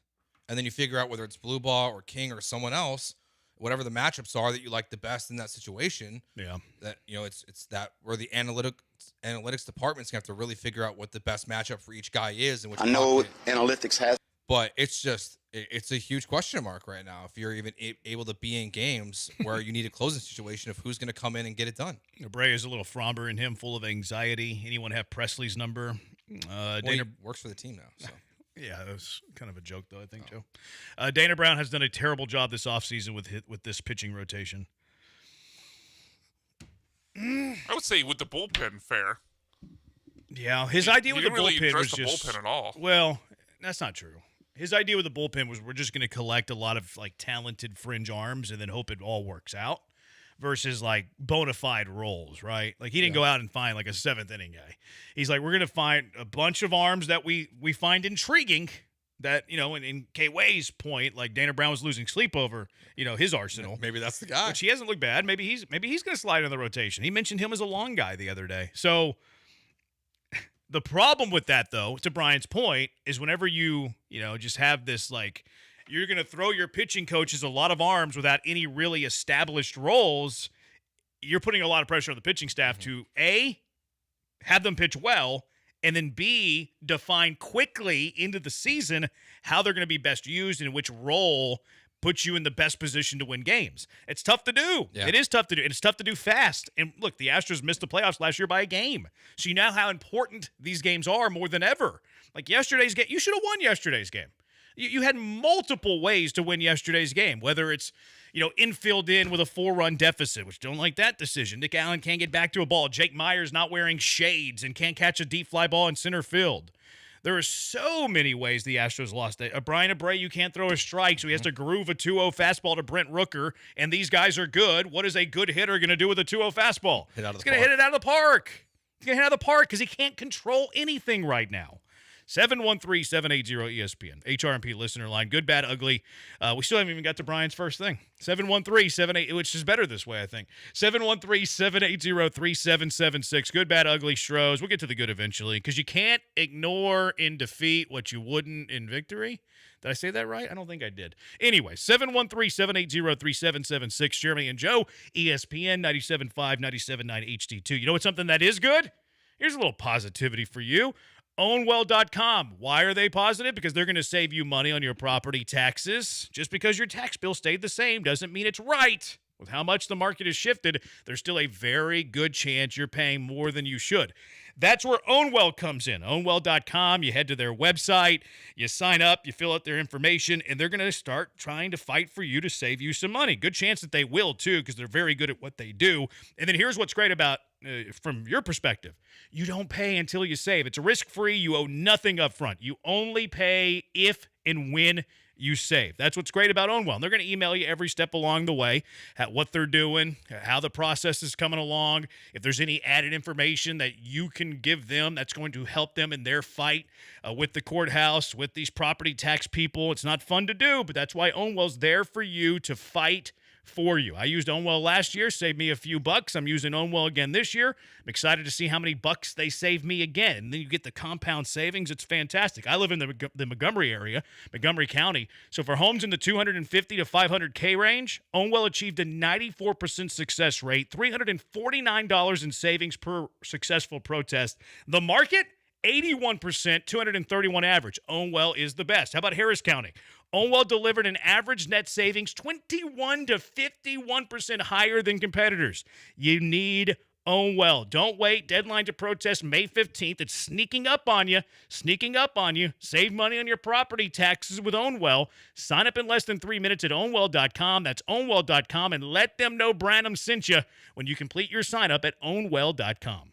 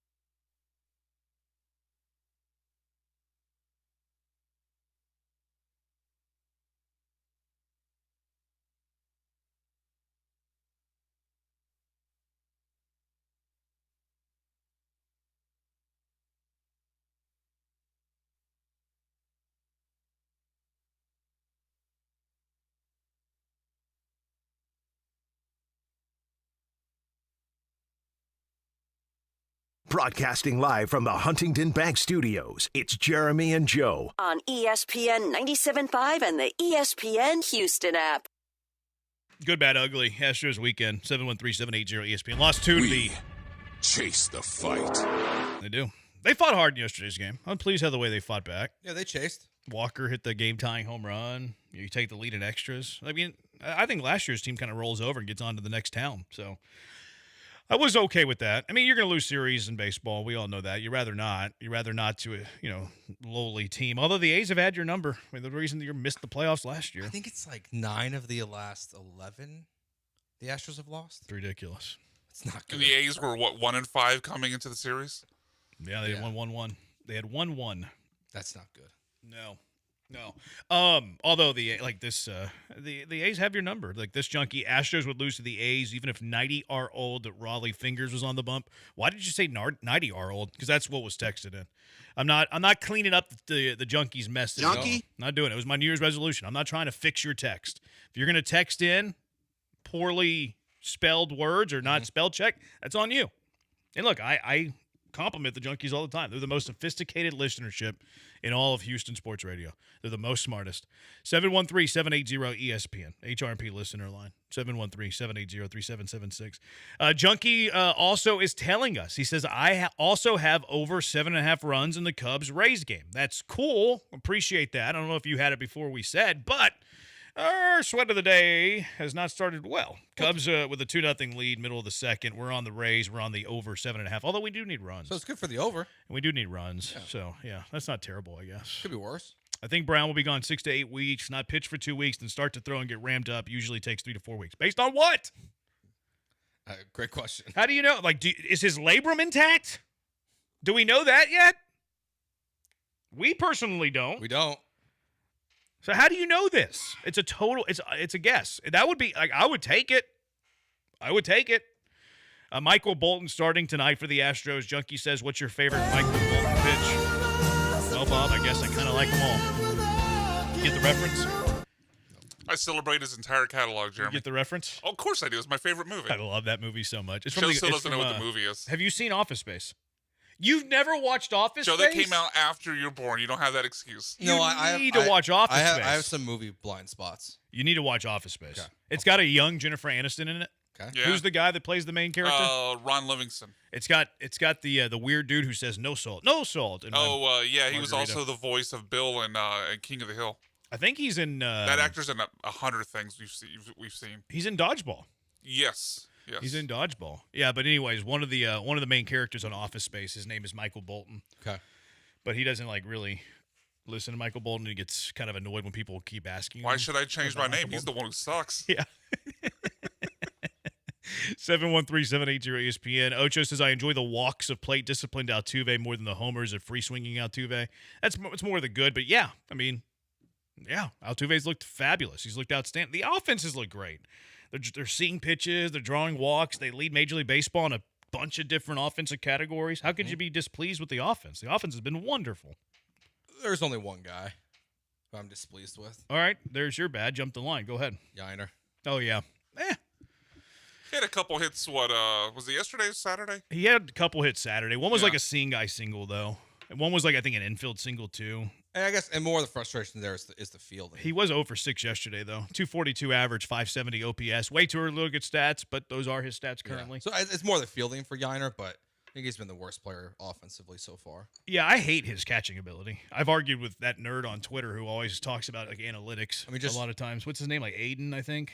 Sounds right. Yeah, he's like, oh, his computer says he's good. Well, my eyes say he is not. Yeah, just send him the video from Saturday. He just ignores it. He doesn't watch games. He watches numbers. Because that pop-up calculators. Pitiful that he missed. That one's tough for a catcher. I know it is. But I hate Yiner as a defender. That's a tough play for a catcher. I kind of wish Walker would have taken charge. That's fair. That's fair. But Yiner has not been great to start the season in any way. Sorry, I jumped the line, Brian. Yeah, Brian, what you got? You know what? It doesn't matter what you got. No, go ahead. Well, you've taken the first couple of mine. I'll go with Rodri Munoz. I know we mentioned him a couple times, and it's kind of a moot point now because he's off the team for now. We think. He's but gone. He was not a major league player. 5 earned runs on Friday night. Just lit the field on fire after Javier got chased after the Yiner drop. So, I think I feel a little bit bad crushing him because if the Astros bullpen was fully healthy, if Hader and De Los Santos were ready to start the season, he wouldn't have even been on the team. So it feels like we're crushing a AAA player, but he's not a major league guy. Yeah, it was on my list. It just says Munoz got to go, and then he's gone. He's bad. Thankfully, he was very bad. Let's see what I wrote about him. I said get rid of Munoz.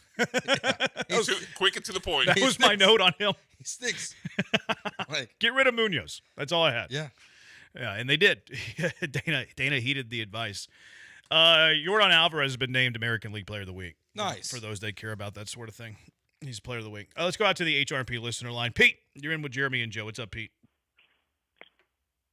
Hey, guys. How's it going? Going good. Man, don't you love it when baseball starts? Astros, hey, good, bad, ugly. I think the good is what you guys have been elaborating on the offense. I mean, Yordan's starting out strong and looking good and healthy. Altuve's looking better at the plate. And, hey, Christian Walker, going to give him his props. He had a great series over the weekend. But then we talk about the bad. We're talking about Hunter Brown, I don't know, 15 days, how many games? I mean, it's like, here we go. Methodist is warming up the MRI machines again. Ugly. You guys talked about it as well, the pitching. The group. Anyway, the pitching. I mean, it's not been good to start, but, hey, we're only 10 games in. I mean, if I recall last year, they started 4-6 and didn't have offense. So it's going to take a little time. I'm going to be optimistic about it. Now, if it's 20 games in and the pitching's looking mediocre, then maybe you need to start raising the red flag. But, right now it's a work in progress. It hopefully gets better. Abreu, I hated seeing him giving up that 3-run jack. But, hey, that's life. They're going to get better. I'll hang up and listen, guys. Have a good one. Thanks, Pete. Yeah, there's a lot of hope there that I don't tend to share at the moment with the bullpen, at least. I just don't see it like as you're currently constructed, and maybe it will get better over time. But I have very little confidence in pretty much everyone that would come in after a starter right now. I mean, I like K-Way. K-Way. Yeah, the problem with having hope, like other than Abreu, it'd be different to have hope about it. Okay, this guy's done it for 5 straight years. It's just a slow start. Mm-hmm. But other than Abreu, there's not really any guys you could say that about. Which is why I kind of want to stick with Abreu. Like, I think you have to ride that out for a bit. Like, you have to have Abreu be good. And like, well, get him out of leverage spots and ease him into it. Okay. Valid. I just disagree. I think he just has to be better. And I just don't love the options if he's not there. Like Brian King there? I think he's the option. I mean, it's just what else do you have? If people want blue ball, which blue ball has been good. Gateway. I give it a shot. I think there's a better chance Gateway's a starter than he is a closer. Just based on Dana's words. All right, 713-780-ESPN HRP listener line. Junkie texted in all capital letters. 2-run Mullins homer. Let's go. Rays tied the Cubs at 2. Yep. We're on the over. We're on the Rays. Let's go, baby. Joe, you couldn't get it up on the TV. I've tried. Are you a noob? Clearly. Of all the games I thought you could get up on our television screen, this was the one. We'll try again during the break. All right, thank you. 713-780-ESPN. Somebody also said that you're banned. Oh, you're suspended without pay, says a junkie, until you watch Office Space. I'll watch it tomorrow since the Rockets game's not till 10 o'clock at night. I'll Astros play, though. Oh, that's right. Yeah, maybe it's a Wednesday activity. Yeah, that's fair. Yeah, Office Space is fabulous. You're going to love it. I wrote it down. All right, watch it. Yeah, maybe we'll do a Joe movie review. I think it's a good idea. Okay, instead of because no Jose Jorge this week. He only shows up on the first Thursday of the month. 713-780-ESPN. Amor. Good, bad, ugly. Jeremy and Joe, ESPN 97.5, 97.9 HD2. Houston, don't miss a moment. Secure your seats with Houston Rockets season tickets memberships right now and get access to the season's playoffs plus the entire 2026 and 2027 season. As a Forever Red member, you'll get the best seats at the best prices, along with exclusive benefits and events all year long. You get that best seat location, playoff ticket priority, exclusive member-only events, Toyota Center concert pre-sales, 25% off concessions and retail, 10% off suite rentals. You get NBA League Pass thrown in there as well for just becoming a Forever Red member. Feel the energy, be part of every play. It takes all of us all season long. Get started today at rockets.com/radio. That's rockets.com/radio.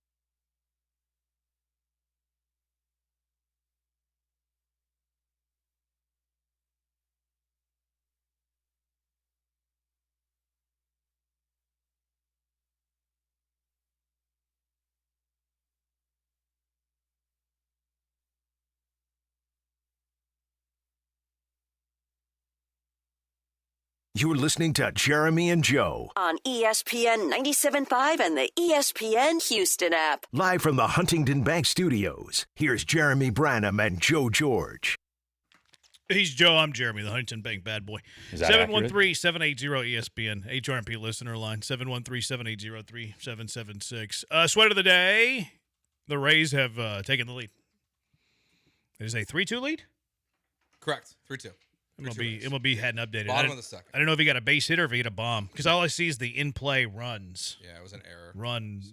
So. Who committed it? Michael Bush, the Cubs first baseman. Hate that for you. 713-780-ESPN. Real sarcasm. What happened to Pena starting every game? They didn't say he was going to start every game. They said he's going to start back-to-back games. What am I missing here? I think there was a texter had a misinterpretation of what was said. Okay. I think. A former host at night on 97.5 used to scream at me when I mentioned Yiner's pop time and unsavory defensive stats. His initials were, but he didn't get the initials. He just gave the full name. Mm-hmm. Said Pat Creighton. I have one guess. Was it Pat Creighton? Yeah, Patrick A Creighton. former host at night on 97.5 used to scream at me when I mentioned Yiner's pop time and unsavory defensive stats. His initials were Pat Creighton in all capital letters. There's only one host that would fit. Yeah. People had blinders onto Yiner's defense. Dusty was right about Yiner, man. Yiner doesn't have good at bats. He's a terrible receiver. Mm-hmm. Terrible receiver. He's the Latino Evan Gaddis. He is. He's a terrible receiver. Junkie, best Michael Bolton song, Jack Sparrow with the Lonely Island. Great call. It's a good one. Yeah, it's a good one. I love that song. I'm not even sure I know what that song is. Oh, it's fun. Yeah, it's from when Andy Sandberg's group used to have the SNL shorts on. Oh, Yeah. I probably know that it sounds like then. Rocky, why not bring up a Limber Santo or try Miguel Yolola at closer? Jose Fleury. It's probably too early on those guys, and they probably want to keep at least Yolola extended. Although I have my concerns with his command. You could try him in the bullpen, maybe not closer. Yeah, as guys move into the if K-Way moves into the rotation, K-Way. Maybe one of those guys can move into the bullpen role, but not too early for closer talk.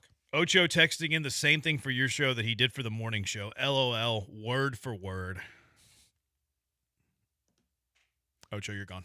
Oh, I hope you understand. You are Can't be doing that, Ocho. All right, turn that down. Turn it off. 50-30 for being a snitch. You're gone.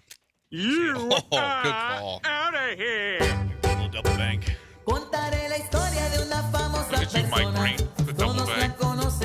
Bang, bang. You see the Toto Vitello guy, the manager for the Giants? No. He got it ran for the first time in his big league manager. Oh, really? What did he do? He's arguing runners lane interference because he doesn't know what runners lane interference is. Doesn't know the MLB rules. To be fair, nobody knows what runners lane interference is. That's true. People get ejected for that all the time. It's like, yeah, that's a pretty obvious call there. I'm wondering if we're going to start seeing people get ejected for ABS challenges that are too late. We saw one. Yeah, was it the Twins manager? Yeah, the Twins manager got upset, but we haven't seen the players have like major reaction yet. Because I saw it a couple times this weekend in different like highlights where guys are just waiting that, I don't know, third second to challenge it, and then they're being told no. But no one's freaked out yet, but I feel like it's coming at some point. I thought Callis brought up an interesting point the other day. I can't remember what game it was, but he said he's waiting for the check swing, appeal to third, challenge on a no swing. Oh, just get all of it? Well, he's wondering what the logistics of it will be. Like if you have let's say it's a lefty, third base umpire, lefty checks the swing, you ask for the appeal, they say no, he didn't go, and then now you're like, well, I want to challenge the pitch. Oh. Is that too long? See, I would think no, because you're waiting on the initial check to be. I think there should be leeway there. The ruling there, yeah. I think there should be leeway. I think that the clock, the imaginary clock, because there's not even a real clock, to challenge should begin the moment the third base umpire says no swing. Agreed. Now is whenever you have your window. The challenge. Yeah, I think not allowing them to challenge in that moment would be a mistake. Yeah, that could be an argument. Yeah. That could be an argument pretty quickly. So, yeah, I think that they would allow it, though. As a Braves fan, thank y'all for Dubon. He's been phenomenal. Rocky, y'all said Altuve was washed at defense. He made a phenomenal play last night that should have saved the game. That was a great play. And his defensive numbers have been way better, actually. I think Jose Altuve got fired up whenever they moved him to left field because he was actually pretty good defensively last year at second base. I think the whole, hey, you're going to play left because we're going to hide you on defense, I think it ticked him off. And he found the fountain of youth defensively. He has been phenomenal there, Rocky. You're right. Been really good. Is it your turn for uglies? Did you get Cad Armbetti for homer for LSU yesterday? He's from Tomball. I didn't see it. I don't know. I'm reading some of the text here. We'll get back to us in a minute. The junkies take precedence over us. Junkie? So.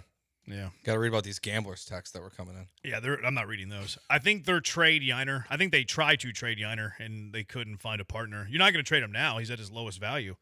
Eric Umblebrag, I'm going to the Masters this year. Y'all doing a Masters show pool? I don't know. These dudes don't know anything about golf. We will. I think that's why we have to do it. We have to do it. Because it'll be funnier. Because when we finish first and second and you finish in last, great. Well, you're just going to look up odds. It's not that hard. Yeah, for sure. Welcome back to the Masters. Inside a beautiful butler's cabin with the wood grain table, the azaleas that are pastel colors after Easter, and the birds who we find fake music on. I don't know if that makes any sense. We'll have Will Doctor on Wednesday. Weren't they accused of putting in fake bird sounds of birds that weren't native to Atlanta or to Georgia? Yeah.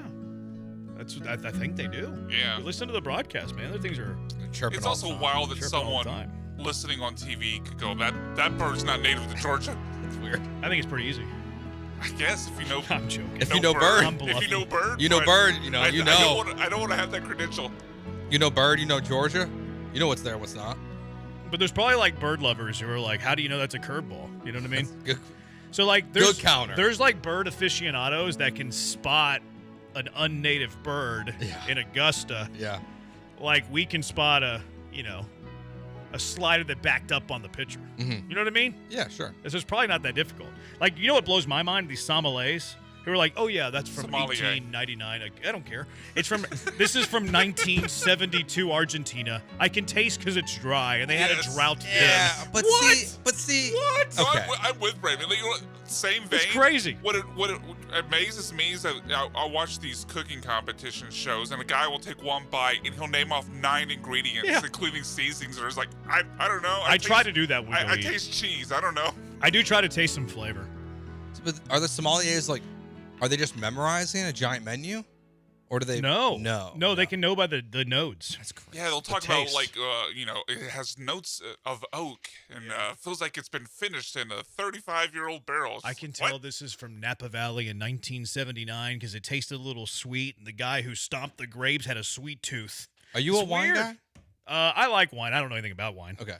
No, I don't either. I let the wife order. I'm a very rookie noob wine guy, and I probably don't like it as much as most. And I'm probably very low brow when it comes to my wine knowledge or even taste. Yeah, I like red wine. I'll drink pretty much anything my wife tells me to drink that's red. My wife gets a forget what it's called now. I'm blanking on it.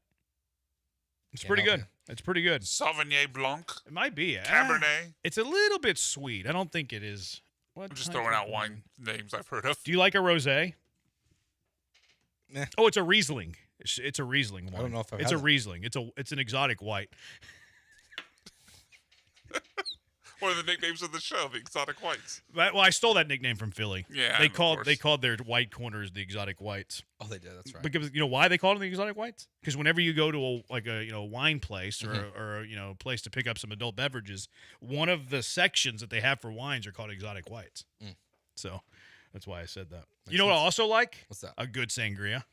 Sangria's good? Especially in the summer. Give me a sangria. There's this place in Fredericksburg. I'm forgetting the name. Maybe Potomac? It might be Potomac. Their rosé, not rosé, their sangria, the best you'll ever have. Really? The best you'll ever have. During COVID, I had it delivered to my doorstep. I paid $100 for 4 bottles of sangria. While you're growing out the hair? Yeah. And gardening? Yeah. And I was outside grounding with my gardening. It was COVID. Those were the times. I was in great shape back then. Drink and garden. We were. I didn't do the gardening part, but yeah, you make all your own meals. You grow your own. You order $100 of sangria delivered to your doorstep. It's great. It's a great move. As I look like Lena Hidalgo with my long hair. My favorite was I ordered from a wing place. I ordered a margarita, and it literally just came in a giant milk jug of margarita mix. How cool was that? It was awesome. It was a bottle of tequila, a jug of margarita mix. And it's just all right, here you go. I was like, this is great. Have fun. Yeah, this is awesome. That is one of the highlights of like what we've gotten from COVID is you can get takeout margaritas. Absolutely. Now. Yeah, they've had it in other states forever, but it just took Texas a while to get there. Took us a little while. We just needed a pandemic to get us there. I'd say there was EV. I think we got out ahead there. Should we say silver lining? All right, 713-780-ESPN. Still doing good, bad, uglies if you want to play along. 713-780-3776. It's Jeremy and Joe, ESPN 97.5, 97.9 HD2. Oh, your basketball team got a big win yesterday. We're going to see the Natty tonight. This is the season. The playoffs start here pretty soon. You're going to be jonesing. Kids are going to be jonesing. The significant other might even be jonesing to play some basketball. That's why you need a goal from Pro Dunk. They make the highest quality basketball goals you'll ever find, serving the best goals since 1984. They've been serving goals longer than most of us in this show have been alive. They got a tempered glass backboard. They got the breakaway rim, which is great for dunking because it's not going to break on you. That's safe, right? Safety first. But it's stainless steel hardware. It's also rust-proof, which is must-have in Houston. Height adjustable, anywhere from 5 feet to 10 feet. You should have already known it was height adjustable, though. I said you can throw down some jams. Of course it's height adjustable. And their accessories, they're top-notch. You get LED light kits for night play. You can get those. You're at work, kids are at school. It's hot during the day. You get some LED light kits. You can play at night. Backstop nets, pull pad lettering. You can customize the goal however you want. One of their new goals is called Thor. Awesome. They have their lightning adjust feature on Thor, which you can raise and lower the goals with a drill. It's easy to do, fun to do, idiot-proof for people like me. But they have all the goals. They have in-ground adjustable, portable, wall mount, roof mount. They can do it all. And they also can install the goal for you. You're not going to screw it up because they're going to do it for you. You don't want a big box delivered to your driveway, 1,000 pieces to assemble. No. Let the pros at Pro Dunk do that for you. They'll install at the perfect height, perfectly straight. You're not going to mess it up because they're going to do it. So order now at produnk.com. That's produnk.com.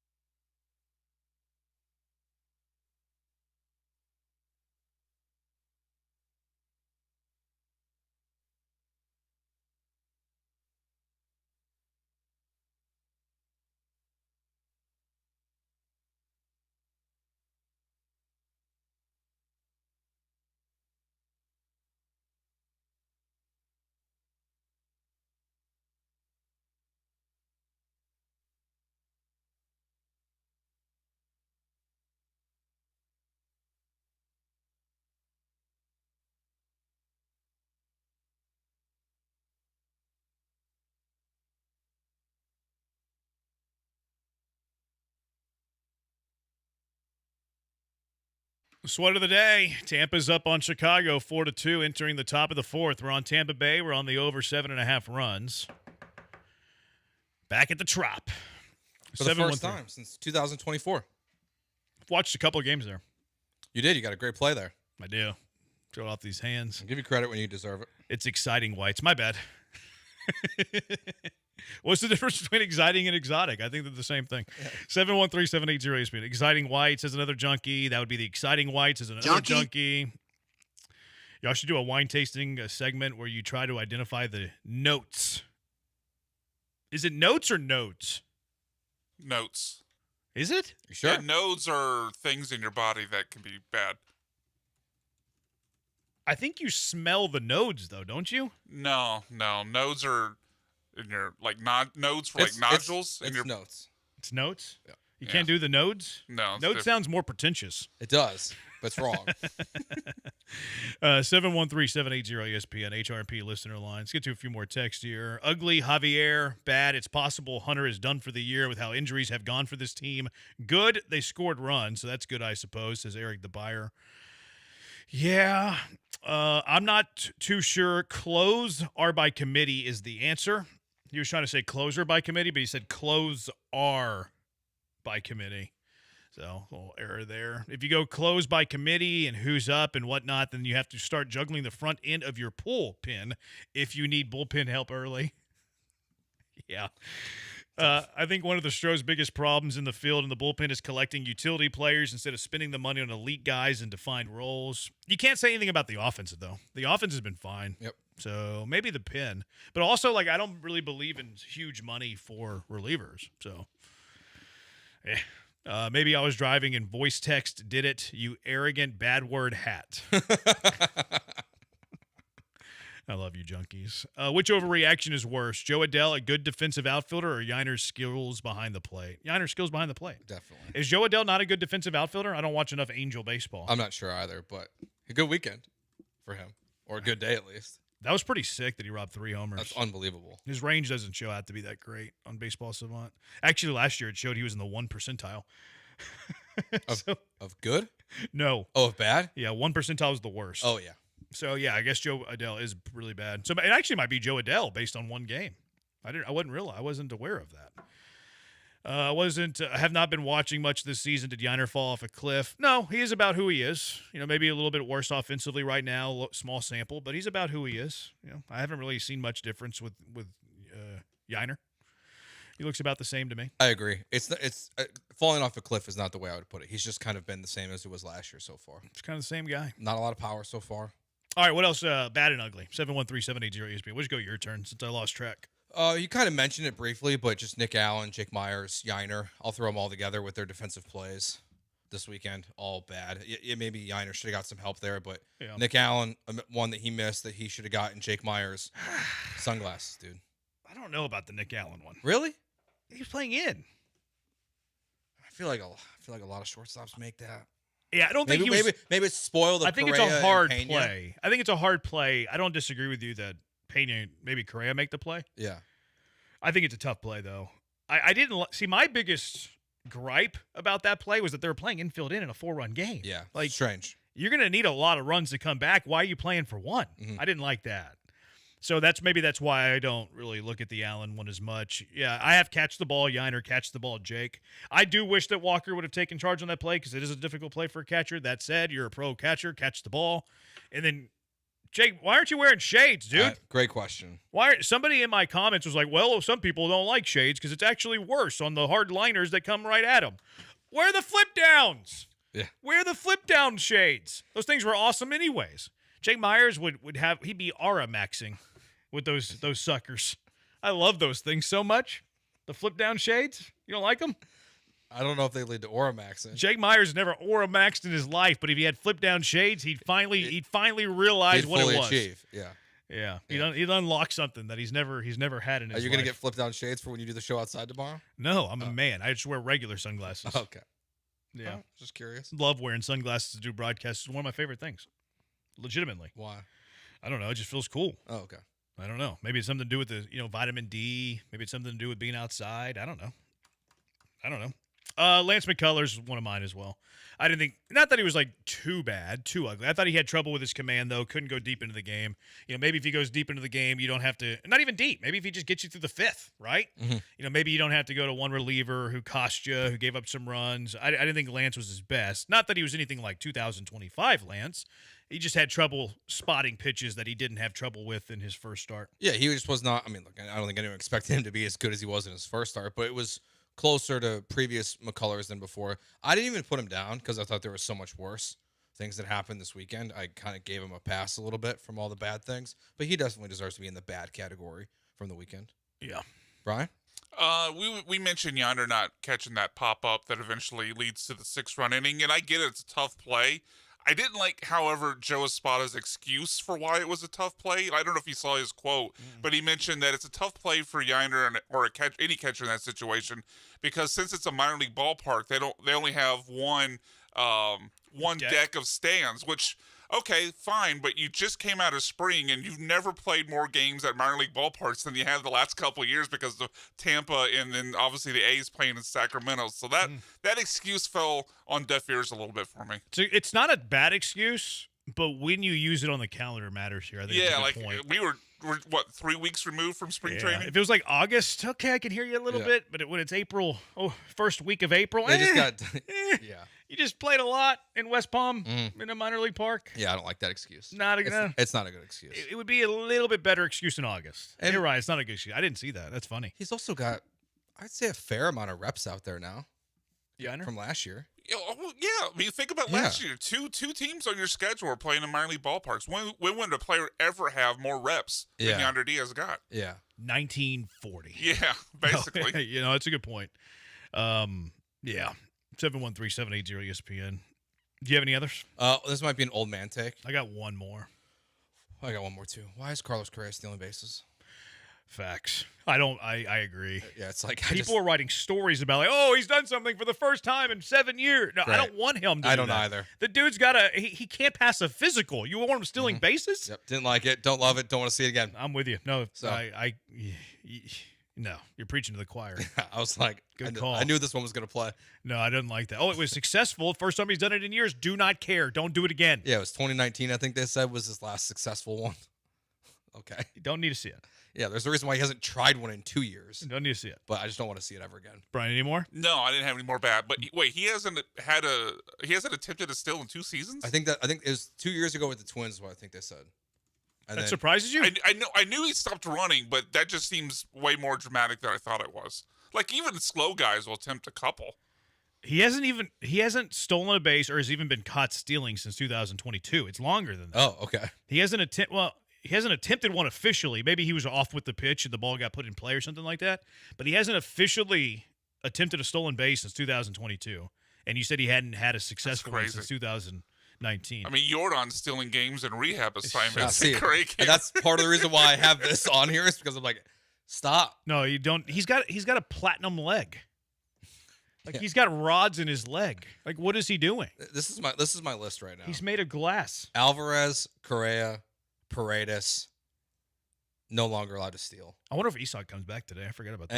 Anyone else not allowed to steal? Is Altuve allowed to go? Yeah, he's allowed to steal. I'd rather he not. I'd rather him not. He gets thrown out on base so much. It's not for injury like the other 3 guys. It's because he's bad at it. Yeah. No, I mean he can, but I'd rather him not. Christian Walker would never try. I'm thinking Yiner. Yiner probably shouldn't. Vasquez. Yeah, Vasquez definitely shouldn't. That's probably the end of the list. Yeah. Myers isn't a great base runner. He's like fast, but he can't run. Yep. And he's slow out of the box. I think you nailed it. Okay. I think that's it. I wonder if we see Isak back today. I forgot that he was on bereavement. We need an untenable watch. Everything as well. We need an untenable watch with everyday Isak. The last one that I had on the good, bad, and ugly, and we'll get to the good on the other side. Don't ignore in defeat. No, don't ignore in defeat what you wouldn't in victory. Yeah, there you go. Okay. There you go. It's hard. I usually don't say it that way. I know, but you were on the right path. Jeff Blum. Oh, yeah. What in the world happened? So he's gone. There, and then he's gone, and then he comes back in the 10th. He said they was under the weather and that he was sick. Yeah, but he came back? Yeah. I think he was like throwing up in the back of the booth. Is this a Lamar Jackson situation? I don't know. I just know that Jeff Blum was there, Then he was sick and off the broadcast for 9 innings. And then he came back in the 10th. I was so confused when the 10th That is weird started. to do the 10th. Like, just take the rest of the game off. We'll have to ask Blummer about, or TK. we'll have to ask the TK about Blummer. Well, it can't be a Lamar Jackson thing if it was 9 innings. But it was a travel day, so I think he had to be at the park. Yeah. I think that's why he didn't go back to the hotel. Yeah. Maybe so. But how weird is that? It's very weird. He's there, and then he's gone, and then Julie is like popping into the booth in the second inning after TK does like an inning by himself, and then Blum suddenly magically reappears. Yeah, it was strange. I think he was in the back of the booth throwing up. And then just all of a sudden was like, all right, I can get this one out. Yeah, I wonder, like, I want to know the backstory on this so bad. I wonder what TK will share. I think TK will protect his teammate. I do too, but we're certainly going to ask. First or last question? I'd say last. I don't know. I mean, he's not going to hang up, so it could be either. No, I don't say that. I just like it's far removed. Yeah. What happened to Blum? That was weird. He didn't say anything. He said he was under the weather. He said he was. They addressed it on the broadcast saying he was under the weather, but that's all they said. He was under the weather. I wonder if he was. I just wonder why you come back at that point. Well, I think Julie had to go down in case that they wanted to do like an on-field interview, and then also she grabs the interviews like after the game in the clubhouse. So Blum she was had just to do her role. Blum was just being maybe just an elite teammate and saying, "I'm going to power through this." Inning. It was like his flu game. Yeah, it was his flu game, which really was a stomach ache, and he probably had a stomach ache. My question, you know, I think I'll ask TK, like, which end was it coming out of? Phrase it exactly like that. See if he answers. Do you think he'll answer? Probably not. Not if you ask that way. 713-780. TK, was this a poop or puke situation? We'll get to some more of your texts about the Astros. 713-780-3776. We'll get to the good eventually, too, because there was some good. There were some good moments. We'll get to that eventually as well. 713-780-3776. Jeremy and Joe, ESPN 97.5, 97.9 HD2.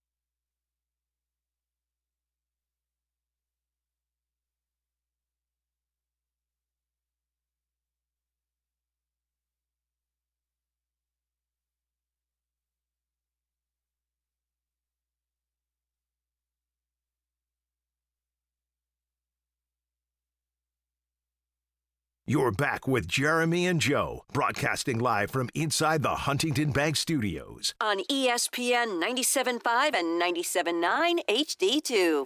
Sweat of the day, Rays, money line. Rays, Cubs over 7.5. Rays lead the Cubs 4-2 halfway through at the Trop. A couple of Astro roster moves. Yes. Did you already see? I just saw this, yes. The Astros have called up Aniel de los Santos, so he is up for Roderick Munoz. I thought they would go length there and wait a day on de los Santos, but Alexander has not been very good, so maybe that was the rationale there. And also, Isaac Paredes is back. No lineup yet, though. But I can't imagine that they would have taken him off bereavement and then not have him play. Yeah, because he could have been out for another 4 games. Yeah, so he'll be in the lineup, I'm sure. They send back down for Shea Whitcomb, so he's back to his home in Sugar Land. Yeah, and then Michael Bolton gets the start tonight for the Astros. We do know that.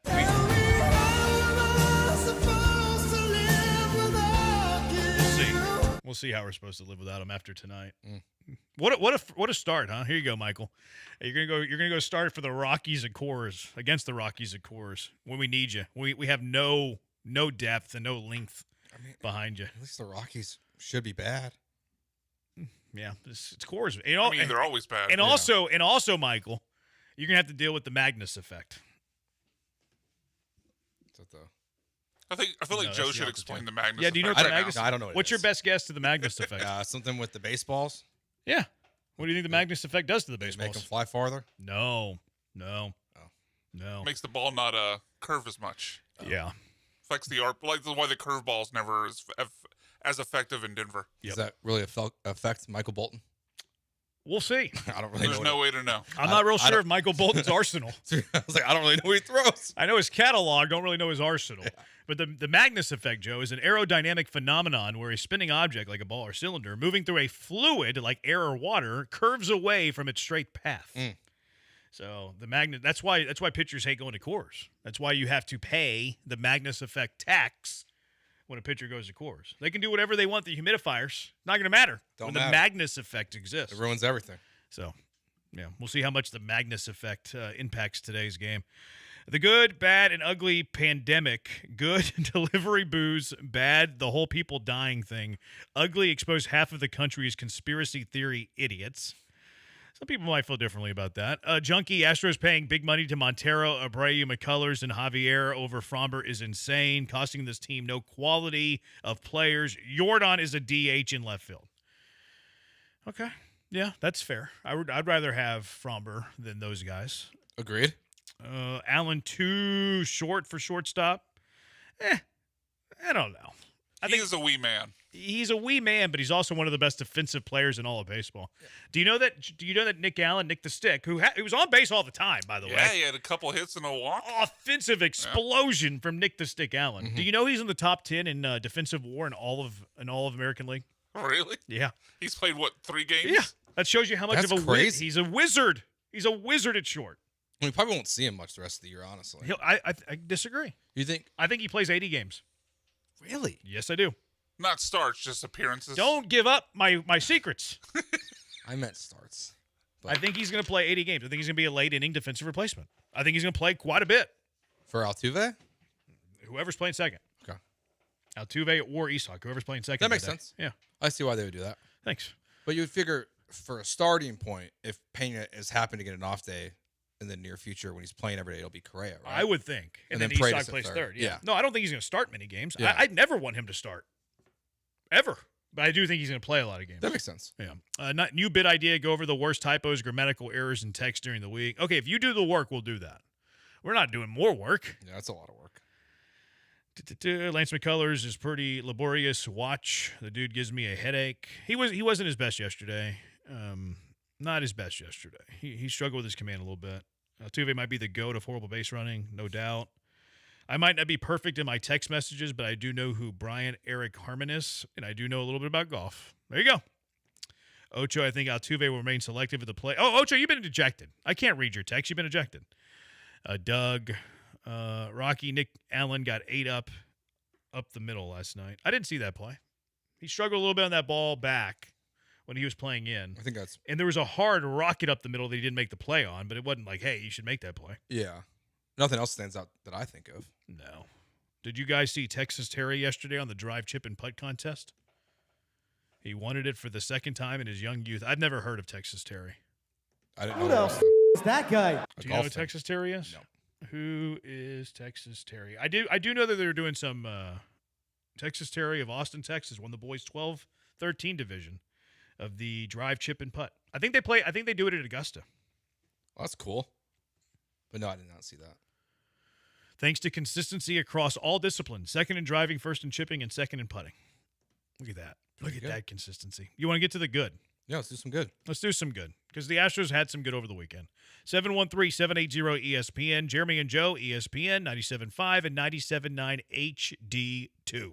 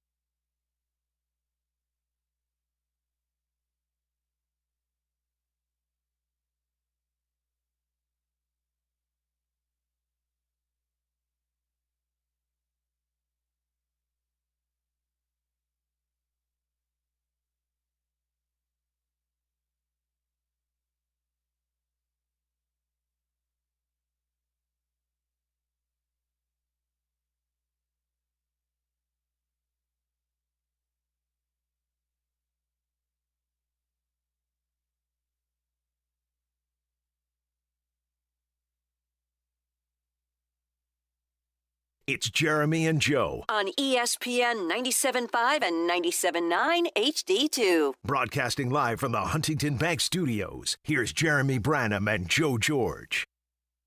Rays, Cubs. We're on the Rays. We're on the over 7.5. 4-2, top 6. Cubs with runners at second and third, nobody out. That's our sweat of the day. Key from LA, how are you guys placing them bets? Wish I could tell you. 713-780-ESPN, HRP listener line. Let's get to some of the good, Joe. Oh, Ocho wanted to text in again, even though he's been ejected. Okay. He says, I'm textually kicking dirt at you for ejecting me and attempting to take your microphone. All right.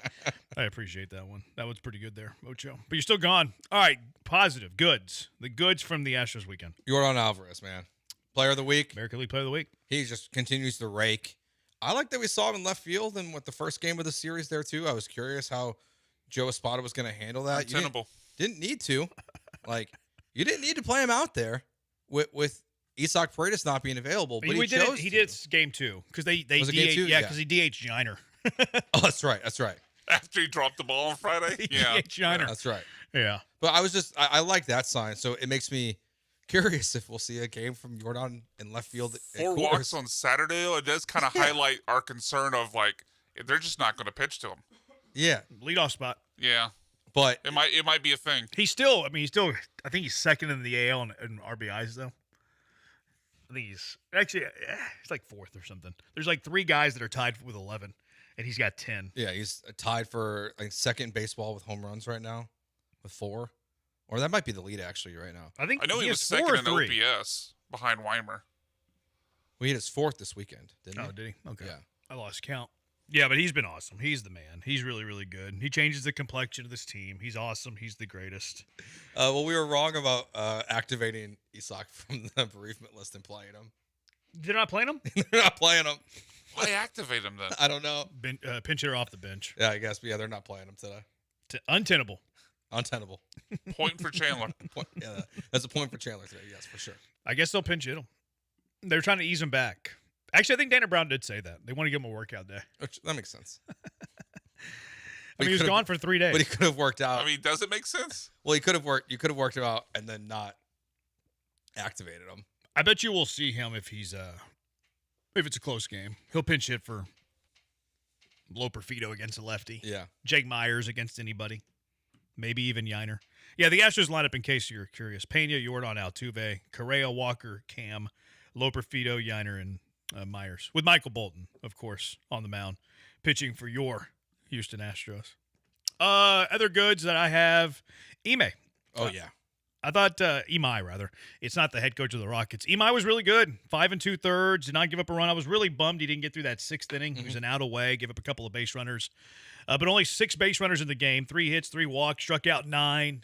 Everybody was losing their mind about the reverse slider that he throws. It's nasty. It defies. It doesn't make any sense. It defies everything you would think of from a pitcher. People are like, well, it's a screwball. No, the release is a lot different. Yeah. The release is it's way different. It defies everything that you know about pitching. Maybe it just goes the other way in Japan. Maybe that's what happens. Like the toilets. That's an Australian like joke. the toilets in Australia, they flush the other way. I didn't know that. Maybe that's what happens in Japan. Southern Hemisphere The thing. sliders go the other way because they're on the other side of the world. Interesting. I didn't know that toilet. It's a nice theory to work with. Yeah. You know that about it's gravity. No, I didn't know that. Yeah, No. Southern Hemisphere, not just Australia. Yeah, it's how gravity works. I didn't know. Because the top half, it goes this way. I don't know bottom math. half, it goes that I don't know way. gravity. I feel like there's a segment here where Joe finds out. Joe learns. Joe learns. We could do that. Yeah. Anyway, he was great. He was phenomenal. He was nasty. That really good. That pitch it's something to watch. Like seeing Pitching Ninja was having a field day with him. He was. On Twitter. He was loving it. But that was a really good bounce back from Imai from his first start of the season. So, and you need it now with Hunter Brown, as we talked about earlier in the show, being out for whoever knows how long. You need you guys to step up. But Imai was very good this weekend. He was good. He was good, Brian. Christian Walker, someone we banged on a lot, I think, during the offseason, so got to give him his props here. 4 hits for the weekend, 2 walks, 4 runs, 4 runs driven in. So Christian Walker continues to mash. He's awesome. He's been great. He's been really good. Maybe it was the oblique last year. Maybe it was. He was trying to pull it into the boxes at the dike. That too. Because his home road splits were egregious. But the start to the season is everything you can ask for and way more. Thanks, Joe. From him. Yeah. What? It's great analysis. He's crushing the baseball. No, you're right. Dynamite drop-in money.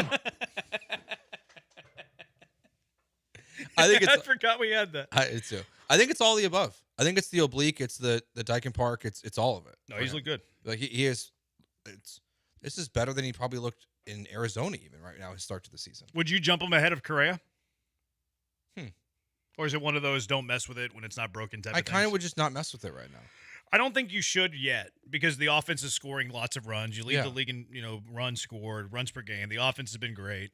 I think whenever you're looking for a spark and the offense dies down a little bit and Walker's still outperforming Correa, I think you should make the change. I mean, Walker's been better than Correa offensively. And maybe to what Brian brought up again with Jordan Alvarez and all the walks and pitching around him, if Walker's hitting like this, maybe it makes more sense to have him behind Jordan just to try to prevent that as much as possible when Paredes isn't in there. Altuve's batting behind him right now. I know, but Walker's been better than and Altuve's been good. Well, I mean, define better. Altuve's been great. I think Walker's been better so far this year. Based on what? His stats, right? Which stats? His batting average has got his Altuve already has half a win of WAR. Already. Altuve's at 344, Walker's at 324, but also what a terrible way to define the prowess of a hitter. Batting average. Who are you? I know. Also, the OPS for Altuve's higher. Altuve's over 1,100. Walker's at 1054. I thought for some reason Walker was higher than Altuve right now. I wouldn't go as that high on Walker yet, and I'm not doing it because the offense has been good, has been clicking. Like I'm not messing with anything while the offense is doing well. But if you find a little bit of a lull, and you start slumping a little bit, and Walker's performing, Correa's not, flip-flop. Yeah, I'm fine with that. Flip-flop them. No. So, yeah. Anyways, that's that. Cam Smith? That was my next one. But you can have it. I mean, the home run on Saturday. Defensively, too, he's playing well out there. I know he had a top 3 Gold Glove finish last year, but I think he looks even better so far this season in right field. He just looks so comfortable out there. Somebody posted his baseball savant earlier, which, by the way, at OPS of 885, he did get a kind of a cheap home run the other day. Came in late in the game, got it off like a low leverage reliever. Mm-hmm. But whatever, home runs are cool. I like home runs as much as the next guy. But, I mean, 885 OPS, you're happy about that. It's only 10 games. Very, very small sample. But somebody posted his baseball savant earlier. Lots of red. Lots of red for Cam Smith. We're talking 89th percentile in run value. 94th percentile in base running run value. You know, he's got 3 stolen bases, one off the league lead, and he's 100, Joe. This is to your eye. Great eye. 100 in fielding range value. 100th percentile. Not many better. Sprint speed, 95th percentile. I like the stolen bases, what we're seeing from him, because you're not getting that from pretty much anyone else on the team. So there's a new stat that I had not I look at Pro Baseball Reference from time to time. I like to nerd out. Okay. You know this about me. I usually don't look like every day. I only look at it on Mondays. It's like end of the week, baseball's 162 games. Like let's just look at the end of the week. Pro Baseball Reference has this stat called power speed number. Okay. Not really sure. Yeah. Maybe it combines home runs and stolen bases some way. I don't know. But Cam Smith is tied for the American League lead at 2.4 power speed. Cool story, bro. I don't know what it is. I don't know what it means. I don't either. I just know he's tied for first. I mean, it looks like it's home runs, stolen base. It can't be combined, though, because it's 0.4. Maybe it's a percentage of the times you're on base and you successfully steal combined with some sort of slugging percentage. Sorry, Ryan, you lost me. I know. I'm grasping at straws here. Google AI this is pulled from Baseball Reference. It looks like it's home runs times stolen base. Oh my gosh! Divided by home runs plus stolen base. What? Why would you do that? I don't know. I don't know. What did you say the number was? Home runs times stolen base. No, 2 times. Yeah. Home runs times stolen base divided by home run plus stolen base. That seems complicated. Why wouldn't you just have home runs plus stolen bases? Yeah. I don't know either. Like, why wouldn't you just go to the stocks? Like, the stocks are a basketball stat, like the steals plus blocks. Why wouldn't you just have home runs plus stolen bases? I don't know. Why are you multiplying This feels very complicated. and dividing it? Bill James created it, apparently. That's why. That's why it's complicated. That seems overly complicated. That's so dumb. When just home run plus stolen base equals good. Like, it would still be the same, right? It's got to be close. I guess it's because they want the decimal points? I don't know. That's weird. Yeah, no, he's been very, very good, though. I wanted to throw some love for Nick the Stick Allen, by the way. Nick the Stick's hitting 300. He's batting better than Pena. You might as well just play him at short. I'm kidding. But he did have 3 hits over the weekend against Oakland. He also walked twice. So he reached base 5 times in 3 games. Nick the Stick, baby. Don't look what Mauricio Dubon's doing in Atlanta. Let's just focus on the good with Nick the Stick Allen. Yeah, it's a surprise. Anything you get from him, I'll take at this point. I have the most low expectations of Nick Allen of anyone on this baseball team this year. I don't understand your hate for Nick Allen. It's not hate. I just don't You had expect more him to do much. expectations for him or less expectations for him than Rodri Munoz? I was thinking from the lineup perspective, but fair counter. They did draft Munoz in the Rule 5. Obviously very bad, but they were probably the bottom 2. Yeah, probably. Like, I really thought Nick Allen would just be a defensive replacement. So He is. Well, now he is. He started yesterday. That's only because Isak wasn't around. Right. You know, and Peña's not playing every day yet. That was an anomaly. I don't know why y'all hate Nick Allen. I don't hate Nick Allen. Like, I have lower expectations. Like, yeah, maybe you should readjust your expectations. What are you expecting from the guy? He's a defensive replacement. Well, low expectations doesn't mean bad expectations. If he's hitting 300, Nick, I don't expect him to do much. So 300 batting average all season. Strike zone. New expectations. Wee man. He is a wee man. My kind of guy. No doubt about that. Any other goods from you guys? Go ahead, Brian. K-Way Tang. We mentioned him earlier, but he was what was it? 2 1/3, no runs, 3 Ks on Saturdays. It was a nice bridge there from Imai. Wonder when we see him as a starter. I wonder when we see him. Yeah. I think the bullpen's too bad to move him out of it. I would agree with Joe there. It would take another injury, I think. I'd rather just bring up Eric Getty. Yeah, but if they go 6-man. I don't know if you can right now. I think they're going to have to. You can afford a 6-man with this bullpen? Sure. We can go Eric Getty and then like a 6-starter of Michael Bolton or K-Way or Jason Alexander or I just don't know if your other Weiss. starters give you enough length, especially with Hunter Brown not in the picture. I mean, Hunter Brown doesn't give you tremendous length. It gives you more than you're typically seeing from Javier. Yeah, he's a bum. Maybe McCullers. I think they're still going to go 6-man. I think they'll still go 6-man. That would surprise me, but I get why they would do it. But I just don't think the bullpen has anywhere close to being good enough to go 6-man right now. Yeah. It's called the Coriolis effect. It has to do with the difference in deflection of moving objects in the northern and southern hemispheres caused by the Earth's rotation. Really has nothing to do with gravity. #learning with Jeremy and Joe. Someone else said the Google AI says that it doesn't. No, toilets do not flush in the opposite direction in the southern hemisphere. While the Coriolis effect caused by Earth's rotation influences large-scale, long-duration systems like hurricanes to rotate differently, it is far too weak to affect small-scale, short-duration events like a toilet flush. The direction is determined solely by the design of the toilet bowl jets. Learning with Jeremy and Joe. So we're all wrong. Well, I still think, but I still think they flush that way. But maybe that's how it's designed. Yes, but why you thought it flushed that way was incorrect. Well, I mean, I still think we're right. The house was still on fire. No, we might have gotten the house. Really. We might have gotten the reason the house was on fire wrong. I don't but the house was still on fire. The headline remains the same. I don't. Remains the headline's the same. Disagree. You guys were wrong. You're wrong. We're being. It's a little inside joke, really. That was the whole Tom Herman, John Lopez thing. Yeah. But we should make learning with Jeremy and Joe, I think, a thing. Yeah, well, it's not going to be us that do it. The textures can. We always say that the junkies are the most smartest listeners in all of sports radio. Yeah. So this is on the junkies to teach us things. This is on them to teach Jeremy and Joe. Learning with Jeremy and Joe, 713-780-3776. As a show community, can we start a GoFundMe for sunglasses for Jake Myers? Sad he can't afford any. Yeah, that was pathetic. Heather, Christian Vasquez getting 3 hits on Saturday. Very good and a nice surprise. I literally love him. Vibes for days. Yeah, he brought the UV light into the clubhouse. Helping out. The vitamin D's been great for them, which is why I want to do our shows from outside on pretty days. And I will be. Need more vitamin D. Walker's in better shape, too. He is in better shape. Yeah, he's lost like 20 pounds. How can anyone know how the toilets flush in the southern hemisphere? Every time I've been there, I've had to put TP in a trash can. That's gross. It might be because of gross. Well, it depends on what kind of, septics you have. Right. Like, there's some places where you have to put it in the trash can because the septics can't handle the toilet Yeah, but paper. it's still gross. Yeah, I guess it's still gross. Yeah, it doesn't change the grossness of it. Yeah, my great grandma in Mexico, she had an outhouse. She didn't even have a bathroom in the house. Oh, really? Yeah. You'd have to walk out, and they didn't have like running water either. Well, they had running water, but they didn't have like showers or baths. Okay. You had to put water like in a tub and like pour it over you and stuff. Oh, that sounds not fun.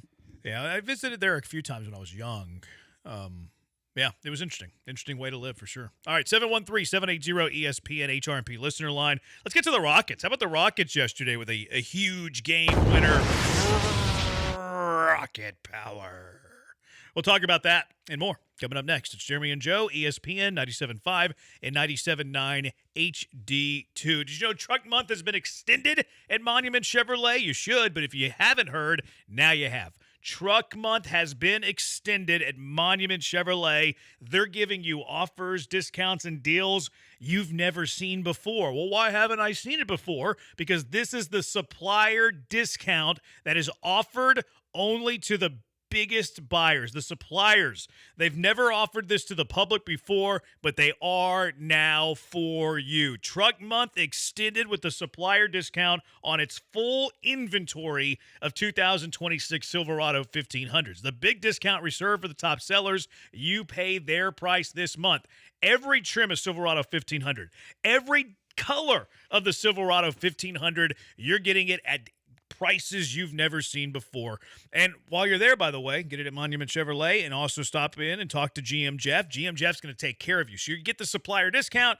GM Jeff's going to take care of you at Monument Chevrolet. You can't find a better deal. Monument Chevrolet has been serving the Houston area for 50 years. They've helped so many people get into new vehicles, and then they keep coming back because they love the people at Monument Chevrolet. Family feel.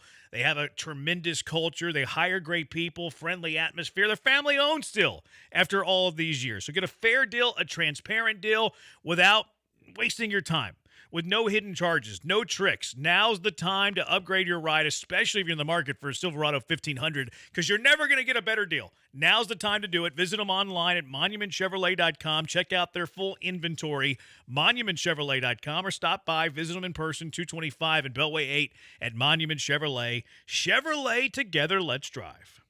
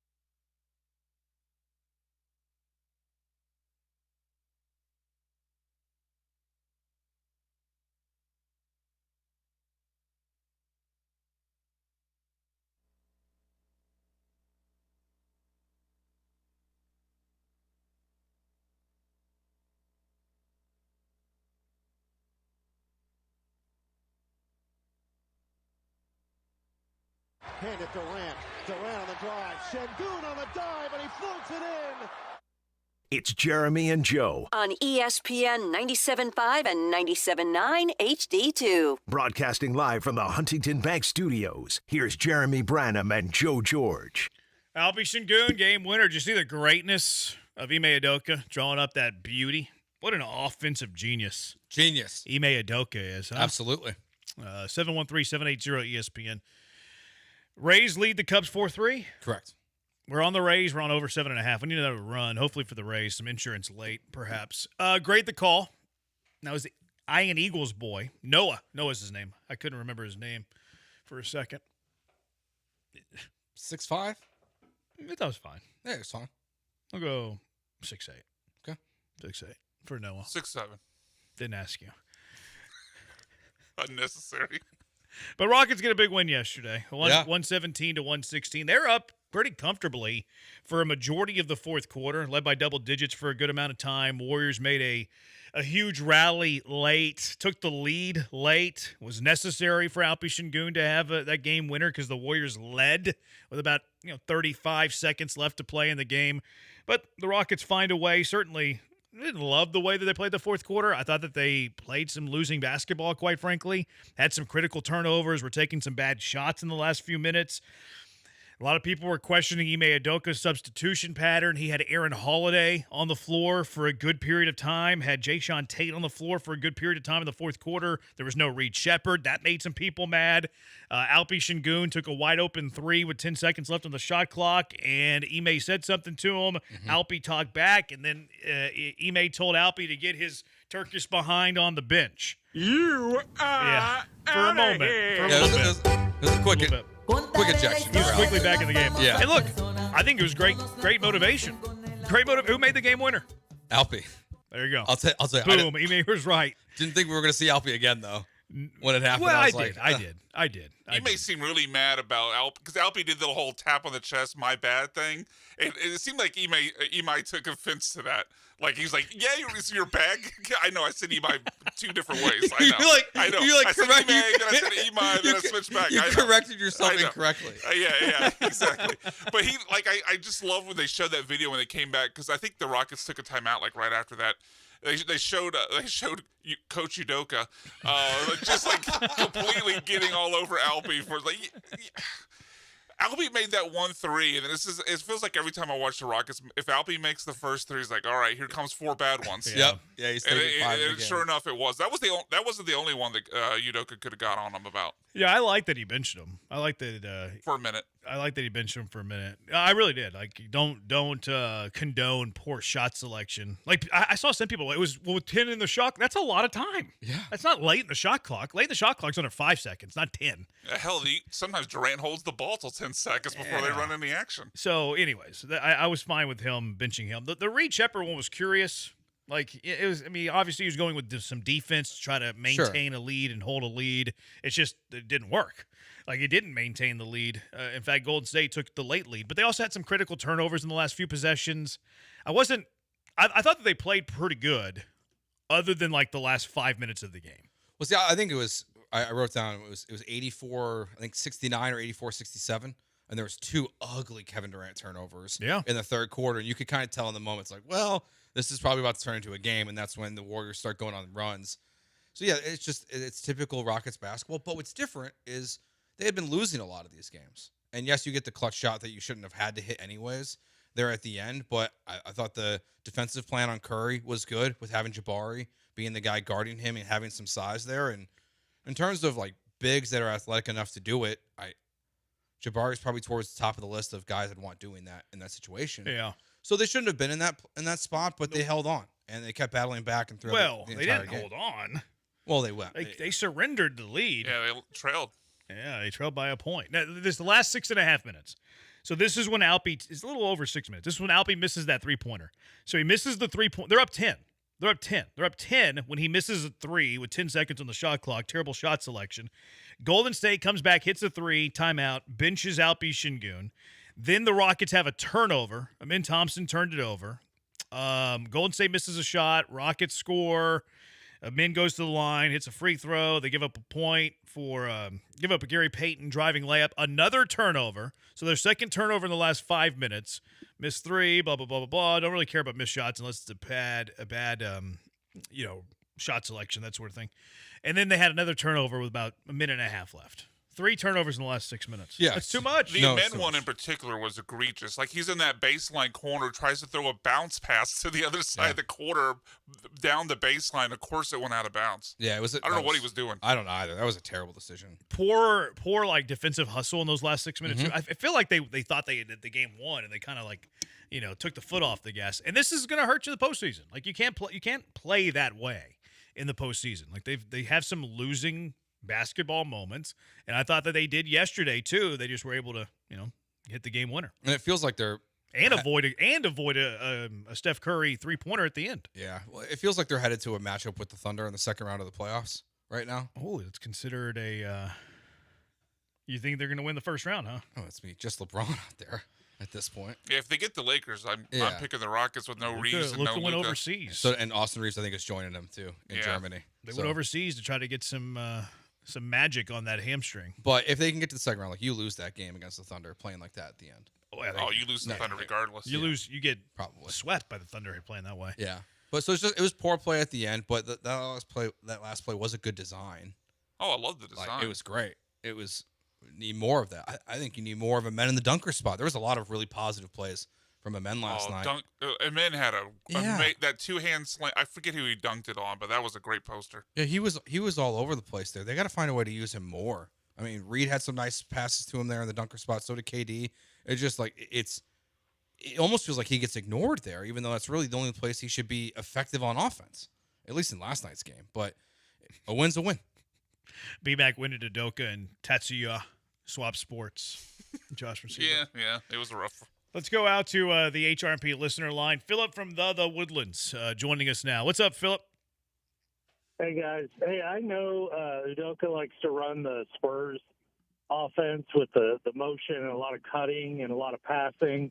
But what about when Amon's not on the floor, we can add another shooter, whether it's Holiday or if Finney Smith fixes himself or somebody. And we go back to the old school Rockets, dump it down low to Şengün, keep him away from the three-point line, surround him with four shooters because you got Reed and Durant are deadly as spot-up shooters. You're not typically going to be seeing a lot of double teams on them.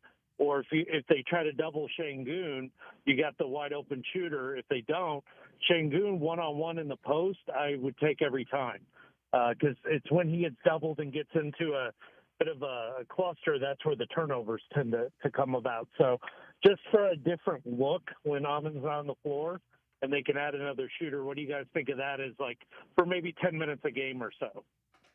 I like it. I just don't know if I see it for this year. I don't know if specifically DFS. He sucks. I mean, he's been playing 6, 8, 9 minutes in his last 3 games. He's barely playing right now. So not DFS, but I think for next year you can build your roster differently to do that plan. So I like it in theory. Our sweat of the day just hit the over, boys. It did. A little bit of was it a 2-run dinger? Yeah. Aranda with a 2. Takari Aranda just hit a 2-run dinger to put us on the over and also give us a 3-run cushion on the Rays over the Cubs. Maybe one day the Cubs will stop signing the Astros trash cans. That's Mayton. Probably shouldn't use that phrasing, word. Joe. Jeez. Probably shouldn't use trash cans, Joe. 713-780-ESPN. No, I like that idea, Philip. It's a good idea. I'm down with it. How about Steph Curry, man? Steph Curry just rolls out of bed and drops 28 on you. Absurd. It's ridiculous. He's so good.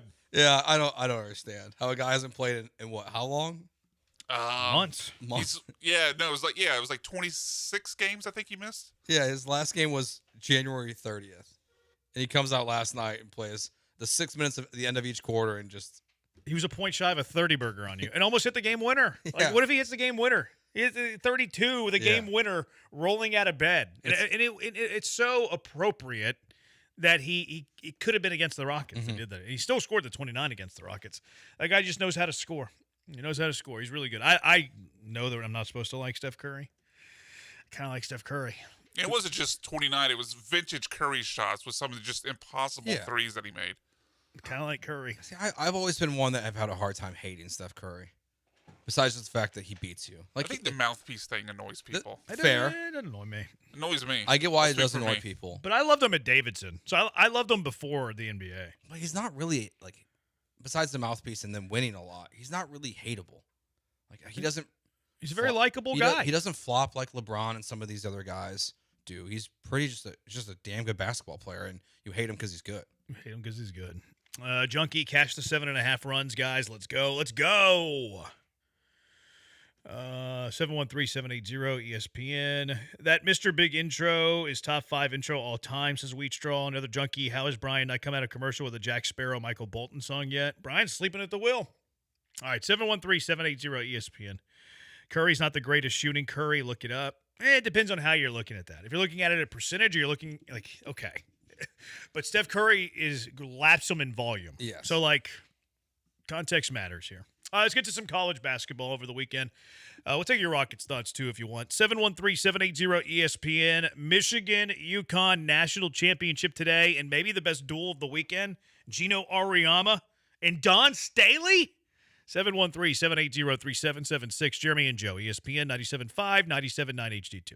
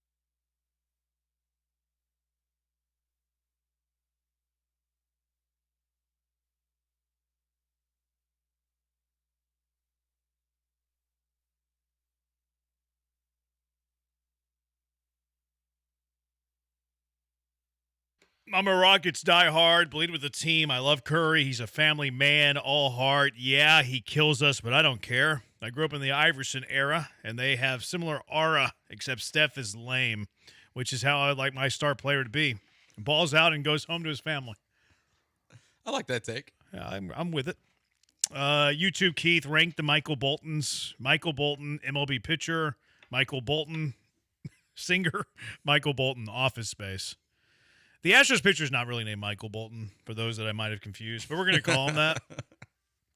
But I would go Office Space Michael Bolton, singer Michael Bolton, and then Astros Michael Bolton, in that order. Now, if he shoves against the Rockies tonight, I reserve the right to change my order. I might feel a certain way about Michael Bolton after tonight's game. I guess I have to go singer Michael Bolton 1. Oh, you're a big fan. And then celebrate his entire catalog, Joe. Yeah, because I know one of his songs. And then the other two are tied for second because I don't know anything about them. Because I haven't seen Office Space. Great movie. Which we're going to correct this week. He's easily going to jump to number 1 for you. College basketball. We got a national championship to be played for tonight. Yeah, we do. Michigan just ran right through Arizona. Michigan, when they want to play, is I think that no one can stop them. Yeah, you said that they're the best team in the country, and I agree. When they play their A game, there's nobody that can beat them. Like, they can lose when they play a B- game. Like, UConn can beat them tonight. But Michigan has to play a B- or worse. And UConn has to play an A+ game. Michigan at their A game is unbeatable. They're phenomenal. Dusty May is a hell of a coach. Which how did he not have more suitors?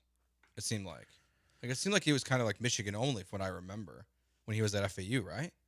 Or at least people came big, after him, like big programs. I mean, Michigan's a pretty good get. No, yeah, of course, but I don't. After that, I don't remember it being like a big competition for his services. But they've got a ton of guys that can play. And what is it? Landenberg, is that how you say it? Yaxel Lindenborg got dinged up a little bit in that game, obviously, but like, he's not on the injured list tonight. No, he's gonna play. So, and neither is the UConn kid who got hurt. He's not listed either. So at least both these teams, in theory, are healthy. But I think Michigan's gonna roll them tonight. I mean, it's one game. I know. I mean, Dan Hurley said it himself. Like, if this is a 7-game series, we have no chance. Which he's right. 7-game series, Michigan wins their 5 or 6 games. But can UConn beat Michigan in one game? Yeah, of course. And if they do, it's because of him. And UConn's really well coached. They have good players. I mean, Reed's a really good player. I mean, the spread's only 6.5. It's not a crazy spread. I thought I saw if he gets to 7.5, that would be like one of the largest ever. Okay. In the tournament. So it's pretty big still. But for a national championship game? No, I'm just saying 6.5 is not like a crazy spread. Like, you pull up a full slate of college basketball games, like 6.5 is not nuts. Like, there's 6.5 point underdogs win all the time. Yeah. Which, UConn's capable of winning this game. And they're well coached. They're really good. Like, they have championship pedigree. Like, they can win the game. They can, for sure. But if Michigan plays well, I think it could get pretty ugly. I mean, UConn, their game was more competitive against Illinois, but it was ugly at moments. Yeah. Over the weekend. So it's not like either of them are coming off a highly competitive game, but I just got a feeling Michigan's going to boat. Well, I thought UConn-Illinois was very competitive.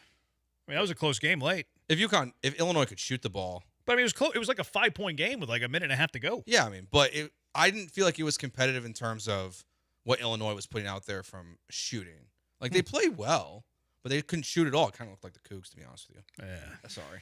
I apologize for that. But why are you shaking my head? You agree with me, Brian? But it was unnecessary. You didn't have to take the shot. Yeah, it was a bit of a shot. People are coming after you know what he's first. You dropped the trash can thing on us. Now you're that was the a slip of the tongue. Hates Houston. That was a slip of the tongue. You know what it is?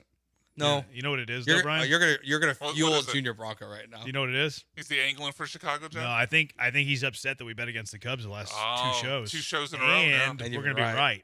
Yeah, I think he's a little salty over. I don't like the trend that we're starting here. We're peeing all over his Chicago dog. He's not happy about it. It's true. Peeing all over his deep dish. He's not pleased. It's true. I'm upset. Rays lead the Cubs 6-3, bottom of the 8th. 3 outs away from getting into the black, by the way. That's good at least. If we win, we're in the black on the year. And what a way to start the week, which we got a lot of Masters to bet later this week. I feel like that's where we drop off again. We didn't do great at golf last week. Well, it wasn't that bad. What was it, 2-3? That's not awful.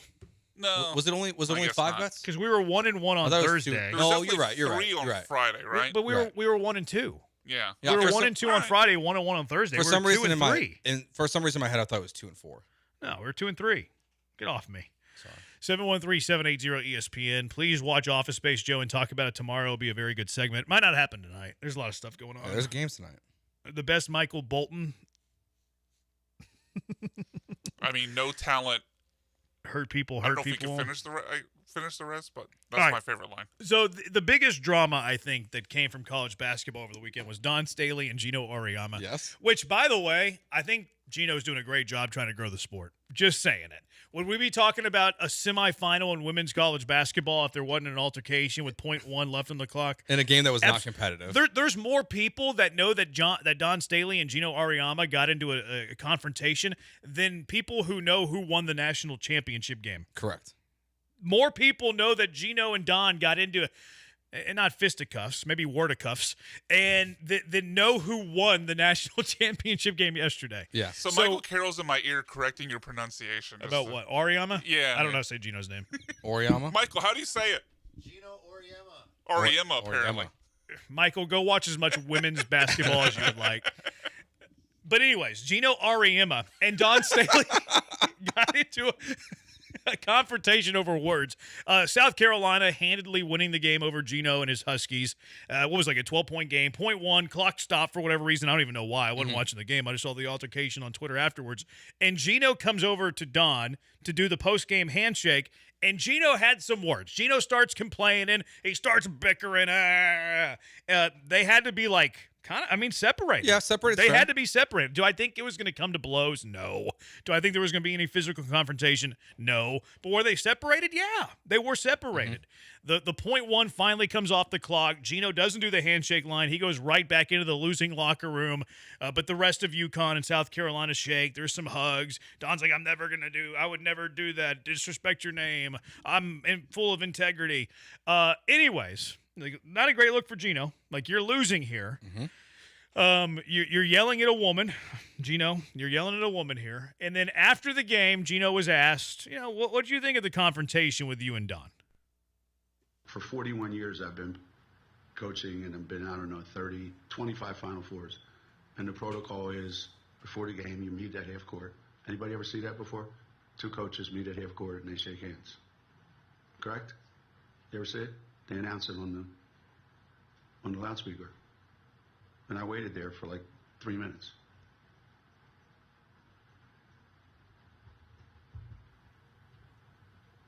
So it is what it is. I love the pause at the end.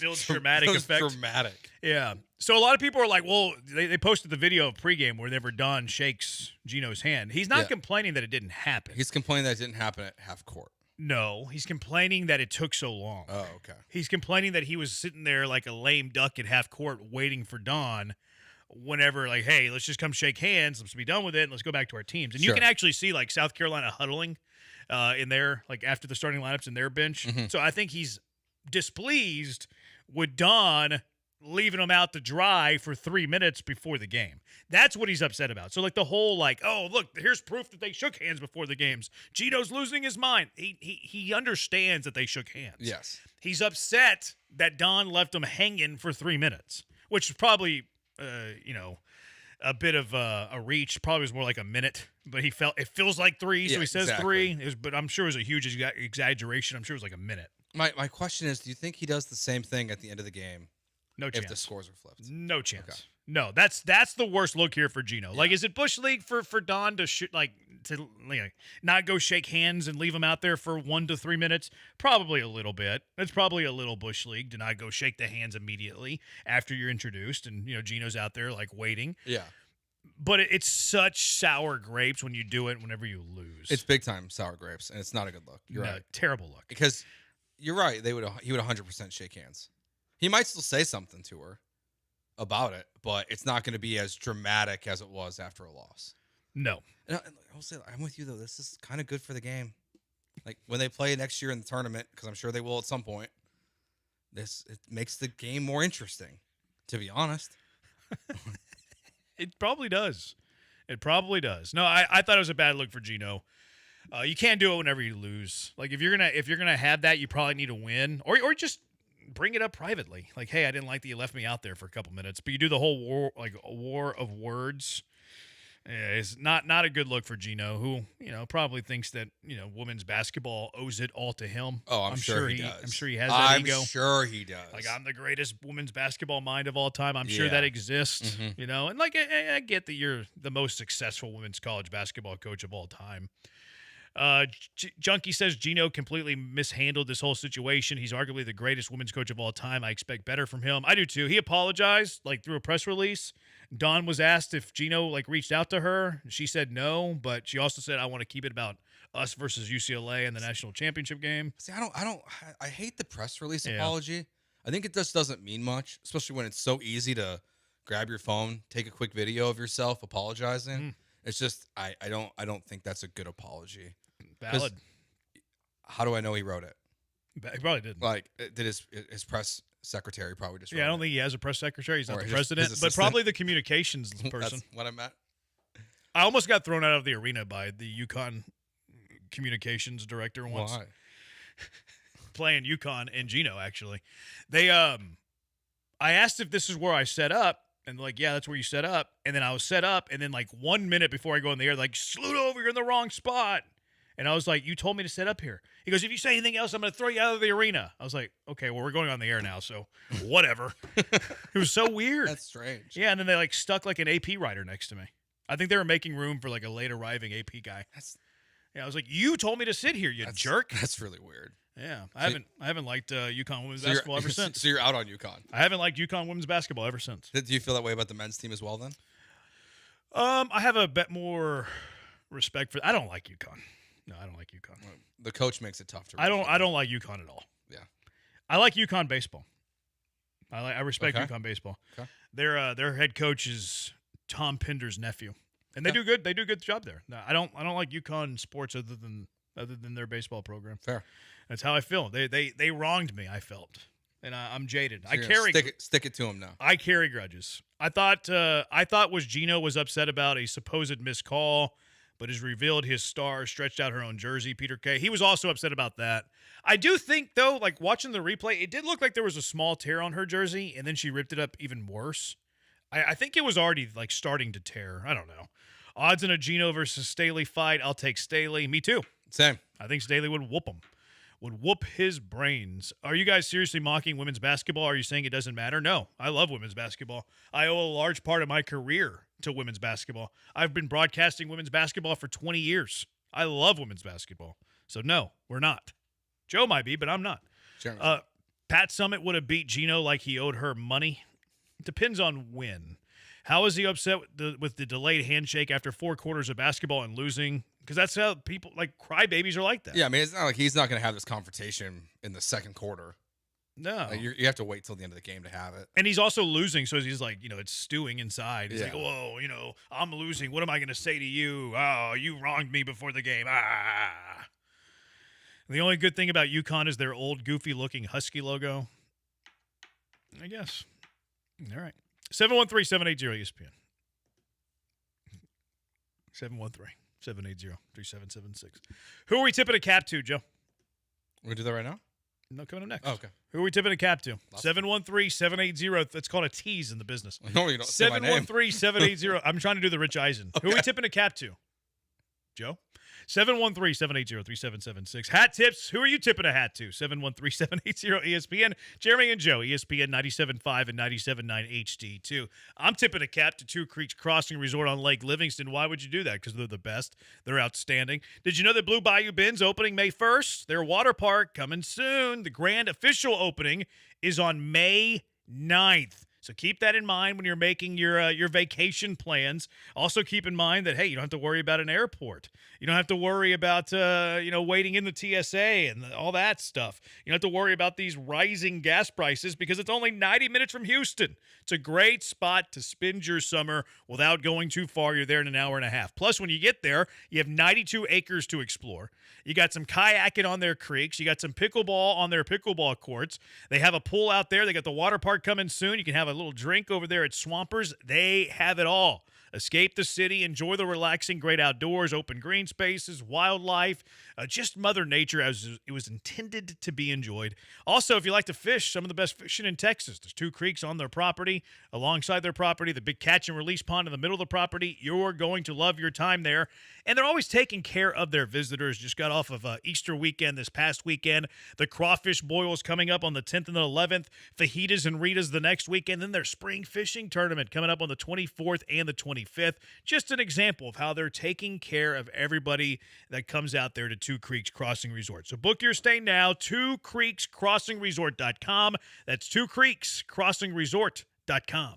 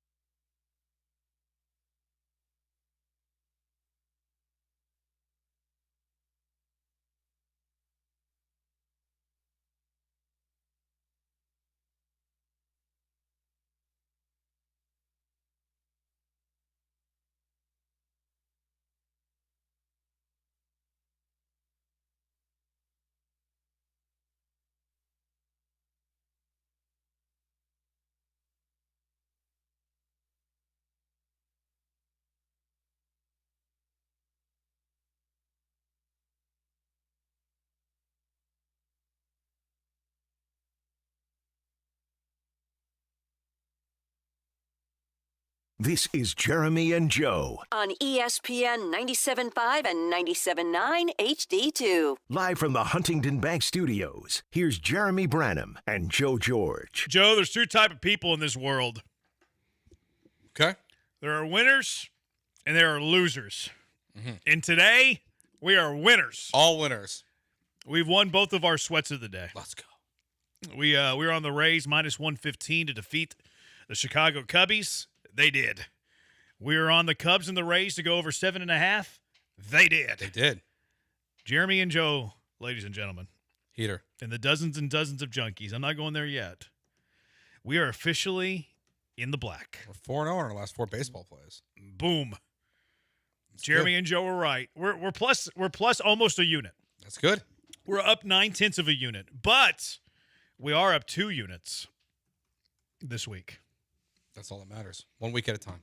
It's not all that matters, but it does show you how you're performing recently. That's true. Yeah. What are we feeling tomorrow? So there's some day baseball tomorrow. I just pulled up the schedule. Tomorrow there's Baltimore at your favorite team, the White Sox. They play at 2:10 though, then there's Arizona at the Mets at 3:10. Maybe we play both of them. We'll talk about it in the morning. Sure.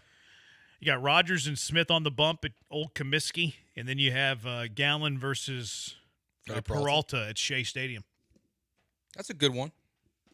It's a good pitching matchup. It is a good pitching matchup. The other one, not so much. Well, maybe we go, Vegas knows what they're doing too. We'll take a look at that tomorrow. All you need to know is that Jeremy and Joe and Brian, plus 2 units today. And we're now up almost a full unit year to date. Good start. We're going to fade you. They're like, I would fade you if you said the sun was coming up tomorrow. No, we're winners. We're winners on this show. All we do is win. That's all we do. Curious how much these units are. Don't worry about our units, bro. That's a weird question to ask. People are all... They're our units. That's what's so weird about the gambling community. Yeah, it is. What's your unit size? Curious how much these units are. Learn to spell. Mind your own business. You don't need to know the size of our unit. 713-780-ESPN. Brian wants us to eject you, junkie. Do you think it's ejection Brian, worthy? you can eject people too. I feel like I'd get overruled if I did it on my own. Well, if we are a crew, though, it doesn't matter what the other 2 are saying. Yeah. Brian threw you out. We can talk about it in the locker room after the show. I think you're a little soft with that ejection tonight, but we got to back you up in the moment. Yeah, all right. Don't question the unit size. We talked about this last week. That's true. Mind your own business. Auto ejection now. Yeah. 0018. It's like arguing balls and strikes. Yeah, just auto. You can't argue balls and strikes. You can't ask Jeremy and Joe their unit size. Don't do it. It's a weird question. We are up 2 units, though, this week, and we're up almost 9/10 of a unit year to date. 713-780-ESPN. 1143, that's not appropriate. All right, tip of the cap. Who are we tipping a cap to? Actually, you know what? Let's not tip a cap yet. Let's put a pin in tip of the cap for a little bit. 713-780-ESPN. Uncle Barney says I've seen games in both of those stadiums. I've never been to Old Comiskey. Did you go to Old Comiskey? Uncle Barney actually took me to Shea. Probably. I don't really remember going to. No, probably not. Okay. No, I think I've only been to the Cell or whatever they call it now. The Rate. Is that the new Comiskey, or is there another park since then? I think there's I think this is new Comiskey. I think it opened. Yeah, because it's they like slapped a name on it. It's like an outdoor version. No, I don't think so, because this looks like an outdoor version of Minute Maid of Daikin. Like they're almost the same ballpark. I thought it opened later. No, it says this is it. White Sox rebranded ballpark as Rate Field, known as Guaranteed Rate Field since 16. The Southside ballpark opened in 91 as Comiskey Park 2. I think it is new Comiskey. Oh yeah, it's new Comiskey. Yeah, rebranded. How many parks have you been to? Like 10. Okay, I think. The old Ranger Stadium. Okay. Both Chicago here, Baltimore, Minnesota, the old Minnesota. Oh yeah. We didn't like that one. The tarp, basically. They took my foul ball away. Why? They were so cheap. You had to give it back for a snow cone? Yeah. I think I got an ice cream. That's weird. It was awful. I was so pissed. I was a kid. I was like, what do you mean you're taking my baseball away from me? That's odd. I didn't know Major League ballparks did that. I mean, that was like the early 2000s, so I guess the Twins were just cheap. That's crazy. Marlins ballpark. The new one? No, the older one. Ah. And then I think 1 or 2 others. How many have you been to? I've been to the Dike. Yep. I've been to the Astrodome. I've been to Old Ranger Stadium, the newer Ranger Stadium. I'm going to that this year, I think. Well, that's not the new Ranger Stadium. The new Ranger Stadium's the one that replaced Old Ranger Stadium. Okay. And now there's Globe Life. Okay, so I'm going They to built Globe Life like 10 years after they built the other one. Yeah. And the other one's right across the street. I've been to one of the Atlanta ones. I've called college baseball games in Globe Life. I don't know if Okay. that counts. I think it counts. Okay, then that one. Been to Tampa. Been to Old Yankee Stadium. Been to Fenway. Oh, I've been to Fenway. Camden Yards. Shea Stadium. Okay. I've been inside of the Padres Stadium, but didn't watch a game there. Drove up to the parking lot of Dodger Stadium when we were in L.A. Last winter, and then they kicked us out. Is that it? Oh, I went to the Cincinnati game once whenever we were there for baseball. So the Reds. I've been to Wrigley. So is that 12 now? So yeah, probably. I think that's it. I've been to I forgot Busch Stadium. I've been to Busch Stadium. I've stayed in a hotel across the street from Busch Stadium, but never watched a game in Busch It's Stadium. fine. Yeah. It's not great. I still really want to go to PNC. That's like my one that I really want to check out. Walked up to it. Have never been in a game in it. Because we were in Pittsburgh staying in the city, and I walked to check. It wasn't baseball season. Gotcha. I said Camden, right? Yeah, you said Camden. No. Cleveland, no. Kansas City, no. L.A., no. Seattle, no. Sacramento, no. Atlanta, no. Philly. We were going to go to a Philly game. I had been to a Phillies game. I went to a Phillies game a few years ago. Okay. You've been to quite a bit. What is that, 13? At least. Milwaukee, no. Pittsburgh, no. Oh, Cincinnati, duh. no. I've been to Milwaukee. Forgot about Milwaukee. I've probably been to Milwaukee. Oh.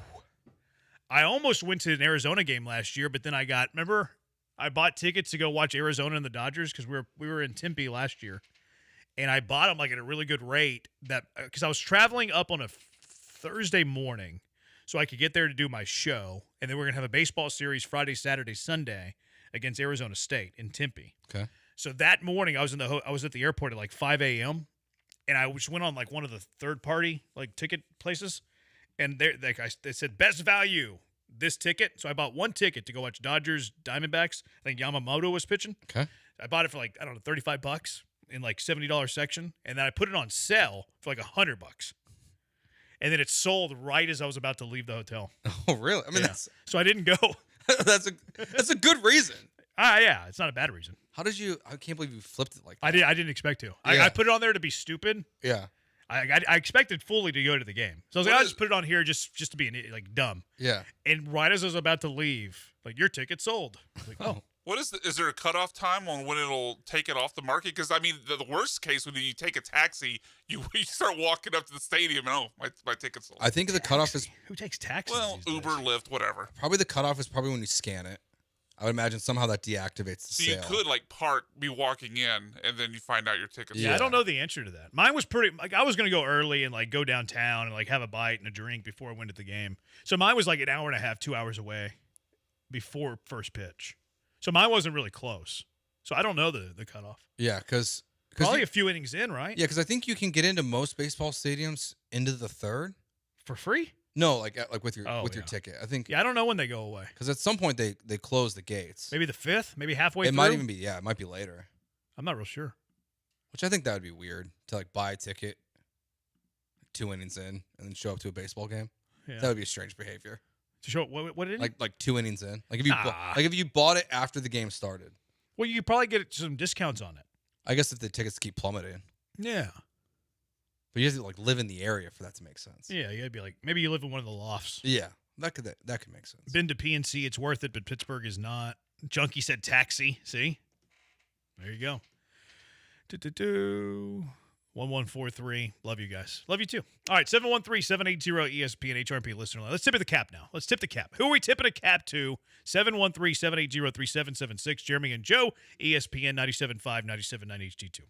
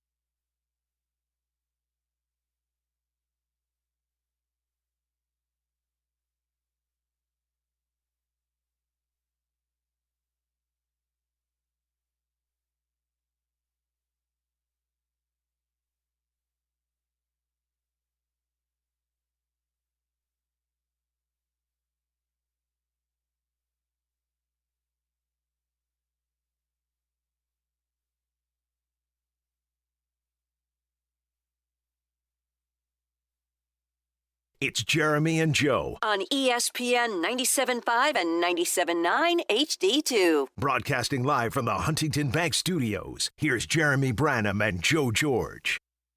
You know we're 17 days away from the NFL draft. It's coming up quick. Is that accurate? Yes. That is the window between now and the draft. Nick. I don't know if it's Mendoza being like the only real quarterback here or where the Texans are picking, but like The only real boy. I don't really feel the excitement this year. I'm excited. I know it's like a defensive line kind of heavy draft towards the top, maybe. Uh-huh. It just doesn't feel like there's like the excitement for this year's draft compared to previous years. I'm excited. I can't wait. I can tell. I was curious. Jeremiah Love's going to go 4th to Tennessee. You think so? Probably. We're going to start looking at mock drafts here soon. We always have plans to, and then we like get sidetracked because the show has ADHD. It's weirder when the Texans are picking 28th. Why? They picked, 23rd last year? Well, no, I would say the same thing last year. Oh. It's just not as exciting when you're picking in the 20th. 28th, and you also know there's probably a 50-50 chance they don't make that pick. That's not a good that they point. trade out. Yeah, like Casero might just not have it. Now, they're promoting their party, but that doesn't they did that before and they traded it. They did that last year. Yeah. Nah, it doesn't matter. Yeah, let's tip a cap. 713-780-ESPN. I thought I was going to do something. Oh, yeah, I know what I was going to do. The ESPN 97.5 Occasional Invitationals, April 29th at Sterling Country Club. Early bird registration now open until the 12th. Just go to our website, ESPN975.com. Click on the Occasional Invitational, and when you check out, put in the promo code EARLYBIRD, that's early bird, to get the early bird discount. We'll have a full day of golf, drinks, lunch provided by Brown Bag Deli, and dinner from Valencia's. Prizes for our top teams. Sign up now for the ESPN 97.5 Occasional Invitational. Always a lot of fun. All right, 713-780-ESPN. Who are we tipping a cap to today? 713-780-3776. Who are you tipping a cap to today, Joe? Joe Adell. 3 robbed home runs in that game, and the last one was phenomenal. Yeah. Junkie's getting on to Brian again. Needs some better tip of the cap intro music. Fair. Don't totally disagree. It's also not totally on me. Well, I didn't say throw anyone else under the bus.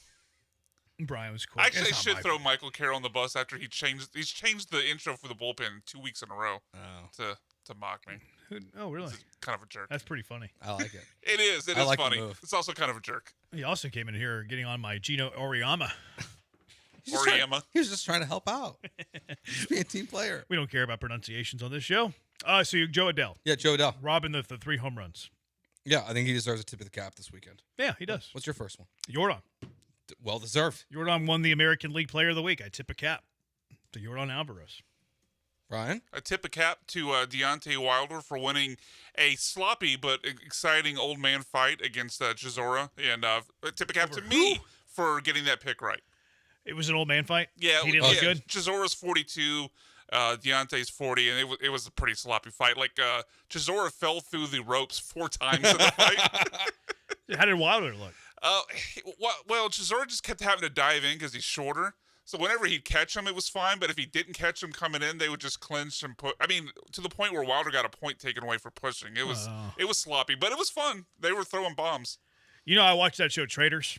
Mm-hmm. I did. Oh yeah. Traitors, I knew that. which is like deceit, like hey, blah blah blah. Deontay Wilder was on it 2 seasons ago. Oh. And he voted for somebody who he thought was a traitor to leave the show and was wrong. And he was so emotionally bent out of shape over it that he had to leave the show. Really? That tracks. Yeah, he was like so devastated that he voted somebody in that was not a traitor, that he was so sad and like bent out of shape about it that he literally left the show. He's an emotional guy. He recently had a quote where he called himself Muhammad Ali. It's a wild. He's like crying the whole time. He's an over the top dude. It's a game show with game theory and stuff, and he voted out a wrong person, and he was so sad about the other person that he voted out that he left the show. Is it it was like early stages too. It was like day 3. It's wild. Is there money on the line? Yeah. Yeah. God, that day. I don't flat out left. Like they didn't even have like any like scenes of it. There's like the next morning the host was like, "Oh, Deontay left the show." Is it like the challenge? Like, it's a little bit. It's kind of you have all these people, you have a group of 15, 20 people, whatever it is. They pick a couple of traders, 2 or 3 traders, okay, and then those people they're the traders. Okay.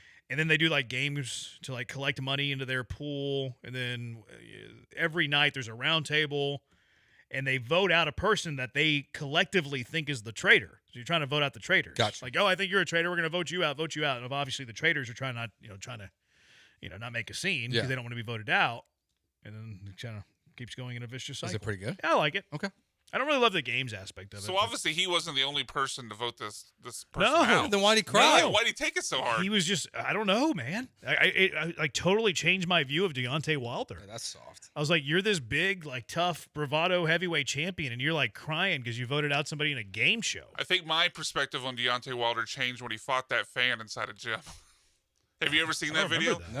Some random comes in there and they put on the gloves and go at it. And of course, Deontay it's not like he just beats him. He toyed with him a little bit. Yeah, but he definitely caught a shot. Wow. And he copied Shawn Michaels this weekend. It looks like. From what I'm seeing. He lost his smile? talking about losing his smile. No, he said, "I'm sorry, I love you." Before he. I did see that. Yes. That was pretty funny. I saw that. Yeah. All right, who are you tipping the cap to now?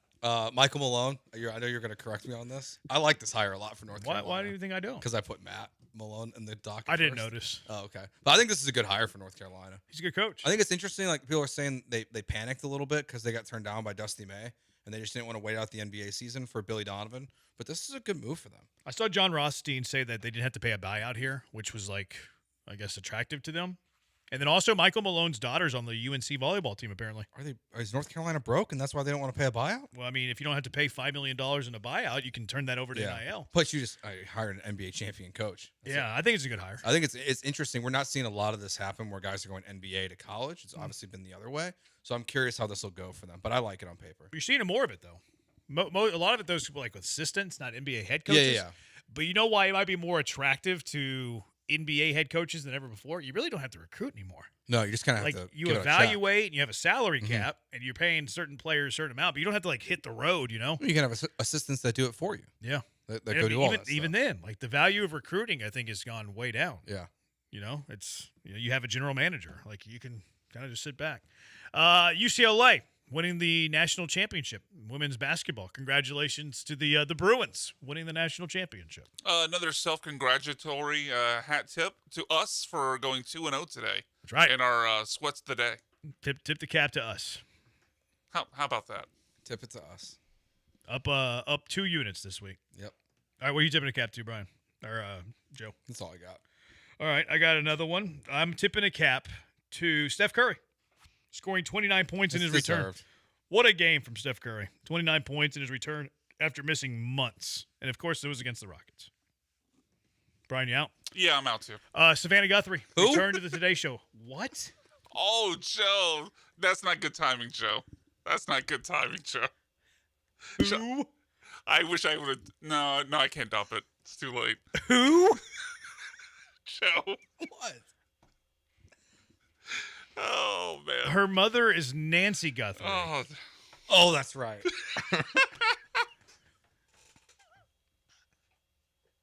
All right, I know who's winning Junkie of the Day.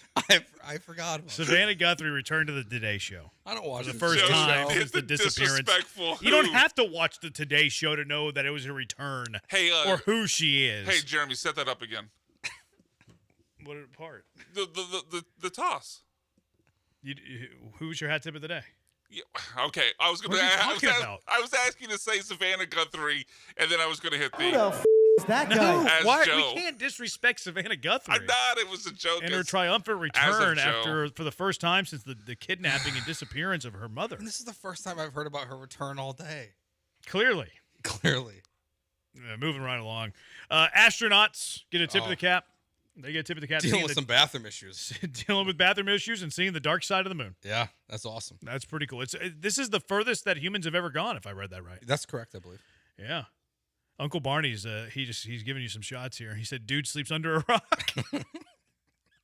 Learning with Jeremy and Joe. 713-780-ESPN. Who are you tipping a cap to? Let's read a few from the text line. Branham's pronunciation of literally makes me feel like he's about to attack Iran. What do you mean? Did I say literally funny? I don't think so. Yeah. I don't know what these people are texting. Junkie says, tip of the cap to Ryan for almost going an entire show without bringing up the hit USA Television Network show Burn Notice. I think that's from Ryan. And they just tased Ryan. They just tased Ryan.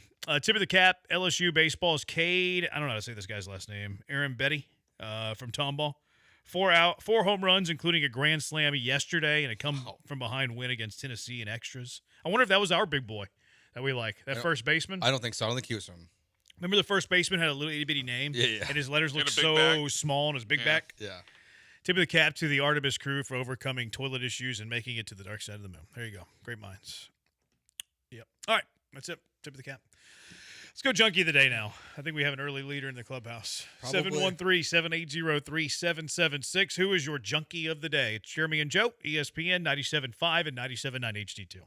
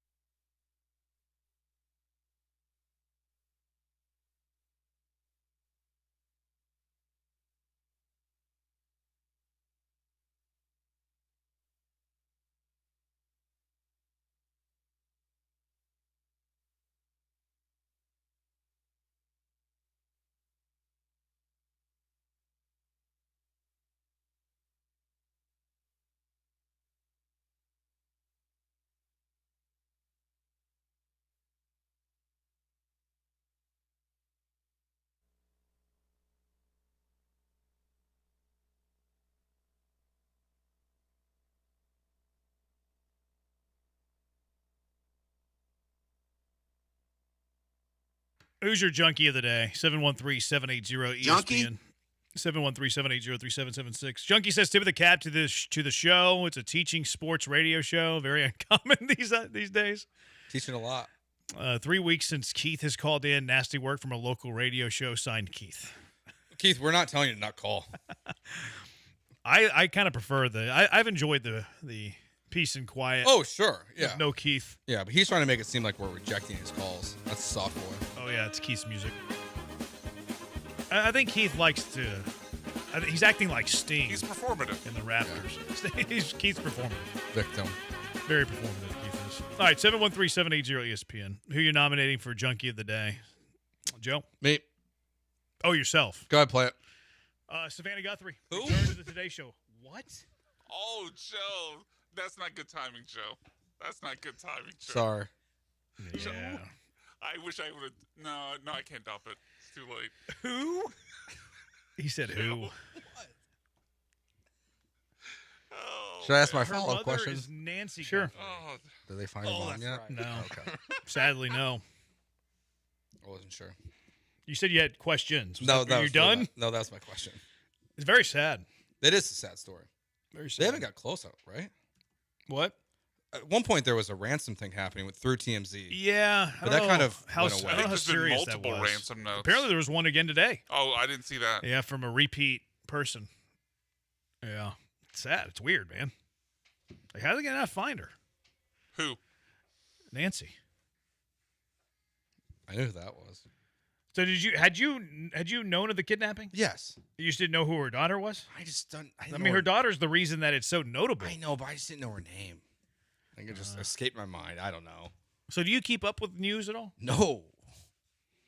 Too many minutes playing video games? That's too much sports to watch. Yeah, but you're on Twitter. Like, this didn't show up on your Twitter? Not really. Really? Yeah. Your For You page doesn't have news at all? I don't use it. Oh, you use the following page. Oh, really? I don't like the For You page. I do. There's stuff on there that I've seen that I'm like, I don't want to see. You can click show less often. Yeah. I love my For You page. I used to be anti that, but I like it now. I don't know. I got watched like one video of someone getting shot on accident, and it's like all over my For You page now, and so I stay away from it. Sounds like you might click the like button. For You page? You click the like button is what happened. Maybe, but like my favorite part is when people like all the time will comment like negative things to me, but don't follow me. Yeah. So I know I'm showing up on their For You page. So that's a good thing. But then they'll be like, all you do is post this and that. We'll go, well, you must like it if you saw it. Yeah. Because they're predicting what you like. It always cracks me up.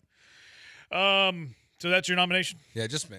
I got nothing else. Gino gets Gino Oriyama. Oriyama. I think Michael nominates you for Gino Oriyama. He gets nominated for my Junkie of the Day for his behavior in the semifinals of the women's Final Four. I'll nominate Alpi 3-point attempts. I'd also like to nominate Joe Espada's excuse of a minor league ballpark without the second or third deck of a normal baseball stadium for being the reason why Yainer Diaz dropped that ball on Friday. And then I don't know if you saw this from the Wilder-Chisora fight, but the referee in that fight was... I told you I didn't watch it. I'm mostly speaking to the junkies, not the dozens of them. But there were multiple moments where something I've never seen in a boxing match. At one point, when what looked like a stoppage was about to happen, a corner man ran into the ring, like across the ring to like help out Chisora, had just like fallen through the ropes. And for some reason, the referee doesn't do anything, just lets it go. Later in the fight, Wilder's about to knock him down, and for some reason, the ref steps in, helps Chisora, and doesn't either award him a knockdown or anything. Just like lets the fight, just stops him and gives him a break. Yeah, that's a crazy story, bro. You're one to talk. 75 Junkie of the Day is Keith for being the new Karen. It's a good call. Yep. Junkie of the Day is to Jeremy for tipping the cap to a loser like Steph Curry. What's he lost? He hasn't lost in an element of life. Junkie says Junkie of the Day is a flat earther. Junkie of the Day, Bo Naylor, whoever was the Guardians catcher over the weekend, who took a foul tip to the groin. Yeah, that was as tough. one commenter would say, right in the Easter basket. Oh, did he say that? That's what Jim Deshae said, yeah. Jim Deshae's hilarious. Yeah, he's great. Junkie of the Day, Brian Abreu with his 23.62 ERA. Is it up that high? Ryan says, learning with J-Bone and Joe may be my new favorite bit. Never know what you're going to learn with Jeremy and Joe. Junkie of the Day, B-Mac for saying that Ime Udoka and Tatsuyuya Imai swap sports. How do you say Imai's first name? I don't know. Tatsuya. Tatsuyu? Tatsuya. Tatsuyu? I think so. Tatsuyu Imai. Sound a little like Oh, there was that weird like Twitter beef that was happening on our Twitter mentions a couple days ago. We can go back and look at that. BMAC fight descriptions or Jeremy tickets scalping stories. That's a good point. That's fair. That's valid. All right, what's winning? Come on, we know. It's definitely Joe. Yep. Strong start. Can you play again? What happened? Joe, he won our Junkie of the Day for this. Savannah Guthrie. Who? Return to the Today. Who? Unbelievable. Yep. Well, my bad. We learned so much on the show today. We just learned a lot. Joe learned who Savannah Guthrie is. Yeah. We learned about that Uigua effect down in Australia. Coriolis effect? Coriolis. Yeah, that I was wanted it. to say Corvallis. Which we're probably not saying correctly, but let's just call it the Corvallis right? effect. We'll go with that. We know that Corvallis, word. yeah. What else did we learn on the show today? That apparently toilets don't spin backwards. Oh, it's down just south. by the design. Yeah. It's not because of the Corvallis Right. effect. It's because of the design. Right, yeah. Yeah, we learned a I lot feel of like there's stuff. something else, but Learned a lot of stuff. Oh, we even learned from Michael that it's pronounced Ariema. I think I knew that. you just said it wrong. You just decided to say it wrong anyway? I know that it's a little different than how I say it, but I just roll with it. Gotcha. I say it with conviction. But I heard somebody say over the weekend, I was like, oh, okay, that's how you say it. But I was like, whatever. Okay. All right. Congratulations to Joe, our winner Appreciate for Junkie that. of the Day. At least I won something today. Does it for us. Thanks to Brian for the hard work. Thanks to Israel for working harder than Brian. He's Joe. I'm Jeremy. We'll talk to you tomorrow, Houston. ESPN National coming up right now. Good night.